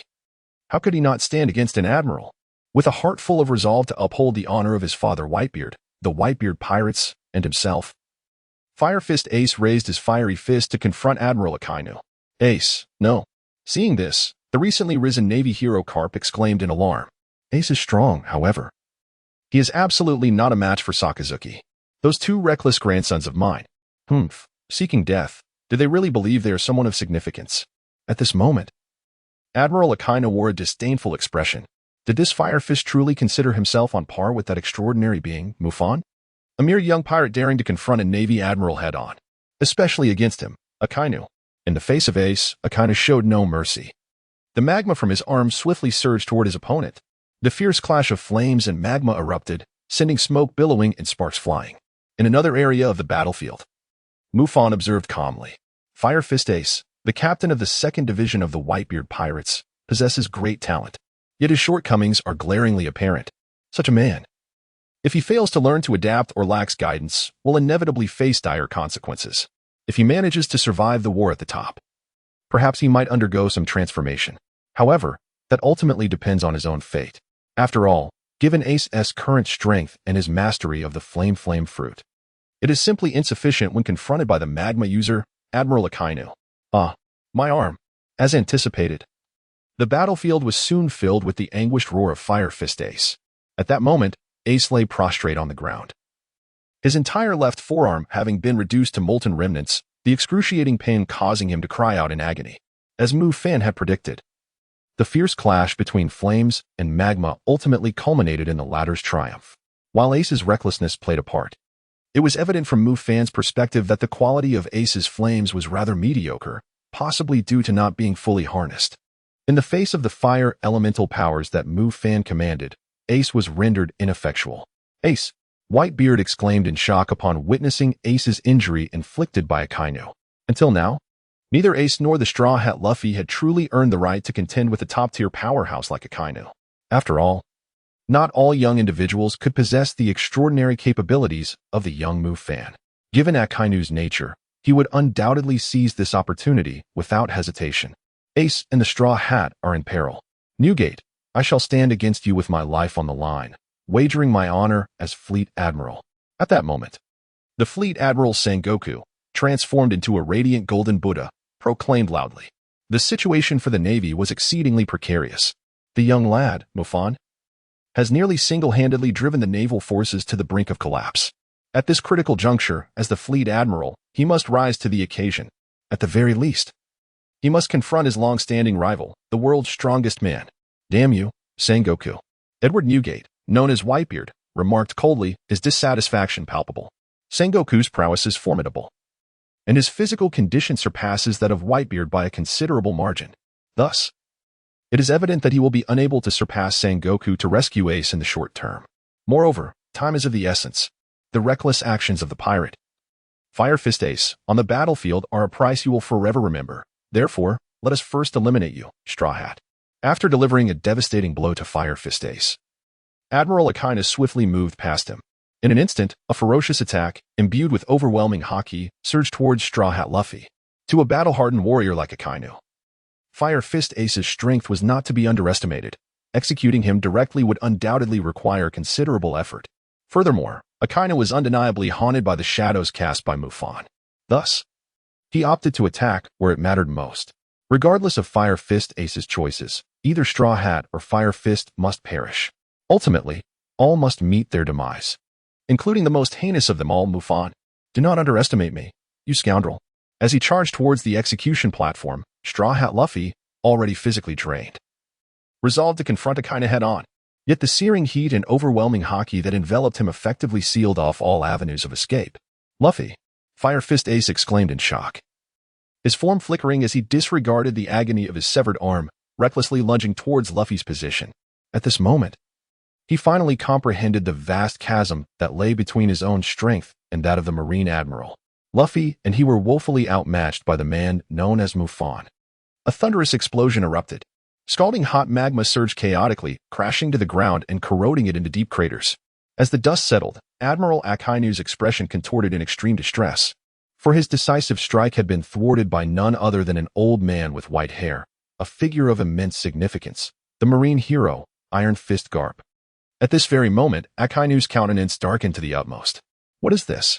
Is it only him in the Navy diligently upholding justice? Not only does he slack off, but now he dares to openly rebel? Just as Akainu grappled with his disbelief and prepared to coldly confront Garp, the latter spoke first. Hey, Sakazuki, why are you interfering with my execution of the pirate? As a vice admiral, I cannot usurp the glory of your rank. At this very moment, the naval hero, Iron Fist Garp, was nonchalantly digging his nose, exuding an air of utter disregard. This sight made Akainu tremble with rage, even causing the stoic Sengoku to tense up. Old friend, you truly are remarkable. Gururara, who dares to harm my son? Seizing the opportunity, the Yonko Whitebeard intervened, blocking the path between Fire Fist Ace and the Straw Hat crew with a thunderous crash. Old man, Ace exclaimed, are you all right? Let Marco tend to your wounds shortly. Whitebeard glanced at the severed arm of Ace, and his gaze toward Akainu grew colder. Hey, Sakazuki, it's your turn now. Eliminate Whitebeard, and the next Admiral of the Navy will be yours. Garp fanned the flames of discord, relishing the chaos. Akainu remained silent. At that moment, Mufan observed the evolving battlefield near the execution platform and felt a twinge of sympathy for Akainu. Surely, the little red dog must be feeling quite uncomfortable right now. Although the final outcome remained uncertain, with Whitebeard's arrival and Garp's inevitable inaction, the situation had decidedly tilted in favor of Whitebeard, provided that the timely support from Marco and others arrived. At least, Mufan had no time to concern himself with Whitebeard's affairs at present, for he had awaited this moment for far too long. The pivotal characters were finally making their entrance. The Blackbeard pirates had arrived. Ha ha ha, we finally made it. Blackbeard, Marshal D. Teach led his crew onto the icy battlefield, declaring, World, brace yourself to tremble at the name of Blackbeard. At this juncture, the battlefield was rife with tension. Aside from Mufan, neither side had anticipated Blackbeard's appearance. A rare glint of murderous intent flickered in Whitebeard's eyes, as he recalled the heavy toll the traitor had exacted on his crew, including the near demise of Ace. Meanwhile, Blackbeard, sensing an overwhelming presence, abruptly ceased his sinister grin, his mouth momentarily frozen in shock. Wiping his eyes, he surveyed the battlefield anew. The man who vowed to usher in a new era under the banner of Blackbeard found himself bewildered. The unfolding scenario appeared starkly different from his expectations, particularly regarding the seemingly unscathed state of Whitebeard. How could he appear so well? Under the Navy's aggressive assault, Whitebeard should have been gravely injured by now, and Ace was still alive. What was the Navy up to? With such formidable naval power, why does it seem to be divided into two factions at this moment? Has internal strife erupted? Could it be that the naval hero, Garp, has turned traitor at a critical juncture? Unthinkable. Garp has devoted his entire life to the Navy. He would never betray them at such a crucial time. What on earth is happening? Why does everything unfold in a manner so contrary to his expectations? In a fleeting moment, Marshal D.Teach, known as Blackbeard, racked his brain, yet he could not discern the source of the dilemma. Ultimately, he had no choice but to abandon his musings. Since events were not progressing as he had envisioned, he resolved to alter the course through force. If he lacked even this modicum of ambition, he would not have defected from the Whitebeard pirates. Captain, someone approaches. Just as Blackbeard was contemplating an alliance with the Navy, the former warden of the underwater prison, Shiryu of the Rain, suddenly alerted him. Almost immediately, a young, towering figure with an extraordinary presence appeared before the crew of the Blackbeard pirates. The surrounding Navy and pirates recoiled hundreds of meters at the sight of Mufan. Having been intimidated by the formidable aura he exuded, fearful of being caught in the crossfire. This war is becoming increasingly fascinating. That man named Mufan is truly remarkable. In the forthcoming new era, he is bound to make a significant impact, mused Don Quixote da Flamingo, one of the 7 warlords of the sea. As he licked his lips in admiration, the battlefield was descending into chaos. However, for the strong, such tumult is a welcome development. The more disorderly the conflict becomes, the more frenzied the next era will be, especially with the traitorous Navy defector named Mufan. If possible, Doflamingo would even consider forging an alliance with Mufan. For as the Emperor of Dressrosa and an intermediary of the underworld, he possesses vast resources and immense wealth in berries. If Mufan aspires to establish a formidable power, then wealth is undoubtedly indispensable. That man possesses unparalleled strength and immense potential. I am truly eager for a confrontation with him. Such is the sentiment echoed by the world's foremost swordsman, Dracul Mihawk. After witnessing Mufan's numerous displays of prowess, his anticipation for a future duel with Mufan only intensifies. The former naval officer, Mufan, the crew member of the Blackbeard pirates, Shiryu of the Rain, was the first to speak upon encountering Mufan. Although they have never directly crossed paths, their years spent in Impel Down have not gone unnoticed. The name of Mufan is one that has reached many ears. He is renowned as the youngest and most formidable rear admiral in naval history. Oh, is he not the treacherous naval defector who has committed heinous acts? Is he truly powerful? Marshal D.Teach, known as Blackbeard, cast a sidelong glance at Mufan and inquired coldly. It was evident that Mufan was not a harbinger of goodwill. Yet, in that moment, Blackbeard did not regard Mufan as a significant threat. His current ambition was to confront the strongest man in the world, the Yonko known as Whitebeard. Not weak, but still killable. Shiryu of the Rain glanced at his left hand and spoke in a frosty tone. Ever since half of his left hand was severed, he had yet to vent the resentment that boiled within him.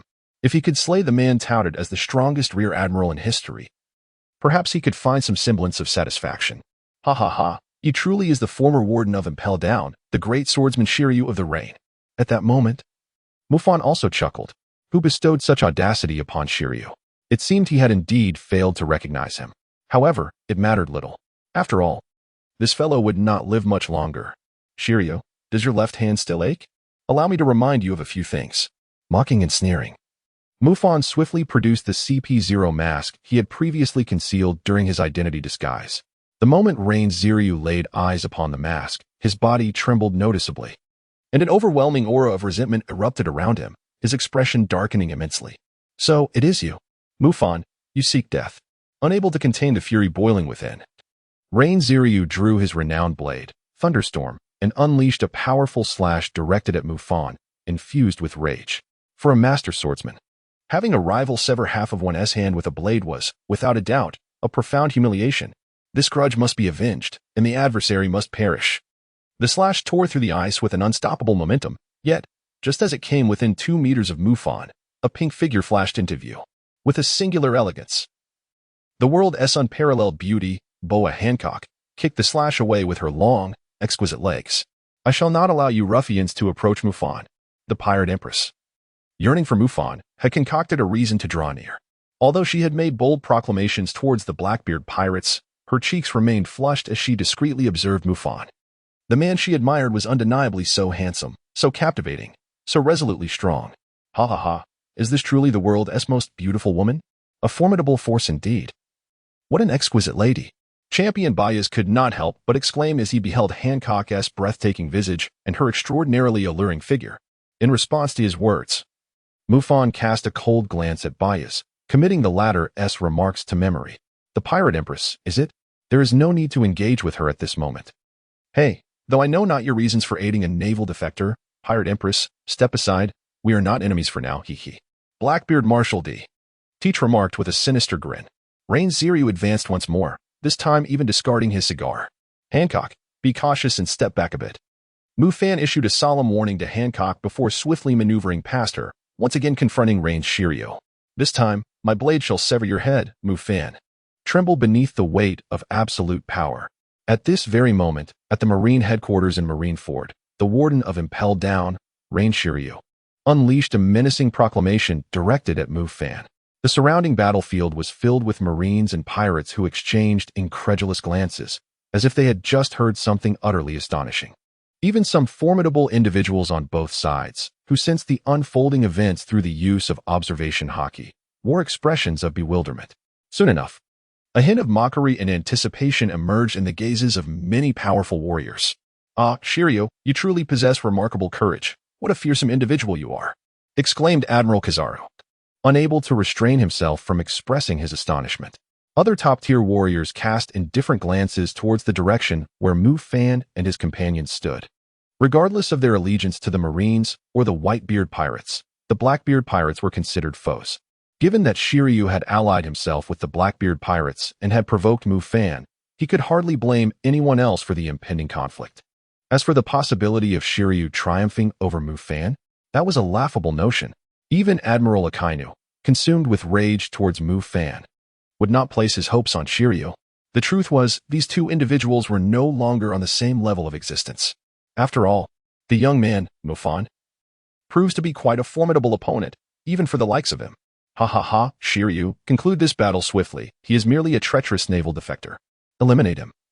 For we have far more pressing matters to attend to. At this moment, Marshal D.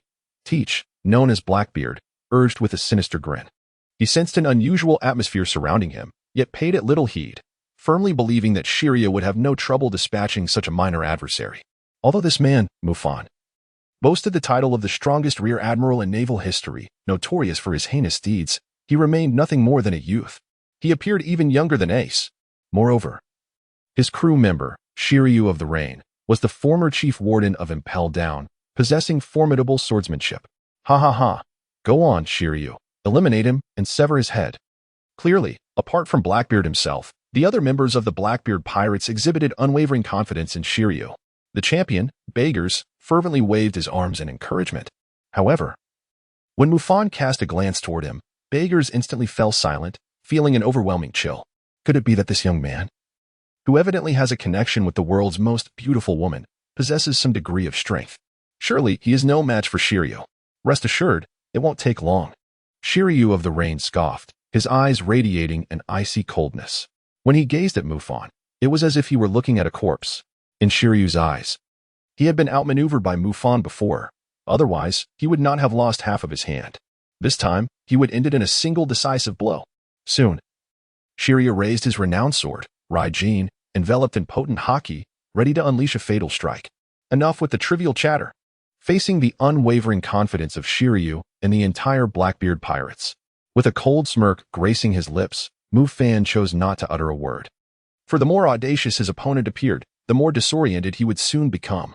Yujishio remained blissfully unaware of Mufan's current prowess, launching himself into a desperate assault with the intent of delivering a fatal blow. Little did he realize, this very recklessness provided Mufan with an opportunity for a counterstrike. The blade of Yujishio, named Thunderstorm, buzzed ominously, its formidable strike poised to unleash its fury like a tempest. An impressive swordsman indeed. Yet he was pitted against a man of extraordinary capabilities. In a distant corner of the battlefield, the world's foremost swordsman gazed at the imposing Yujishio with a mixture of admiration and concern. Across the vast ocean, Yujishio's swordsmanship was not to be underestimated. However, his opponent was Mufan. Engaging in combat with someone possessing such terrifying abilities, victory was beyond Yujishio's reach. The timing of his defeat hinged solely on his own cleverness. At that moment, the eyes of the elite warriors present were drawn to the area where Mufan stood. Indeed, since Mufan's remarkable victories in previous battles, he had become the focal point of the arena. Mufan, perish. At this juncture, Yujishio finally unleashed a breathtakingly powerful strike. This attack, resonating with the might of thunder, enveloped Mufan's position entirely. causing significant collateral damage to nearby naval forces and pirates alike. The sheer force of this strike eclipsed even the one previously delivered by Hawkeye. This time, he won't just be injured, he will surely be incapacitated. Blackbeard Marshal D. Teach exclaimed, his eyes gleaming with delight as he observed the astonishing onslaught of his subordinate. He had gathered an impressive crew, and should they accomplish their objective, it would not be long before he claimed a seat among the 4 emperors of the New World. Rest in peace, Mufan. To perish beneath my thunderstorm is a mark of honor, Yujishio mused, taking a deep breath to steady the turbulent power within him. As for Mufan, he felt no concern whatsoever. Had Mufan chosen to react or evade, perhaps he might have found a sliver of hope. However, it was evident that Mufan had made no attempt to move, bracing himself to withstand Yujishio's ultimate attack. This scene bore a striking resemblance to an earlier encounter in Impel Down, where Yujishio had been caught off guard, resulting in the loss of his left hand. Yet this time, he felt no trepidation, for that strike had been his most formidable. Anyone who attempted to absorb such a blow would surely face severe injuries, if not death, especially a mere young naval defector like Mufan. Even if he were to miraculously survive, he would undoubtedly find himself gravely wounded and on the brink of death. At last, the dust and ice shards stirred by the strike descended. The location previously occupied by Mufan was once again laid bare before the gaze of all. In this very moment, Yujishio and the entirety of the Blackbeard pirates were rendered speechless. For the place where Mufan once stood is now utterly deserted, devoid of any traces of blood. In the next instant, a sudden thunderclap reverberates through the air. At this moment, Yujishio feels an intense tension enveloping his body. A powerful shockwave, accompanied by arcs of electricity, surges abruptly from the back of his heart. This blow shatters his very heart. Blood, mingled with clots, erupts from Shilio's mouth. With great difficulty, he twists his neck. Behind him, amidst the dazzling cerulean arcs of lightning, stands none other than that man, the one he believed was destined for death, Mufan. Shilio has made the same mistake twice. If you do not perish, who shall? The cold laughter of Mufan echoed in Shiria's ears, akin to the ominous toll of a death knell. Impossible, absolutely impossible. Shiryu of the Rain felt his dwindling strength and struggled to articulate his disbelief. In the next instant, a blade adorned in a crimson and gold hue pressed against his throat. It was indeed his thunderstorm. Damn you, release my crew. With a swift motion, the renowned blade, Thunderstorm, tore into Shiryu's throat, causing blood to spatter violently.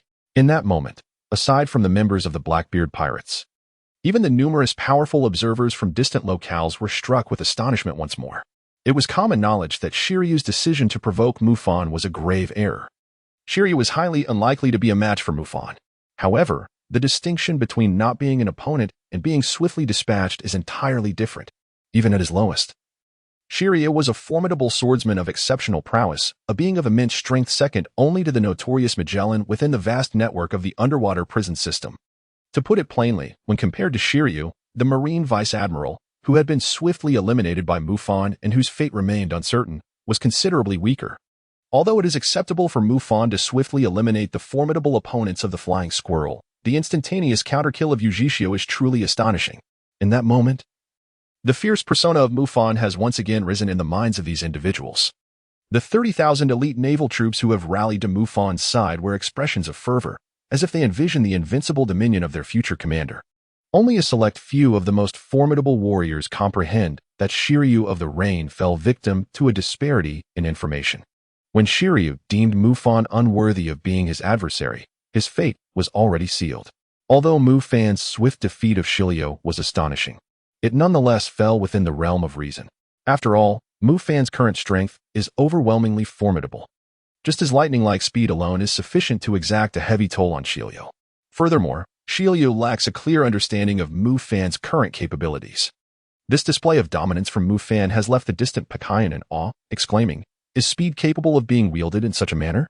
What a terrifying little fellow!" By the time Marshal D. Teach, known as Blackbeard, comprehends the situation, Shiryu's blood has already splattered across the icy surface. Bang! Before Blackbeard could make his move, Mufan cast a glance at the now soulless reign of Shiryu. It seems I underestimated you, the traitorous naval officer, Mufan. Blackbeard did not bother to catch Shiryu's lifeless body. Instead, he carelessly tossed it to his crew member, Poison Q, who stood behind him. He himself wore a sinister grin as he directed his gaze at Mufan, his laughter laced with malice and seething anger. However, Mufan paid no heed to Blackbeard. For at that moment, the system chimed in. Ding! Congratulations, host, for slaying Reign of Shira during the Marineford War. You have earned the reward, Grand Swordsman Level 3 Sword Style. Ding! Congratulations, host, for completing 3 tasks within 48 hours, triggering a hidden reward. You have received Eternal Intelligence Pointer, Transferable Devil's Blessing X0. 5. Collecting the complete set will allow you to bestow this Devil's Blessing upon yourself or transfer it to a companion. Upon hearing the system's notification, Mufan did not pay much attention to it. The 3-sword style of a great swordsman was of little significance to him, as he was already a master swordsman himself, possessing an innate understanding of the art. Moreover, he found the 3-sword style somewhat ostentatious. Nevertheless, it was better than nothing. Having just seized the thunderstorm from Shilyo, Mufan now possessed 3 renowned blades. As for the hidden rewards, Mufan was quite satisfied. This system indeed possessed some utility. The Eternal Intelligent Pointer would facilitate future navigation, not to mention the second hidden reward, the Transferable Demon Blessing, which was particularly advantageous. Beyond the ability to consume a second demon fruit, one could envision the possibility of forging a cadre capable of wielding dual or even triple fruit powers. Would that not be splendid? Of course, these developments were serendipitous for Mufan. The paramount concern remained the present, especially his own strength. Once Mufan attained invincibility upon the seas, all else would pale in significance. At that point, he could even entertain the notion of sharing a bed with the Empress atop the throne of the Celestial Dragons. Hey, Mufan, I have a proposal. Would you consider collaborating with me or joining my pirate crew to ascend to the pinnacle of a new era? Blackbeard Marshal D. Teach, after a fleeting moment of fury, quickly regained his composure. For him, the most pressing matter was to achieve his predetermined objectives. Mufan's ability to eliminate Shiryu in an instant was undeniable, notwithstanding some other objective factors. Thus, it was entirely unnecessary to offend a formidable adversary like Mufan over a dead man. Otherwise, the already dire situation would only worsen. Conversely, securing Mufan's allegiance would be advantageous for him, especially given his prior betrayal of the Marines while holding the title of a warlord of the sea. Damn it! Why hasn't Whitebeard been brought to a near-death state? Why hasn't the Whitebeard pirates been completely subdued by the Marines? This defies all logic. Blackbeard Marshal D. Teach thought in a frenzied manner. Ding. The system detected an invitation from the pirate Blackbeard and activated the selection. Option 1. Embrace the darkness and accept Blackbeard's invitation to join his crew. Reward. Enhanced Gatling gun that emits blue flames, capable of penetrating ordinary iron, with even greater power when infused with hockey. Option 2. Disregard Blackbeard's invitation and eliminate any member of the Blackbeard Pirates. Reward. Perfect level recovery potion for 24 hours. Restores peak combat strength in any state for a duration of 24 hours. As Blackbeard extended his invitation to Mufan, the system activated. However, Mufan did not even cast a glance at it, regardless of the reward. He would never join Blackbeard's crew, or any pirate crew or faction for that matter. Having declared his intentions through the voice of God, it was destined that Mufan would establish his own power. Haha. So Mufan, what are your thoughts? Blackbeard said with a sinister smile. At that moment, the other party displayed no discernible expression, and given the unfamiliarity between him and Mufan, he could not fathom the latter's thoughts. However, Mufan did not keep Blackbeard waiting for long. Amidst Blackbeard's astonished and wary gaze, brilliant blue arcs of lightning flickered. In an instant, Mufan's figure vanished from sight. When he reappeared, it was atop the head of the Blackbeard Pirates crew member, Champion Bagus. Bagus, be cautious. Blackbeard exclaimed in shock. He had not anticipated Mufan's abrupt attack, nor the astonishing speed he exhibited. Such swiftness could only be rivaled by the Marine Admiral Kazuru across the vast ocean. Yet, Mufan was undeniably an enemy of the Marines. Why did Kazara not intervene against him? Blackbeard's warning, alas, came too late. Just before Mufan descended upon Bagus, numerous tendrils materialized from thin air, ensnaring the latter's body. Before the other members of the Blackbeard pirates could offer assistance, the blade known as Destiny was unleashed, its black arc slicing through the air, delivering a formidable blow that rent the icy surface asunder. Gazaz Bagus, do you dare covet the Pirate Empress? A thunderous crash reverberated through the icy battlefield. At this moment, including Marshal D. Teach, the entire Blackbeard crew was left aghast, their expressions a blend of shock and unbridled rage. In a mere span of minutes, They had suffered the loss of 2 crew members. First, Shiryu of the Rain had been slain, and now Champion Bages was annihilated by Mufan's overwhelming might, leaving him no chance to resist. In an instant, Marshal Teach's animosity towards Mufan surged, rivaling even that of Admiral Akainu.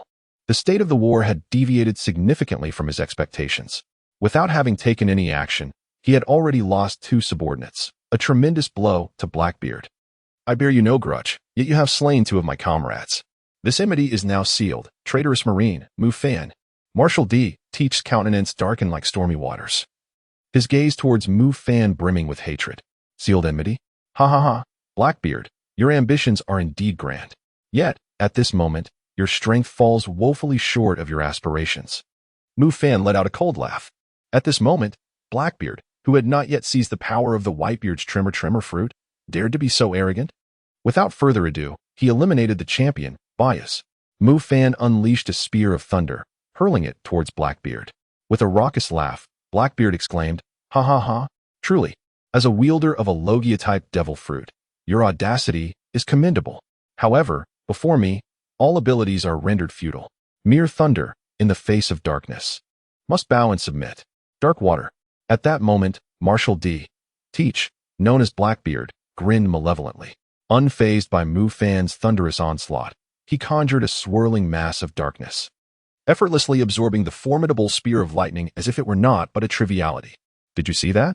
This is my power, Mufan. Your abilities are no match for my darkness. Blackbeard chuckled, convinced he had discerned the essence of Mufan's capabilities. Yet, he was acutely aware that, given Mufan's speed and his own current strength, even a mere encounter would prove challenging, let alone a victory. Additionally, as Shiryu had mentioned, this Mufan appeared to possess considerable swordsmanship. Ultimately, the goal was to intimidate Mufan enough to deter him from continuing his opposition against the Blackbeard pirates. As for the grievances of today, vengeance would surely come in due course. Blackbeard's formidable display instilled a sense of reassurance among the remaining members of his crew. Affirming their choice of captain was indeed wise. The power of darkness was undeniably potent and enigmatic. Does this mere darkness presume to challenge the man I adore? Such a pitiful wretch. Observe the world-renowned beauty and Pirate Empress, unable to suppress her disdain for Blackbeard and his crew. Does this fellow named Blackbeard truly believe Mufan has achieved his current standing solely through his devil fruit abilities? What ignorance! Though the Empress was unaware of when Mufan acquired such formidable and wondrous powers, she did comprehend one truth, even before obtaining the powers of the fruit. Mufan is indeed a formidable powerhouse. In her eyes, Mufan's previous strength was already quite impressive and formidable. Moreover, she holds a firm belief. The thunder of Mufan shall undoubtedly shatter the darkness. Ding! Congratulations, host, for completing the task. Reward: perfect level restorative potion for 24 hours, now credited to your account. This message is brought to you by the system's notification. Mufan did not immediately respond to Blackbeard's menacing words. The recovery potion, with a validity of 24 hours, had already been stored in the system's space. Mufan is contemplating how to maximize his utility. Huh, are you afraid? He taunted. Then step aside, today. I am in a generous mood, and shall spare your life for now. At this moment, Blackbeard Marshal Teach noticed Mufan's lack of a direct response and immediately perceived it as a sign of weakness, believing that Mufan was apprehensive about his abilities being overshadowed by darkness. Thus, he seized the opportunity to retreat gracefully, all while attempting to salvage his dignity without further entanglement with Mufan. The audacious words of Blackbeard echoed in the air. Mufan remained silent, adhering to his principle that in combat, one should engage without unnecessary chatter. Too many words often lead to missteps, except when it comes to verbal diversion. Suddenly, as Blackbeard believed Mufan had cowered and would retreat from their confrontation, a colossal dragon of thunder descended from the heavens with unanticipated ferocity. Startled, Blackbeard hastily summoned dark waters with both hands, exerting considerable effort to ward off the thunderous beast. At that moment, his fury ignited. How dare this wretched foe challenge him? With a murderous intent, Blackbeard shed his jovial facade, recognizing that his adversary was indeed a formidable opponent. The azure lightning power wielded by Mufan was truly terrifying. He needed to concentrate fully to utilize the advantage of darkness to triumph over him. Once victorious, he would relish in the thought of exacting 1,000 cuts upon his enemy to satiate his wrath. Embracing this mindset, a peculiar dark mist enveloped Blackbeard Marshal Teach. swirling around him like a shadowy current for protection. Ha ha ha! Come forth, Mufan. Let me show you the might of darkness. In the next instant, Blackbeard deftly darted towards Mufan's position, intent on making contact with his opponent's body. Only then could he effectively seal away Mufan's lightning abilities. If Mufan managed to evade and prolong the battle, the Whitebeard pirates would surely intervene, and calamity would ensue. Thus, he had to seize the initiative. However, Blackbeard found it peculiar that achieving his objective was remarkably effortless. Mufan remained utterly still, making no move save for a few inconsequential flicks of his fingers. He did not engage in any form of resistance. The notorious pirate Marshal D. Teach, known as Blackbeard, easily closed the distance and seized Mufan's left arm. Despite his reservations, Blackbeard had little choice at that moment. He raised his other fist high, enveloped in a formidable layer of haki, and launched a fierce strike aimed at Mufan's face. In that instant, Blackbeard envisioned Mufan being sent flying by his blow. After all, in his estimation, with the inability to wield his Logia Devil Fruit powers and the proximity that rendered drawing his sword impractical, he was certain of victory against a youth even younger than world.As. However, an unforeseen twist occurred. To Blackbeard's astonishment, his haki-imbued fist was effortlessly blocked by Mufan with a single hand. Subsequently, Blackbeard attempted to utilize his Kenbunchika haki to predict Mufan's next move, only to discover with alarm that his observation haki had inexplicably failed him. Amidst the tumult of battle, a cacophony of strikes erupted. Within mere seconds, Blackbeard endured a relentless assault. The forceful punches infused with haki, the devastating six powers techniques, such as the Shurgon and the Rankyaku, along with a myriad of other martial arts attacks, nearly brought him to the brink of unconsciousness.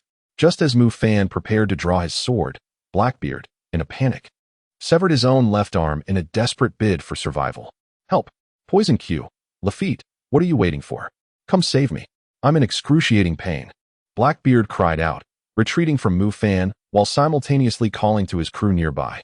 Fortunately, his quick thinking allowed him to leave behind a potent version of dark water on Mufan, sufficient to hinder his ability to summon lightning for several seconds. Those precious moments were enough for him to cling to life, though the agony was unbearable. What manner of creature was Mufan? How could he possess not only such a terrifying devil fruit ability, but also such formidable haki and martial prowess? Particularly alarming was the ability that suppressed Blackbeard's Kenbunchika haki. How could such a fearsome young man emerge upon these seas? Could it be that the escalating conflict at Marineford was significantly influenced by this Mufan? At this moment, the thoughts of the pirate Blackbeard were in a state of utter turmoil. Fortunately, the timely rescue by the devilish Sheriff Lafitte and his companions prevented the adversary from pressing their advantage, allowing him to finally catch his breath. However, the severed left arm was irreparable. Damn it, Blackbeard, does it hurt? Mufan gazed at Blackbeard's disheveled appearance and let out a cold chuckle. Although he had been unable to vanquish Blackbeard in one fell swoop, he could not help but admire the tenacity with which Blackbeard fought for survival despite his severed arm. Setting aside other considerations, Blackbeard was indeed a formidable adversary. Captain, this fellow is exceedingly powerful. Shall we confront him together? Proposed the devilish chief of Blackbeard's pirate crew, Lafitte. The prowess displayed by Mufan is indeed somewhat exaggerated, although it appears that both Shiryu and Captain Blackbeard's defeat stemmed, at least in part, from carelessness. It is undeniable that this naval defector named Mufan possesses formidable strength. There is little recourse but to accept this reality, Captain Blackbeard, the tyrant King Pizarro also suggested. Yet this recently rescued villain from Impel Down still bore a distinctly displeased expression. The current situation diverges drastically from what Blackbeard had described. Were it not for his continued respect for Blackbeard's capabilities, he would have surely turned and departed.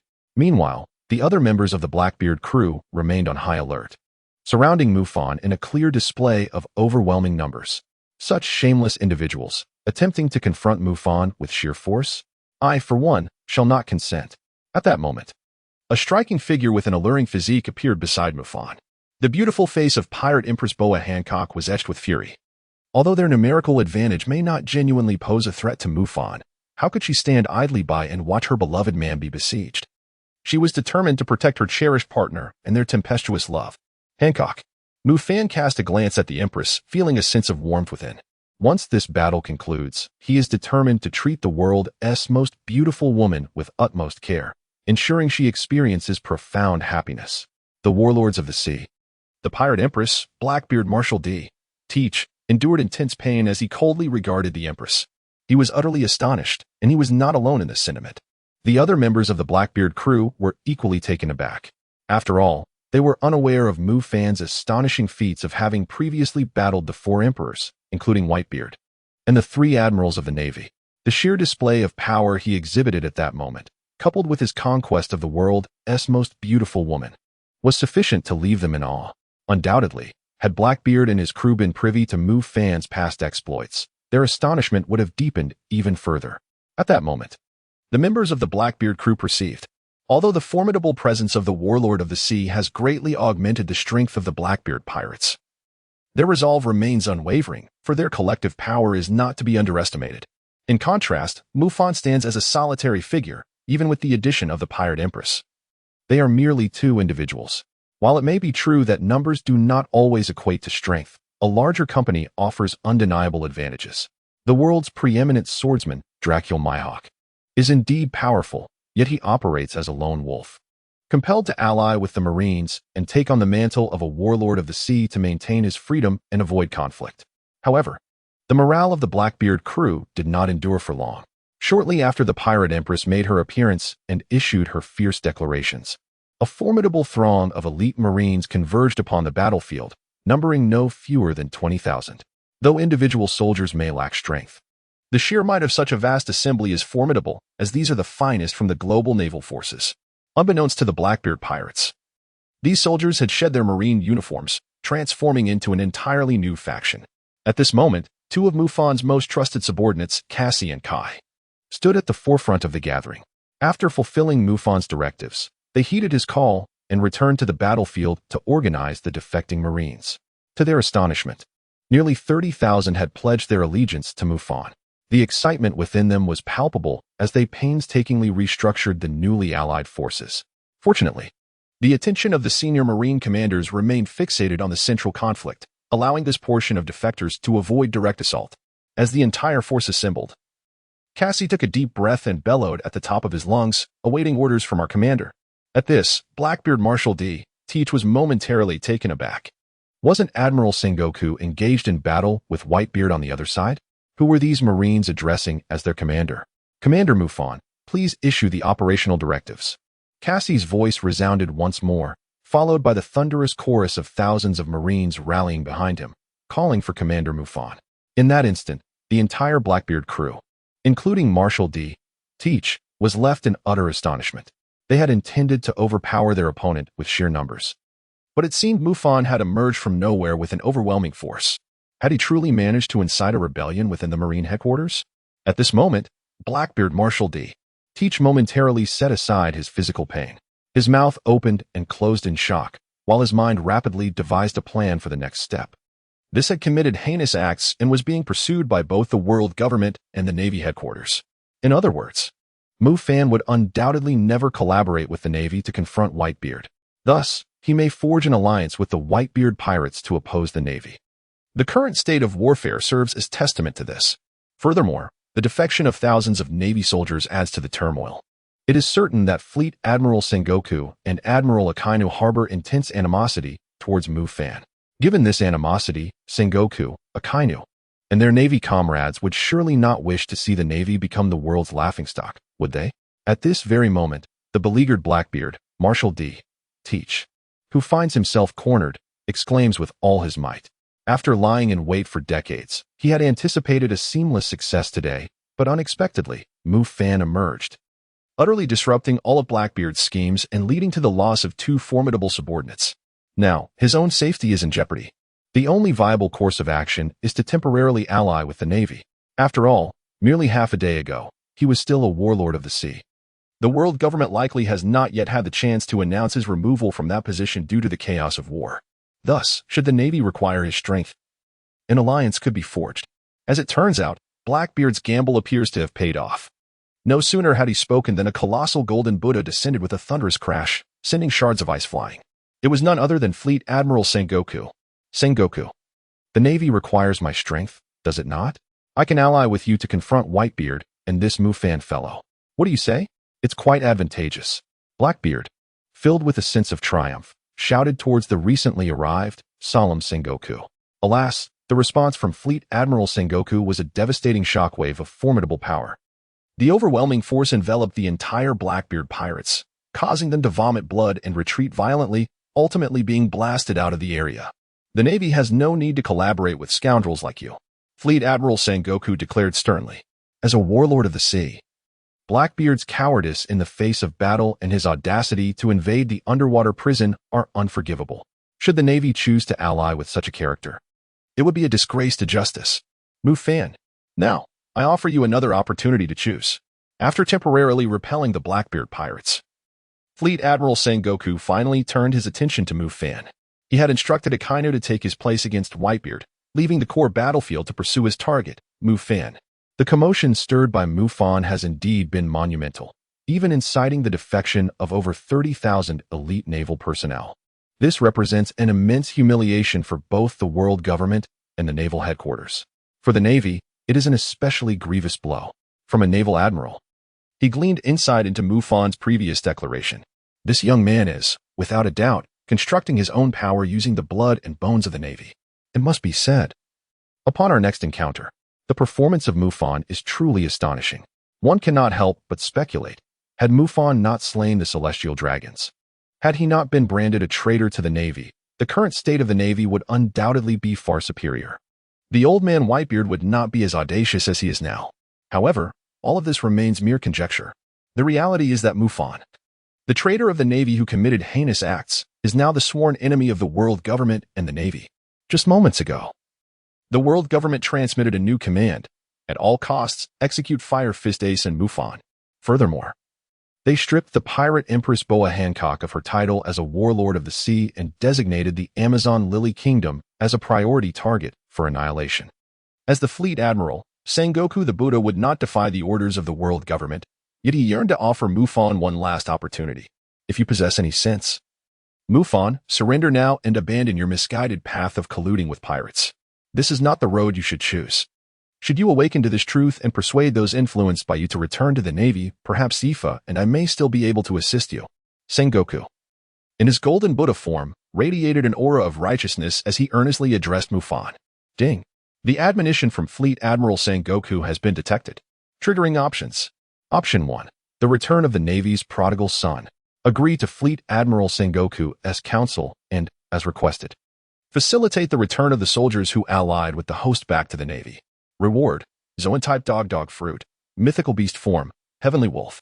Possible consequences: good, the host assists the Navy in defeating the Whitebeard pirates, gaining the Navy headquarters forgiveness, with a chance to return to the Navy after several years of revitalization and impel down. Bad, the host aids the Navy in battle, loses public support, faces scrutiny of reputation, and risks being discarded by the world government. Option 2. The audacity to dominate the seas. Firmly reject Fleet Admiral Sengoku's proposal and completely sever ties with the Navy, expressing a determination to forge a new power, defeat the Navy, overthrow the world government, and establish a new order. Reward: ultimate wood elemental ability transformation of the Buddha of the Summit, a profound technique of the wood elemental abilities. Capable of summoning a colossal Buddha with 1,000 hands, immensely powerful yet demanding on stamina and energy, requiring careful use at the current stage. The appearance of Sengoku and the activation of this system were entirely unforeseen by Mufan. He believed Sengoku had grasped his resolve. Having already betrayed the Navy and established his own faction, how could he possibly return to serve the celestial dragons? Choices need not be made, for no reward can alter the intrinsic convictions of Mufan. Undoubtedly, the ultimate skill of the wood element, transformation into the Buddha at the summit, is indeed impressive. Should one truly acquire such a formidable technique, it would undoubtedly become his most powerful move to date. Marshal of the Warring States, I must decline your proposal. Choices are unnecessary. In truth, you have long possessed the answer within your heart. The moment the Navy obeyed the orders of the world government and declared me a traitor, I severed all ties with them. The righteousness of the Navy is perpetually constrained by the world government and the celestial dragons, and despite your immense power, you marshals and admirals remain subservient to the world government. The celestial dragons commit heinous acts, and the Navy stands as an accomplice. Today, I, Mufan, hereby declare in Marineford that henceforth, my comrades and I shall stand resolutely against the world government. Should the Navy choose to become our adversary, then let it be a battle. A new era demands a new order, and it will be us who establishes this new order. The voice of Mufan resonated throughout Marineford, leaving the audience in utter astonishment. Following his impassioned speech, numerous sailors, deeply inspired, pledged their allegiance to Mufan. In this moment, Admiral Fujitora's resolve crumbled completely. He raised his hand high, preparing to personally eliminate the threat. Then Mufan, prepare for your execution, Fujitora bellowed. As a shockwave potent enough to distort the very air around him gathered strength in his palm. Simultaneously, the admirals Akainu and Kizaru, having received Fujitora's covert orders, charged towards Mufan. As the admiral and the two formidable generals approached, the tension escalated. Mufan let out a cold laugh, his expression brimming with fervor. Then let it come. Transform into the Buddha. On the battlefield, the Marine Admiral Sengoku, along with the two Marine Admirals, Akiji and Kizaru, joined forces to launch an assault on Mufan. The entire Marineford erupted once more. The majority of the Navy personnel were exceedingly excited. If the Admiral and the Admirals could vanquish Mufan, it would significantly bolster the morale of the Navy. Although the spectacle appeared somewhat embarrassing at this moment, such concerns were cast aside. Moreover, considering the terrifying prowess Mufan had previously demonstrated, it was no surprise that the Admiral and the two Admirals were compelled to act in unison. After all, none of the three Admirals had managed to defeat Mufan individually, in stark contrast to the Navy's fervor. The soldiers who had pledged their allegiance to Mufan exhibited signs of palpable tension. Despite their commander's formidable strength, they were acutely aware that they faced the formidable Sengoku and the two admirals. Should Mufan falter or, worse yet, be executed on the spot, all dreams of becoming the sovereign of the seas and establishing a new order would dissipate like mist. At that moment, their predicament would undoubtedly become exceedingly awkward. They admired Mufan's ideals and revered his power, but all of this hinged upon his very existence. Hence, the soldiers were visibly anxious. They even yearned to rush to Mufan's aid, yet their own strength rendered them incapable of timely assistance. Even the Pirate Empress and the Marine Admiral candidate, Tantada, were fraught with anxiety, yet it was evident they would be unable to support Mufan in time. Though Admiral Sengoku was the closest to Mufan, it was still Admiral Kizaru who struck first. A blinding kick created a deep crater in the icy surface, and Sengoku's shockwave followed in rapid succession. The tremendous force unleashed a flurry of shattered ice, just as everyone believed that they were witnessing the onslaught of the Marine Admiral and the two admirals. At this moment, Mufan had undoubtedly sustained injuries. Amidst the swirling ice dust, azure lightning flickered incessantly, interspersed with resplendent emerald energy. Kazan and Borsellino joined forces to eliminate Mufan, as the fate of the world and the honor of the Navy hung in the balance. With all their might, they prepared to strike. At this critical juncture, Fleet Admiral Sengoku, in his golden Buddha form, proclaimed a declaration. After Mufan had incited a rebellion among over 30,000 elite sailors, the morale of the Navy teetered on the brink of collapse. Furthermore, Fire Fist Ace had been rescued. If the situation continued to unfold in this manner, the Navy was destined for defeat. Thus, in this pivotal moment, as Fleet Admiral, he felt compelled to take a stand. However, just as Sengoku brimmed with confidence, believing that their combined efforts would surely incapacitate Mufan, an unforeseen turn of events arose. As Admiral Kizaru transformed into light, preparing to execute Sengoku's orders and continue the assault on Mufan, the entire island of Marineford suddenly trembled with immense force. The magnitude of the shock surpassed even that wrought by Whitebeard. It felt as though a terrifying beast was awakening. "What a dreadful aura!" exclaimed Admiral Kizaru, his expression contorted. In the next instant, he transformed into light and surged towards Mufan's location, closely followed by Sengoku and Akiji. Mufan's prowess is formidable, his speed rivaling that of Kizaru. The three of them must strike in unison to ensure they can inflict significant harm upon Mufan. Just as Admiral Kizaru traverses the air, preparing to unleash the Yada no Kagami, the very island trembles with increasing intensity. In the next moment, the ice shatters, and a terrifying entity of colossal proportions emerges above Marine Headquarters Marineford. The immense shadow it casts surpasses even that of the diminutive oars from before. Resembling the size of a small island, this being, formed entirely of verdant trees, is clad in armor of thunder, with terrifying violet flames blazing atop the lightning. As the icy mist is dispersed, its true form is finally revealed. It is a colossal Buddha, adorned in blazing violet armor, possessing countless gigantic wooden hands behind it. When Mufan summons the Buddha of the summit, all present are left in awe. At this moment, aside from numerous pirates and marines, all the top-tier powers, including the Yonko Whitebeard and the marine hero Monkey D. Garp, are astonished by the Buddha of the summit. For this colossal figure, enveloped in thunder and flames, emanates an aura of destruction. Its might is unparalleled. Compared to this towering Buddha, Sengoku's golden Buddha appears utterly insignificant, akin to a mere younger sibling. Damn it! We must stop this creature. At this point, Marine Fleet Admiral Sengoku is completely bewildered. What has this young man, Mufan, truly experienced? Confronted by this towering Buddha, he feels a twinge of fear. What has transpired to render Mufan so formidable? Furthermore, he has conjured this colossal Buddha. Does he not care for the dignity of the Marine Admirals? Alas, there is no choice but to confront it. Caution is warranted. Mufan is indeed a terrifying adversary. At this moment, Admirals Akiji and Kizuru wear solemn expressions. Faced with such an awe-inspiring manifestation, even they, as admirals of the Navy, do not dare to act carelessly.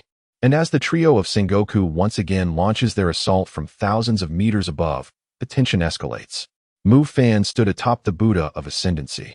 Panting as he surveyed the chaos below, a cold smile playing upon his lips, to unleash his utmost power. He enveloped the Buddha of Ascendancy with the dual buffs of thunder and flame. Although this act drained all his vitality, the sensation was indescribable. 2 words suffice: exhilarating. Let us proceed.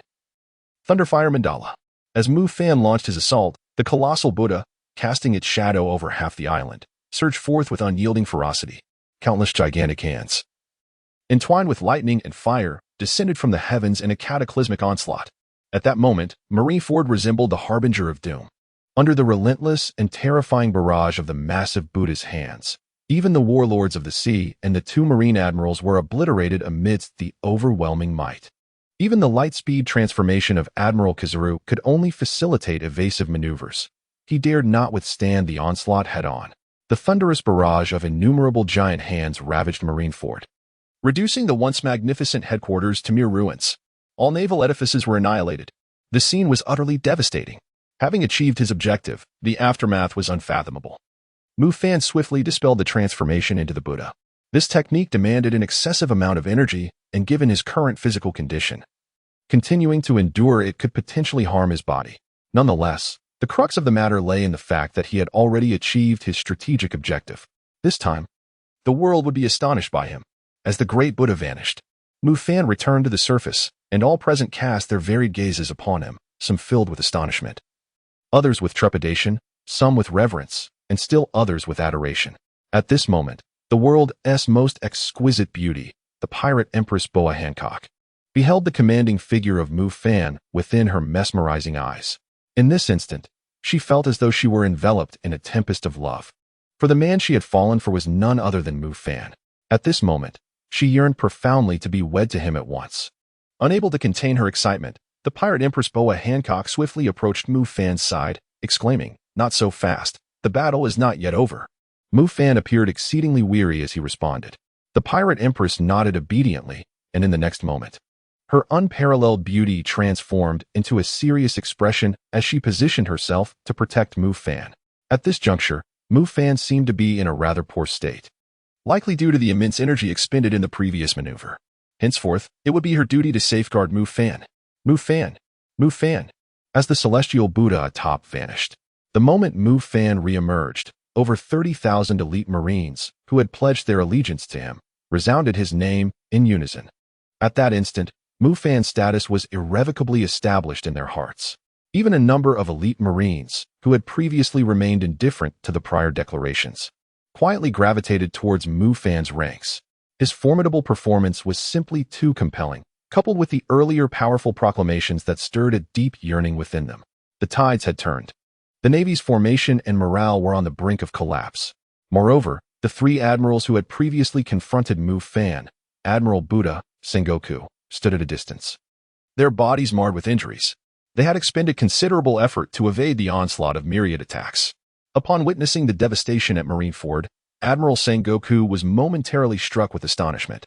Ignoring his wounds, his mouth agape, he beheld the obliteration of Marine headquarters, the bastion that had once symbolized justice. where he and old comrades like Garp had dedicated the majority of their lives, had been utterly annihilated, leaving behind only a desolate island amidst the demoralized troops. Why had this war spiraled into such chaos? It was not only Sengoku who bore a look of disbelief. Other high-ranking naval officers shared a similar expression of shock. Meanwhile, Admiral Akainu abruptly abandoned his struggle against Whitebeard, his gaze fixed upon the tragic state of Marine headquarters and the disintegrating Navy. In that moment, he found himself reassessing the two pirates, world.As, Ace and Monkey D. Luffy, who bore the tainted bloodline of evil. They seemed less reprehensible in comparison. Today, Mufan has dealt a blow in humiliation to the Navy and justice that far surpasses even the legendary Pirate King Gold, Roger and Monkey D. Dragon. In the annals of naval history, there has never been such a catastrophic defeat as we witness today. If Mufan is not buried here, the Navy will become a laughingstock, and justice will be rendered meaningless. This is something that Akainu absolutely cannot tolerate. Ha ha ha, that little brat Mufan is indeed astonishing. The Navy has truly suffered a great loss this time. In stark contrast to the Navy's predicament, the Yonko Whitebeard is in remarkably high spirits. Prior to launching this war, he had already prepared for the worst.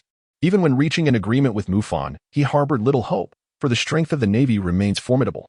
But who could have foreseen? Alone, the young demon Mufan inflicted tremendous damage upon the Navy. It is not an exaggeration to say that he single-handedly turned the tide of war. Therefore, even though Whitebeard is renowned as the world's strongest man, he is immensely relieved to have reached an accord with Mufan earlier. Mufan is now physically spent. All Navy personnel, join me in vanquishing Mufan and restoring the dignity of justice. At that moment, the Navy Admiral Akainu, after observing for a while, suddenly shouted fiercely. In the next instant, he surged forward, crashing toward Mufan, catching even Whitebeard off guard. Not good, Ace. Go rendezvous with your brother and Marco. I shall support that young rascal Mufan. Whitebeard, having noticed Mufan's evident fatigue, turned to remind Ace before charging after Akainu. Meanwhile, Fire Fist Ace had just recovered from his shock. That individual named Mufan appeared to be even younger than he. How could he possess such formidable power? Ha ha ha. Ace, are you astonished by Mufan's prowess? That fellow is the most gifted and talented young Marine I have ever encountered. Had it not been for the incident involving the celestial dragons, he would have been a nightmare for all pirates. What a pity. The Navy hero, Iron Fist Garp, lamented from across the battlefield. Though he spoke these words, his heart was indeed conflicted. Mufan has become a defector of the Navy, indirectly preserving the lives of his two grandsons. However, he has simultaneously turned into a mortal enemy of both the Navy and the world government. Just as Admiral Akainu leads another assault against Mufan, in a remote corner of the ice battlefield, the one-armed pirate Blackbeard Marshal D. Teach stealthily retreats with his injured crew. Given their current condition, remaining here serves no purpose. They must seek future opportunities to reclaim what they desire. With a sinister chuckle, Blackbeard remarks, Mufan, you had better not perish here. I shall personally ensure your demise in the days to come. Before departing, Blackbeard casts a resentful glance in the direction of Mufan. The grievances of today shall be avenged in the future, provided Mufan can survive the frenzied counterattack of the Navy. After all, Mufan's condition appears rather dire at present. In the heart of the battlefield, the Pirate Empress stands resolutely, her perfect form poised for combat, shielding Mufan protectively behind her. With Mufan in such a precarious state and Admiral Akainu advancing menacingly, she is determined to prevent any harm from befalling him. Hancock. Mufan gazed at the flawless silhouette of the Pirate Empress, a satisfied smile curling at the corners of his mouth. Although he and the Pirate Empress had not known each other for long, there was still ample time ahead. Just as Admiral Akainu led several vice-admirals in a fierce assault with a torrent of magma, a mature and alluring figure suddenly appeared, positioning herself protectively in front of Mufan. It was none other than the Admiral candidate, Peach Rabbit. And Peach Rabbit, witnessing this scene, Mufan couldn't help but express his astonishment. Although the sight of two extraordinary beauties risking themselves to protect him was quite delightful, it was no trivial matter for Tao Tu, his aunt. To arrive at such a moment and refrain from taking action against Mufan would be tantamount to betraying the Navy. As a candidate for the position of Admiral, it was inconceivable that Tao Tu would turn her back during a time of war. In that instant, Mufan was deeply touched. He understood that Aunt Tao Tu must have made a significant decision. However, how could he bear to let these two women take risks to protect him? After all, Aunt Tao Tu was a respected senior, the kindest person he had encountered in the Navy. And Hancock was, without a doubt, his beloved. It was truly remarkable that Mufan could command such importance from these two women. The Admiral of the Navy, Kizaru, observed the scene from a distance and muttered to himself. In truth, he could have collaborated with Akainu, or even attacked Mufan before Akainu could. Yet, for reasons unknown, he found himself reluctant to do so, plagued by an ominous premonition. The young man, Mufan, is indeed remarkable. Today's workload has already been substantial. What could his daily wage possibly be? It would be better to let Akainu handle this. Hancock and Tosaka, step aside. My target is Mufan. At the Marine headquarters in Marineford, Akainu's expression was filled with extreme fury as he unleashed a terrifying magma assault in the direction of Mufan. His command for Hancock and Tosaka to clear the way was not born of any tender sentiments. In his eyes, to fulfill the mission and restore the glory of justice. No one's life was worth sparing, including Tosaka, who was a candidate for Marine Admiral. Should Tosaka dare to protect Mufan at this moment, it would be akin to betraying the Marines. For a traitor to justice, Akainu would show no hesitation whatsoever. Under ordinary circumstances, he would have effortlessly obliterated both Tosaka and Hancock with a single command.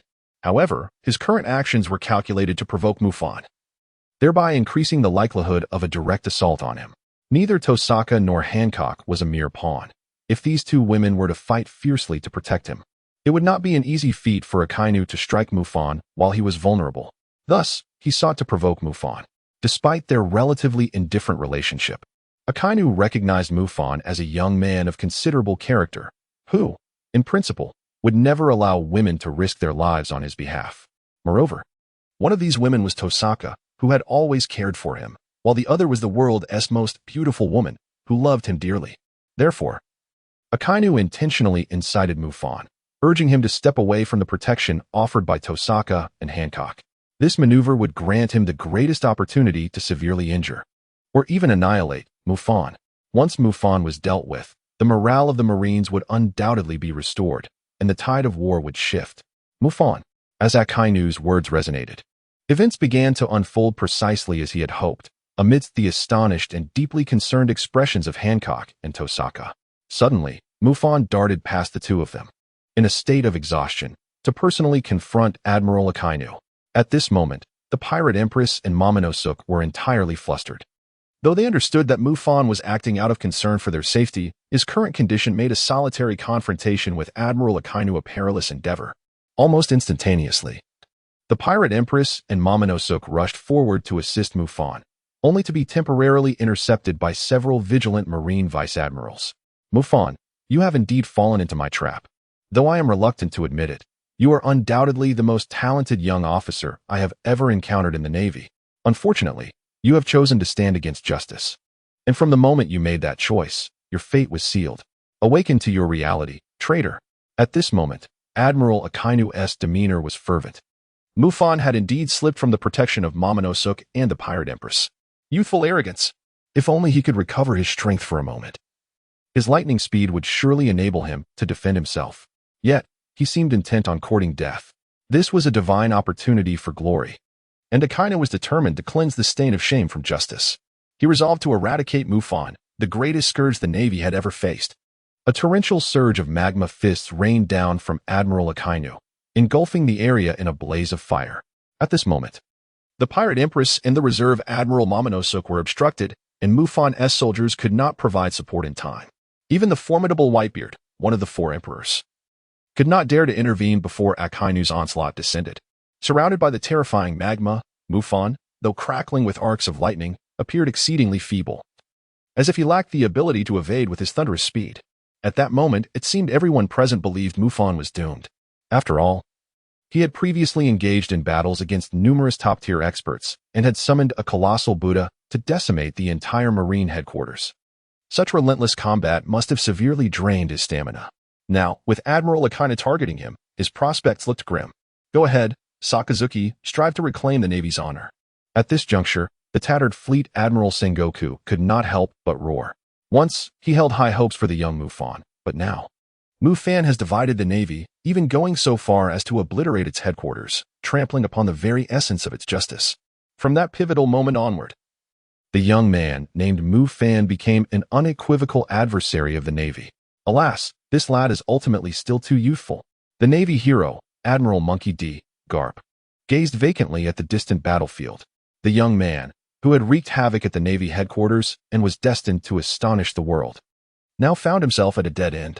After engaging in relentless combat with top-tier warriors and unleashing a cataclysmic assault that decimated the Navy's stronghold, the intensity of such battles would surely exhaust even him at his prime. At this juncture, Mufan's condition was hardly favorable. If he were to be targeted with full force by Admiral Akainu, the prospects would be dire, as all eyes were drawn to the unfolding spectacle. The onslaught from Admiral Akainu finally commenced. With magma surging from his hands and a terrifying meteor-like volcano looming overhead, it was evident from every angle that this time Akainu was truly intent on delivering a fatal blow. Yet, what puzzled Akainu was the demeanor of this young lad, Mufan, is exceedingly peculiar. In the face of such perilous circumstances, he remains remarkably composed, with a hint of a smile gracing the corners of his lips. Yet, there is something amiss. That fellow Mufan, who is clearly so exhausted that he can no longer even transform into lightning to escape. Admiral Akainu ceased to ponder further.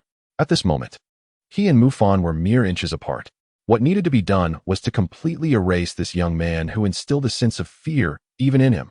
The overwhelming and formidable magma assault descended like a cataclysm, striking down with relentless fury. Mufan's figure was engulfed by dozens of terrifying magma fists.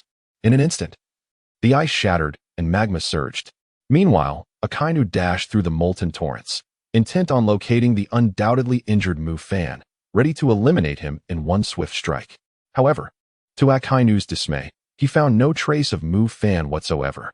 Given Mufan's current condition, it should have been impossible for him to evade the localized meteor volcanic barrage. Could it be that Mufan possesses some strange ability? Just as Akainu's mind was engulfed in doubt, a sudden crack of thunder erupted. In the next moment, a figure crackling with lightning appeared merely half a foot in front of Akainu. It was none other than Mufan. At that moment, the Marine Admiral Akainu was utterly astonished. For Mufan's state and aura bore no semblance of exhaustion. He appeared even more formidable than during their previous confrontation. This is bad. Even Akainu, despite his arrogance, realized he had fallen into a trap. Since Mufan is not truly weak, it follows that all of this is merely an act. This also implies that Mufan was thoroughly prepared to confront his adversary. Yet he remained blissfully unaware of the impending turmoil. At this very moment, the eagle had transformed into a mere chick. Suddenly, amidst the chaos, as everyone believed Mufan's fate was sealed, the Pirate Empress, in a frenzied state, ruthlessly dispatched 2 naval admirals. From the depths of the magma inferno, an ominous rumble of thunder echoed ominously. Almost immediately, from the lofty heights above Marineford, several formidable bolts of lightning descended with ferocity, crashing into the molten sea below. The spectacle was utterly breathtaking. At this juncture, it dawned upon everyone that the situation was far more complex than it appeared. The naval admiral Akainu was utterly astounded. His suspicions were not unfounded. All of this had been a ruse orchestrated by Mufan. After the transformation at the apex, Mufan had ingested a perfect restorative potion, temporarily regaining his peak strength. The subsequent events were reliant solely on his acting prowess. To his astonishment, Akainu's confidence was indeed misplaced. When Mufan materialized before Akainu, the latter realized that retreat would be the most foolish course of action.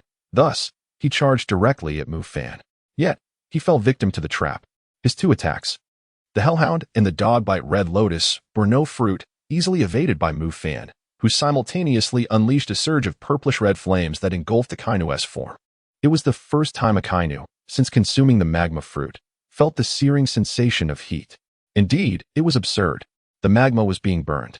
Though the pain was not excruciating, it nonetheless vexed Akainu greatly. Was he to lose his dignity over this? Despite his indignation, Akainu dared not hesitate. The immediate priority was to stabilize the situation. Otherwise, should he succumb to a barrage of Mufan's relentless assaults, his predicament would turn dire. Regrettably, before Akainu could initiate any effective countermeasures, the relentless assault of Mufan ensued. First, the vine entwined with blazing flames and the armament hockey ensnared Admiral Akainu. Indeed, as the strongest rear admiral in the annals of naval history, Mufan had long since acclimatized to the notion of augmenting his prowess through sheer will and skill, honed over a decade of fierce combat. In a remarkably brief span, he deepened his understanding and mastery of his wood element abilities during the manifestation of the Buddha form.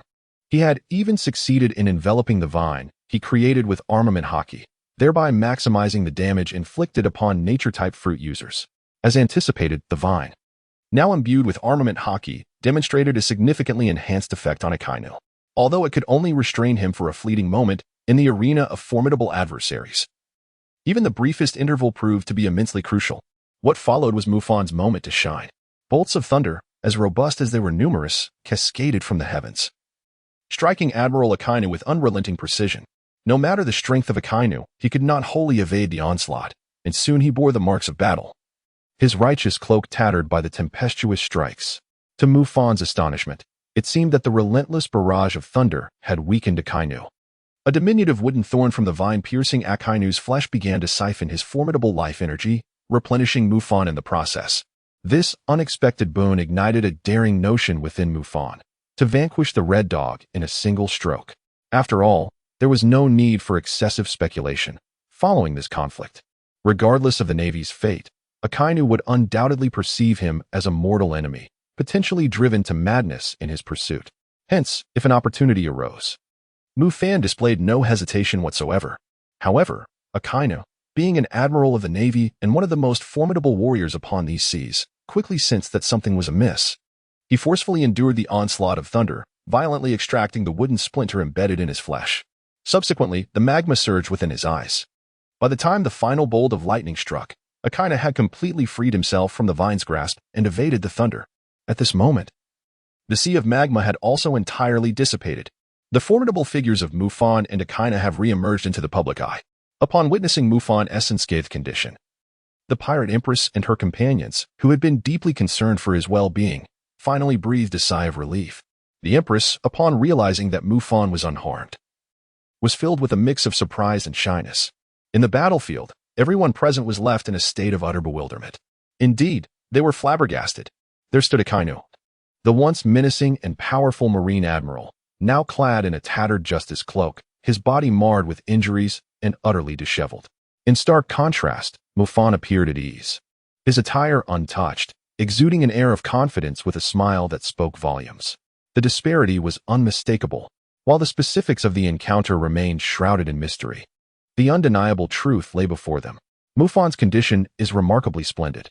Moreover, Admiral Akainu finds himself at a disadvantage once again in this confrontation. This marks a second occurrence. Mufan. The name of Mufan reverberates once more over Marineford. In this moment, Mufan's name has transformed into an unwavering faith in the hearts of those soldiers who have chosen to follow him. Sakazuki. At this juncture, Fleet Admiral Sengoku is utterly astonished. He cannot comprehend the situation. In truth, he is not alone. Even the top-tier warriors on the battlefield, including Garp, are equally baffled. They cannot fathom how events have escalated to this juncture. What manner of existence has Mufan transformed into? His every action has been nothing short of astonishing. Ever since Mufan made his true identity known at Marineford, he has effortlessly dispatched the flying squirrel, repelled Hawkeye, confronted Whitebeard with unwavering resolve, and matched the speed of Kizaru. He has valiantly battled Akainu without succumbing, toyed with Akiji on 2 occasions, and emerged unscathed from the onslaught of the Fleet Admiral and 2 Admirals, summoning the Buddha of the Summit to obliterate the Marine headquarters. Each of these achievements, when considered individually, is enough to astound the entire world.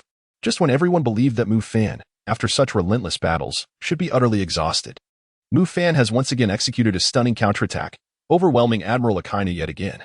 To speak candidly, at this juncture, even the formidable Fleet Admiral Sengoku can only watch in astonishment, unable to regain his composure. For all are aware that they are witnessing the rise of an unequivocal powerhouse, heralding the dawn of a new and magnificent era. The name of Mufan shall undoubtedly reign supreme over the vast seas. As for the Navy, it appears increasingly incapable of halting Mufan's ascent. Such is the current state of affairs. Under the command of Mufan, there exists an elite force of 30,000 formidable Marines. Additionally, the presence of the world's strongest man, Whitebeard, along with his formidable fleet in the New World, looms large. The battered Navy can only hope to prevent the situation from deteriorating further. To thwart Mufan's advance, only immediate military intervention from the world government could suffice. Yet time is of the essence. However, not everyone shares this sentiment. The Marine Admiral Akainu, having been subdued by Mufan on 2 occasions, now teeters on the brink of fury. He refuses to accept defeat. Had he not fallen into a trap, he would not be in such a disarray. The true architect of his misfortune, Mufan, is unforgivable in his eyes. Just as Akainu prepares to strike once more, a formidable presence suddenly materializes behind him. Cold sweat trickles down his cheek. Mufan, witnessing the scene, cannot suppress his schadenfreude as he gazes upon the tragic Akainu. Gorarara, Mufan, I have arrived late. But you are indeed full of surprises. The voice of Edward Newgate, the world's strongest man and one of the 4 emperors, resonates from behind Akainu. At Marine headquarters. Marineford. The moment the Admiral realizes the towering figure that has appeared behind him, he feels as though he has plunged into an ice abyss. If Akainu could attribute his previous defeats to carelessness, now an unsettling chill courses through him.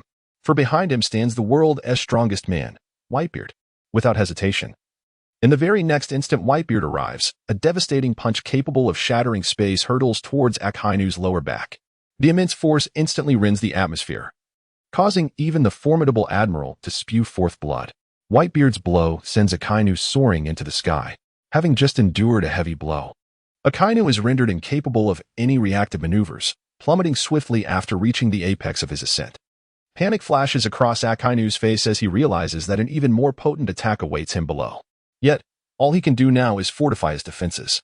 Though Whitebeard's strength is terrifying, inflicting a grievous injury upon him is no simple task. Hey, Red Dog, are you alright? Just as Akainu channels his haki to bolster his defense in anticipation of Whitebeard's impending second strike, a familiar voice pierces through the air. In the next instant, lightning crackles forth, illuminating the rapid descent of Akainu. Mufan, accompanied by a tempest of thunder and wind, appeared like a deity, casting a cold smile towards Akainu. That gaze was akin to that directed at a lifeless corpse. Such a remarkable opportunity is indeed rare. Although Mufan has already acquired a formidable strength that rivals that of a naval admiral, he ultimately benefited from certain unexpected advantages. After all, no one could have anticipated that he possessed the abilities of 7 elemental powers simultaneously. Once this advantage is comprehended and grasped by the Navy headquarters and the world government, engaging in combat with top-tier formidable opponents like the naval admirals will no longer be so effortless. Mufan will undoubtedly continue to grow stronger. And one day he will be able to confront the Marine Admirals head-on with his formidable strength. However, such an achievement requires time.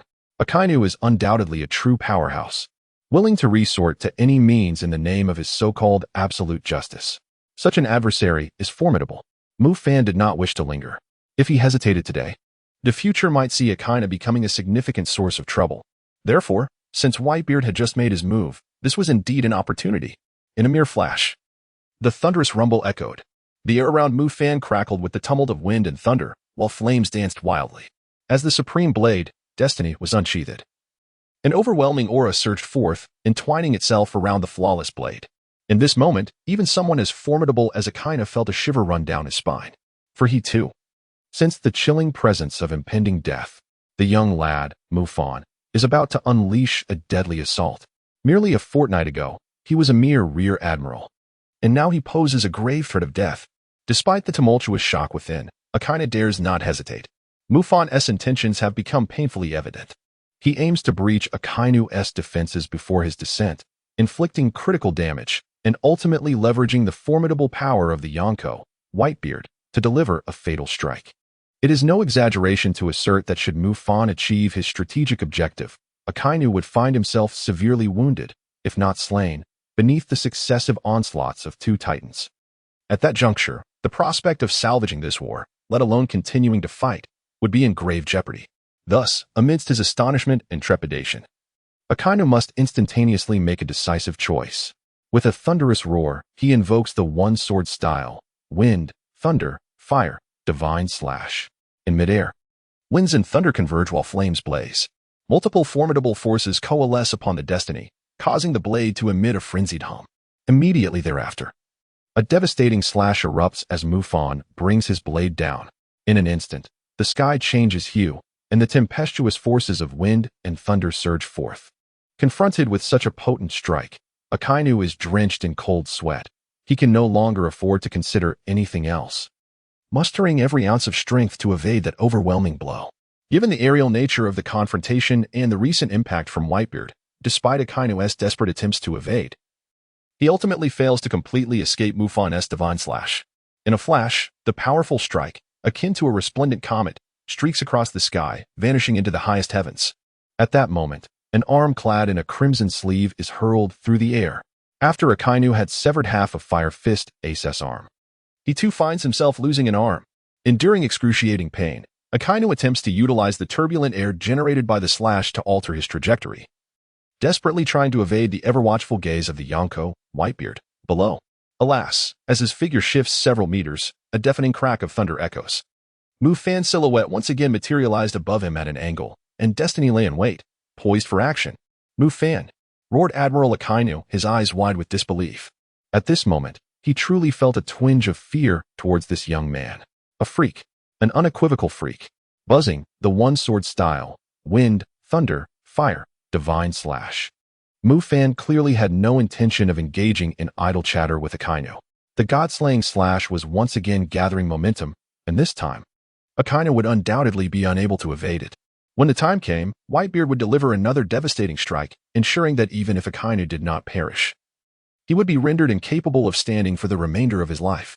This was not a matter of cruelty on Mufan's part, had the roles been reversed, and Akainu had the opportunity to eliminate him. There was no doubt that Akainu would act with equal ruthlessness, if not with even greater ferocity.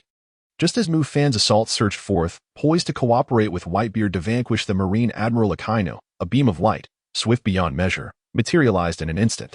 The sheer velocity of it caused Mufan to momentarily falter. If Kizaru were not so prone to idleness, his strength would undoubtedly be unfathomable. This time, Mufan had failed to perceive Kizaru's speed at all. Indeed, this notorious light man, who had honed his devil fruit abilities for decades, proved that when he was serious, he could easily outpace Mufan. Bang! Sakazuki found himself in a rather embarrassing predicament, missing an arm. With a flash kick, Kizaru intercepted Mufan just as the god-slaying slash was about to strike Akainu, saving the latter at a critical moment. "Kizaru, you truly are a nuisance." At this moment, Mufan wore a cold smile, feeling a surge of indignation towards the yellow ape. How infuriating it was that he chose to act when he should have refrained, and held back when he ought to have struck. Upon reflection, he realized he had never wronged the yellow ape. Why, then, had he chosen to abandon his leisurely pursuits in this instance? Nevertheless, it mattered little now. The die had been cast, and ample time lay ahead to settle the score. He was eager to discover the extent of the yellow ape's concealed strength. At that moment, Akainu was about to descend, yet Mufan, obstructed by the yellow ape, chose not to pursue further. After all, Whitebeard awaited below to confront Akainu. "Oh, what formidable power! Mufan, you have truly astonished me this time. Hey, Sakazuki. To be cautious not to meet your end at the hands of Whitebeard, remember to allocate half of this year's wages to me." Boom. At this very moment, the already devastated Marineford trembled violently once more. Above, Akainu, the Marine Admiral who had lost an arm to Mufan's blade, was struck heavily by the Emperor, Whitebeard. Just before he touched the ground, the force of this blow shattered the earth and caused the very ground to collapse. Whitebeard's attack unleashed a fierce earthquake. For Akainu had previously severed the arm of Fire Fist Ace, a transgression that Whitebeard could not tolerate. Thus, this mighty punch was delivered with little restraint across the battlefield. As Admiral Akainu tumbled helplessly into the chasms of the fractured ground, both the Navy and Mufan's forces, as well as the pirates, even the 7 warlords of the sea, were struck with profound astonishment. The embodiment of the Navy's highest combat strength, Akainu, had been brutally disarmed by Mufan. Although aided by Whitebeard, this feat alone was a testament to Mufan's extraordinary prowess. After all, the arm of a dignified Marine Admiral is not easily severed, especially one as powerful as Akainu, who wielded formidable devil fruit abilities. Truly, he was a man of terrifying strength. The future of the seas promises to be thrilling. At this juncture, Dracul Mihawk, the 7 warlords of the sea, could not help but express his admiration once more. As the world's foremost swordsman, his perception of swordsmanship was particularly acute. The flowing slash executed by Mufan elicited even his respect, with the power and will exhibited in that single strike. This man named Mufan possesses the potential to ascend to the heights of a supreme swordsman. Moreover, in addition to his exceptional swordsmanship, Mufan boasts a myriad of other formidable abilities, be it the 3 forms of hockey, martial arts, or the profoundly mysterious powers of his devil fruit. He has already reached an unparalleled level in the world of the seas. At such a young age, this level of prowess is indeed terrifying, perhaps even surpassing the legendary Shanks from years past. Ever since the red-haired pirate lost his arm, he has not faced him in battle again. Perhaps the promised duel with Mufan in the future will be even more exhilarating. As the crowd gasps at Akainu's dire predicament, Sengoku the Buddha is as restless as a grasshopper in a frying pan. The current situation is exceedingly unfavorable for the Navy, especially after Akainu was thoroughly pummeled by Whitebeard and Mufan. Although the Navy's foundation remains intact, the outcome of this war is uncertain. Kapu, at this moment, we cannot allow Marineford to be completely overrun by pirates. Even if the Navy headquarters is reduced to ruins, as long as we are present, justice shall not perish. You understand, don't you, Kapu? Prepare yourself. The forthcoming battle is no longer merely about executing Ace. Sengoku approached Kapu, his gaze imbued with complexity as he regarded his old comrade. While the current predicament of the Navy may not be directly linked to Kapu, given the circumstances, neither he, nor Kapu, nor Kazan can escape their responsibilities. Oh, I understand, Sengoku. If Whitebeard and that rascal Mufan remain relentless, we will have no choice but to fight with everything we have. The naval hero Kapu's eyes now held a profound depth. He cast aside the justice cloak of a Marine vice-admiral, rolled up his sleeves to reveal his still muscular arms, and stood shoulder to shoulder with Sengoku. At this critical juncture, no one could afford to remain uninvolved.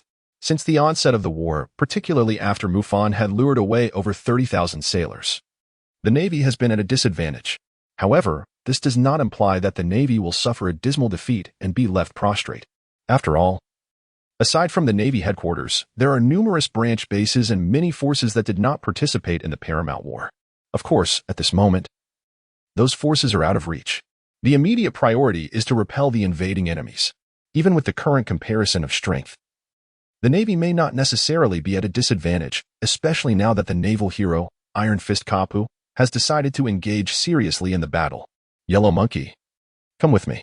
What is the point of being a Marine Admiral, earning a few thousand berries a day? What are you risking your life for?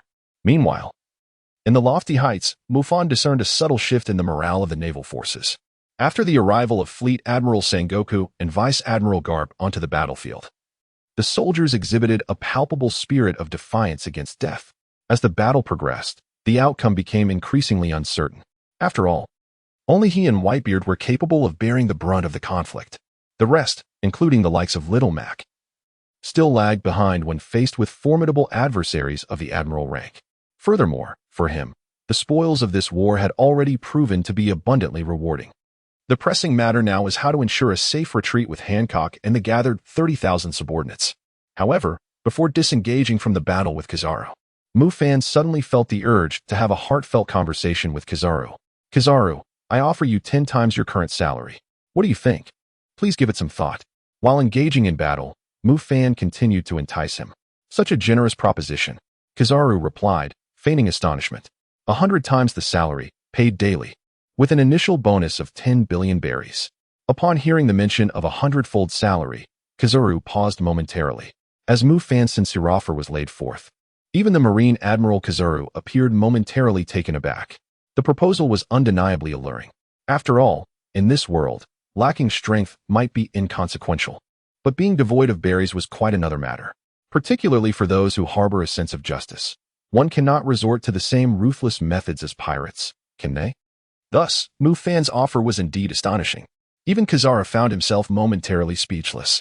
However, that was where his astonishment ended.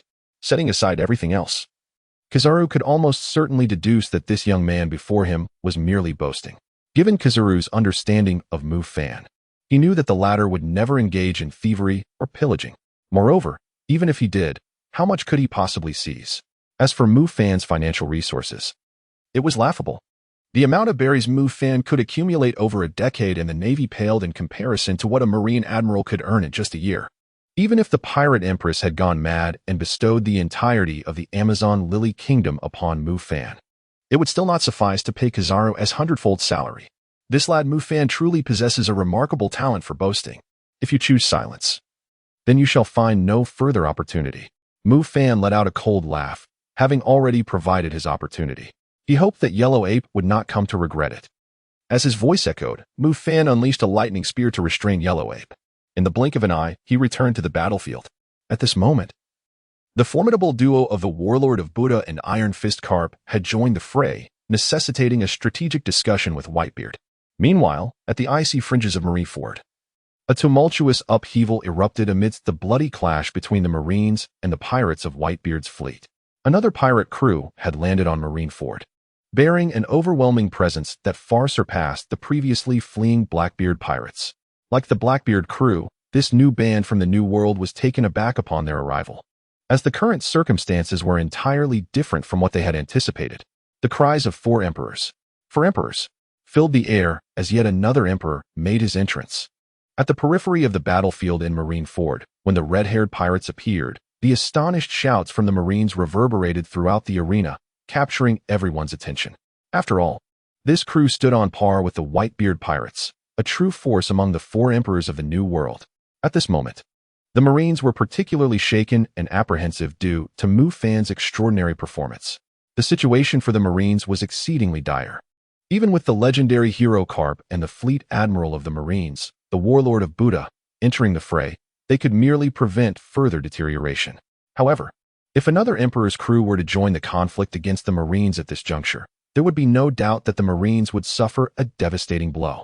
Finally, the four Emperor Shanks has made his appearance. Mufan gazed from afar at the notorious red-haired Shanks and his crew, reflecting on the situation. He had been pondering whether Shanks would make an appearance amidst the monumental upheaval of the Marineford War. It seems that neither Shanks nor the previous Blackbeard, Marshal D. Teach, had anticipated that the circumstances of the battle would unfold in such a manner. However, upon further contemplation, it is understandable. Prior to this conflict, how could the four emperors and the seven warlords of the sea have foreseen that a young man who was merely a rear admiral a month and a half ago could single-handedly stir the tides of the entire war? Why has that rascal Shanks shown up here? After delivering a resounding blow to Akaino, Whitebeard felt quite elated. Joining forces with Mufan in battle had rekindled a sense of his former glory. For Whitebeard, this was a significant triumph. In fact, he could hardly suppress the urge to embrace Mufan as his son. Yet, he also understood. The young lad, Mufan, would undoubtedly refrain from aligning himself with any faction. It is only a matter of time before a formidable force emerges on the seas bearing his name, and he eagerly anticipates this. As for the red-haired one, he likely comes to mediate, that arrogant little rascal. While the pirates and Marines alike are taken aback by the appearance of the red-haired pirates, the man himself, the formidable Shanks finds himself somewhat bewildered. The unfolding events seem to defy logic, as a navy with exceptional strength and deep-rooted traditions has been utterly dismantled. Was it the work of Whitebeard? Could the Whitebeard pirates, with their aging and battle-worn captain, truly be responsible for such devastation? It seems, Captain, your judgment may have faltered, remarked Lucky Roo, a member of the red-haired crew, as he took a hearty bite of meat. Shanks, perplexed by the unexpected turn of events, managed a wry smile but soon adopted a serious demeanor. Regardless, we are here to bring an end to this conflict.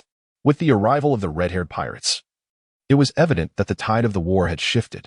Both Marines and pirates stood in anticipation, for this battle had dragged on for far too long, inflicting severe casualties on both sides. The emergence of the red-haired pirates undoubtedly signified a decisive force in this turmoil, prompting both the Navy and the Whitebeard pirates to observe closely, eager to discern the intentions of Shanks and his crew. What brings you here, red-haired? Come to witness the folly of Whitebeard? The formidable Whitebeard inquired, narrowing his eyes at the newly arrived Shanks on the battlefield. Although uncertain of Shanks' intentions, he surmised they were likely not malevolent. Whitebeard, it appears my apprehensions were unfounded.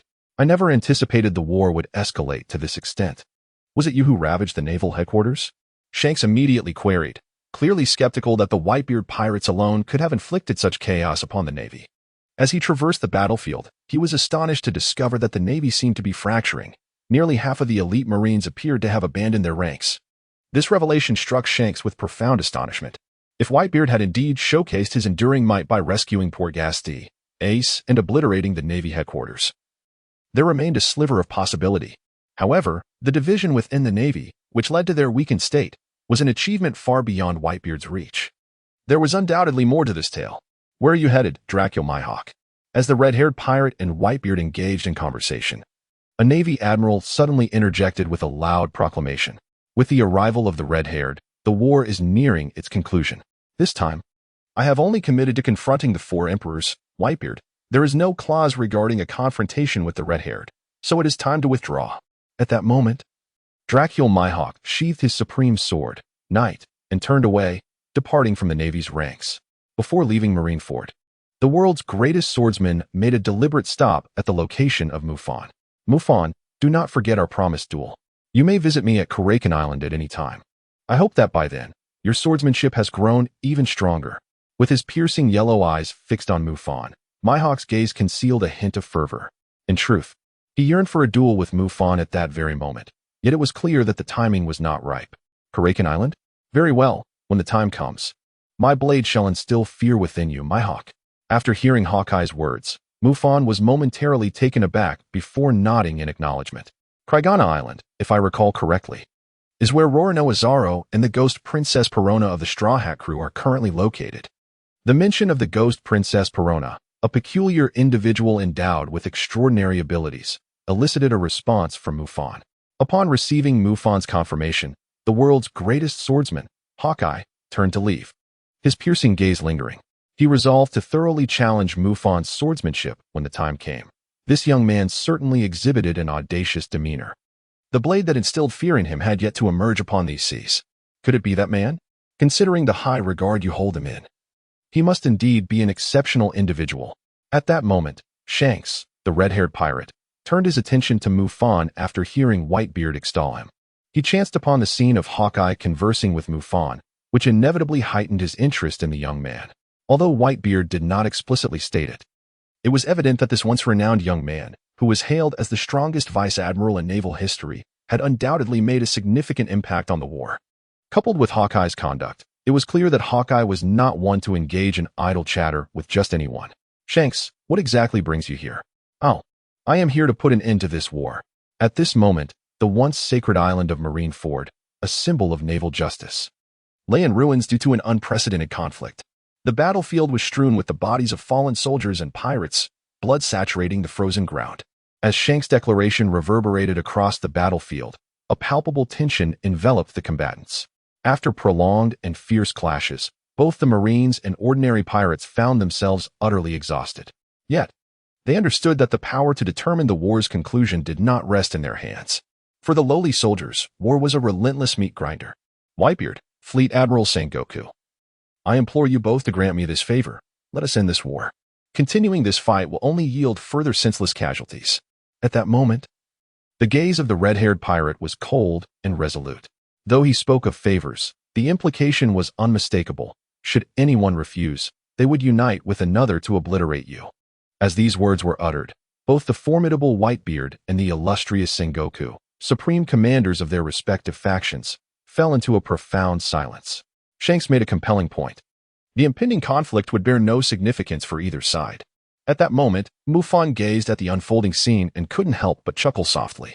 Shanks, the red-haired emperor, truly lived up to his reputation as a wielder of the face-face fruit. The timing for such a display of dignity was indeed impeccable. At this juncture, neither the ordinary Marines nor the pirates of Whitebeard's fleet were inclined to continue the battle. For both Sengoku and Whitebeard, persisting in the conflict would surely yield counterproductive results. Even though the senior naval officers, including Sengoku, harbored some dissatisfaction regarding the outcome of the war, it was evident that without support from the world government, they could not hope to retain Whitebeard's crew and Mufan. Thus, temporarily concluding the war to preserve their strength and awaiting a future opportunity to rectify their grievances seemed to be the most prudent choice. Whitebeard, Mufan, you must vacate Marineford immediately, or the Navy will pursue you relentlessly. As anticipated, after a brief moment of hesitation, Fleet Admiral Sengoku conceded to Shanks' request. Gururara, red-haired brat, I can grant you this favor, but you seem to have forgotten one crucial detail. The conflict involves not just two parties, but three. If Mufan wishes to continue fighting, the Whitebeard pirates will stand resolutely by his side. The laughter of the Emperor Whitebeard rang out, yet his aged eyes held unwavering determination. At this moment, he and Mufan were allies, and as allies, they must advance or retreat together. The prospect of becoming adversaries in the future was inconsequential. What mattered was honoring their current pact. Three warring factions? At this revelation, Shanks appeared momentarily taken aback by Whitebeard's words, quickly directing his gaze toward Mufan. In that instant, Mufan stood with one hand gripping the hilt of his sword, exuding an extraordinary aura. Flanking him were two formidable women of remarkable beauty. One was Boa Hancock, the Pirate Empress and a member of the Shichibukai, while the other was the Marines Reserve Admiral Momonosuke. Behind these three stood a legion of thousands of elite Marines, their formation impeccable and their spirit far surpassing that of their counterparts. In this moment, even Shanks felt a sense of astonishment. It seemed he had underestimated the man known as Mufan. Evidently, Mufan was the one who had fractured the Navy and precipitated a monumental shift in the war's dynamics. Such a man, how could the Navy allow him to become what they termed a traitor? Greetings, Mufan. So, do you still wish for the war to continue? Soon. The red-haired Shanks cast a serious gaze upon Mufan and earnestly inquired. Suddenly, the system activated. It detected that the Yonko, Shanks, was seeking to save face.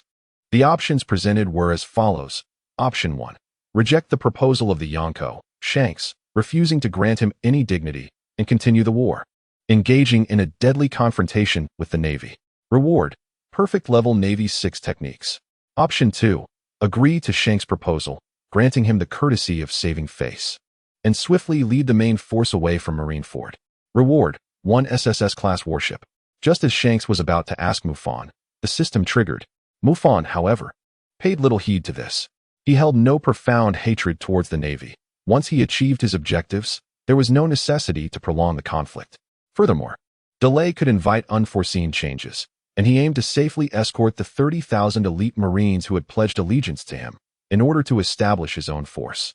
Thus, there was no need to persist in a futile struggle against the Navy. As for Shanks' dignity, it mattered little to him. Nevertheless, acquiring an SSS-class warship would certainly be advantageous. Yet, he pondered just how formidable the SSS class truly was. It was time for the war to come to an end. At this moment, the voice of Mufan resonated throughout Marineford. Just then, a ray of sunlight pierced through the clouds, seemingly heralding the end of the war.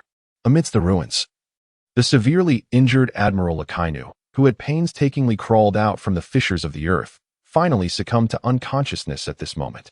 Before completely losing consciousness, the one-armed Akainu continued to murmur Mufan's name. Mufan, you may leave, but you cannot take those 30,000 Marines with you. Just when everyone believed the war had come to a close, Admiral Sengoku of the Navy suddenly stepped forward to speak. In an instant, the atmosphere grew tense once more, causing even Shanks to furrow his brow. However, Sengoku had evidently made up his mind, transforming directly into a radiant golden Buddha, his piercing gaze fixed intently upon Mufan. After all, allowing Mufan to take away these 30,000 elite Marines would deal an unprecedented blow to the Navy. The ramifications of such a loss would far exceed the defeat on this battlefield. Admiral Sengoku, if you do not wish to end the war, then say so outright. Are you asking me to abandon these 30,000 companions who follow me, leaving them to the judgment and execution of the world government? Do you truly believe that is feasible? At this moment, Mufan was invigorated. He understood that the Navy would not easily relinquish the 30,000 elite Marines who followed him. However, he was equally aware that he must take these 30,000 with him today, for if they were to remain, their fate would undoubtedly be extraordinarily tragic. I can assure you, I will hold no grudges against these Marines. Yet, the warring states of Buddhism remains relentless. The tense atmosphere escalated once more. Ha ha, do not jest. Warring states, hold no grudges? Can you truly command the world government? In the eyes of the world government, the Navy is merely a fade. Do you truly believe they would spare a group of Marines who have harbored rebellious sentiments against the celestial dragons? Mufan's tone grew increasingly fervent, igniting the hearts of the over 30,000 elite Marines behind him. Undoubtedly, this was the mark of a true commander. Sailors, if anyone dares to obstruct our path, let them attempt it. In this moment, Mufan ceased to engage in idle chatter. An electric arc crackled around him, and the air was charged with the roar of wind and thunder. As he brought his hands together in a prayer-like gesture, the entire Marineford once again trembled violently. Sengoku, if you wish to obliterate Marineford entirely, then come forth and attempt to do so. In this very moment, as Mufan clasped his hands, the already battered naval headquarters of Marineford trembled anew with tremendous force. The dread that had previously engulfed the naval forces, instigated by the manifestation of the Buddha, surged back into their hearts. After all, the recent events were still vividly etched in their memories. The colossal figure of the myriad-handed Buddha, shrouded in thunder and ablaze with crimson flames, had dealt a catastrophic blow to the naval headquarters. Even the combined might of the fleet admiral and 2 admirals had proven insufficient to thwart that towering Buddha. It is no exaggeration to assert that, while the fleet Admiral Sengoku's golden Buddha was undeniably majestic and awe-inspiring, it paled in comparison to the celestial Buddha summoned by Mufan, particularly in terms of sheer impact. Thus, when the unsettling tremors reoccurred, panic enveloped the entire naval contingent. Should they endure another assault of such terrifying magnitude, Marineford itself might well sink. Moreover, if Mufan were to target the ordinary sailors among them, how many would survive? Even though they were the elite of the Navy, not every individual possessed the strength of a vice admiral. At this juncture, the weight of pressure fell squarely upon Fleet Admiral Sengoku. Damn it. Is that boy Mufan made of iron? The old man's face was slick with cold sweat. At this point, he could not help but lament the dire situation. What truly transpired with that young rascal, Mufan? In such a brief span, his strength has escalated to a terrifying degree. It would be one thing if his power were merely formidable, but does he not know fatigue? Initially, Sengoku was convinced that Mufan must be merely a fray of strength at this point. After all, this lad has engaged in intense combat for an extended period, facing only the top-tier warriors. Even with exceptional stamina, he should have been exhausted by now. Yet, it appears he has grossly underestimated Mufan's endurance. How incredibly powerful this young man is. If only Mufan were still with the Navy. Sengoku realized that there was no other option. Should Mufan unleash that devastating technique once more, even if Marineford were not to vanish from the map, we would suffer severe casualties. Carp sent a pirate flying with a single punch. Observing Mufan poised for action, he turned to his old comrade Sengoku to offer a reminder. In truth, those who have ascended to the rank of admiral need not fear the colossal Buddha summoned by Mufan. Safeguarding oneself is not a daunting task. However, how many within the Navy possess the strength of an admiral? Furthermore, the assault from that towering Buddha is not singular, but rather a multitude of strikes. Attempting to block them all is nearly an impossible feat. Such a fearsome aura emanates from that man. At this moment, the 4 Emperor's Shanks observed the tense standoff and shifted his gaze toward Mufan. He sensed an overwhelming power brewing. Could it be that Marine Headquarters is truly on the brink of annihilation by Mufan's sole endeavor? If that is the case, then I shall shoulder the burden of responsibility. After a brief moment of conflicted contemplation, Sengoku, the fleet admiral, resolved firmly. He stepped forward and called out to Mufan, "Mufan, cease your actions. Take your followers and depart Marineford at once." Despite the multitude of resentment within him, Sengoku ultimately bowed his head. It was not solely out of fear of Mufan's technique. As Carp had stated, the Navy had already suffered considerable damage in this conflict. Should the remaining sailors incur further losses, or should Marineford be completely sunk, that would be the most intolerable outcome. As Fleet Admiral, he could not allow death to continue its relentless advance. Fleet Admiral Sengoku, Vice Admiral Carp, today I, Mufan, shall grant you both a favor. Moreover, to all the sailors, I have never wished for an irreconcilable feud with the Navy. If ever the Navy awakens from its slumber, no longer under the control of the world government and the celestial dragons, perhaps we may become allies once more. The tense atmosphere abruptly came to a halt. Mufan left behind 2 sentences before turning away without any hesitation. In truth, he had no intention of taking action.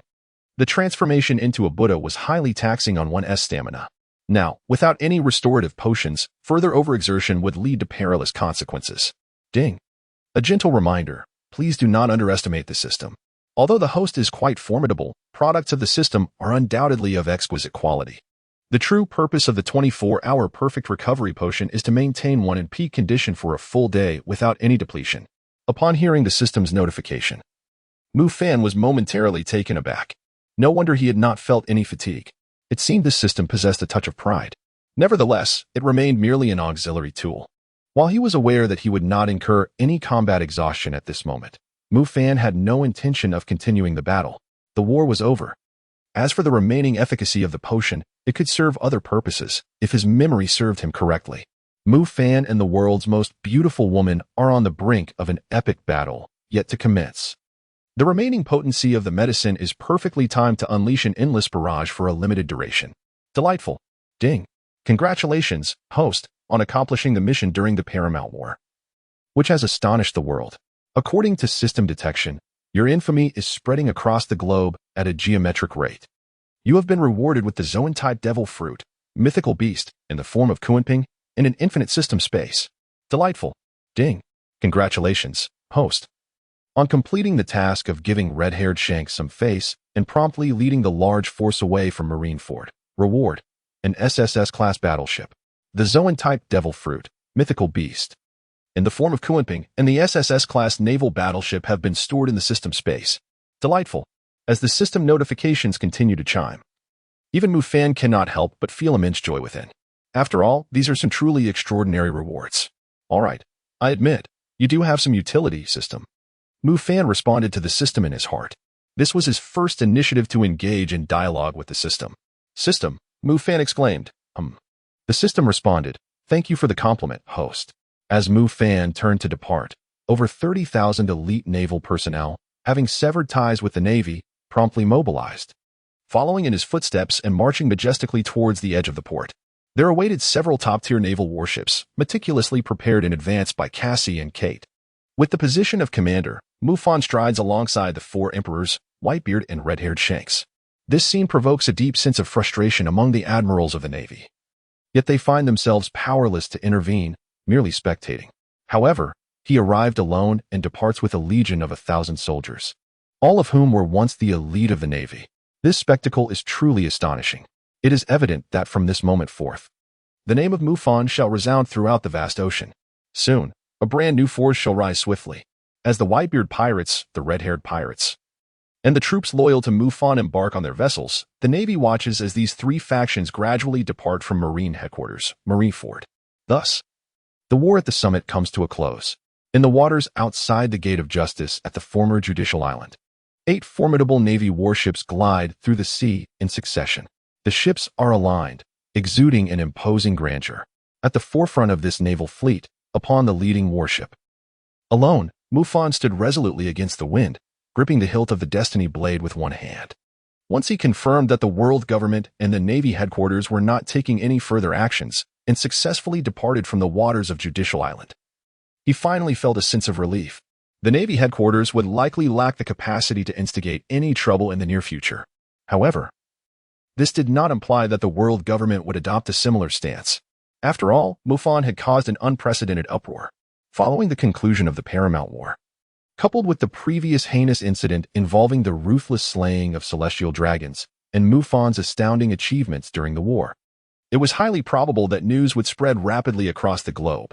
Undoubtedly, this was akin to wielding a whip to strike fiercely at the world government, humiliating the celestial dragons in the process.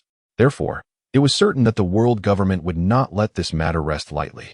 2 hours prior, when Mufan bid farewell to the 4 emperors, Whitebeard, the latter once more extended an invitation for him to venture directly into the New World, proposing the formation of a strategic alliance with the Whitebeard pirates to counter the impending retaliation from the world government and the Navy. However, Mufan resolutely declined. Should he forge an alliance with the Whitebeard pirates in the New World, it would undoubtedly provoke a united opposition from the various formidable factions within that realm. The world government and the Navy would certainly not allow such a scenario to unfold. Moreover, he harbored his own developmental aspirations. Upon entering the New World, his initial course of action would be to reclaim the agreed-upon territories from the Whitebeard pirates, which notably included Fishman Island, home to the ancient weapon Poseidon. Whitebeard, true to his word, did not resort to any underhanded tactics, simply stating that he would await Mufan's arrival in the New World. As for the 4 emperors Shanks, Mufan did not engage in extensive dialogue with the red-haired captain this time. Nonetheless, Shanks, as one of the 4 emperors, undeniably possessed immense power. In a battle of life and death, Mufan would likely find himself at a disadvantage against Shanks at this juncture. Thus, once stability was achieved, further developing his fruit abilities would become paramount. Additionally, while he had already established a foundation of forces with 30,000 elite Navy soldiers, the cadre was still significantly lacking. Mufan aspires to confront the world government, and for that, he must assemble a formidable cadre of allies. Figures such as Mihawk, Akiji, and Enel are among the powerful individuals he must strive to recruit. Otherwise, despite the Revolutionary Army's considerable strength, they remain compelled to operate from the shadows, methodically dealing with smaller nations, too intimidated to confront the world government and the Navy head-on. However, these considerations are of secondary importance. The immediate priority is to establish stability. Xiaofan, just as Mufan stood resolutely against the wind, contemplating his next course of action, a mature and intelligent voice broke through, accompanied by the sound of high heels. Aunt Tao too. Upon recognizing the visitor, Mufan swiftly turned and greeted her with a smile. There is little to elaborate on regarding Aunt Tao too. She is one of the few individuals in this pirate world who has treated Mufan with kindness. Someone he regards as family.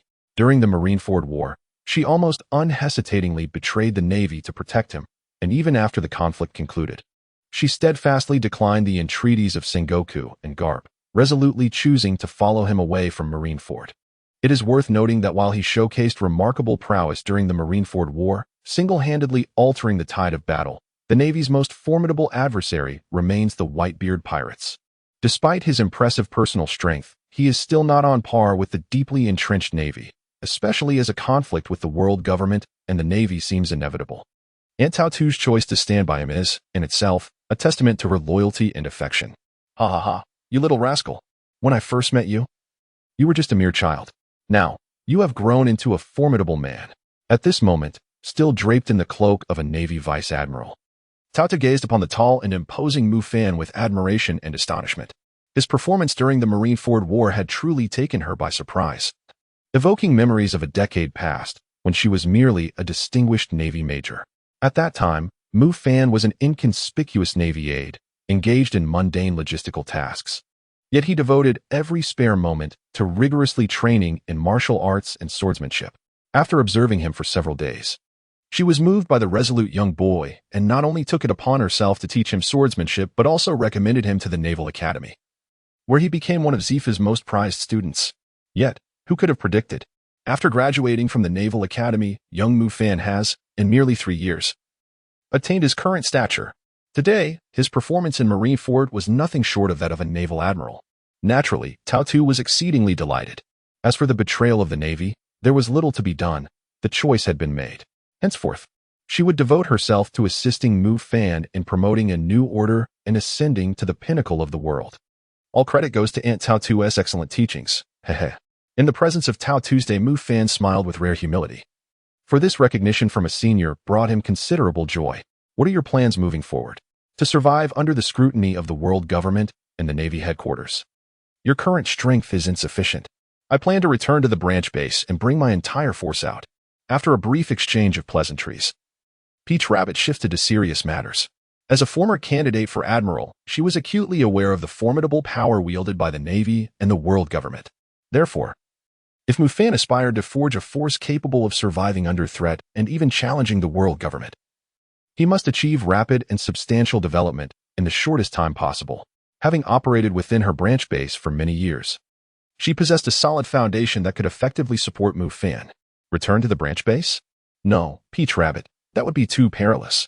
Given the current circumstances, there is no need to take such risks.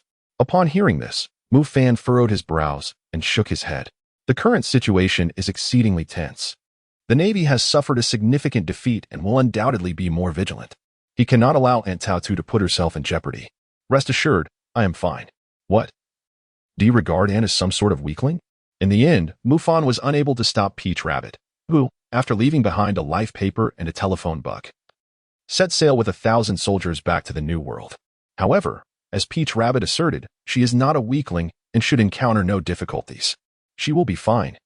Mufan, like myself, she is formidable, yet my love for you surpasses hers. This tempestuous passion. After Peach Rabbit departed, the world's most beautiful woman, who had been observing secretly for quite some time, made a grand entrance. Dressed in a cheapao, the stunning beauty gracefully approached Mufan. Her cheeks flushed as if she might swoon at any moment. There was no remedy for it. How could she not feel weak at the sight of Mufan? Ha ha. Aunt Peach Rabbit is an elder, but you are mine. There is no comparison, Hancock. Mufan smiled as he beheld the exquisite beauty before him. Yet his heart was already in tumultuous upheaval. Let us proceed, enter, and commence our unfinished battle. The sea breeze gently caressed, and the azure waves danced lightly.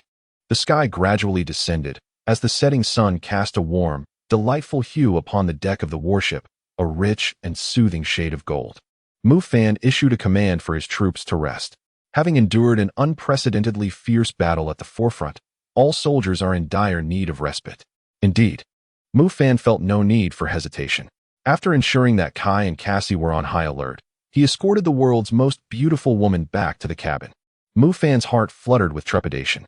At that moment, the unmatched beauty of the renowned enchantress was adorned with a blush. She was acutely aware of what was to come, a war yet to be fulfilled. Soon, she would find her true belonging. Hancock, after confirming, once again, that no one would interrupt them, Mufan gazed into Hancock's glass-like beautiful eyes, his heart surging with emotion. Confronted by the unparalleled beauty of the world's most stunning woman and her exquisitely perfect figure, he could not deny that he felt a twinge of restlessness. However, some matters should not be rushed. Mufan, I truly cherish you. In Marineford, when you spoke of marrying me, was that sincere? The Empress of the Amazon Lily Kingdom. Boa Hancock shyly inquired, her cascading black hair flowing down like a waterfall, utterly enchanting. Moreover, once we vanquish the celestial dragons, we shall host the grandest wedding in the world in Marineford. Mufan gently lifted Hancock's exquisite, fair visage, his starry eyes gazing into her enchanting orbs. My beloved concubine, I eagerly anticipate the day when we shall host the grandest wedding in the world at Marineford. In that moment, the world's most beautiful woman succumbed entirely to Mufan's commanding gaze. She harbored no doubt regarding his words, firmly believing that the man she adored would undoubtedly fulfill his promises. Hancock, as Mufan gazed upon the exquisite visage of the lady in his arms, he could no longer contain the surging excitement within his heart. Just as he was lost in this tender reverie, a sudden and most inappropriate interruption rang out, a phone bug screeching. BRBRR. Do not misunderstand. This is not the sound of a kiss. It was the phone bug used for communication between Hancock and the Amazon Lily Kingdom. Silence. Call out again, and I shall steam you to perfection. At that moment, Hancock, her eyes clouded with desire, was rudely interrupted once more, causing the pent-up emotions she had harbored for several days to erupt. In a fit of frustration, she seized the phone bug and hurled it to the floor. The bug's voice diminished significantly, but continued to persist. Hancock, perhaps there is urgent news from Amazon Lily? Surely, nothing is amiss. Trust me. It is likely just that old hag, Gorgona, inquiring about the situation. Very well then, but steamed is hardly appetizing. How about braised or salt-baked instead? At that moment, the phone bug fell silent at last. The world returned to tranquility, and the passionate atmosphere began to envelop them. From their first encounter to this moment, having navigated numerous trials, the two finally affirmed their feelings for one another. From sunset to dawn, it seemed to herald a future filled with the promise of a beautiful life, day after day. Time flew swiftly, and soon it was the following morning. When the war had come to an end, Hancock, utterly exhausted, succumbed to slumber, teetering on the brink of unconsciousness. In stark contrast, Mufan appeared remarkably invigorated, ready to engage in battle at a moment's notice. Even he found it somewhat astonishing, considering that the effects of the perfect recovery potion had long since worn off over 2 hours prior. Yet, his current state remained splendid, truly the mark of extraordinary talent. One could not help but wonder if Hancock would be able to bear this in the future. After tucking the Empress in, Mufan rose and departed from the cabin. As all naval warships are constructed in a standardized manner, the arrangement of items remained quite similar. After pouring himself a glass of beer and taking a piece of bread, Mufan made his way to the deck of the naval vessel. He set aside the 3 blades, Destiny, Azura, and Thunderstorm, before settling down in a cross-legged position. At that moment, the sun had just begun to rise, its vibrant rays cascading upon the surface of the sea, illuminating the 7 premier naval warships in succession. As Mufan gazed upon the fleet, which was already quite considerable in size, a smile involuntarily crept across his lips. This, indeed, was his army. After Aunt Tao Rabbit took a portion of the soldiers, Mufan still commanded nearly 30,000 elite troops. Moreover, within the confines of the system's space lay the Zoan-type devil fruit, the mythical beast form of the Kunping, alongside an SSS-grade naval warship. Speaking of which, these 2 items were undeniably precious, even to Mufan. The Kunping fruit, in particular, warranted mention. With proper development, one of its forms could rival the mythical beast known as Kaido, the strongest creature in the world, specifically in its Azure Dragon aspect. Additionally, the SSS-grade warship exceeded Mufan's expectations entirely. In terms of combat capability, the SSS-class vessel would undoubtedly dominate all combat ships in this world. The top-tier naval warship beneath him seemed almost negligible when compared to the SSS vessel. However, despite the immense value he placed on these 2 items, Mufan had no intention of utilizing them just yet. at least until he reached a place of absolute safety. He could not summon the SSS-grade warship. According to Mufan's estimations, the size of the SSS-class ship far surpassed that of ordinary combat vessels, its scale comparable to that of small islands. Summoning something of such magnitude out of thin air would undoubtedly raise questions. Furthermore, among the 30,000 soldiers under his command, it was certain that spies from the world government were already present. There was no doubt about it. Their existence was a certainty. Having served in the Navy for many years, Mufan was acutely aware of the terrifying prowess of the world government in matters of espionage. The CP organization, being a department held in even higher regard than the Navy, was certainly not a mere frivolity, but rather one of the most formidable instruments wielded by the world government to control the world. Therefore, should the news of Mufan's ability to create a warship that eclipsed all others reach the ears of the world government, they might resort to any means necessary to eliminate him preemptively, which would lead to grave complications. Thus, until he possessed the absolute strength to overlook all, it was prudent to refrain from excessive arrogance. As for the mythical beast form of the Kunpung devil fruit, Mufan has conceived an intriguing idea. Should it come to fruition, it would significantly augment his combat prowess. At that time, perhaps even defeating an admiral in direct confrontation would not be an impossibility. Of course, all of this remains hypothetical. After clarifying his thoughts, Mufan recalled the communication device of the Empress. Last night, the device rang with such urgency that it likely indicated an urgent matter from Daughter Island. Bloop, bloop, it's connected. Granny Neo, the communication device is finally working. Lady Snake Princess, Lord Mufan, where are you? Daughter Island is in crisis. The naval headquarters, Marineford. At this moment, the island that once epitomized justice had been reduced to mere ruins. Only a handful of Marines remained to clean up the battlefield, while to prevent a series of chain reactions triggered by the war above, all institutions of the naval headquarters had been hastily relocated to the Marine G-1 base in the New World. Cap, I have submitted my resignation to the world government. Although I recommended Kazan as the next admiral, the world government seems to prefer Sakazuki. Above the ruins of Marineford, Admiral Sengoku gazed at the devastation of the naval headquarters. His heart a tumult of emotions. This was once the place where he, along with his old comrades Karp and Zephyr, had dedicated their lives to their work. Yet now, everything lay in ruin. The naval headquarters, a symbol of justice, had been utterly destroyed. This was the most disgraceful event of Sengoku's tenure as admiral. It was, indeed, the most humiliating incident in the history of the Navy. The justice of the Navy had faced an unprecedented provocation and assault. Sakazuki, that man, though he had lost an arm, harbored an intense hatred for Mufan, and it seemed he was determined to seize the position of admiral for himself. In contrast to Sengoku, the expression of Karp, the Navy's hero, was somewhat more relaxed. Although the destruction of the naval headquarters weighed heavily on his heart, the fact that both of his grandsons had survived brought him a measure of solace. As for the position of admiral, if Sengoku lost it, so be it. After all, it was not a task suited for mere mortals. Alas, I once believed that when Mufan fully matured, the Navy would usher in an unprecedented era. Even having the opportunity to influence the actions of the world government and the celestial dragons. Who could have imagined that Mufan would become an enemy of the Navy? The once strongest rear admiral has now turned into a traitor, almost single-handedly obliterating the entire naval headquarters. How absurd. Sengoku sighed as he observed the enormous handprints scattered across Marineford. In truth, when Sengoku came to comprehend the entirety of Mufan's declaration at Marineford, he was astonished. Mufan had spoken words that very few dared to utter. It was no wonder that those Marines chose to rally under Mufan. His words stirred even the heart of the seasoned Marine. Yet, that was where it ended. As the admiral, he was acutely aware of the terrifying power wielded by the world government. Although Mufan has already acquired formidable strength, he is still far from being a match for the world government and the Navy. Setting aside other matters, the establishment of a powerful force capable of surviving under the immense pressure of the world government necessitates substantial financial resources. Even the Navy exists only because it is funded by the salaries from the world government. Yet, how much wealth can Mufan amass? Even with the assistance of the Pirate Empress and the Amazon Lily Kingdom? Moreover, the Amazon Lily Kingdom has already been marked as a primary target among pirate nations.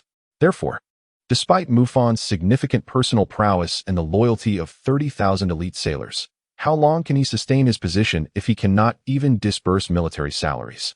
Let us proceed. Karp, to the G. one base to convene a Navy meeting.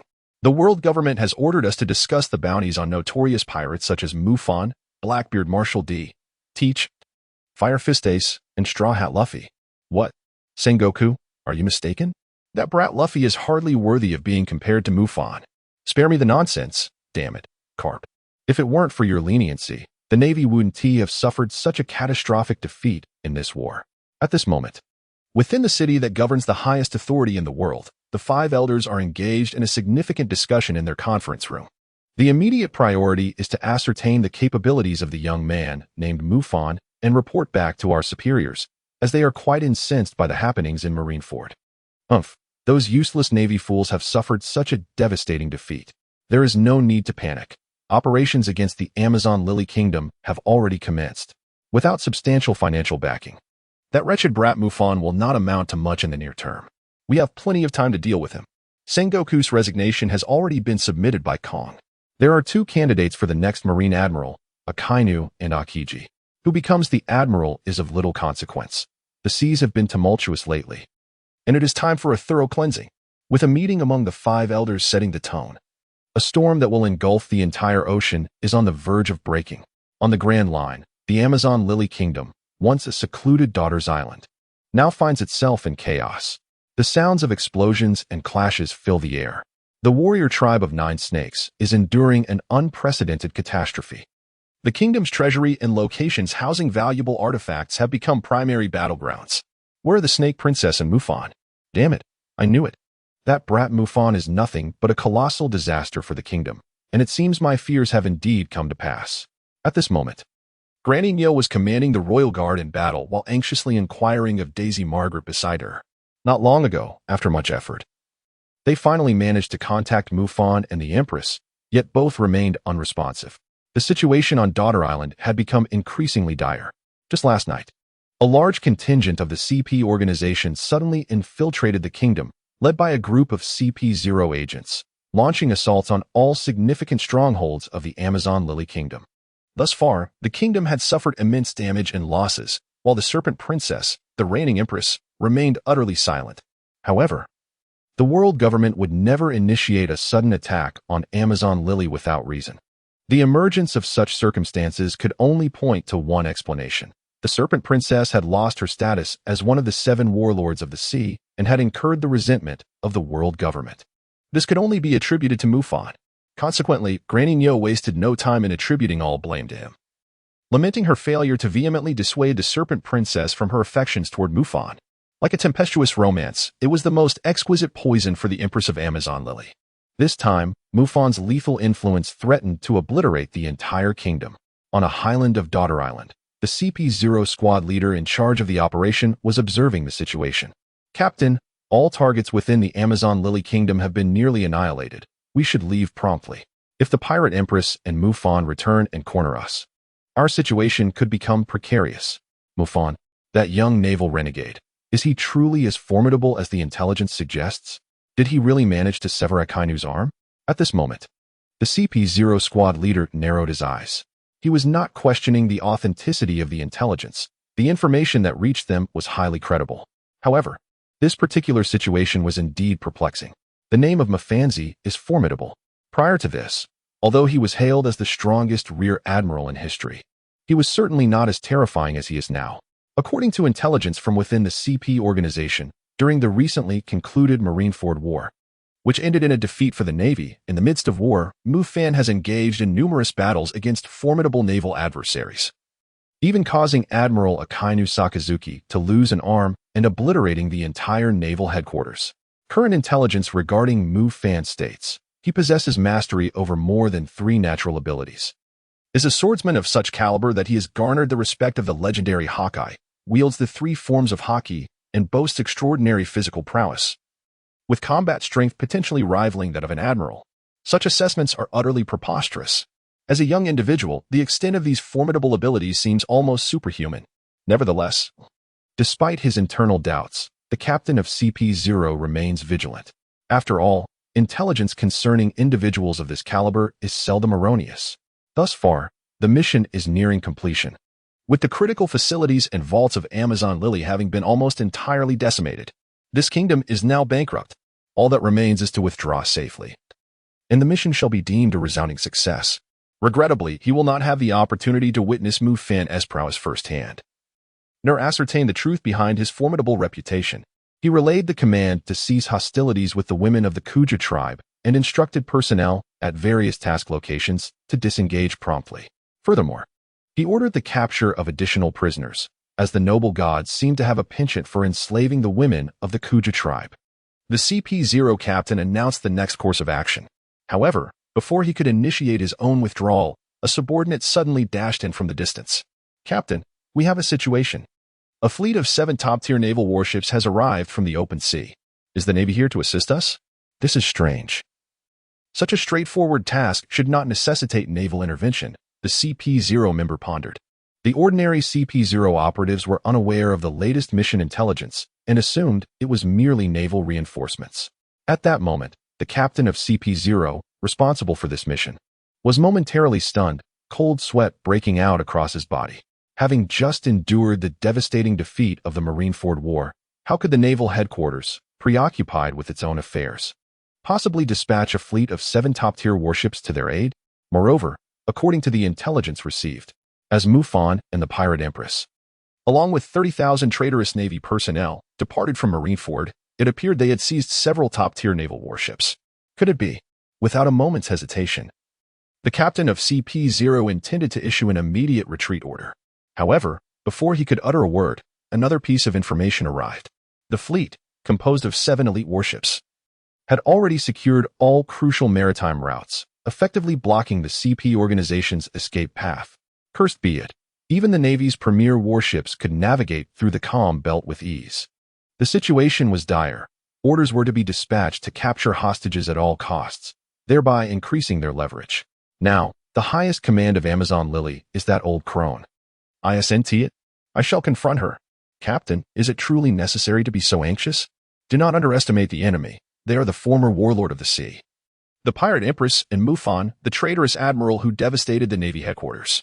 As the CP organization began to alter its tactics, the garrison of Amazon Lily also became aware of the fleet offshore.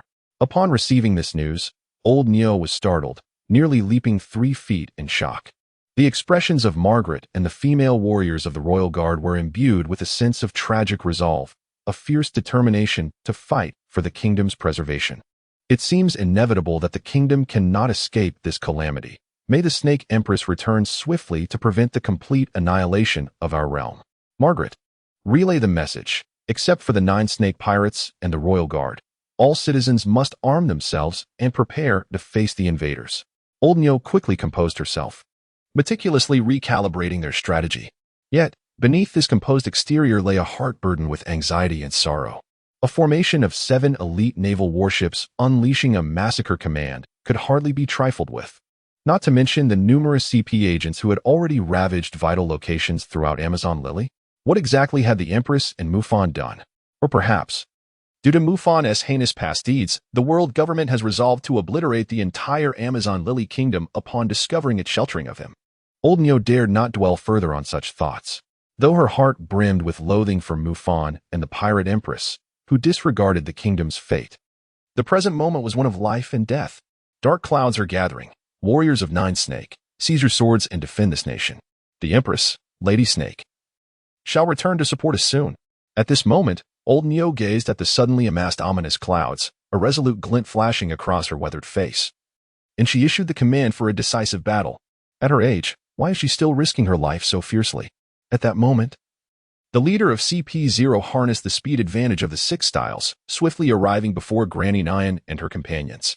As the highest commander on the side of Daughter Island, he deemed Granny Nyan to hold significant value. At the very least, she could preserve the lives of a few. Damn it.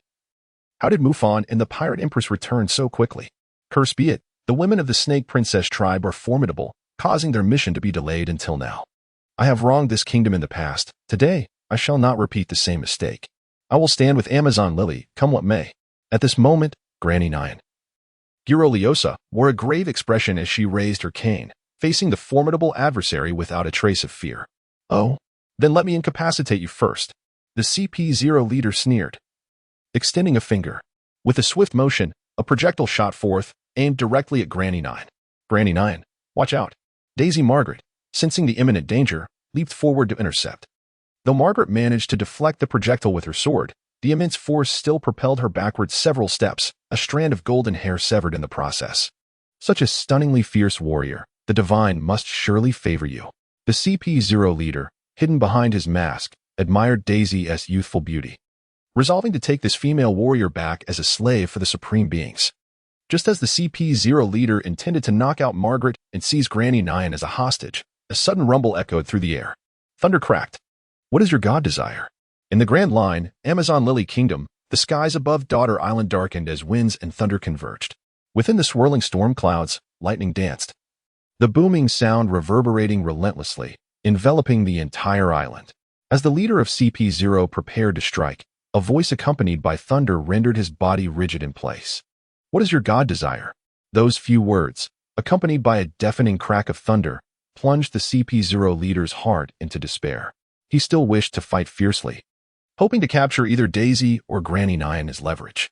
However, before he could make any move, a figure, accompanied by countless arcs of azure lightning, appeared merely half a meter before him. Mufan, the CP0 leader, gasped in shock. In that moment, he no longer doubted the veracity of the intelligence he had received. For facing this young man before him, he understood all too well that he was utterly outmatched, a being wielding mastery over more than 3 natural abilities. Possessing speed akin to thunder, such an existence was beyond the capacity of his level of CP0 to contend with. No surprises awaited him. As Mufan appeared, he effortlessly grasped CP0 by the throat, lifting him with a single hand. A powerful surge of electricity coursed through the latter's body, rendering him utterly paralyzed and devoid of any capacity for resistance. Lord Mufan, it is indeed Lord Mufan who has returned, exclaimed the golden-haired warrior maiden Margaret, as she beheld Mufan descending like a deity and swiftly subduing their foe. In that moment, it seemed as though all the burdens of anxiety had been lifted. Her enchanting eyes were fixated on Mufan, brimming with astonishment and joy. Mufan? At that moment, Elder Nyo wore a face full of bewilderment. She had not anticipated that the first to return to rescue Daughter Island would be Mufan. Hadn't it been said that he was injured and his strength diminished? Yet, he appeared to be even more formidable than before. It seemed he now possessed the terrifying ability to wield thunder as well. But what of Snake Princess? Mufan did not immediately greet Granny Nyo and the others. He gazed upon the current state of Daughter Island, where smoke billowed in every direction. It appeared that the world government's objective was to obliterate all significant facilities on Daughter Island, including the treasury. This was highly likely a determined strategy. By dismantling the economy of the Amazon Lily Kingdom, they aimed to sever Mufan's financial support from the island. Consequently, with a lack of funds, Mufan seemed to have only one path left: to embrace piracy, ravaging, and plundering. Alternatively, he could seek to annex other pirates merely for the sake of seizing treasure. In such a scenario, Mufan's idealistic declarations in Marineford would undoubtedly crumble without resistance. The world government had indeed calculated their moves astutely. However, they were rejoicing too soon. As for wealth, Mufan was not necessarily at a disadvantage compared to the world government. In fact, he even contemplated enlisting the notorious pirate king, Guild Tesoro, into his ranks. Although Guild Tesoro's gold fruit had a flaw that rendered it ineffective upon contact with seawater, his ability to manipulate money was extraordinarily potent, making him an invaluable financial officer for Mufan's faction. As for Daughter Island, as the husband of the emperor of this kingdom, Mufan would certainly not betray his nation. Mufan, you cannot kill me. Otherwise, the world government will undoubtedly not spare you. The CP0 team exclaimed with all their strength, uttering a statement devoid of significance. Mufan paid him no heed. A surge of over 100 million volts of ultra-high-intensity electricity was unleashed, obliterating the leader of the CP0 team, leaving nothing but ash to scatter with the wind. This scene profoundly shocked the warriors of the Kuja tribe, including Elder Nyan. The crew of the 9 snake pirates were aware of Mufan's formidable strength. Yet others remained oblivious. Witnessing Mufan's godlike prowess left these female warriors dazzled, their eyes brimming with adoration. Mufan. There are still numerous agents of the world government within the kingdom. Handling them alone could prove troublesome. Furthermore, a naval fleet looms in the outer seas, placing the kingdom in grave danger. Where's Hancock?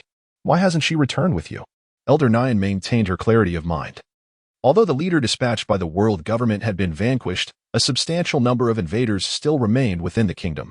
If those individuals were to capture too many hostages, it would complicate matters significantly. Moreover, the menacing naval fleet awaited just beyond the horizon. Ah, Elder 9, there is no need for concern. I shall take care of everything. As for the naval fleet outside, they are not the Navy, they are my army, and Hancock is aboard. With a casual utterance, Mufan instantly rendered old Lady Nyo wide-eyed, her expression brimming with disbelief and skepticism. Yet, before she could utter a word, Mufan grasped the hilt of the Destiny blade with one hand and stepped forward. In an instant, a formidable and almost tangible crimson-golden spiritual shockwave surged forth.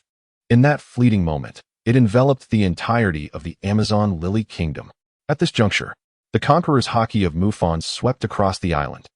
The overwhelming majority of spies from the CP organization were either rendered unconscious by the powerful mental shock, slain by the warriors of Nine Snake, or captured. In the blink of an eye, the calamity of the fallen kingdom was lifted. Old Granny, good news. All the enemies on the island have been dealt with. That conqueror's haki was truly terrifying. Has Sister Hancock returned? Princess Sandasonia arrived with news, her face brimming with delight and excitement. The sheer ferocity of the haki that engulfed the entire island was beyond comprehension. Had any of its intended targets included her, she would surely be among those lying on the ground rather than standing upright.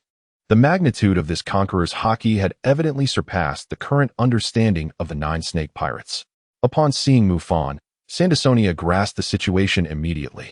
While Sister Hancock's conqueror's haki was formidable, it did not reach such astonishing heights. It seemed that this was indeed Mufan's doing. Truly, he is the man admired by Sister Hancock. A conqueror's haki that is 1 in a million, a king's potential? At this moment, Old Granny murmured, genuinely astonished by Mufan's strength. Her initial assessment had not been mistaken. Mufan was indeed a rare young man with extraordinary potential. However, this could not negate the calamities he had brought upon the kingdom. Numerous areas on the island were damaged, and the treasures accumulated by the Nine Snake pirates and its people over many years lay in ruins. For a long time to come, the kingdom's economy would struggle to recover, and the lives of its citizens would remain in disarray. Mufan, where is Sister Hancock? Although the enemies on the island have been eliminated, the naval fleet still exists overseas.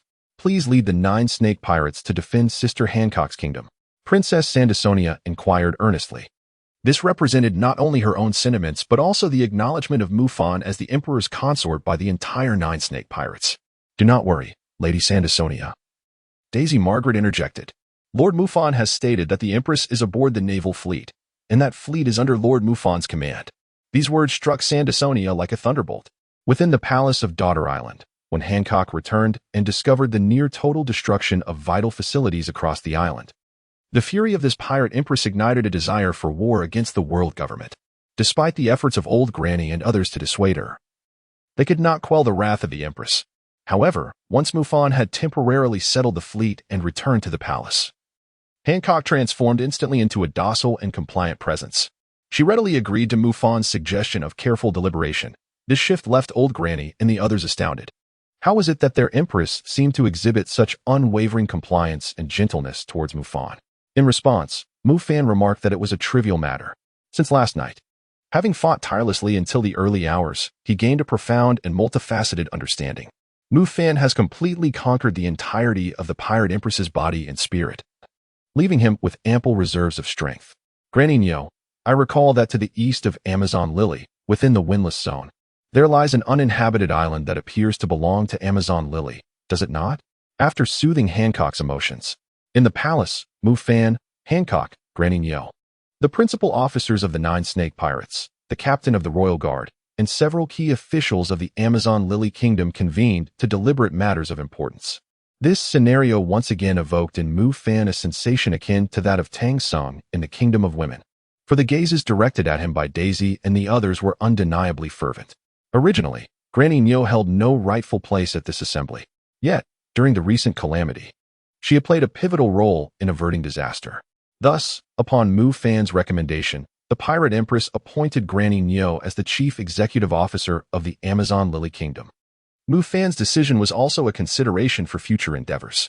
Granny Nyo, a woman seasoned by storms, possessed remarkable foresight and keen insight into affairs.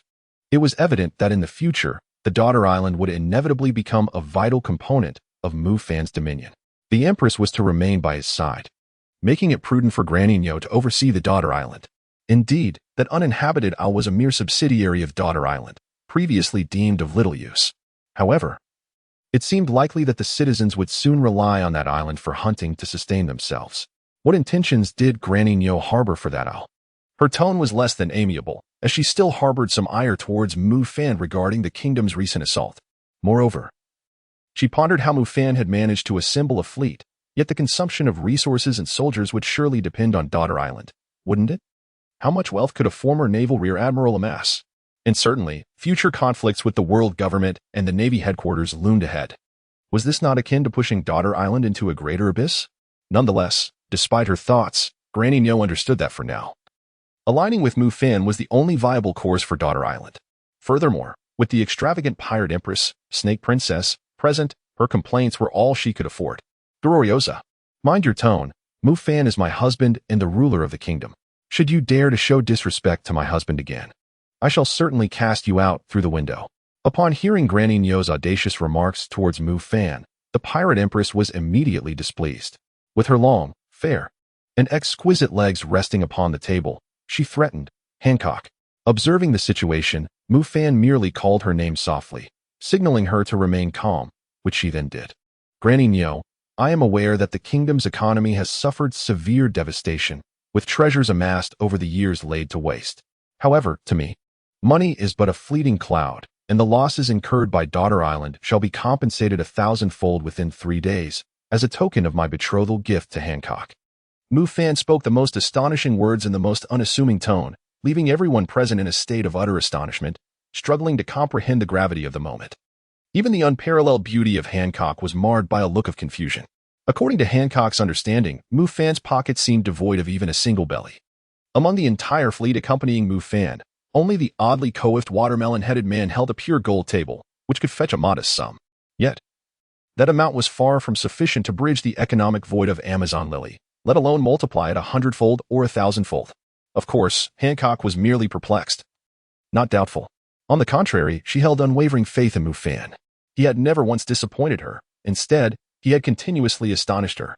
Ah, if what Lord Mufan asserts is indeed true, then I would willingly offer my life to assist you and the Snake Princess in opposing the world government. The atmosphere fell silent for a moment. Granny Nyo was the first to shatter the stillness, her tone dripping with sarcasm. It was not that she harbored any bias against Mufan. Rather, it was his propensity for grandiose claims that perplexed her. Although Amazon Lily was not comparable to the grand nations like Dressrosa or Alabasta, it nonetheless held its own as a sovereign entity. What wealth would be required to truly underpin a nation's foundation? And to assert such astronomical figures? What a jest! If Mufan were to present such a wealth of treasures to rescue the kingdom from its dire predicament, she could don even a swimsuit. Thus, let it be settled. You may await the spectacle. That uninhabited island shall temporarily serve as my military base. Hancock and I shall take our leave now, and as for other matters, we shall discuss them in due course. Mufan did not utter much. He needed to swiftly accommodate the 30,000 soldiers who had pledged their allegiance and rapidly cultivate their combat readiness. The world government and the Navy headquarters would not afford him an abundance of time. Moreover, considerations regarding the combat capabilities of his primary officers were imperative. It remained uncertain whether the one-armed Akaina could once again triumph over Akiji to become the fleet admiral. Should Akiji sever ties with the Navy, there might be an opportunity to recruit him. Nonetheless, these matters were not of immediate urgency. It was equally important to relish the beauty of the present moment. As night fell, within the palace of Daughter Island, the plum blossoms bloomed multiple times, and a beauty shed tears. The following morning arrived. As Mufan rose from his slumber, he remained invigorated and, after a brief tidying up, made his way to the harbor. Shortly thereafter, following the delivery of meals to the 7 warships by Daisy and her companions, the fleet set sail, departing from Daughter Island and heading towards the nearby uninhabited isle. Captain, shall we consider this island as our base? Cassie inquired, at a loss for a proper form of address for Mufan and resorting to a casual appellation. As a strategist of remarkable foresight, Cassie believed that establishing a formidable force in opposition to the world government and the Navy headquarters was impractical anywhere in the first half of the Grand Line, including the doldrums. Certainly not, Mufan replied. This will serve as a temporary base. Once all preparations are complete, we shall venture into the New World to reclaim our territory from the Whitebeard pirates. Mufan replied, a glimmer of anticipation flickering in his eyes. The New World was indeed the true stage upon which he would overthrow the rule of the celestial dragons. Upon landing on the island, Mufan entrusted the task of constructing a temporary base to Cassie and Kai, while he himself sought out a lofty mountain, utilizing the power of the earth element to carve an entrance into its depths. His ambition was to forge a mountain rich in gold. In the Grand Line, amidst the uninhabited waters surrounding Daughter Island, this desolate isle had begun to take shape as a rudimentary base. The cost, naturally, was the golden table that Kai had carried all the way from Marineford. Mufan refrained from interfering in these minor affairs, delegating the responsibilities to Cassie. Although Cassie and Kai's prowess had yet to reach the pinnacle of this vast sea, their feelings for Mufan were profoundly genuine. Among the surrendered 30,000 elite Marines, only a handful held the rank of Rear Admiral, while the majority consisted of mid to low-ranking officers and soldiers. As for the senior naval officers who had attained the rank of Rear Admiral or even Vice Admiral, they had toiled within the Navy for many years, believing themselves to possess foresight, and were evidently skeptical of Mufan's future, viewing opposition to the world government and Navy headquarters as a path to ruin, thus having little inclination to join his cause. Therefore, Kai and Cassie were entirely capable of leading the 30,000 soldiers at their disposal. Within the heart of a mountain on the uninhabited island, the moment had finally arrived. Mufan wiped the sweat from his brow and gazed at the masterpiece before him, offering a weary smile. In front of him stood a towering mountain, reaching a height of 1,000 meters. At that moment, the entire mountain, save for its outermost layer, radiated a brilliant golden glow. Even the soil hundreds of meters beneath the surface had transformed into an astonishingly vast gold mine. The sheer volume of pure gold reserves was such that, even with the relentless efforts of an entire nation, it would take nearly a decade to fully exploit. Thus, this was the culmination of Mufan's labor over the past 2 days, during which he had exhausted himself. The value of this golden mountain could not be measured in berries. Moreover, after multiple tests, Mufan confirmed that the pure gold he had created was a complete transformation of material properties, devoid of any loophole that would revert it back upon contact with seawater. Next, he was prepared to present a surprise to Hancock and the entirety of Amazon Lily. This mountain of gold would be sufficient for upcoming expenditures. Once enough gold was mined, Mufan intended to demonstrate to the world government the true meaning of peril. If they sought to economically overpower him, let them try. We shall see who falters first. Ding. Congratulations to the host for establishing a preliminary influence. A phase selection has been triggered. Choice 1. The thunderous path to domination. Take advantage of the fact that the world government and the Navy headquarters have yet to officially declare war. And with the current strength at hand, set sail for the New World within half a month. As per the agreement, take over half of the Whitebeard pirates' territory and commence the conquest of the New World. Reward. A specially crafted paramecia-type line fruit, transferable Devil's Blessing X0. 5. And King-level observation hockey. Choice 2. Sovereign of the Seas, starting from all directions, delay the advance into the New World and expand military preparations in the Comm Belt.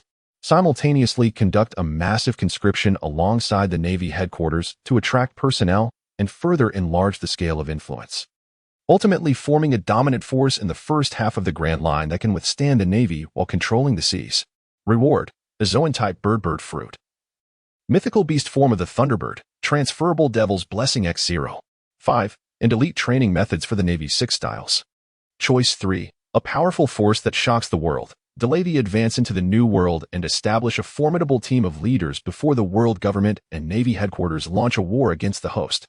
Requirements. At least 3 top-tier powerhouses of admiral level among the recruited leaders, with a total of no less than 7 formidable members, excluding the host. Reward. The 8 Gates of Body technique, possessing 8 formidable stages, with the ultimate secret technique wielding god-slaying power, though it is highly taxing on the body. Transferable Devil's Blessing X0. 5. And advanced observation kill. As Mufan took a moment to rest, preparing to return to the base and await the arrival of the Empress and her companions on the island, the system unexpectedly triggered a selection. It promptly issued 3 phase-based tasks. Each of these tasks, indeed, was not something that could be accomplished in the short term, and the rewards for each were exceedingly generous. Astonishingly, even the formidable 8 Gates of Duanjia technique was among the rewards. However, it appeared that each of these tasks diverged significantly in their developmental trajectories, with none aligning perfectly with Mufan's original plans. Nevertheless, through his research during this period, Mufan discovered that as long as he met the stipulated requirements of the tasks, he could complete them and receive the rewards without necessarily informing the system of his chosen task. This raised the question, did this imply that Mufan possesses the remarkable ability to accomplish two tasks simultaneously? After all, the integration of Task 2 and Task 3 aligns perfectly with Mufan's original plan. Of course, even if he cannot obtain rewards for both tasks at once, Mufan will not waver in his intentions. Lady Snake, pray tell, what means does Mufan intend to employ to compensate for the kingdom's losses? At this moment, Daisy and Margaret, warriors of the Royal Guard, accompanied the Pirate Empress and Granny Nyo as they set foot on the deserted island. The 3-day deadline had arrived. As per their agreement, they would land today, equipped with a plethora of mighty female warriors and various tools and vessels. Uncertain of the outcome, I trust in my husband's capabilities. The world's most beautiful woman smiled radiantly, her enchanting visage reflecting shyness and yearning when Mufan was mentioned. It has been nearly 3 days. The absence of Mufan over this period nearly brought her to the brink of illness. The sorrow is overwhelming. Alas, to have ensnared Lady Snake so deeply. It seems that a love as tempestuous as a raging storm is indeed the most fearsome force in existence. However, Mufan, I am eager to see if you can indeed rectify the losses suffered by Daughter Island. If you dare to boast, I, Granny Nyo, cannot help but lament at the sight of the Empress's bashful demeanor. The notion that Mufan could compensate for Daughter Island's losses 1,000-fold as a bride price for Lady Snake is utterly incredulous to me. Daughter Island is, after all, a nation with accumulated wealth amounting to several hundred billion berries. How could a single individual, regardless of strength, possibly amass such a fortune in just 3 days? It is sheer folly to even entertain such thoughts. After all, even if Mufan were immensely powerful, annihilating a nation within 3 days would not allow him to reclaim such wealth. Lady Snake, the soldier leading the way has indicated that we have arrived. Mufan is just ahead.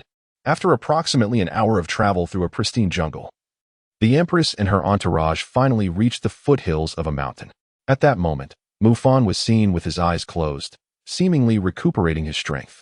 Beloved, after 3 days of separation, the Empress could no longer contain her excitement, leaping into Mufan's embrace and bestowing upon him a fervent kiss. Granny Nyo and the others were nearly petrified on the spot. After all, witnessing the world's most beautiful woman being so proactive was utterly astonishing. Hancock, Granny Nyo, come along with me. Mufan led the Empress and Granny Nyo to the towering mountain that had transformed entirely into gold. In that moment, all present were left in awe, including the Pirate Empress and Granny Nyo. Given Hancock's haughty nature, she would typically dismiss mere gold as beneath her notice. Yet, what lay before her now was an entire mountain of resplendent gold. Moreover, beneath the surface, a radiant glow suggested that vast reserves of gold were hidden below. What an immense treasure this is. Could it be that even the treasures concealed within the legendary one piece of Joel D. Roger pale in comparison? The Pirate Empress herself is utterly astounded, while others stand dumbfounded in place. As a nation that is almost entirely secluded from the world, the economy of the Amazon Lily Kingdom has always been rather modest, verging on impoverished. Otherwise, the Kuja pirates would not need to venture out to plunder periodically. Hence, warriors of the Kuja tribe, such as Daisy and Margaret, have scarcely laid eyes on any significant amount of berries since their birth. One can only imagine the sheer shock they experience upon encountering a mountain of gold. A veritable mountain of gold, with an underground gold mine to boot. At this very moment, Granny Gloria's jaw nearly drops to the ground. Having weathered countless storms in her lifetime, she has never before been so profoundly astonished. This is an entire mountain of gold. It would be more than sufficient to purchase 1,000 or even 1,800 daughter islands. What kind of terrifying power does this young man, Mufan, truly possess? It is important to note that this uninhabited island beneath our feet has always been under the jurisdiction of Daughter Island. And never before has such a vast gold mountain been discovered. If it had existed previously, it would have been impossible to remain unnoticed. This implies that this gold mountain, rich in immeasurable wealth, has been conjured into existence by Mufan himself. How frightening. He is indeed a formidable young man. In this moment, Old Lady Nyo gazes at Mufan with eyes filled with hope and fervor. Perhaps this young man before us can genuinely alter the world and transform the long-standing plight of Daughter Island. Hancock, issue the order for excavation. With my presence, gold shall never be lacking. Daughter Island must bolster its military and establish a robust defense system for our kingdom in the New World. Following an unprecedented and fiercely brutal Marineford War, the former naval headquarters of Marineford was decisively destroyed by the traitorous former Admiral Mufan. Marineford can no longer serve as a base of operations. Fleet Admiral Sengoku and the high-ranking officers of the Navy have all relocated to the G-1 naval base in the New World. Moreover, the Navy's choice of the G-1 base in the New World stems from deeper motives. The Navy wishes to announce to the world that, despite not emerging victorious in the recently concluded war and suffering a significant defeat in certain respects, their resolve to uphold justice and combat piracy remains unwavering. The Navy shall continue to be a formidable force for justice. However, this cannot completely obscure the Navy's disgrace, nor can it compensate for the losses incurred during the Marineford War. Firstly, the public execution target, world.As, was rescued, while the Yonko Whitebeard pirates and the treacherous former Admiral Mufan left Marineford unscathed. Secondly, the destruction of the naval headquarters by Mufan symbolizes that the Navy, representing justice, is destined to become a laughingstock across the seas. Although the Navy's strength and foundation have not suffered severe damage, Mufan's declaration at Marineford has evidently shaken the very roots of the Navy, which is a profoundly alarming prospect. For certain radical elements within the Navy, this defeat will be etched into their memories for a lifetime. For instance, the severely injured Admiral Akina has publicly declared that he will exhaust every means at his disposal to cleanse this humiliation. As for the specifics of this disgrace, it is, of course, self-evident in the conference hall of the G-1 naval base. At this moment, the Naval High Command convened a post-war meeting, the atmosphere thick with noise and a palpable sense of oppression. The course and outcome of this war were almost too difficult to accept, fueling an endless reservoir of anger among the senior admirals. The first half of the meeting was dominated by scathing attacks and insults directed at figures such as Mufan, Whitebeard, Fire Fist Ace, Blackbeard, Trafalgar Law, and Monkey D. Luffy. Mufan bore the brunt of the criticism. Even some rear admirals who had previously not dared to utter a word against him on the battlefield now boldly proclaimed that he should have been eliminated at the outset. Besides Mufan, the most vociferous condemnations were aimed at Blackbeard and Whitebeard, with a fair share of vitriol directed at Fire Fist Ace.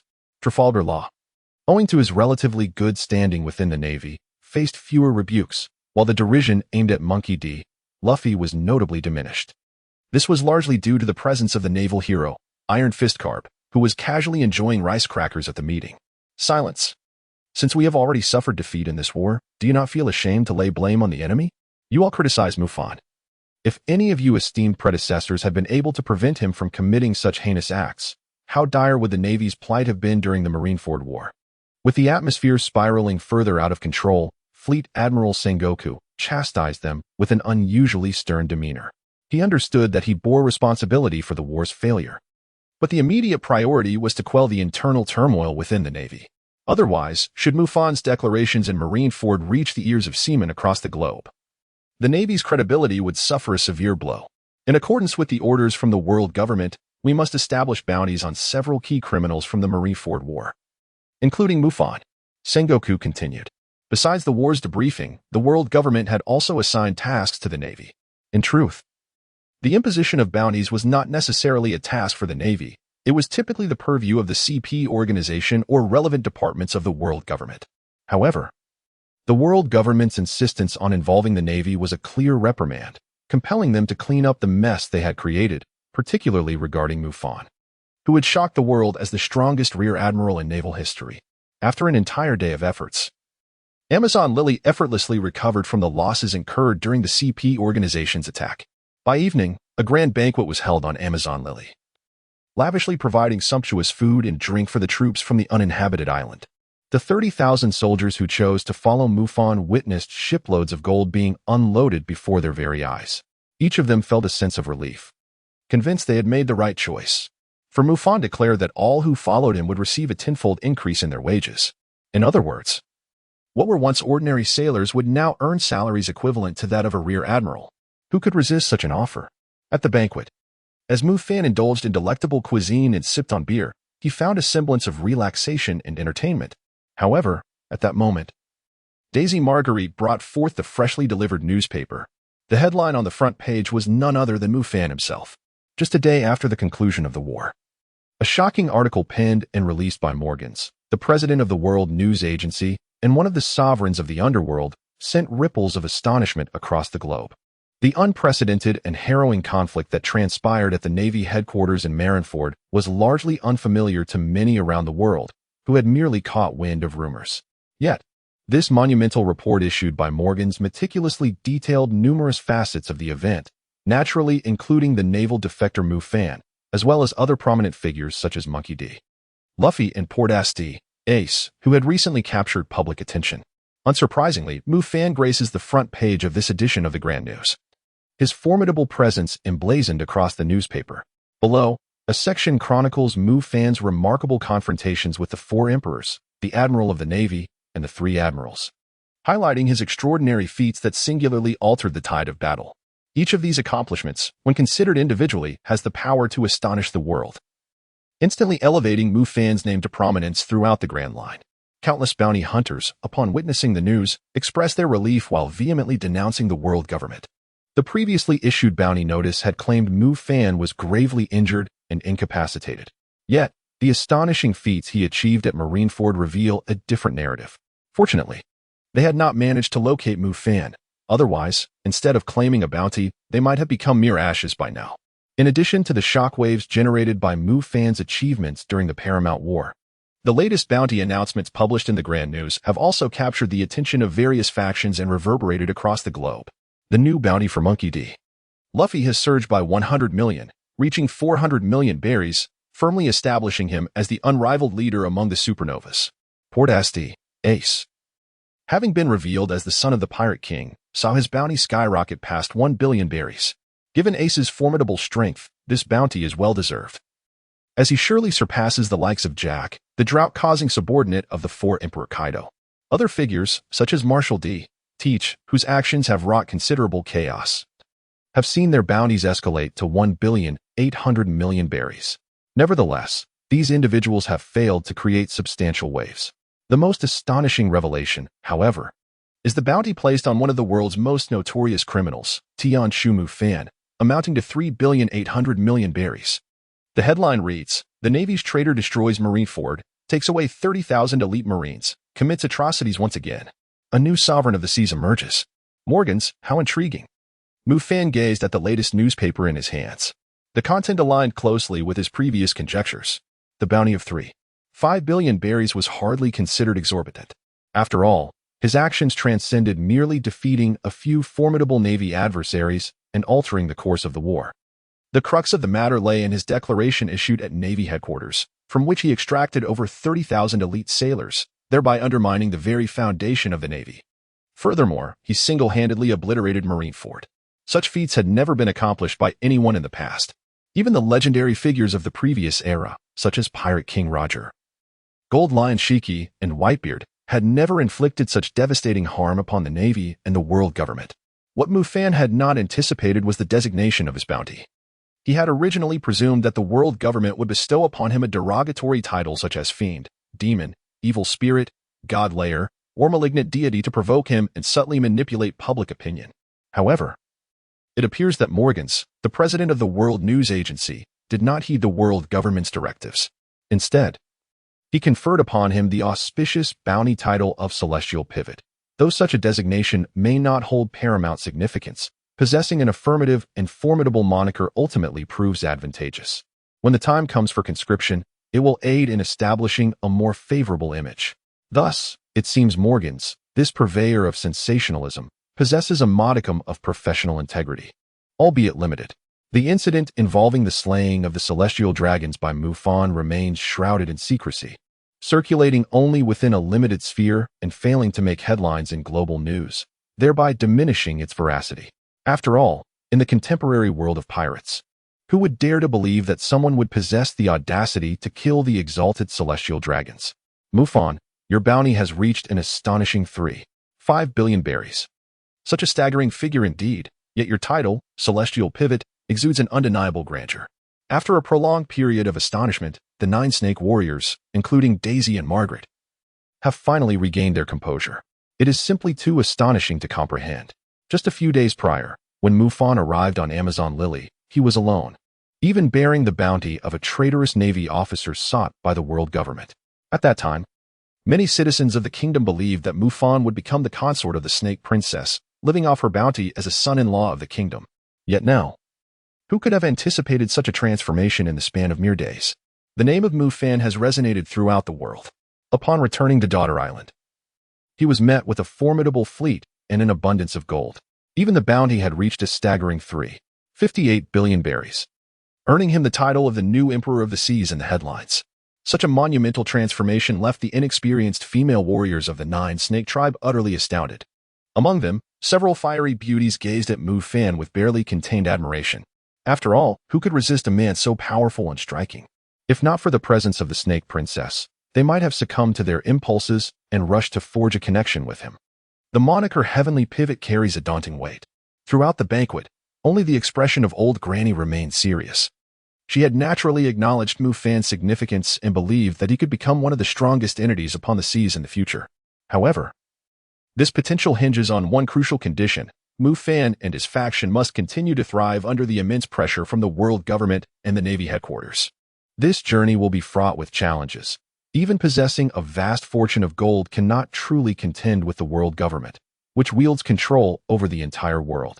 Moreover, Mufan's title, Heavenly Pivot, distinctly sets him apart from other pirates. It signifies the establishment of a new faction that is entirely independent, neither Navy, nor world government, nor pirate, nor revolutionary army, nor nation, nor organization. This underscores the formidable obstacles that await Mufan on his path forward. The banquet concluded in high spirits. As midnight approached, the evening training came to an end. Mufan embraced the slender, fair waist of the Pirate Empress, contemplating his next course of action. Time was of the essence. Once the Navy resolved the aftermath of the war, it was likely they would promptly embark on a global conscription. If he wished to accomplish two tasks simultaneously, he needed to act swiftly. Furthermore, to undermine his adversaries as much as possible, he aimed to turn the world government's grand conscription into a farce. He would exploit individuals like Fujitora and Green Bull as much as he could. After all, he currently possessed both wealth and a sense of justice. "Darling, why are you still awake? Is it because I have not attended to you well?" she inquired. "Ah, now that you mention it, I find myself quite alert. Hancock, let us proceed below." In a certain maritime region of the New World, aboard the Moby Dick, the territory of the Whitebeard pirates, the atmosphere was lively. Gulalala. The new Emperor of the Seas, Mufan, with a bounty of 3.5 billion berries, certainly shines brilliantly. Upon learning of the latest news, the four emperors Whitebeard expressed genuine admiration and took a hearty swig of his drink. "Old man, perhaps you should drink a little less. Your health." Marco, the captain of the 1st Division, cautioned Whitebeard with concern, but the latter clearly had no intention of heeding such advice. In truth, for Whitebeard, merely escaping Marineford with his life was a pleasant surprise. He had originally resigned himself to death, planning to sacrifice himself after rescuing Ace, intending to perish alongside the old era. Who would have imagined that a young man named Mufan would emerge unexpectedly? He genuinely held a fondness for Mufan. If possible, he would have liked to adopt him as a son. Alas, Mufan was a boy with grand aspirations. "Old man, when Mufan ventures into the new world, will we truly have to cede half our territory to him?" Ace pondered, glancing at his own severed left arm, his expression reflecting uncertainty as he looked at his father, Whitebeard. He felt a deep sense of guilt. The Whitebeard pirates had suffered tremendous losses to save him, even being robbed of half their territory by Mufan. These territories had been earned through decades of struggle. Yet, who could blame him for being so weak? Compared to the man named Mufan, his strength paled in comparison. Once, he believed himself to be exceptionally gifted and unmatched in combat. But now it was evident he fell far short. Of course, the pirate Whitebeard was a man of his word. Territories could be reclaimed. And as long as the Whitebeard pirates remained, they could survive even with just a single ship. A hint of melancholy flickered in Whitebeard's eyes as he produced a letter and handed it to Ace. "Go deliver this letter for me, Ace. Find that rascal Mufan and give him this letter." Living alongside the world's most beautiful woman afforded Mufan unparalleled comfort. In that fleeting moment, Mufan even felt reluctant to exert himself. Was living off others not enticing? Unfortunately, the current circumstances did not permit such indulgence. Perhaps only after overthrowing the world government and vanquishing the malevolent celestial nobles, the celestial dragons, could he find peace in a life of ease. These past few days, Mufan had not rushed to set sail. After all, he was somewhat loath to part with the gentle warmth of the Empress. Nonetheless, he had not been idle. He personally distributed bonuses to 30,000 elite soldiers, each receiving 10 million berries. This nearly brought tears of gratitude to the eyes of those soldiers. Although they had chosen to follow Mufan out of ideals and convictions, who would ever scorn a meager sum? Yet, little did they know. The wealth amassed by Mufan is indeed substantial, yet the means by which it is acquired are equally undeniable. Such a large-scale distribution of bonuses is bound to incite apprehension among certain peculiar elements within the ranks. After all, this would swiftly lead the soldiers to unwavering loyalty towards the new power and Mufan himself. Furthermore, compounded by the crucial intelligence regarding the discovery of a treasure trove on an uninhabited island, some spies embedded within the military, linked to the world government, could hardly restrain themselves and began attempting to relay information to their superiors. Unfortunately for them, Mufan was prepared for this eventuality. Before their messages could be dispatched, these individuals were struck down by divine retribution, reduced to cinders. Meanwhile, those spies who remained more deeply concealed were exposed when Mufan, employing the voice of the divine in conjunction with his observation haki, proclaimed, "Confessing now may spare your life." This resonated deeply within the hearts of the 30,000 troops. With the precedents set by previous cases, the remaining spies were swiftly drawn out and met with the same fiery fate. As for the spies of the world government, Mufan would undoubtedly show no mercy. Upon discovering a traitor, he would eliminate them without hesitation, thereby minimizing the chances of the enemy gaining the upper hand. Consequently, Mufan, through generous bonuses and a ruthless approach to dealing with traitors, completely asserted his control over the 30,000 soldiers under his command. Aside from this matter, Mufan has prepared a delightful surprise for the world's foremost swordsman, Hawkeye. Through his endeavors, the supreme great blade, Destiny, has successfully attained the extraordinary ability of the mythical beast fruit, transforming into the form of Kuanping.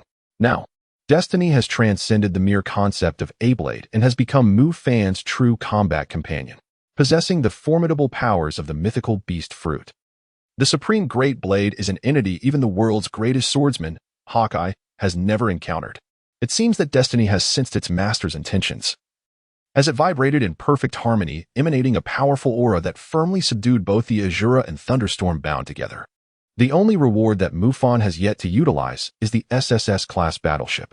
Currently, there exists no justifiable reason to deploy the SSS-class vessel, and given that it is unnecessary at this moment, unveiling it would only alert the world government prematurely.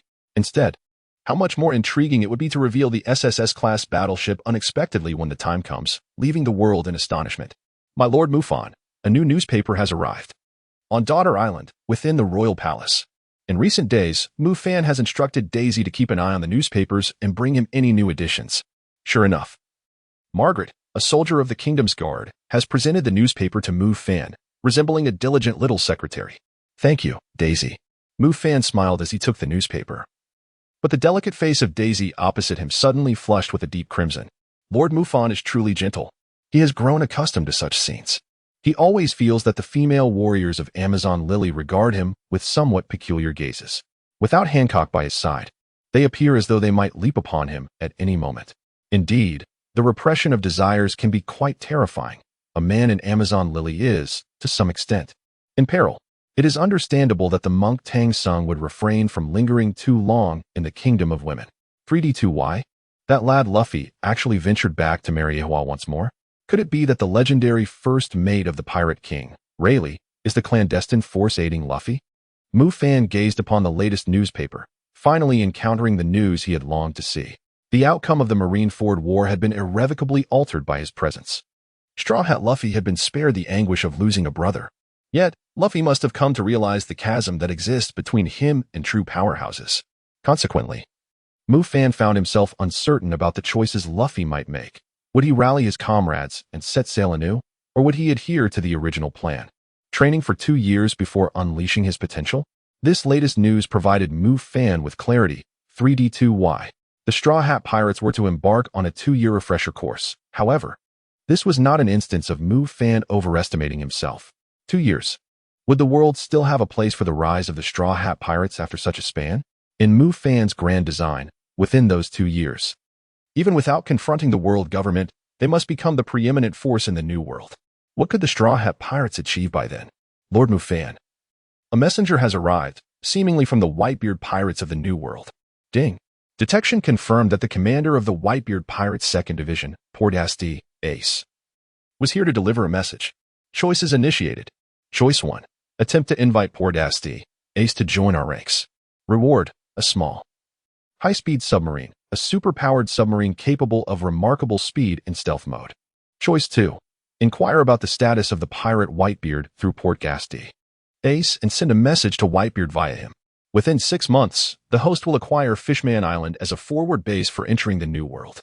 Reward, a small spacecraft, a spacecraft with space travel capabilities, theoretically able to reach Sky Island and even land on the moon. Mufan had not anticipated Ace's arrival. After all, despite the victory at Marineford, the losses suffered by the Whitebeard pirates were significant. Particularly, world.As, Ace, the son of the Pirate King, had sustained grievous injury in his battle with the Kainu, losing part of his arm. Given this context, the fact that Whitebeard would send Ace to deliver a message likely indicated his special intent. However, this bore little consequence for Mufan. Instead, Ace's arrival had triggered a choice within the system. The rewards for the 2 tasks, though not particularly world-shattering, held utility for Mufan at this juncture. Furthermore, this triggered choice presented an opportunity for Mufan to test the system's rules. Could tasks issued simultaneously be completed concurrently, allowing him to claim both rewards? In the windless zone of the central island, the temporary base of their forces was completed. Mufan named the uninhabited island Central, which held no particular significance. It merely signified to the world that a new epicenter had emerged in this newfound realm. Mufan did not receive world.As, Ace on Daughter Island, as the ironclad law of Amazon Lily strictly prohibits the entry of men. The sole exception to this rule is Mufan himself. Upon Ace's arrival on the central island alongside Mufan, he was utterly astounded. As one of the key officers of the Whitebeard pirates, although still young, Ace had seen much of the world. At that moment, the central island boasted a plethora of facilities, and the 30,000 elite naval soldiers following Mufan exhibited no trace of the typical Navy demeanor. Each soldier regarded Mufan with profound reverence, and the overall morale of the army soared, far exceeding that of ordinary naval forces. Additionally, the port of the island was graced by the presence of 7 top-tier naval warships. With the power Mufan currently commanded, he could easily secure a significant position in the New World. Furthermore, the notorious criminal known as the Celestial Pivot, Mufan, with a bounty of 3.5 billion berry, possessed formidable strength in his own right. After the war concluded and he returned to the New World, Ace often found himself reflecting on the battles of the Paramount War, unable to shake the feeling of insignificance in comparison to others of his age. In the climactic battle atop the summit, the formidable Mufan exhibited an unparalleled prowess, confronting the mightiest of adversaries without suffering defeat and single-handedly obliterating the Marine headquarters at Marineford, thereby altering the tide of the entire conflict. As for the fiery Ace, upon his escape, he faced the Marine Admiral Akainu head-on, only to be ruthlessly vanquished by the latter. It is worth noting that during his confrontation with Mufan, Akainu had found himself at a disadvantage on 3 separate occasions, ultimately losing an entire arm. Ace, before you deliver your message to me, I have a suggestion to propose. As Mufan gazed at the letter handed to him by Ace, a subtle smile graced his lips, and he did not hasten to accept it. In truth, the moment he laid eyes on Ace, he understood the reason behind Whitebeard's decision to send Ace with a letter. It was abundantly clear.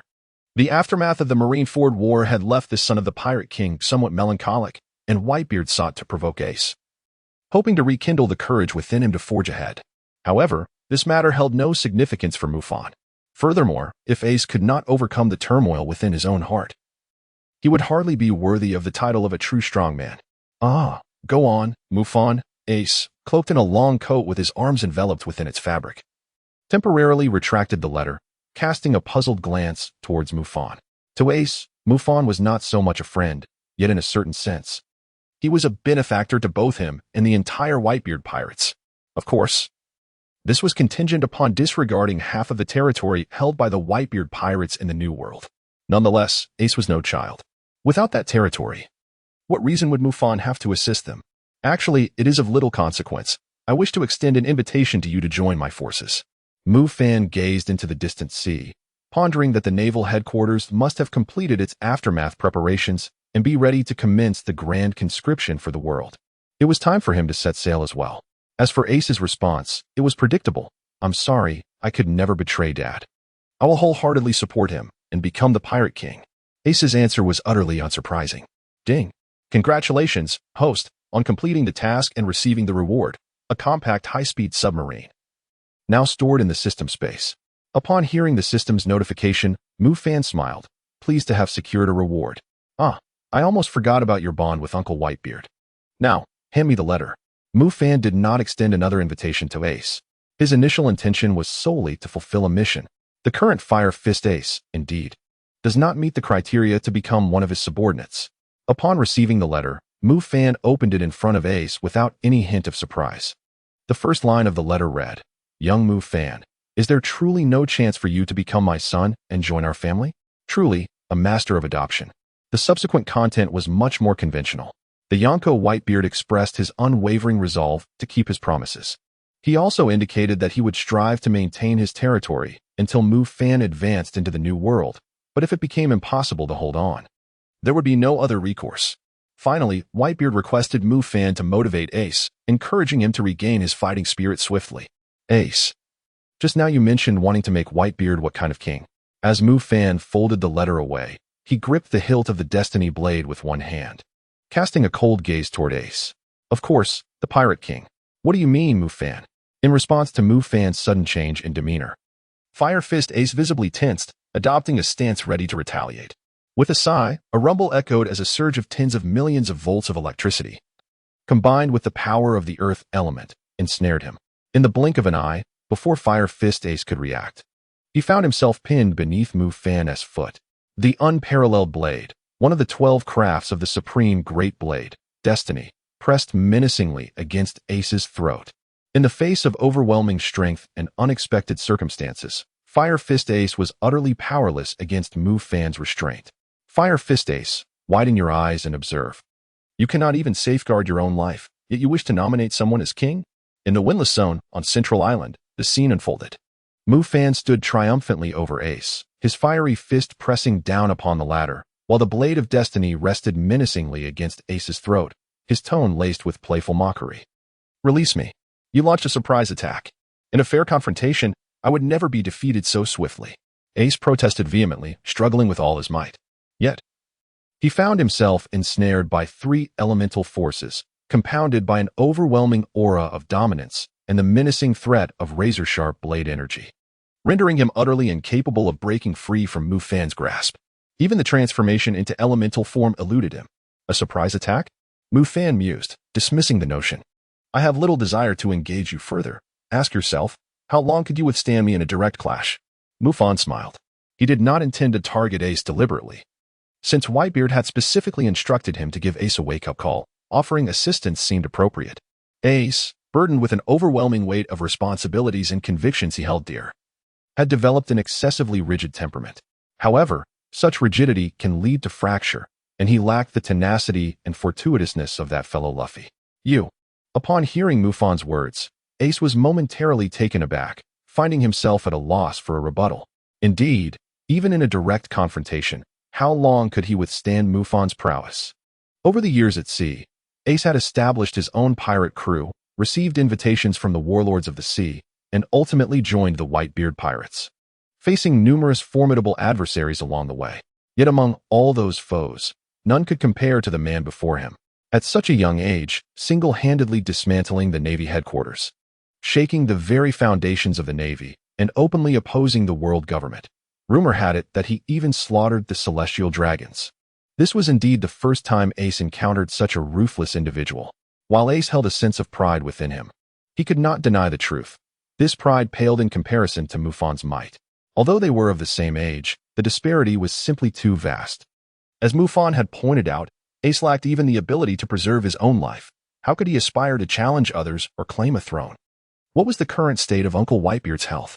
As Mufan observed Ace's gradually shifting mindset, he naturally diverted the conversation. Though he had sustained minor injuries during the war at Marineford, they were not severe, however.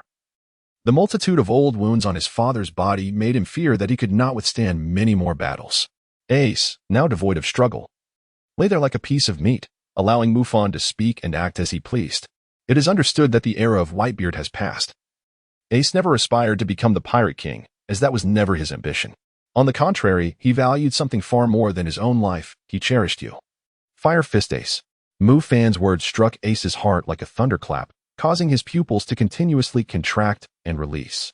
Return and convey a message to Whitebeard for me. Within 6 months, I shall take possession of Fishman Island.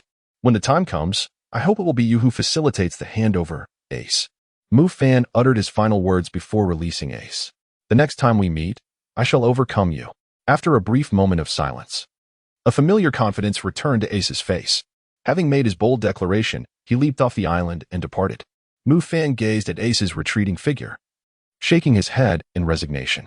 Defeating him, even the 3 brothers of the Isolu family, united, would find it an insurmountable challenge at this juncture. Ding. Congratulations to the host for accomplishing the second option of the same task within 1 hour. Reward: 1 small spacecraft, now stored within the system's space. Indeed, it has come to fruition.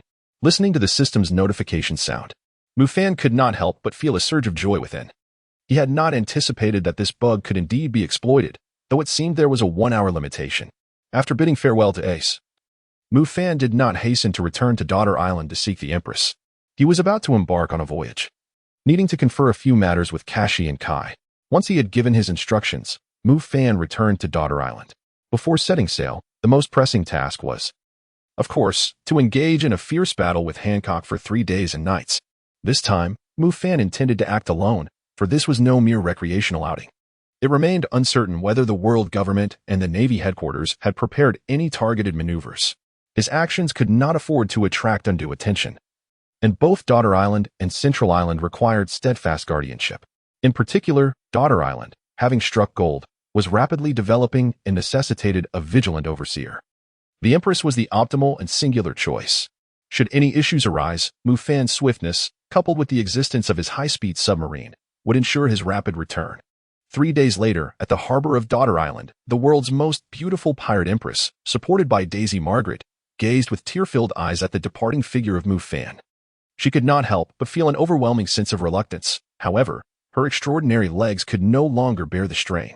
After 3 consecutive days without rest, the man she had fallen for was indeed formidable, compelling even her, the Pirate Empress, to concede. Rest assured, Hancock, I shall return swiftly. Take this time to recuperate. Mufan embraced the feeble Empress before swiftly entering the high-speed submarine. After a final farewell, the submarine gradually descended into the depths, vanishing from sight.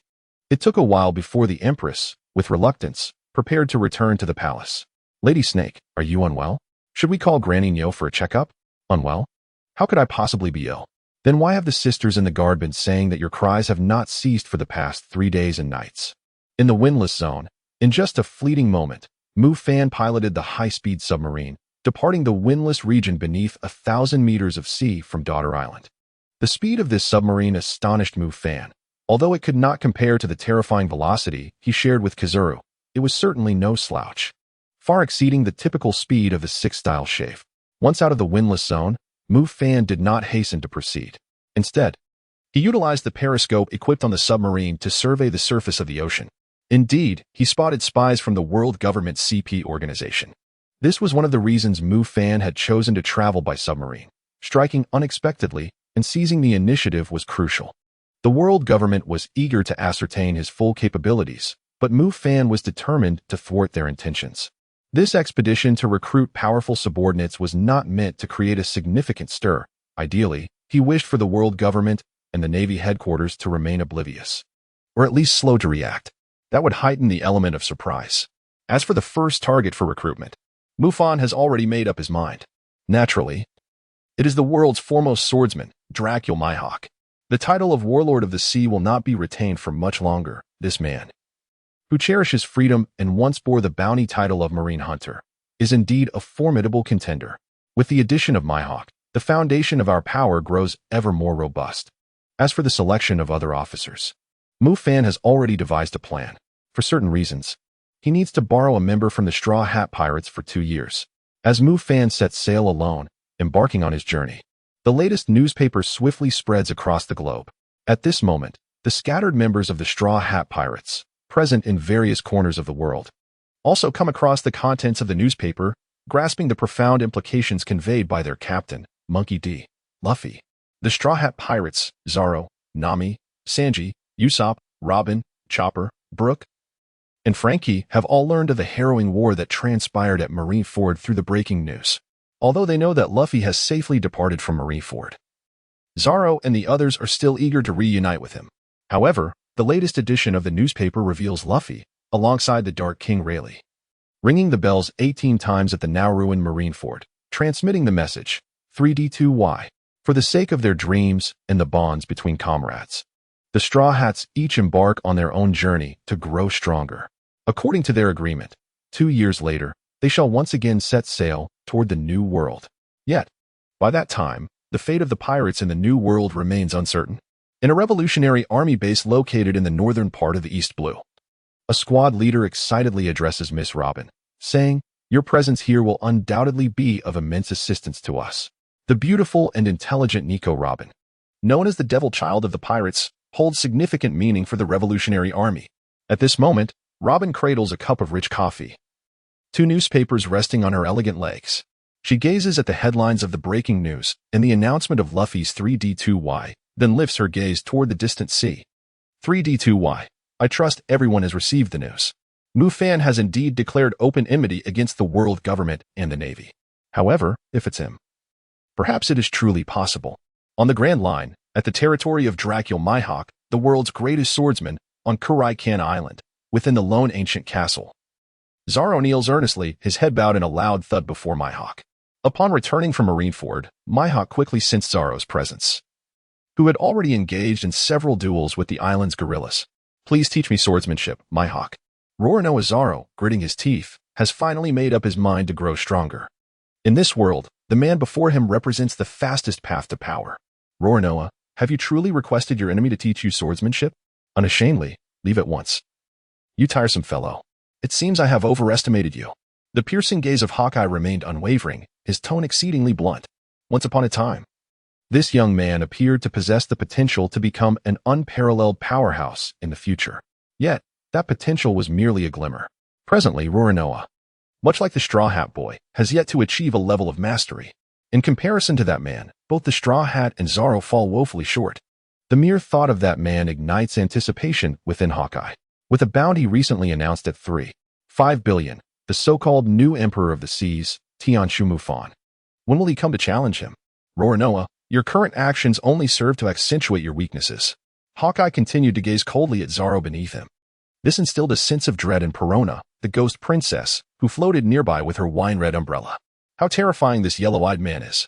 More fearsome than Lord Moria under the moonlight. Indeed, this place is rife with peril. "Hawkeye, matters of dignity are of no consequence now. I yearn for strength." At this moment, Zoro roared, the singular aim of his existence being to grow stronger. In Sabaody Archipelago, his comrades were utterly defeated, facing absolute power. Their crew was pathetically weak. He would not allow a similar situation to transpire again. Absolutely not. Thus, despite being looked down upon and humiliated, he vowed to take the world.S greatest swordsman as his master and then become formidable. Ha ha ha.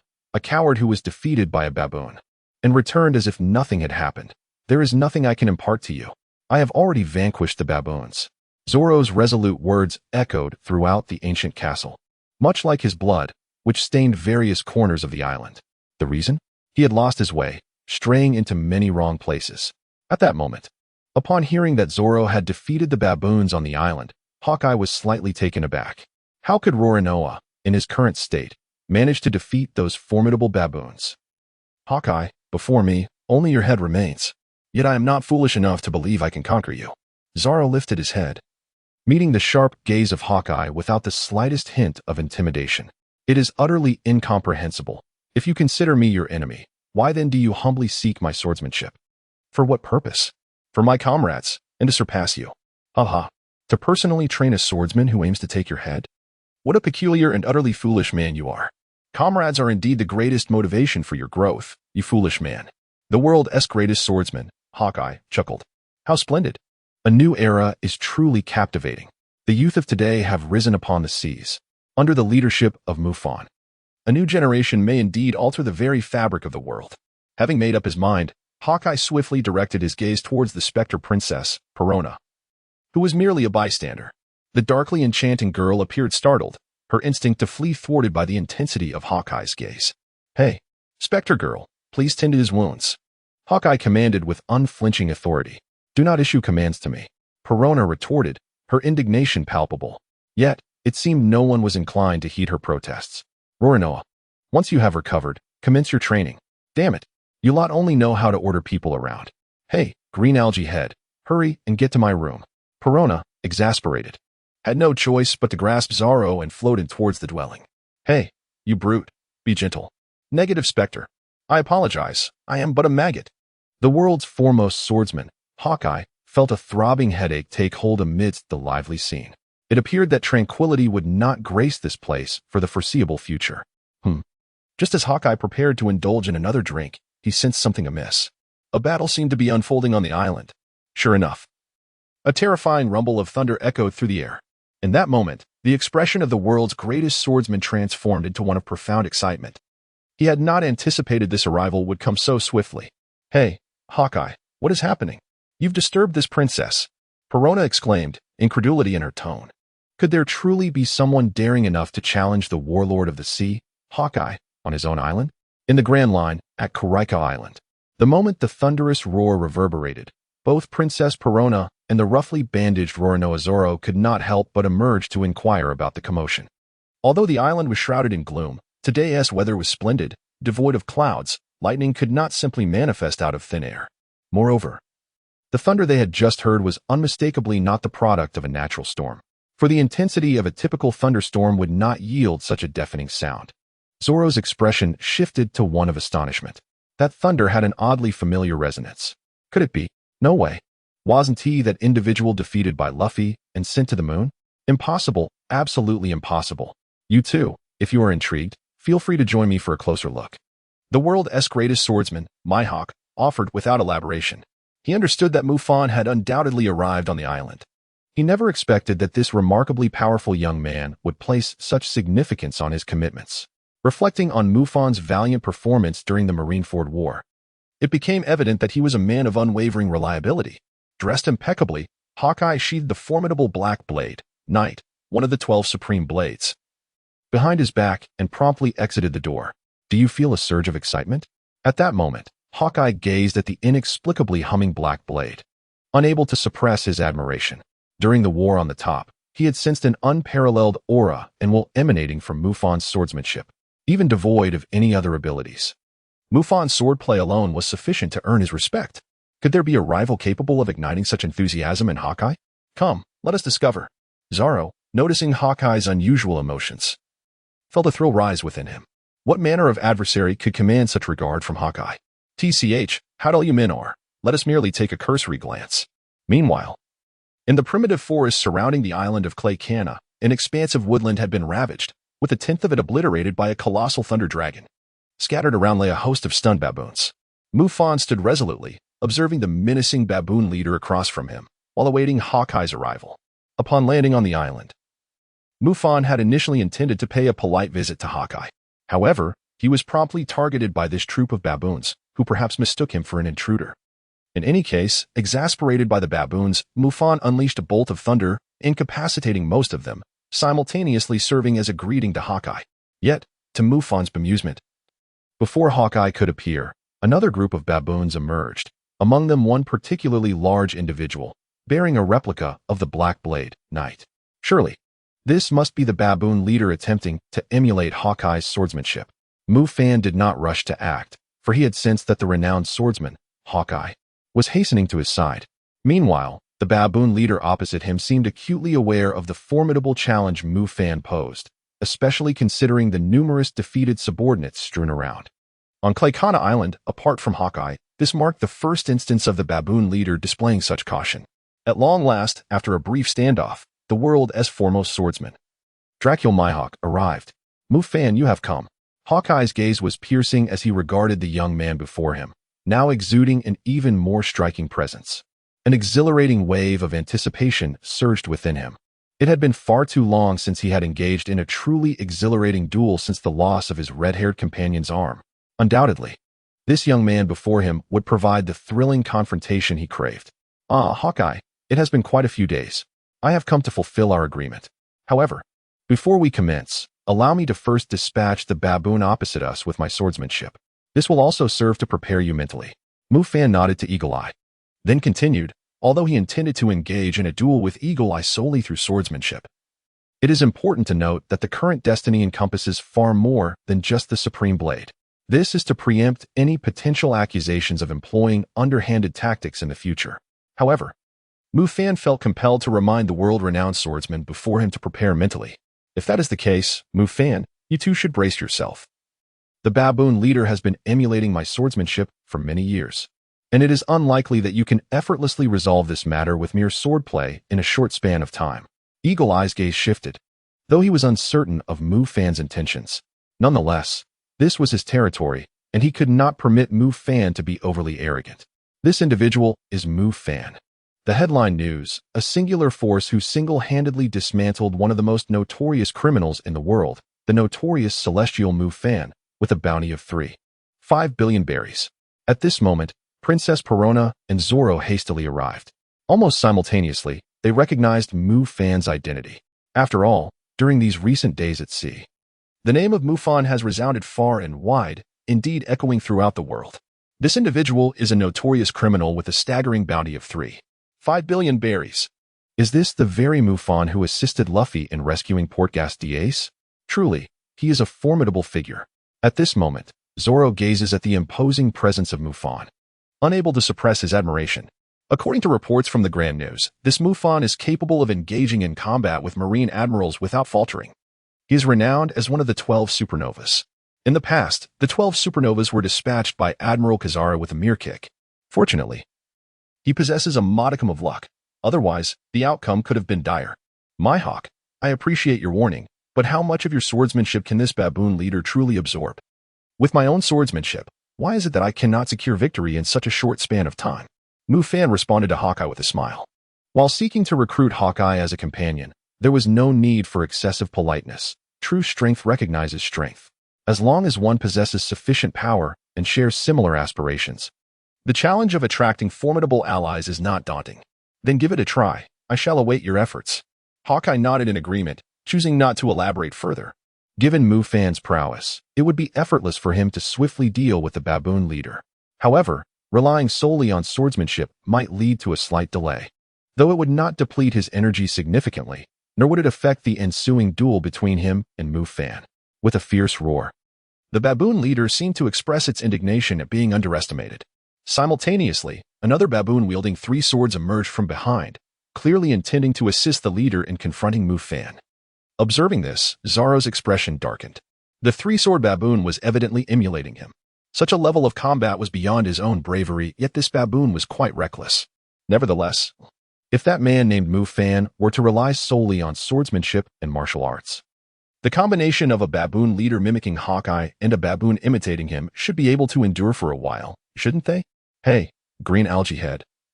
How long do you think those 2 baboons can withstand under the hands of the celestial Mufan? I don't know, but surely 10 rounds should be manageable, right?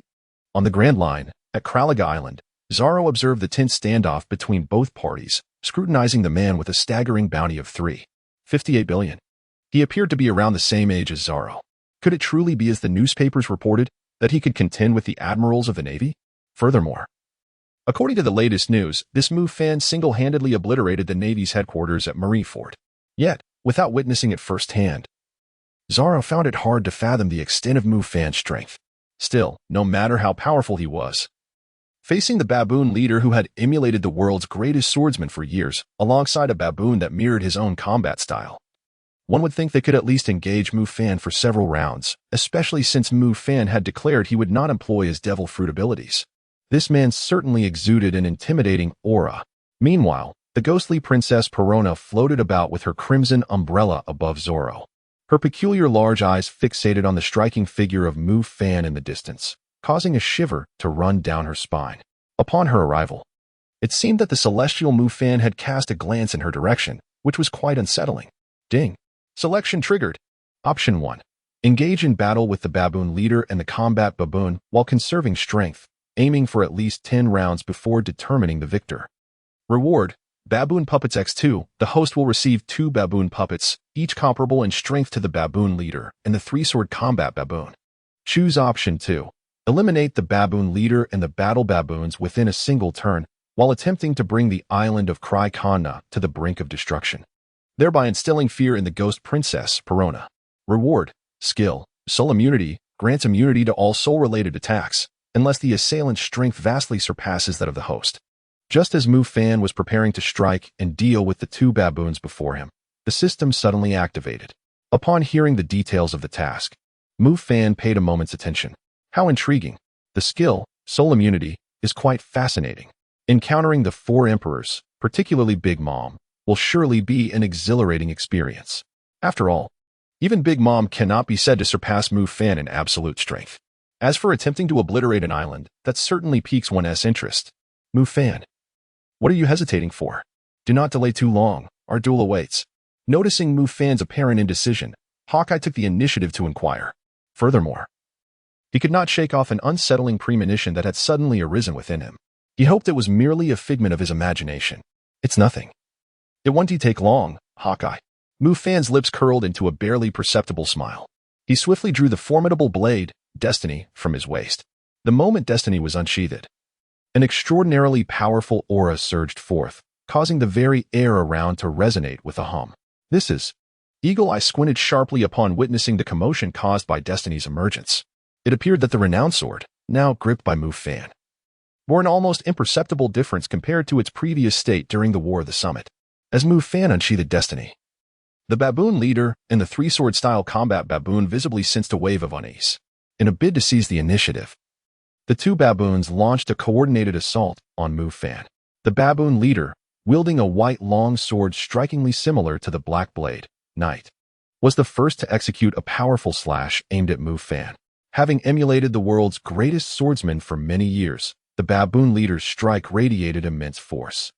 While it fell short of Eagle Eye's prowess, it certainly rivaled that of many formidable swordsmen. With such a sparring partner, it was evident that Zoro could achieve remarkable progress in a short span. However, this alone was insufficient to contend with Mufan. The tremendous slash unleashed by the baboon leader failed to inflict any harm upon him, seizing the opportunity while evading the strike. The baboon leader and the combat baboon of the 3-sword style advanced, seemingly intent on delivering a decisive blow to Mufan. Clearly, aside from their formidable imitation skills, the baboons on Krycona Island possessed a keen combat intelligence. In this moment, Zoro exclaimed in astonishment, for the combat baboon, mimicking his techniques, was currently executing his swordplay, 3,000 worlds of the 3-sword style. Meanwhile, the baboon leader raised his large sword, mimicking Eagle Eye's technique, and aimed a downward strike at Mufan's head. This scene appeared perilous for Mufan. However, Eagle Eye narrowed his piercing golden eyes. This cannot be. Even if the baboon leader possessed a certain level of strength, it was improbable for him to breach Mufan's defenses. Could this young man, who had astonished the world on several occasions, have some ulterior motive? The imitation does indeed bear a striking resemblance. At last, as the attacks from the 2 baboons were poised to descend, Mufan smiled. With a swift motion of his hand, he wielded the Destiny blade. The air vibrated with a buzzing sound as the blade sliced through the atmosphere. In an instant, a formidable current of air emerged from nowhere. A powerful slash erupted from the blade, rapidly intensifying, effortlessly shattering the attacks of the baboon leader and the combat baboons. Even before the slash had fully taken shape, the baboon leader and his fierce companions were already sent flying by the terrifying gust. Defeat had come before contact could be made. As the slash continued to swell, it soon manifested in the form of a colossal bird in midair. This magnificent creature was so immense that it obscured the sun, spanning the entirety of the island. At that moment, Roronoa, who had devoted his life to the pursuit of swordsmanship, widened his eyes in astonishment, staring, along with the ghost princess Perona, at the bewildering scene before them. Even Dracul Mihawk, the world's greatest swordsman, was filled with surprise at this spectacle. As the giant bird formed from the slash began to descend, the very ground of Krycona Island trembled as though an earthquake had struck. The baboon leader and his combatants were easily knocked unconscious, posing not the slightest threat to Mufan. They couldn't endure even a single exchange. The head of the slash-s giant bird vanished just half a meter above Perona's head, leaving the dark-haired girl paralyzed with fear, weeping uncontrollably. This devastating slash caused significant tremors across Krycona Island, creating numerous cracks in the ground. Ding! Congratulations, host, for completing the task and receiving the reward, skill, soul immunity. The voice of the system echoed. Mufan finally felt a sense of relief. His maneuver was unlikely to annihilate the island of Klaikana, but the attempt was sufficient. As for whether the ensuing battle between him and Hawkeye would bring the island to the brink of destruction, that remained uncertain. Hawkeye. I must apologize for not controlling my strength adequately. It seems I may have inadvertently affected this island. It shouldn't interfere with our forthcoming battle, right? No, it won't. Mufan. It appears that fate has undergone significant changes. Nevertheless, it matters not. The stronger you become, the more exhilarated I feel. Now, let us engage in a spirited battle. The world government, Holy Land, Marineford. Sengoku, you need not blame yourself so harshly for the current state of affairs. None could have anticipated Mufan's sudden emergence to disrupt the situation. If only that young lad had not betrayed the Navy. In the office of the Supreme Commander of the World Government, Steelbone Kong, the Supreme Commander himself, offered words of consolation to the remorseful Sengoku. Indeed, Sengoku bore some responsibility for this predicament. Yet, as he rightly pointed out, who could have foreseen the abrupt appearance of a figure like Mufan, triggering such intense repercussions? The strongest rear admiral in the history of the Navy has now become one of its most reviled and terrifying foes. Commander Kong, there is no need for further discussion. The Navy's defeat in the Paramount War is my failure. More critically, I failed to prevent Mufan from fracturing the Navy. To my knowledge, the 30,000 elite Navy personnel who departed with Mufan have already established a base somewhere in the Comm Belt. Sengoku spoke earnestly. He had come to request Steelbone Kong to initiate the resignation process. Effective today, he would no longer hold the title of Fleet Admiral. The new Fleet Admiral will emerge from the contest between Akainu and Akiji. Once Akainu has completed the installation of the world government's latest bionic arm and has sufficiently recuperated, he will engage Akiji in a bid for the admiralship. Henceforth, Sengoku will merely remain an old seaman, bearing the title of Marine Inspector General. You need not worry about this, Sengoku.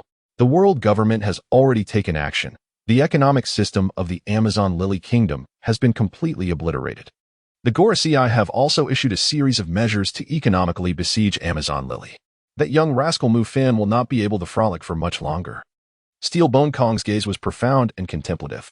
He understood that the world government likely possessed more than just these measures and was probably orchestrating a covert operation against Mufan. After all, that lad had slain a celestial dragon and caused the world government and the Navy headquarters to falter during the Paramount War. The world government and the celestial dragons would never permit an individual like Mufan to grow stronger. Kapu, although you have stepped down as Fleet Admiral, the backbone of the Navy must still be upheld by you, Kapu, and Zephyr. Do not concern yourselves with Mufan for the time being. It is imperative that you manage the upcoming global conscription effectively. The Navy has suffered tremendous losses this time, which has also weakened the government's control over the world. Thus, the global conscription is of paramount importance. The Navy must ensure absolute certainty. The Steel Commander stands before the battlefield of the Buddha's warring states. He harbors no doubt regarding the capabilities of the warring states. However, the forthcoming global conscription is exceedingly crucial. It is hoped that no mistakes will arise. The Grand Line. The island of Kralai. After effortlessly vanquishing the baboon leader and the three-sword-wielding baboon, Mufan's long-anticipated battle with the world's foremost swordsman, Hawkeye, is finally on the horizon. Although Mufan's recent strike caused considerable tremors on Klaikana Island, it is, after all, an island, not so fragile as to be easily shattered. Furthermore, with hundreds of nautical miles devoid of any other landmass, the confrontation between Mufan and Hawkeye must occur on Klaikana Island. This aligns perfectly with Mufan's intentions. The first principle for recruiting is to take in the strong who have nowhere to return. But what if the target has a home? Naturally, one must destroy it. Of course, Mufan does not intend to do this deliberately. It is merely a matter of a slight miscalculation during combat. Surely, that poses no significant issue? At the very least, he should extend special consideration to Hawkeye's castle. After all, it is rumored that the wine within Hawkeye's castle is quite remarkable. On the plains of Klaikana Island, the world.As greatest swordsman, Hawkeye, and Mufan stand on opposite sides, their formidable auras clashing, rendering the very atmosphere of the island distinctly defined. Such an intimidating presence. Observing from a distance are Zoro and the ghost princess, Perona.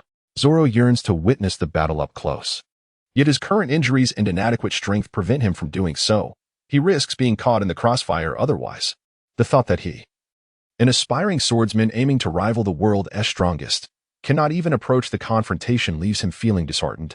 He once believed that he, along with Luffy and that foolish cook, were among the strongest of their generation. Yet, in the presence of Mufan, one of the world.S most notorious criminals, it becomes evident how naive that notion was. The pacifist robot that had previously cornered them would likely be defeated in mere 3 exchanges by Mufan. Hey, you lost fool. Who do you think will win, Hawkeye or Mufan? It's hard to say.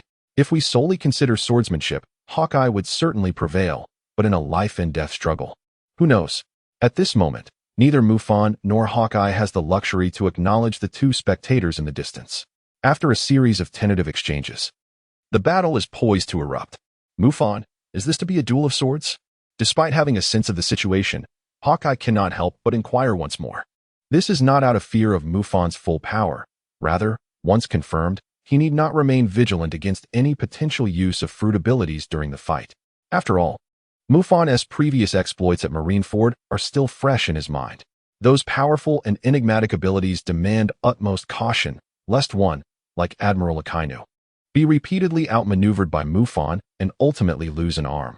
Especially concerning is Mufan's technique, the Celestial Giant Buddha, a truly terrifying move that obliterated Marineford. Once Mufan employs that technique here, this island shall be beyond preservation. He will inevitably have to seek another refuge. Certainly, our agreement pertains to a duel of swordsmanship. However, physical prowess and dominance will naturally come into play. Rest assured, I shall refrain from utilizing any other abilities, such as those of thunder. Mufan responded with a smile, for he too had forged himself into a formidable swordsman through relentless practice. Now, with destiny in hand, if he were to rely on 5 elemental abilities in his confrontation with Hawkeye, how could he still dare to call himself a great swordsman? Moreover, focusing solely on swordsmanship in his duel with Hawkeye would greatly enhance his own skills. There was no further exchange. With a nod, Hawkeye initiated the legendary strike. The long-anticipated battle finally erupted. The system did not activate, and thus Mufan refrained from prematurely inviting Hawkeye to join him. In that moment, relishing the thrill of combat was paramount. The instant destiny clashed with night, the ground shattered instantly. The forces of Mufan and Hawkeye clashed, unleashing a formidable power that soared into the heavens. In the next moment, as Zoro and the demon princess Perona shielded themselves from the impact and gazed skyward, they were once again taken aback, for the tumultuous clouds above were torn asunder. At this very moment, the skies over Kralika Island roiled with energy. The confrontation between Mufan and the world's foremost swordsman, Mihawk, alongside the fated clash with the Black Blade, Yuru, rent the very clouds in the sky asunder, creating an awe-inspiring spectacle that commanded respect and instilled fear. Such a scene left both Zoro and the ghost princess, Perona, utterly astounded. After all, neither Zoro nor Perona had ever witnessed a duel of such extraordinary caliber before. It is no exaggeration to say so. The realms of power inhabited by Mufan and Hawkeye have transcended any notions they could have previously conceived. This realization has only served to fortify Zoro's resolve to grow stronger. At long last, he is able to grasp Luffy's intentions fully. During the Marineford War, Luffy must have faced considerable psychological turmoil in the presence of true top-tier warriors upon these seas. Both he and Zoro have yet to attain a level worthy of recognition. For the sake of their bonds and the pursuit of their individual dreams, the Straw Hat Pirates must become formidable. Otherwise, should they ever encounter formidable beings like Mufan or Hawkeye, they would stand no chance whatsoever. Mufan, you have truly astonished me. Amidst the fierce confrontation, the world's foremost swordsman, Hawkeye Mihawk, exhibited a rare glimmer of madness in his expression. His anticipation has indeed proven not to be in vain. Mufan's swordsmanship, imposing demeanor, and comprehensive martial arts are exceptionally formidable. A young man of such caliber is indeed a rarity across the vast seas. Fortune favors him greatly. Today, he finally has the opportunity to engage in a thrilling battle. How peculiar it is, Eagle Eye, that with your prowess, you would choose to become one of the 7 warlords of the sea. Mufan responded with effortless grace. Having dedicated a decade to the Navy, he honed his swordsmanship through countless harsh winters and sweltering summers. Thus, he possessed unwavering confidence that his skill was merely a notch below that of the legendary Mihawk. Coupled with his mastery of haki and physical prowess, even without the utilization of the powers bestowed by the natural devil fruit. His formidable strength was sufficient to engage Mihawk in a spirited duel. After all, his intention this time was to recruit Mihawk to aid him in opposing the world government and to establish a new order, rather than to engage in a battle to the death. Therefore, there was no need to unleash his full power. Mufan was unable to even summon the powers bestowed by destiny. This indeed constituted one of his secret trump cards, which he did not need to utilize in his friendly duel against Hawkeye. After a brief yet intense confrontation, Hawkeye retreated first, unleashing a strike known as the world's strongest slash. The Azure Slash roared forth like a rampaging dragon, hurtling directly towards Mufan. This was not Hawkeye's ultimate move, for he often regarded his basic attacks with the gravitas of a grand technique. Thus, Mufan remained vigilant as the slash approached. He gripped his blade with both hands and executed a counter-strike of extraordinary might. The strike wielded by destiny was no less formidable than Hawkeye's assault, and in terms of sheer momentum, it even surpassed Hawkeye's. After all, each of Mufan's slashes now embodied the power of the Kunping.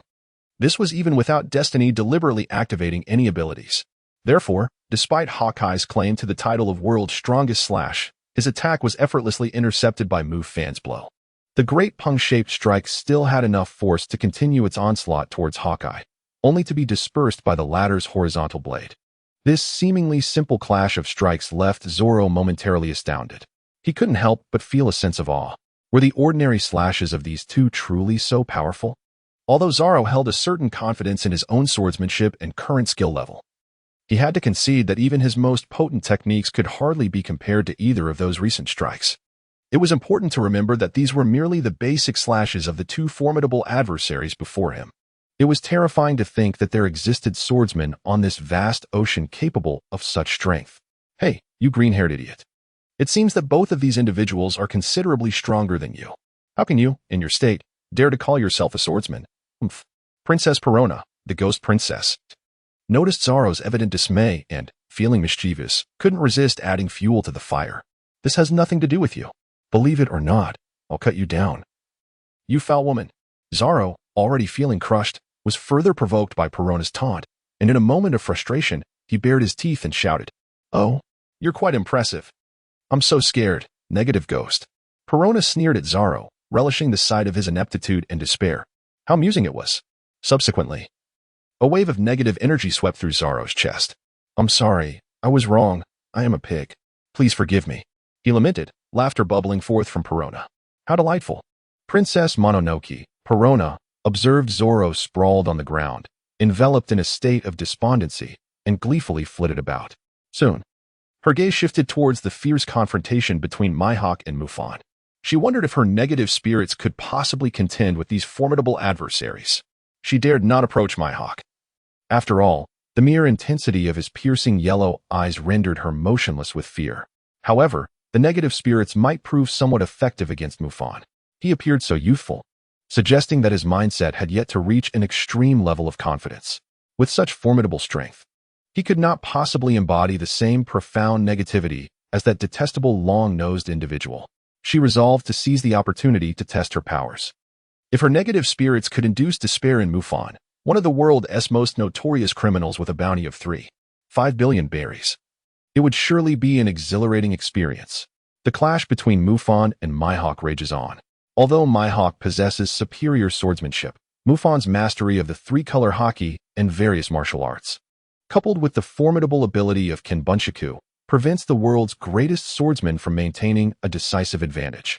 What troubles Mihawk further is the sheer magnitude of their battle's aftermath, which has undeniably begun to impact Claykana Island. Particularly concerning is Mufan. Even a stray slash from him can carve deep fissures into the ground, exposing molten lava beneath, thereby destabilizing the very state of Claykana Island. However, with the battle in full swing, a change of venue is out of the question. Mihawk has no choice but to grit his teeth and continue the fight with Mufan. At worst, they can find a new island to inhabit after the conflict concludes.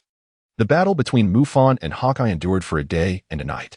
As Mufan refrained from employing his fruit abilities, it appeared that Hawkeye also held back, not unleashing his ultimate techniques. Nevertheless, the clash was exhilarating, allowing both combatants to engage in a fervent exchange. As the confrontation drew to a close, Both Mufan and Hawkeye found themselves somewhat fatigued, with their attire in tatters. Indeed, the island of Claykana teetered on the brink of ruin. Ah, Mufan. This battle has been exhilarating, Hawkeye exclaimed. Since the red-haired Shanks lost his arm, it has been far too long since I have engaged in such a splendid duel. Mufan. Hawkeye, acknowledge your prowess. Perhaps in the years to come, the title of the world's greatest swordsman will rightfully belong to you. Inside the castle of Claykana.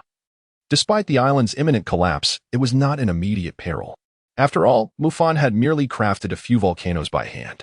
Once the combat had concluded, Hawkeye graciously invited Mufan into the castle, where the ghost princess, Perona, prepared a sumptuous feast, and he presented his cherished fine wine. It was evident that this renowned swordsman was thoroughly pleased with their encounter. As he had articulated, ever since the four emperors' red-haired Shanks had been incapacitated, he had not partaken in a duel for quite some time, let alone one of such caliber. This time, Mufan truly astonished him. Reminiscent of the recent skirmish at the former Navy headquarters in Marineford. Although Mufan has executed several astonishing slashes that have left the world in awe, engaging top-tier powerhouses such as the four emperors, Whitebeard, the three admirals, and the fleet admiral, without showing any significant disadvantage. It was primarily his terrifying and enigmatic fruit abilities that underpinned his prowess at that time. The manifestation of his swordsmanship was not particularly pronounced. Even though Hawkeye was aware of Mufan's sword skills, it was only after their genuine confrontation that he realized the remarkable extent of Mufan's swordsmanship, especially considering Mufan's youth. Possessing such formidable sword skills alongside his audacity and determination to openly defy the world government, it is conceivable that, given time, Mufan could potentially reach or even surpass his current level of swordsmanship. Moreover, it is essential to recognize that swordsmanship is merely one of Mufan's numerous abilities. His thunderous power, which can rival the speed of Admiral Kizaru, as well as his wood and fire abilities showcased when summoning the towering Buddha, mark him as a man destined to become one of the most elite figures upon the high seas in the future. Hawkeye even harbors a sense of foreboding. Mufan may indeed possess the potential to challenge the celestial dominion of the celestial dragons over the world. Although the likelihood appears slim, the possibility remains. At that moment, Zoro listened intently to Mihawk's unreserved praise for Mufan, and he promptly raised a large cup of wine. Prior to this, he had believed that the only monumental obstacle in his path toward mastering the sword was the world's foremost swordsman, Mihawk. However, henceforth, he would be confronted by yet another formidable mountain. Mufan, what a terrifying individual indeed. Fortunately, it appears that he harbors no intentions towards the Straw Hat Pirates. Otherwise, we would be in quite a predicament. Mihawk, your words make me feel somewhat embarrassed. However, my aspirations have never been to become the world's strongest or the greatest. As you well know, with a smile, Mufan clinked his glass with Hawkeye's and then drank it in one gulp. The agreed-upon battle had concluded. The next step was to win over Hawkeye. After this clash, a bond of mutual respect had formed between them. Moreover, given the current circumstances on Kralikana Island, it would be uninhabitable within 2 to 3 months at most. Thus, the possibility of successfully persuading Hawkeye still lingered. I understand, but Mufan, the world government wields dominion over the globe, and the Navy is omnipresent across the seas. To openly oppose the world government and the Navy headquarters, the difficulty of achieving success is far greater than that of becoming the Pirate King, Hawkeye remarked thoughtfully as he sipped his drink. Though he did not spell it out directly, Mufan had already made declarations during the Marineford War that had led to a fracture within the Navy. Opposing the world government was not the man's true ambition. The purpose of Mufan is to utterly overthrow the world government and dismantle the dominion of the celestial dragons over the world, thereby establishing a new order. From any perspective, the difficulty of this endeavor far surpasses that of becoming the Pirate King. After all, even the former Pirate King, Roger, could not directly confront the world government. The challenge is indeed formidable, yet it is not insurmountable. I do not believe that the world government is an unshakable entity. Mihawk, I trust that you share my sentiments. Join me, and together let us bring down the world government. After the 18th round of drinks, Mufan and Hawkeye had grown increasingly familiar with one another. Tomorrow, he would have to leave the island, leaving no time for delay. Thus, he directly addressed the matter at hand, his gaze piercing as he looked at Hawkeye. Clearly taken aback, Hawkeye had not anticipated Mufan would suddenly extend an olive branch to him. This was a notion he had never contemplated. In the vast expanse of the sea, who did not know that Hawkeye preferred solitude? The audacity of Mufan to seek his allegiance was astonishing. After a brief silence, Hawkeye burst into laughter, exclaiming, "Ha, Mufan, you must realize I am one of the 7 warlords of the sea. In a sense, we are adversaries now. Do you expect me to abandon my stable existence to join you in opposing the world government and the Navy headquarters?" There was a hint of mockery in Hawkeye's tone, as if he believed Mufan was oblivious to the reality of the situation. "You should be aware of Alabasta and Dressrosa. The 7 warlords possess varying degrees of power, each pursuing their own interests. How long do you think this position will endure? Once the system of the 7 warlords is abolished, do you believe the bounty of 359 billion berries, once labeled the Navy Hunter, will still afford you a peaceful life?" In response to Hawkeye's refusal, Mufan remained unperturbed, continuing to sip his drink while analyzing the situation for Hawkeye. "Once I disrupt this grand conscription of the world, I will undoubtedly attract formidable allies and expand our influence. At that point, I shall establish a stronghold in the Calm Belt, exerting control over the 4 seas. Providing you with a tranquil life should not be a challenge. Should it? What? You intend to sabotage the world conscription?" At that moment, as Mufan's words hung in the air, Hawkeye inquired with astonishment.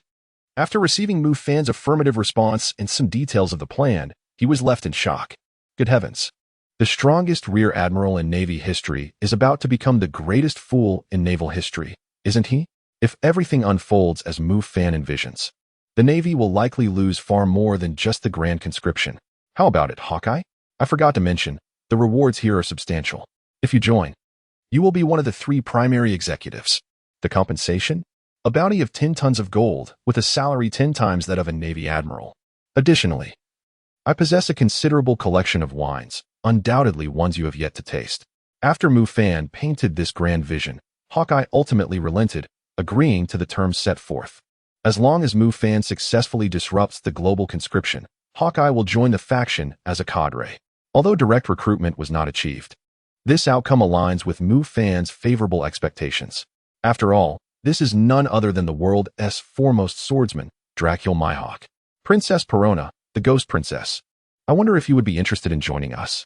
In the Grand Line, on the island of Kuraikana, within the castle.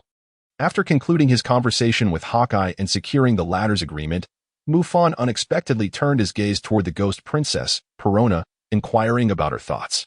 At that moment, the dark-haired maiden was laboriously flitting about with her crimson umbrella, serving drinks to Hawkeye and his companions, her brow glistening with perspiration. Indeed, Hawkeye was the most bothersome of all, always commanding others to do his bidding. However, it was utterly surprising for Perona that Mufan would suddenly extend an olive branch. She could never have anticipated such a turn of events. Prior to this, she had never encountered Mufan, the notorious criminal whose name resonated throughout the world. What could possibly compel him to recruit her? Perhaps he harbored some peculiar inclination. Hesitating for a moment, Perona recalled that her fruitability was related to souls. How fortuitous. As I have considerable knowledge in that domain, believe it or not, your negative spirit holds no sway over me whatsoever. As Mufan beheld the Ghost Princess, her expression one of stunned astonishment, he chuckled softly and spoke. Although his inquiry was casual, and Perona was not a target he felt compelled to recruit, he found her peculiar abilities quite intriguing. Should they be further enhanced in the future, she could indeed evolve into a formidable force. Initially, Mufan's interest was simply rooted in the amusement he found in Perona's character. By chance, he had acquired the skill of soul immunity, which allowed him to experiment with the effects of her abilities. Cough, Mufan, you are indeed powerful, but do not underestimate the eccentricity of this woman's abilities, Zaro remarked, sipping his drink, nearly spitting it out in surprise. His incredulity did not stem from doubt in Mufan's capabilities, on the contrary. He had been thoroughly impressed by what Mufan had demonstrated. From this day forth, Mufan had become one of Zoro's aspirations to surpass. Yet, as he had pointed out, Perona's powers were exceedingly peculiar, capable of inducing an overwhelming sense of negativity in others.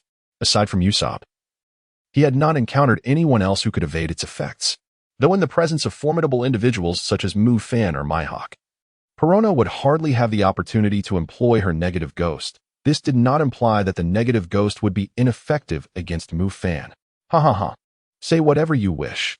After all, I have no chance to strike at you, Perona, the Ghost Princess exclaimed, her large eyes darting about as she regarded Mufan with a look that seemed to say you are a villain, while she held a certain confidence in her negative ghost. She was not foolish. If her opponent were vastly superior, there would be no opportunity to act, as had been the case when she faced the warlord Bartholomew Kuma. You misunderstand me. Since I have stated this, I shall remain unguarded. Perona, feel free to unleash your negative ghost upon me and see if it affects me in any way. Mufan responded with a smile. It seems that this ghost princess is rather clever. Becoming an officer might not be such a bad idea after all. Ha ha ha, ghost girl. Since Mufan is so confident, why not give it a try? It should not lead to any complications. Hawkeye, always one to relish the spectacle. Recall the amusing scene when Zoro was struck by Perona's negative ghost attack. With Mufan exuding such confidence, if indeed nothing were to come of it, all would be well. However, should Mufan end up sprawled on the ground in a state of utter negativity like Zoro, that would surely be a tale worth telling. One of the world's most notorious criminals, with a bounty of 58 billion berries. Reduced to a comical sight on the ground, such an image would haunt Mufan for a lifetime. But you must promise me, Perona insisted, regardless of the outcome. You must not blame me. Hawkeye and the moss-headed fool will vouch for me. Clearly anxious, Perona did not hesitate to drag Zoro and Hawkeye into the conversation. With only 3 people on this island, who else could she turn to? Rest assured, Perona, I have every intention of having you and Hawkeye join my ranks. If you truly manage to make me negative, I shall not hold it against you. Mufan's lips curled into a subtle smile, exuding an air of confidence. In truth, even without the skill of soul immunity, he remained unfazed in the presence of Perona's negative ghost. For with the current intensity of his conqueror's haki, even without deliberately unleashing it, he was impervious to the influence of a mere negative ghost like Perona. Thus, he harbored no apprehension. Hala hala, Perona, seeing Mufan's demeanor, decided against any further hesitation. After all, this was a predicament of his own making. However, she refrained from offering any prior warning. Instead, she launched a negative ghost unexpectedly, which swiftly traversed through Mufan's chest. The transparent negative ghost passed through him with a swift whoosh. Mufan felt a slight chill in his chest. Beyond that, there was an unexpected sense of comfort. Ah, indeed. Though there was not the slightest discomfort to be felt, and no negativity to speak of, Mufan still tightened his expression, clutching his chest, as if in great sorrow. Ha ha ha, did you underestimate me? Now you understand the power of the negative spirit, don't you? Upon witnessing this, Perona assumed that the negative spirit had taken effect and burst into delighted laughter. This was none other than Mufan, with a bounty of 58 billion berries. How amusing that she had managed to bring him down. Mufan. At that moment, Hawkeye's sharp yellow gaze also narrowed. Could it be that Mufan had truly fallen victim? It seemed unlikely. From what he knew of Mufan, albeit limited, he should be a cautious and exceedingly confident man. How could he be so easily swayed by this so-called negative spirit? If Mufan were to act so carelessly and frivolously, he would stand no chance against the world government and the Navy headquarters. Ha ha ha. Have I tricked you all? Perona, I told you, your spirit has no effect on me at all. Observing the peculiar expressions on the faces of the 3 before him. With a hearty laugh, Mufan ceased his charade and, dragging Perona along, unleashed a series of numerous negative spirits. He persisted until the dark-haired girl was utterly exhausted. Such a spectacle left both Mihawk and Zoro in stunned silence. Given Mufan's formidable prowess, it was quite normal for a couple of negative spirits to have little effect in a short span of time. However, the continuous barrage of spirits, coupled with Mufan's escalating excitement, was indeed extraordinary. It seemed that, as Mufan had claimed, Perona's soul-based fruit abilities held no sway over him whatsoever. Mihawk too reconsidered any notions of undermining Mufan. This man surely did not engage in battle without due preparation. Perhaps the world government and the Navy's grand conscription could indeed be thwarted by Mufan. If that were the case, Mihawk would not advocate for a change of residence. The evening concluded with a festive banquet. Mufan and Hawkeye are both individuals who can drink countless cups without becoming intoxicated. After Zoro's departure, the 2 of them nearly drained all the wine within the castle before they would relent. Once they concluded their revelry, Mufan did not hasten to leave. Instead, with Perona's assistance, he secured a room to rest and recuperate. The recruitment efforts by the world's foremost swordsman, Hawkeye, were already halfway accomplished. Next, he would proceed to his subsequent target location. Before the onset of the global conscription, he needed to swiftly attempt to recruit all designated targets. New World. Former Navy G-1 base. Following the conclusion of the Marineford War, the G-1 base which was previously under the command of Rear Admiral Mousetrap, underwent significant renovations and expansions, ultimately becoming the new Marine headquarters, succeeding Marineford. At this moment, former Fleet Admiral Sengoku, having completed his resignation process, officially stepped down from his position as Fleet Admiral to assume the role of Marine Inspector General. However, due to the absence of a new Fleet Admiral candidate, the world government ordered Sengoku to continue acting in the capacity of Fleet Admiral until the outcome of the contest for the position between Admirals Akiji and Akainu. The victor would ascend as the new Fleet Admiral. In the Fleet Admiral's office at that time, Sengoku was confronted by Carp, the Marine hero, who was nearly beside himself with fury, exclaiming, "Sengoku, what on earth are you doing? How can you allow such a pirate to become one of the 7 warlords of the sea? What does this mean for Zephyr?" Carp had just received the shocking news that the world government had invited a pirate who had previously ambushed Zephyr and slaughtered his students to become a new warlord of the sea. This was an utter disgrace for the Marines. For his old comrade Zephyr, it was likely an unbearable affront. "Carp, please calm down. This is not within my power to decide. After the Marineford War, the ranks of the warlords have diminished severely, and the world government must be considering something significant. Perhaps for some overarching plan," Sengoku responded, appearing equally distressed. To speak candidly, he too was burning with anger. After all, this matter had always been a source of pain for Zephyr.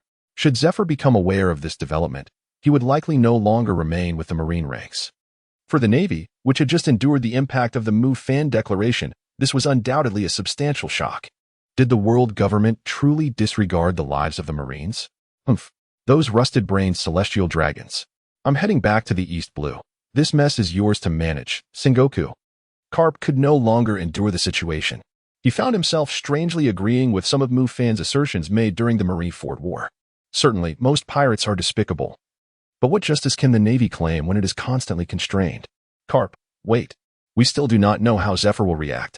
If you return to the East Sea, what shall we do about the impending global conscription?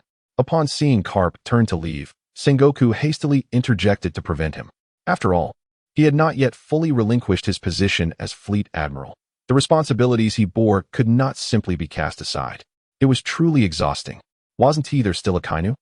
That fellow incessantly clamored for the execution of Mufan to redeem his honor. With him around, there should be no issues concerning the global conscription. I am departing, Sengoku. Take care of yourself. Carp ultimately granted his old comrade a measure of respect, pausing to respond before departing from naval headquarters and returning to the East Sea. For Sengoku, Carp's return to the East Sea was merely the prelude to a series of ominous tidings. Shortly after Carp's departure, a piece of news arrived. The former admiral, Black-Armed Zephyr, along with his guerrilla forces, had gone missing in the Grand Line. While others might speculate that something had befallen Zephyr's crew, Sengoku, as a former comrade from the same era, understood the truth. Zephyr had become completely disillusioned with the Navy and the world government. It was not a mere case of disappearance. Zephyr had deliberately severed all ties with the Navy, making his stance unmistakably clear. If it were only Zephyr, Sengoku might not have been overly concerned. However, should Zephyr choose to ally with his most esteemed disciple, Mufan, the situation would become dire. Perhaps the aging Zephyr himself was not a formidable threat, but it should be noted that after stepping down as admiral, he had served for many years as the head instructor at the Naval Academy, nurturing countless generations of naval recruits.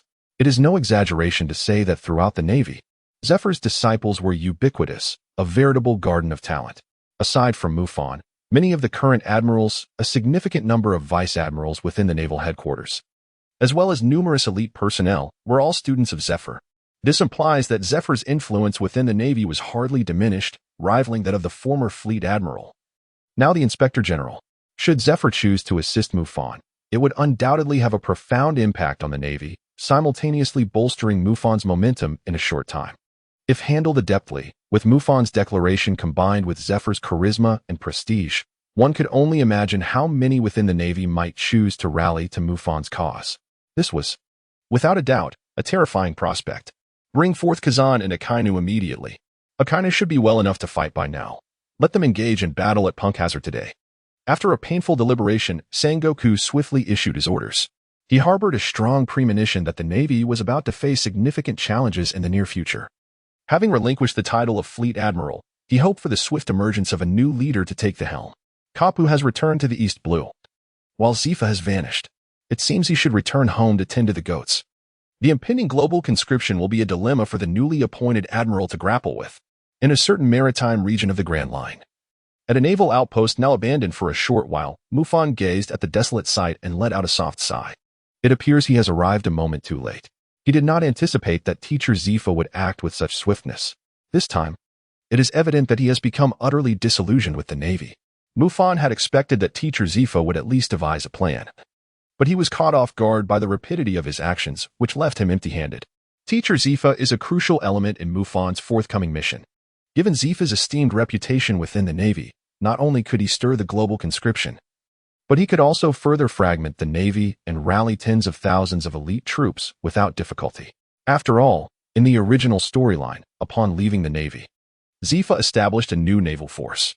This clearly illustrates his prestige and influence within the Navy. Mufan held a profound respect for Master Zephyr. Although this endeavor had proven fruitless, he remained unperturbed. Guided by the insights of the Eternal Intelligence Pointer, Mufan was nearly certain of Master Zephyr's whereabouts. This system granted Pointer not only adeptly ascertained the island's location but also offered guidance towards personal objectives. It appeared that the target of Master Zephyr's faction was the Doldrums. Thus, Mufan felt no urgency. There was no need for Master Zephyr to waste time. His next course of action was to visit an old friend, who was also a member of the Straw Hat Pirates. In the Grand Line, on the obscure island of Baldigo, lay the headquarters of the Revolutionary Army. A submarine, brimming with advanced technology, emerged slowly from the depths of the ocean.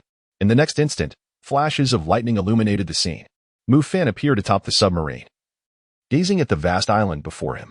Known as the Isle of White Soil, Baldigo is not insignificant in size. However, it appears exceedingly desolate. This place, serving as the headquarters of the Revolutionary Army, starkly reflects the plight of the revolutionaries. Mufan has served in the Navy for a decade, engaging in countless battles against pirates. However, his encounters with the Revolutionary Army have been limited, leaving him with little understanding of their true nature.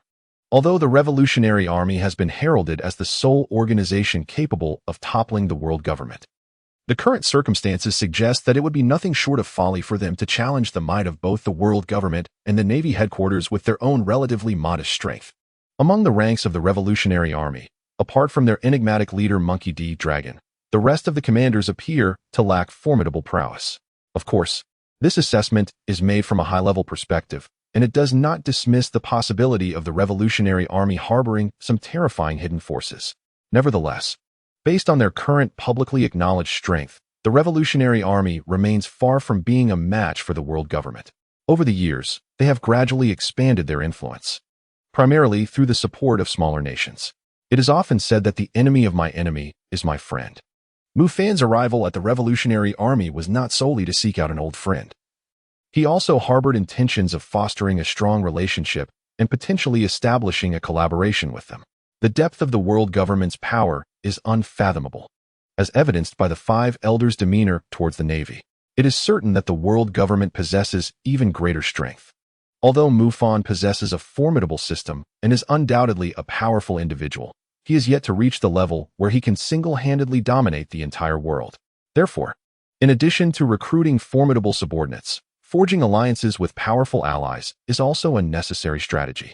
However, this time, Mufan intends to take away an old friend. It remains uncertain whether the Revolutionary Army will harbor any objections, as the son of the devil, Nico Robin, holds a uniquely significant place within their ranks. Within the headquarters of the Revolutionary Army, at this moment, Nico Robin, who has redeemed herself during the events of Judicial Island, has undergone a profound transformation following a period of recuperation. Both her mind and body have experienced immense liberation, and even her appearance has undergone notable changes. Of course, Robin has always been indifferent to superficial matters. She is currently perusing a collection of historical documents stored by the Revolutionary Army. Soon, she encounters the records pertaining to Archaeological Island, O'Hara. The Revolutionary Army's accounts are close to the truth. After O'Hara's erasure from the map, the world government and the Navy headquarters have since cloaked the information in secrecy. Nowadays, those who still remember the archaeological island of O'Hara are becoming increasingly rare upon the vast seas. Robin, how have you managed to survive all these years? It's truly astonishing. You were just a child back then, inquired Clara, an intelligence officer of the Revolutionary Army. her cheeks tinged with a blush as she gazed upon the mature and captivating figure of Nico Robin. Her inquiry stemmed from curiosity, while her flushed complexion was a testament to the significant transformation Robin had undergone. Since their first encounter, Robin's beauty has seemingly blossomed day by day, causing even Clara, a fellow woman, to feel a tinge of insecurity. Throughout these years, Robin has indeed faced countless perilous moments. Noting Clara's inquisitive expression, Robin offered a gentle smile. Setting aside the documents in her hands, her beautiful eyes shimmering with a flicker of emotion. Ever since the destruction of O'Hara, her life had become akin to hell, as she lived perpetually surrounded by profound danger. It was during this tumultuous journey that her heart gradually closed off, allowing her to cultivate the skills necessary for self-preservation. In her youth, she often found herself in hiding, and as she matured, she developed some capacity for self-defense. The most perilous encounter occurred a few years ago when she was captured by a group of bounty hunters who had been tracking her for some time. In that instance, she managed to kill 2 of them, yet she was ultimately defeated and captured, nearly being taken away to be exchanged for a bounty.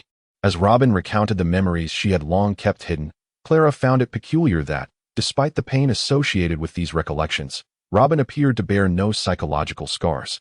Rather, a hint of sweetness lingered at the corners of her lips. What could this mean? Did Robin fall in love with one of the bounty hunters and subsequently escape? Robin, how did you finally manage to break free? Clara asked, her curiosity piqued. A formidable curiosity compelled Keela to persist in her inquiries. Well, I was rescued by a young Marine, who was actually a bit younger than I. Yet, he appeared to be a remarkably reliable young man. Nico Robin did not conceal anything, smiling as she spoke. From her tone and expression, it was evident that she held a certain fondness for that memory. A Marine younger than Sister Robin at that time? How is that possible? He managed to defeat those bounty hunters who had bested Sister Robin? Keela pressed on with her questions. Indeed, that fellow possessed impressive swordsmanship and martial arts even then. Nico Robin continued with a smile, stating nothing but the truth. This individual, reputed to be the strongest rear admiral in naval history, had already exhibited considerable prowess in his youth. At that time, the remaining 3 bounty hunters, fearing unforeseen circumstances, planned to exchange her for a bounty after the fierce battle, only to unexpectedly encounter that young Marine. Subsequently, she became his captivated guest. That little rascal had certainly bullied her quite a bit. However, after that, the young lad entered the Naval Academy and their meetings became rare. The last time they met was on Judicial Island. He had secretly rescued her from Spandam, but before she could utter a word, he departed. After all, he was at that time a leading figure among the new generation of the Navy. Such a formidable Marine must surely have attained the rank of Rear Admiral or even Vice Admiral by now. Keelan naturally believed Robin's account. Yet, this was an event from several years prior. Those bounty hunters must have also sustained injuries, and even if that young Rear Admiral was indeed exceptionally talented, it was already quite remarkable for him to have become a Rear Admiral or Vice Admiral after all these years. Over a year ago, he was indeed the youngest and strongest Rear Admiral in naval history.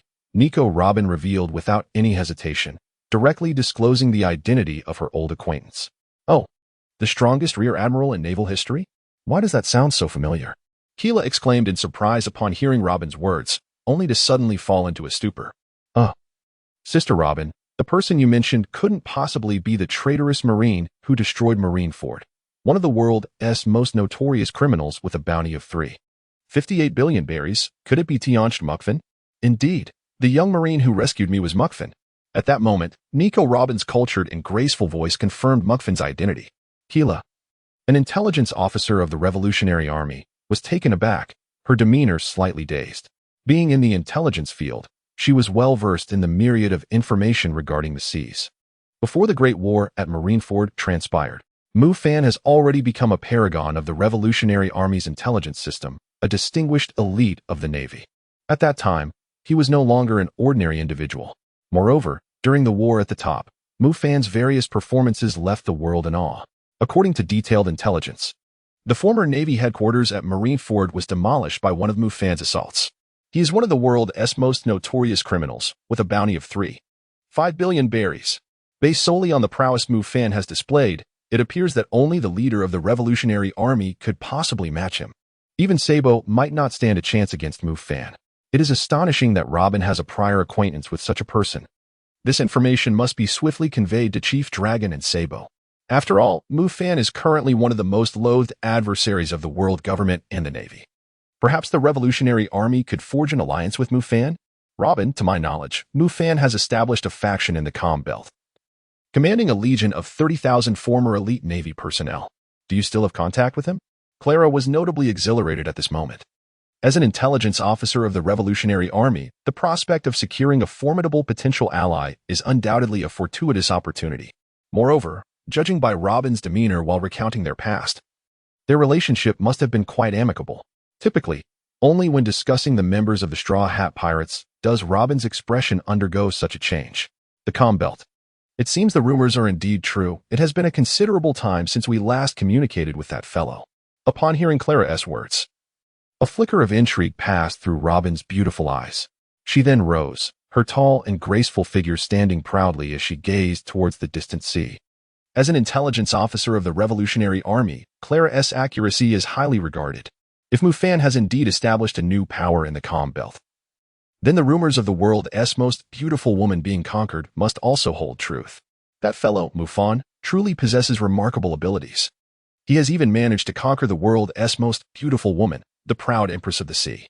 Ever since the events at Judicial Island, Robin has not seen Mufan again. During the time Mufan was wanted by the world government for the so-called heinous incidents, she was in a perilous situation and was completely unaware of the matter. The next news she received about Mufan was just recently, when his name graced the front page of the major headlines. On that very day, Mufan's name echoed throughout the vast seas.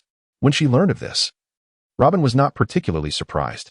As an old friend who had shared both joys and hardships with him for a time, she had always believed that Mufan would inevitably rise to become one of the foremost powers upon the ocean.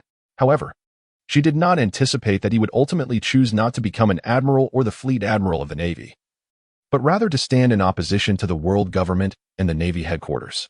He even proclaimed his intention to confront the world government and eradicate the ruling celestial dragons. Lady Robin, Keela, are you here? Do you know where the captain is? You should go check. Chief of Staff Sabo is in a dispute with an intruder on the island, and the situation is quite dangerous. Just as Robin was lost in her recollections and Keela was deep in thought, a revolutionary soldier rushed in, shouting urgently. This immediately aroused the vigilance of both Robin and Keela. White Soil Island, serving as the headquarters of the Revolutionary Army, is a rather clandestine establishment. Since there was an intruder clashing with Chief of Staff Sabo, he surely was not an ordinary person. Could it be someone from the world government or the Navy headquarters? Do not panic. Since someone has intruded upon the island, Chief Dragon must already be aware. Nico Robin, having spent a considerable time with the Revolutionary Army, understood their formidable strength. According to the soldier's account, the newcomer was merely one individual, so there should not be any issues. After all, this is the stronghold of the Revolutionary Army. Even an admiral of the Navy or one of the 4 emperors of the New World would not dare to invade the island alone. Who could this person be? Is it a lackey of the world government, CP0? Keela quickly readied her gear while inquiring. It is not CP0. It is the man who has recently gained infamy across the seas, known as Tianshu Mufan. Keela? Robin, is it truly Mufan? At the port of Baldigo on White Soil Island, Mufan could have easily avoided conflict by directly infiltrating the island. However, adhering to the principles of courtesy, he opted to disembark at the port. Little did he know, before his submarine could fully surface, it was spotted by the Revolutionary Army, who swiftly surrounded him as soon as it emerged. Among them was Chief of Staff Sabo himself. The young warrior, wielding a water pipe as a weapon, exudes an aura of decisiveness and vigor. He promptly leads a contingent of revolutionary soldiers with the intent to annihilate the invaders. It is only when Mufan emerges from the submarine that Sabo and his companions sense something amiss, their expressions swiftly shifting to one of tension, especially after having exchanged such fierce words moments prior. Mufan cannot help but marvel at the situation. Has he truly reached a level of intimidation upon his appearance? Surely, this is the headquarters of the Revolutionary Army. Tianshu Mufan, your sudden arrival on White Earth Island, do you have a specific purpose? At this moment, Sabo, as the Chief of Staff of the Revolutionary Army, feels compelled to confront the young man before him, despite recognizing his formidable power. Initially, Mufan harbored no particular intention. He merely came to seek a friend. However, the hospitality of your Revolutionary Army leaves much to be desired. Mufan responded with a cold smile. He indeed harbored intentions to collaborate with the Revolutionary Army. Yet he felt it imperative to assert his position clearly. He aimed to ensure that the Revolutionary Army comprehended the extent of his capabilities, as only then could a fair partnership be established. At present, the timing appeared fortuitous. Following his battle with Hawkeye, he had not engaged in any form of physical exertion for several days. A confrontation with Sabo would certainly be intriguing. He pondered, among brothers. Who stood stronger now, Sabo or Fire Fist Ace? Mr. Mufan, I confess I struggle to grasp your words. Are there friends of yours within the Revolutionary Army? Previously, we were unaware of who had suddenly intruded upon the island.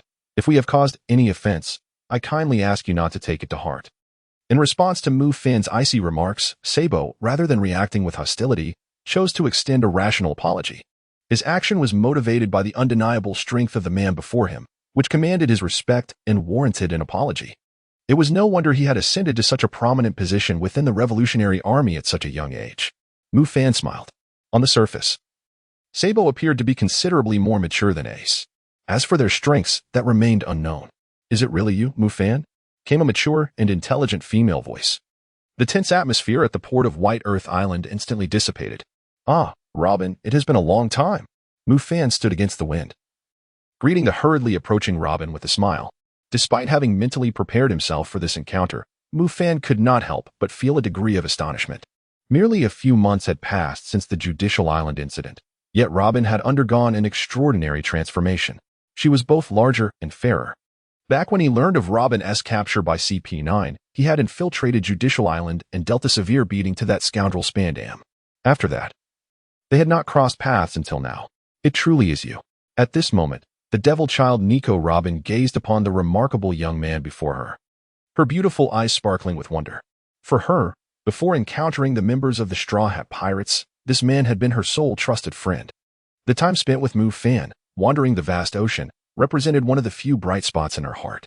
Thus, for Robin, Mufan is a friend of equal importance to her companions, yet the significance he holds for her is distinct from that of the Straw Hat crew. Having navigated the treacherous underworld and endured countless hardships, the daughter of the devil, Nico Robin, is presently oblivious to all else. She approaches and envelopes Mufan in a firm embrace. This scene leaves Keela feeling dizzy with sweetness, while Sabo and the other revolutionary warriors are somewhat taken aback. After all, they had no prior knowledge of the connection between Robin and Mufan, which appears to be quite extraordinary. Robin, you have changed so much, they remark. As Mufan felt the embrace of the exquisite sister Robin, he couldn't help but exclaim in awe. Robin's figure now rivaled that of Hancock, making their hug feel rather cramped. How is it that you have transformed so much? Once the leading figure of the new generation of the Navy, you have now become a world-renowned criminal with a bounty of 3.5 billion berries. After their embrace, Robin, with a radiant smile gracing her stunning face, gazed at Mufan. Many years ago, as an ordinary young Marine, Mufan had crossed paths with her while on a mission, and together they roamed the seas for several months. During that time, after learning about her plight, he had expressed his discontent with the world government and the Navy. At that moment, she had merely thought Mufan was speaking out of turn. Given his affiliation with the Navy, little did she know, Mufan had now truly become one of the most notorious criminals daring to oppose the world government. This revelation astonished Robin while also touching her heart. Ha ha ha, a bounty, you say? Just a trick of the world government. Robin, I have come to White Earth Island to take you away. Mufan did not engage in excessive pleasantries with Robin at this juncture. He directly articulated his intentions. He refrained from inquiring further, fully aware that Robin would accompany him. Given that the Straw Hat Pirates are currently on a 2-year training hiatus, Robin would not hesitate in the least. If urgency dictates, I shall return to bid farewell to the leader of the Revolutionary Army, and then we shall depart. As anticipated, Robin exhibited minimal hesitation. Although she was unaware of the specifics of Mufan's request, she showed no signs of reluctance. Robin, at this moment, Sabo, the chief of staff of the Revolutionary Army, who had been vigilantly observing from the rear, interjected. For the Revolutionary Army, Robin held a unique significance, as certain historical truths required her assistance to unravel. Should Robin choose to leave, the Revolutionary Army would naturally refrain from obstructing her. However, with Mufan's arrival, they felt compelled to seek clarification. After all, the captain of the Straw Hat Pirates, Monkey D. Luffy, is the son of the Revolutionary Army's leader. Excuse me. Chief of Staff Sabo, there are matters you might still be unaware of, Mufan retorted upon noticing Sabo's inquiry. Due to his intervention during the Marineford War, poor Ace had survived, suggesting that Sabo had yet to regain his memories. Mr. Mufan, are you attempting to convey something to me? Sabo politely responded. Clarifying that the Revolutionary Army did not intend to hinder Robin's departure, they merely sought to ascertain the situation.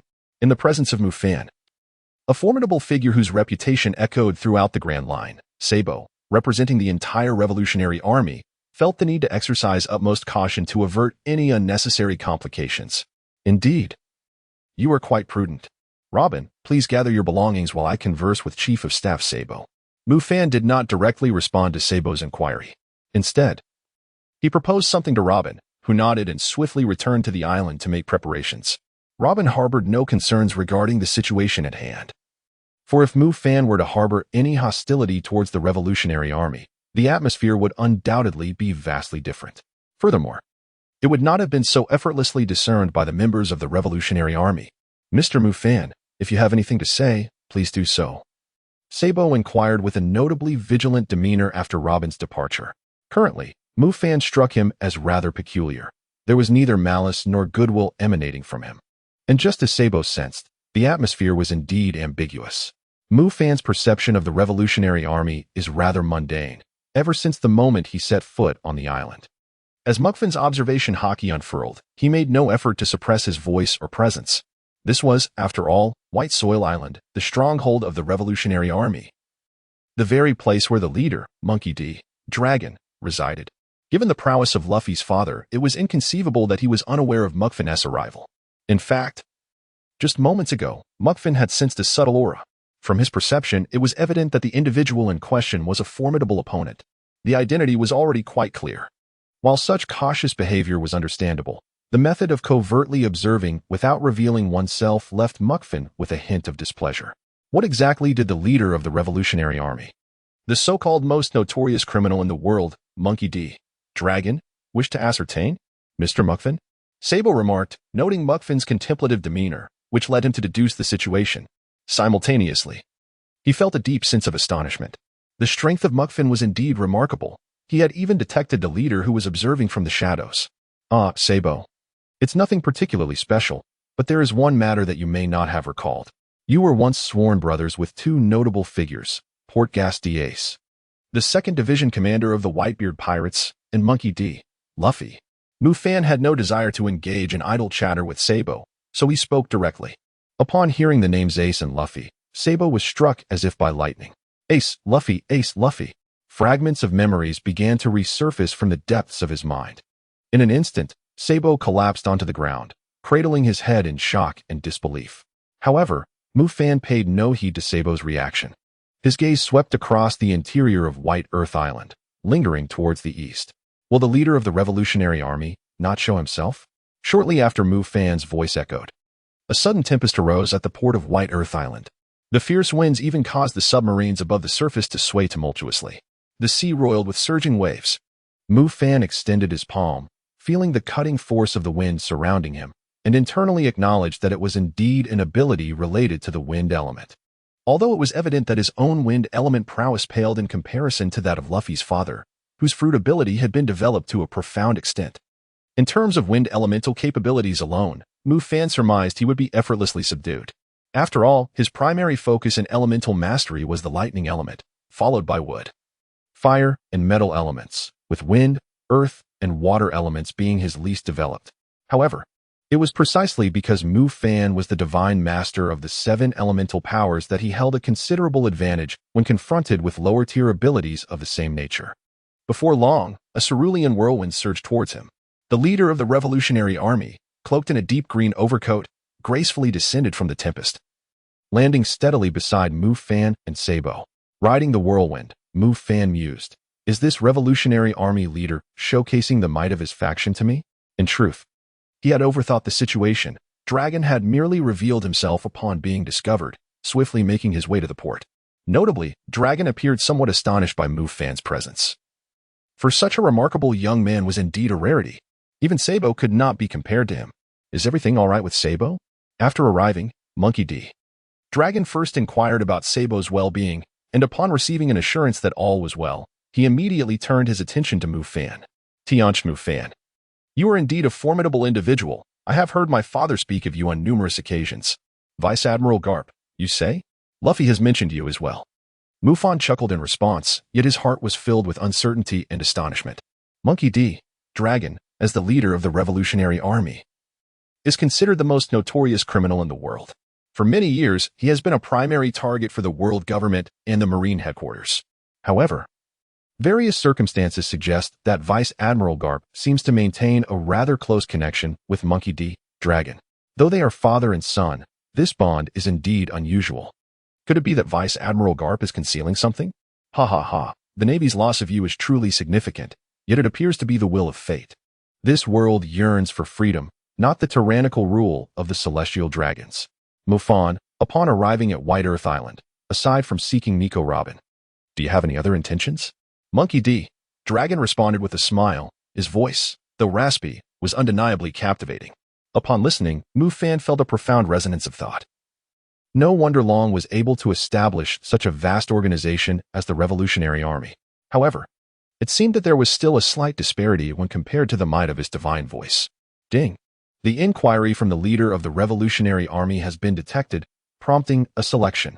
Option 1. Declare war on the Revolutionary Army and utilize the divine voice to proclaim a declaration denouncing the erroneous ideology of the Revolutionary Army. Reward: Conqueror's Haki, Flowing Cherry Blossom. Option 2. Establish an alliance with the Revolutionary Army and inform them that the host will endeavor to disrupt the world conscription at the Navy headquarters. Reward: Large-scale teleportation device. One use, a device capable of extensive spatial jumps. Before Mufan could respond, the system abruptly activated the selection. Mufan briefly glanced at it and then dismissed it. The reward for Task 1, the Conqueror's Haki entwined with flowing cherry blossoms, is momentarily irrelevant to Mufan. The crux lies in the content of Task 1, which is utterly preposterous. To question the revolutionary ideology within the very stronghold of the Revolutionary Army? Does one truly believe that the leaders and officials of the Revolutionary Army are mere clay figures? Although Mufan could escape with his remarkable speed, what about Robin? This situation is rather demeaning. Furthermore, given the current circumstances, harboring a grudge against the Revolutionary Army is not something one could accomplish without experiencing a mental breakdown. Is there any hesitation? Seeing Mufan momentarily taken aback, Monkey D. Dragon took the initiative to speak. I have acquainted myself with the declaration you made at Marineford, and I hold it in great admiration. Even I could not muster the audacity to make such a proclamation at Navy headquarters and emerge unscathed. You are indeed formidable.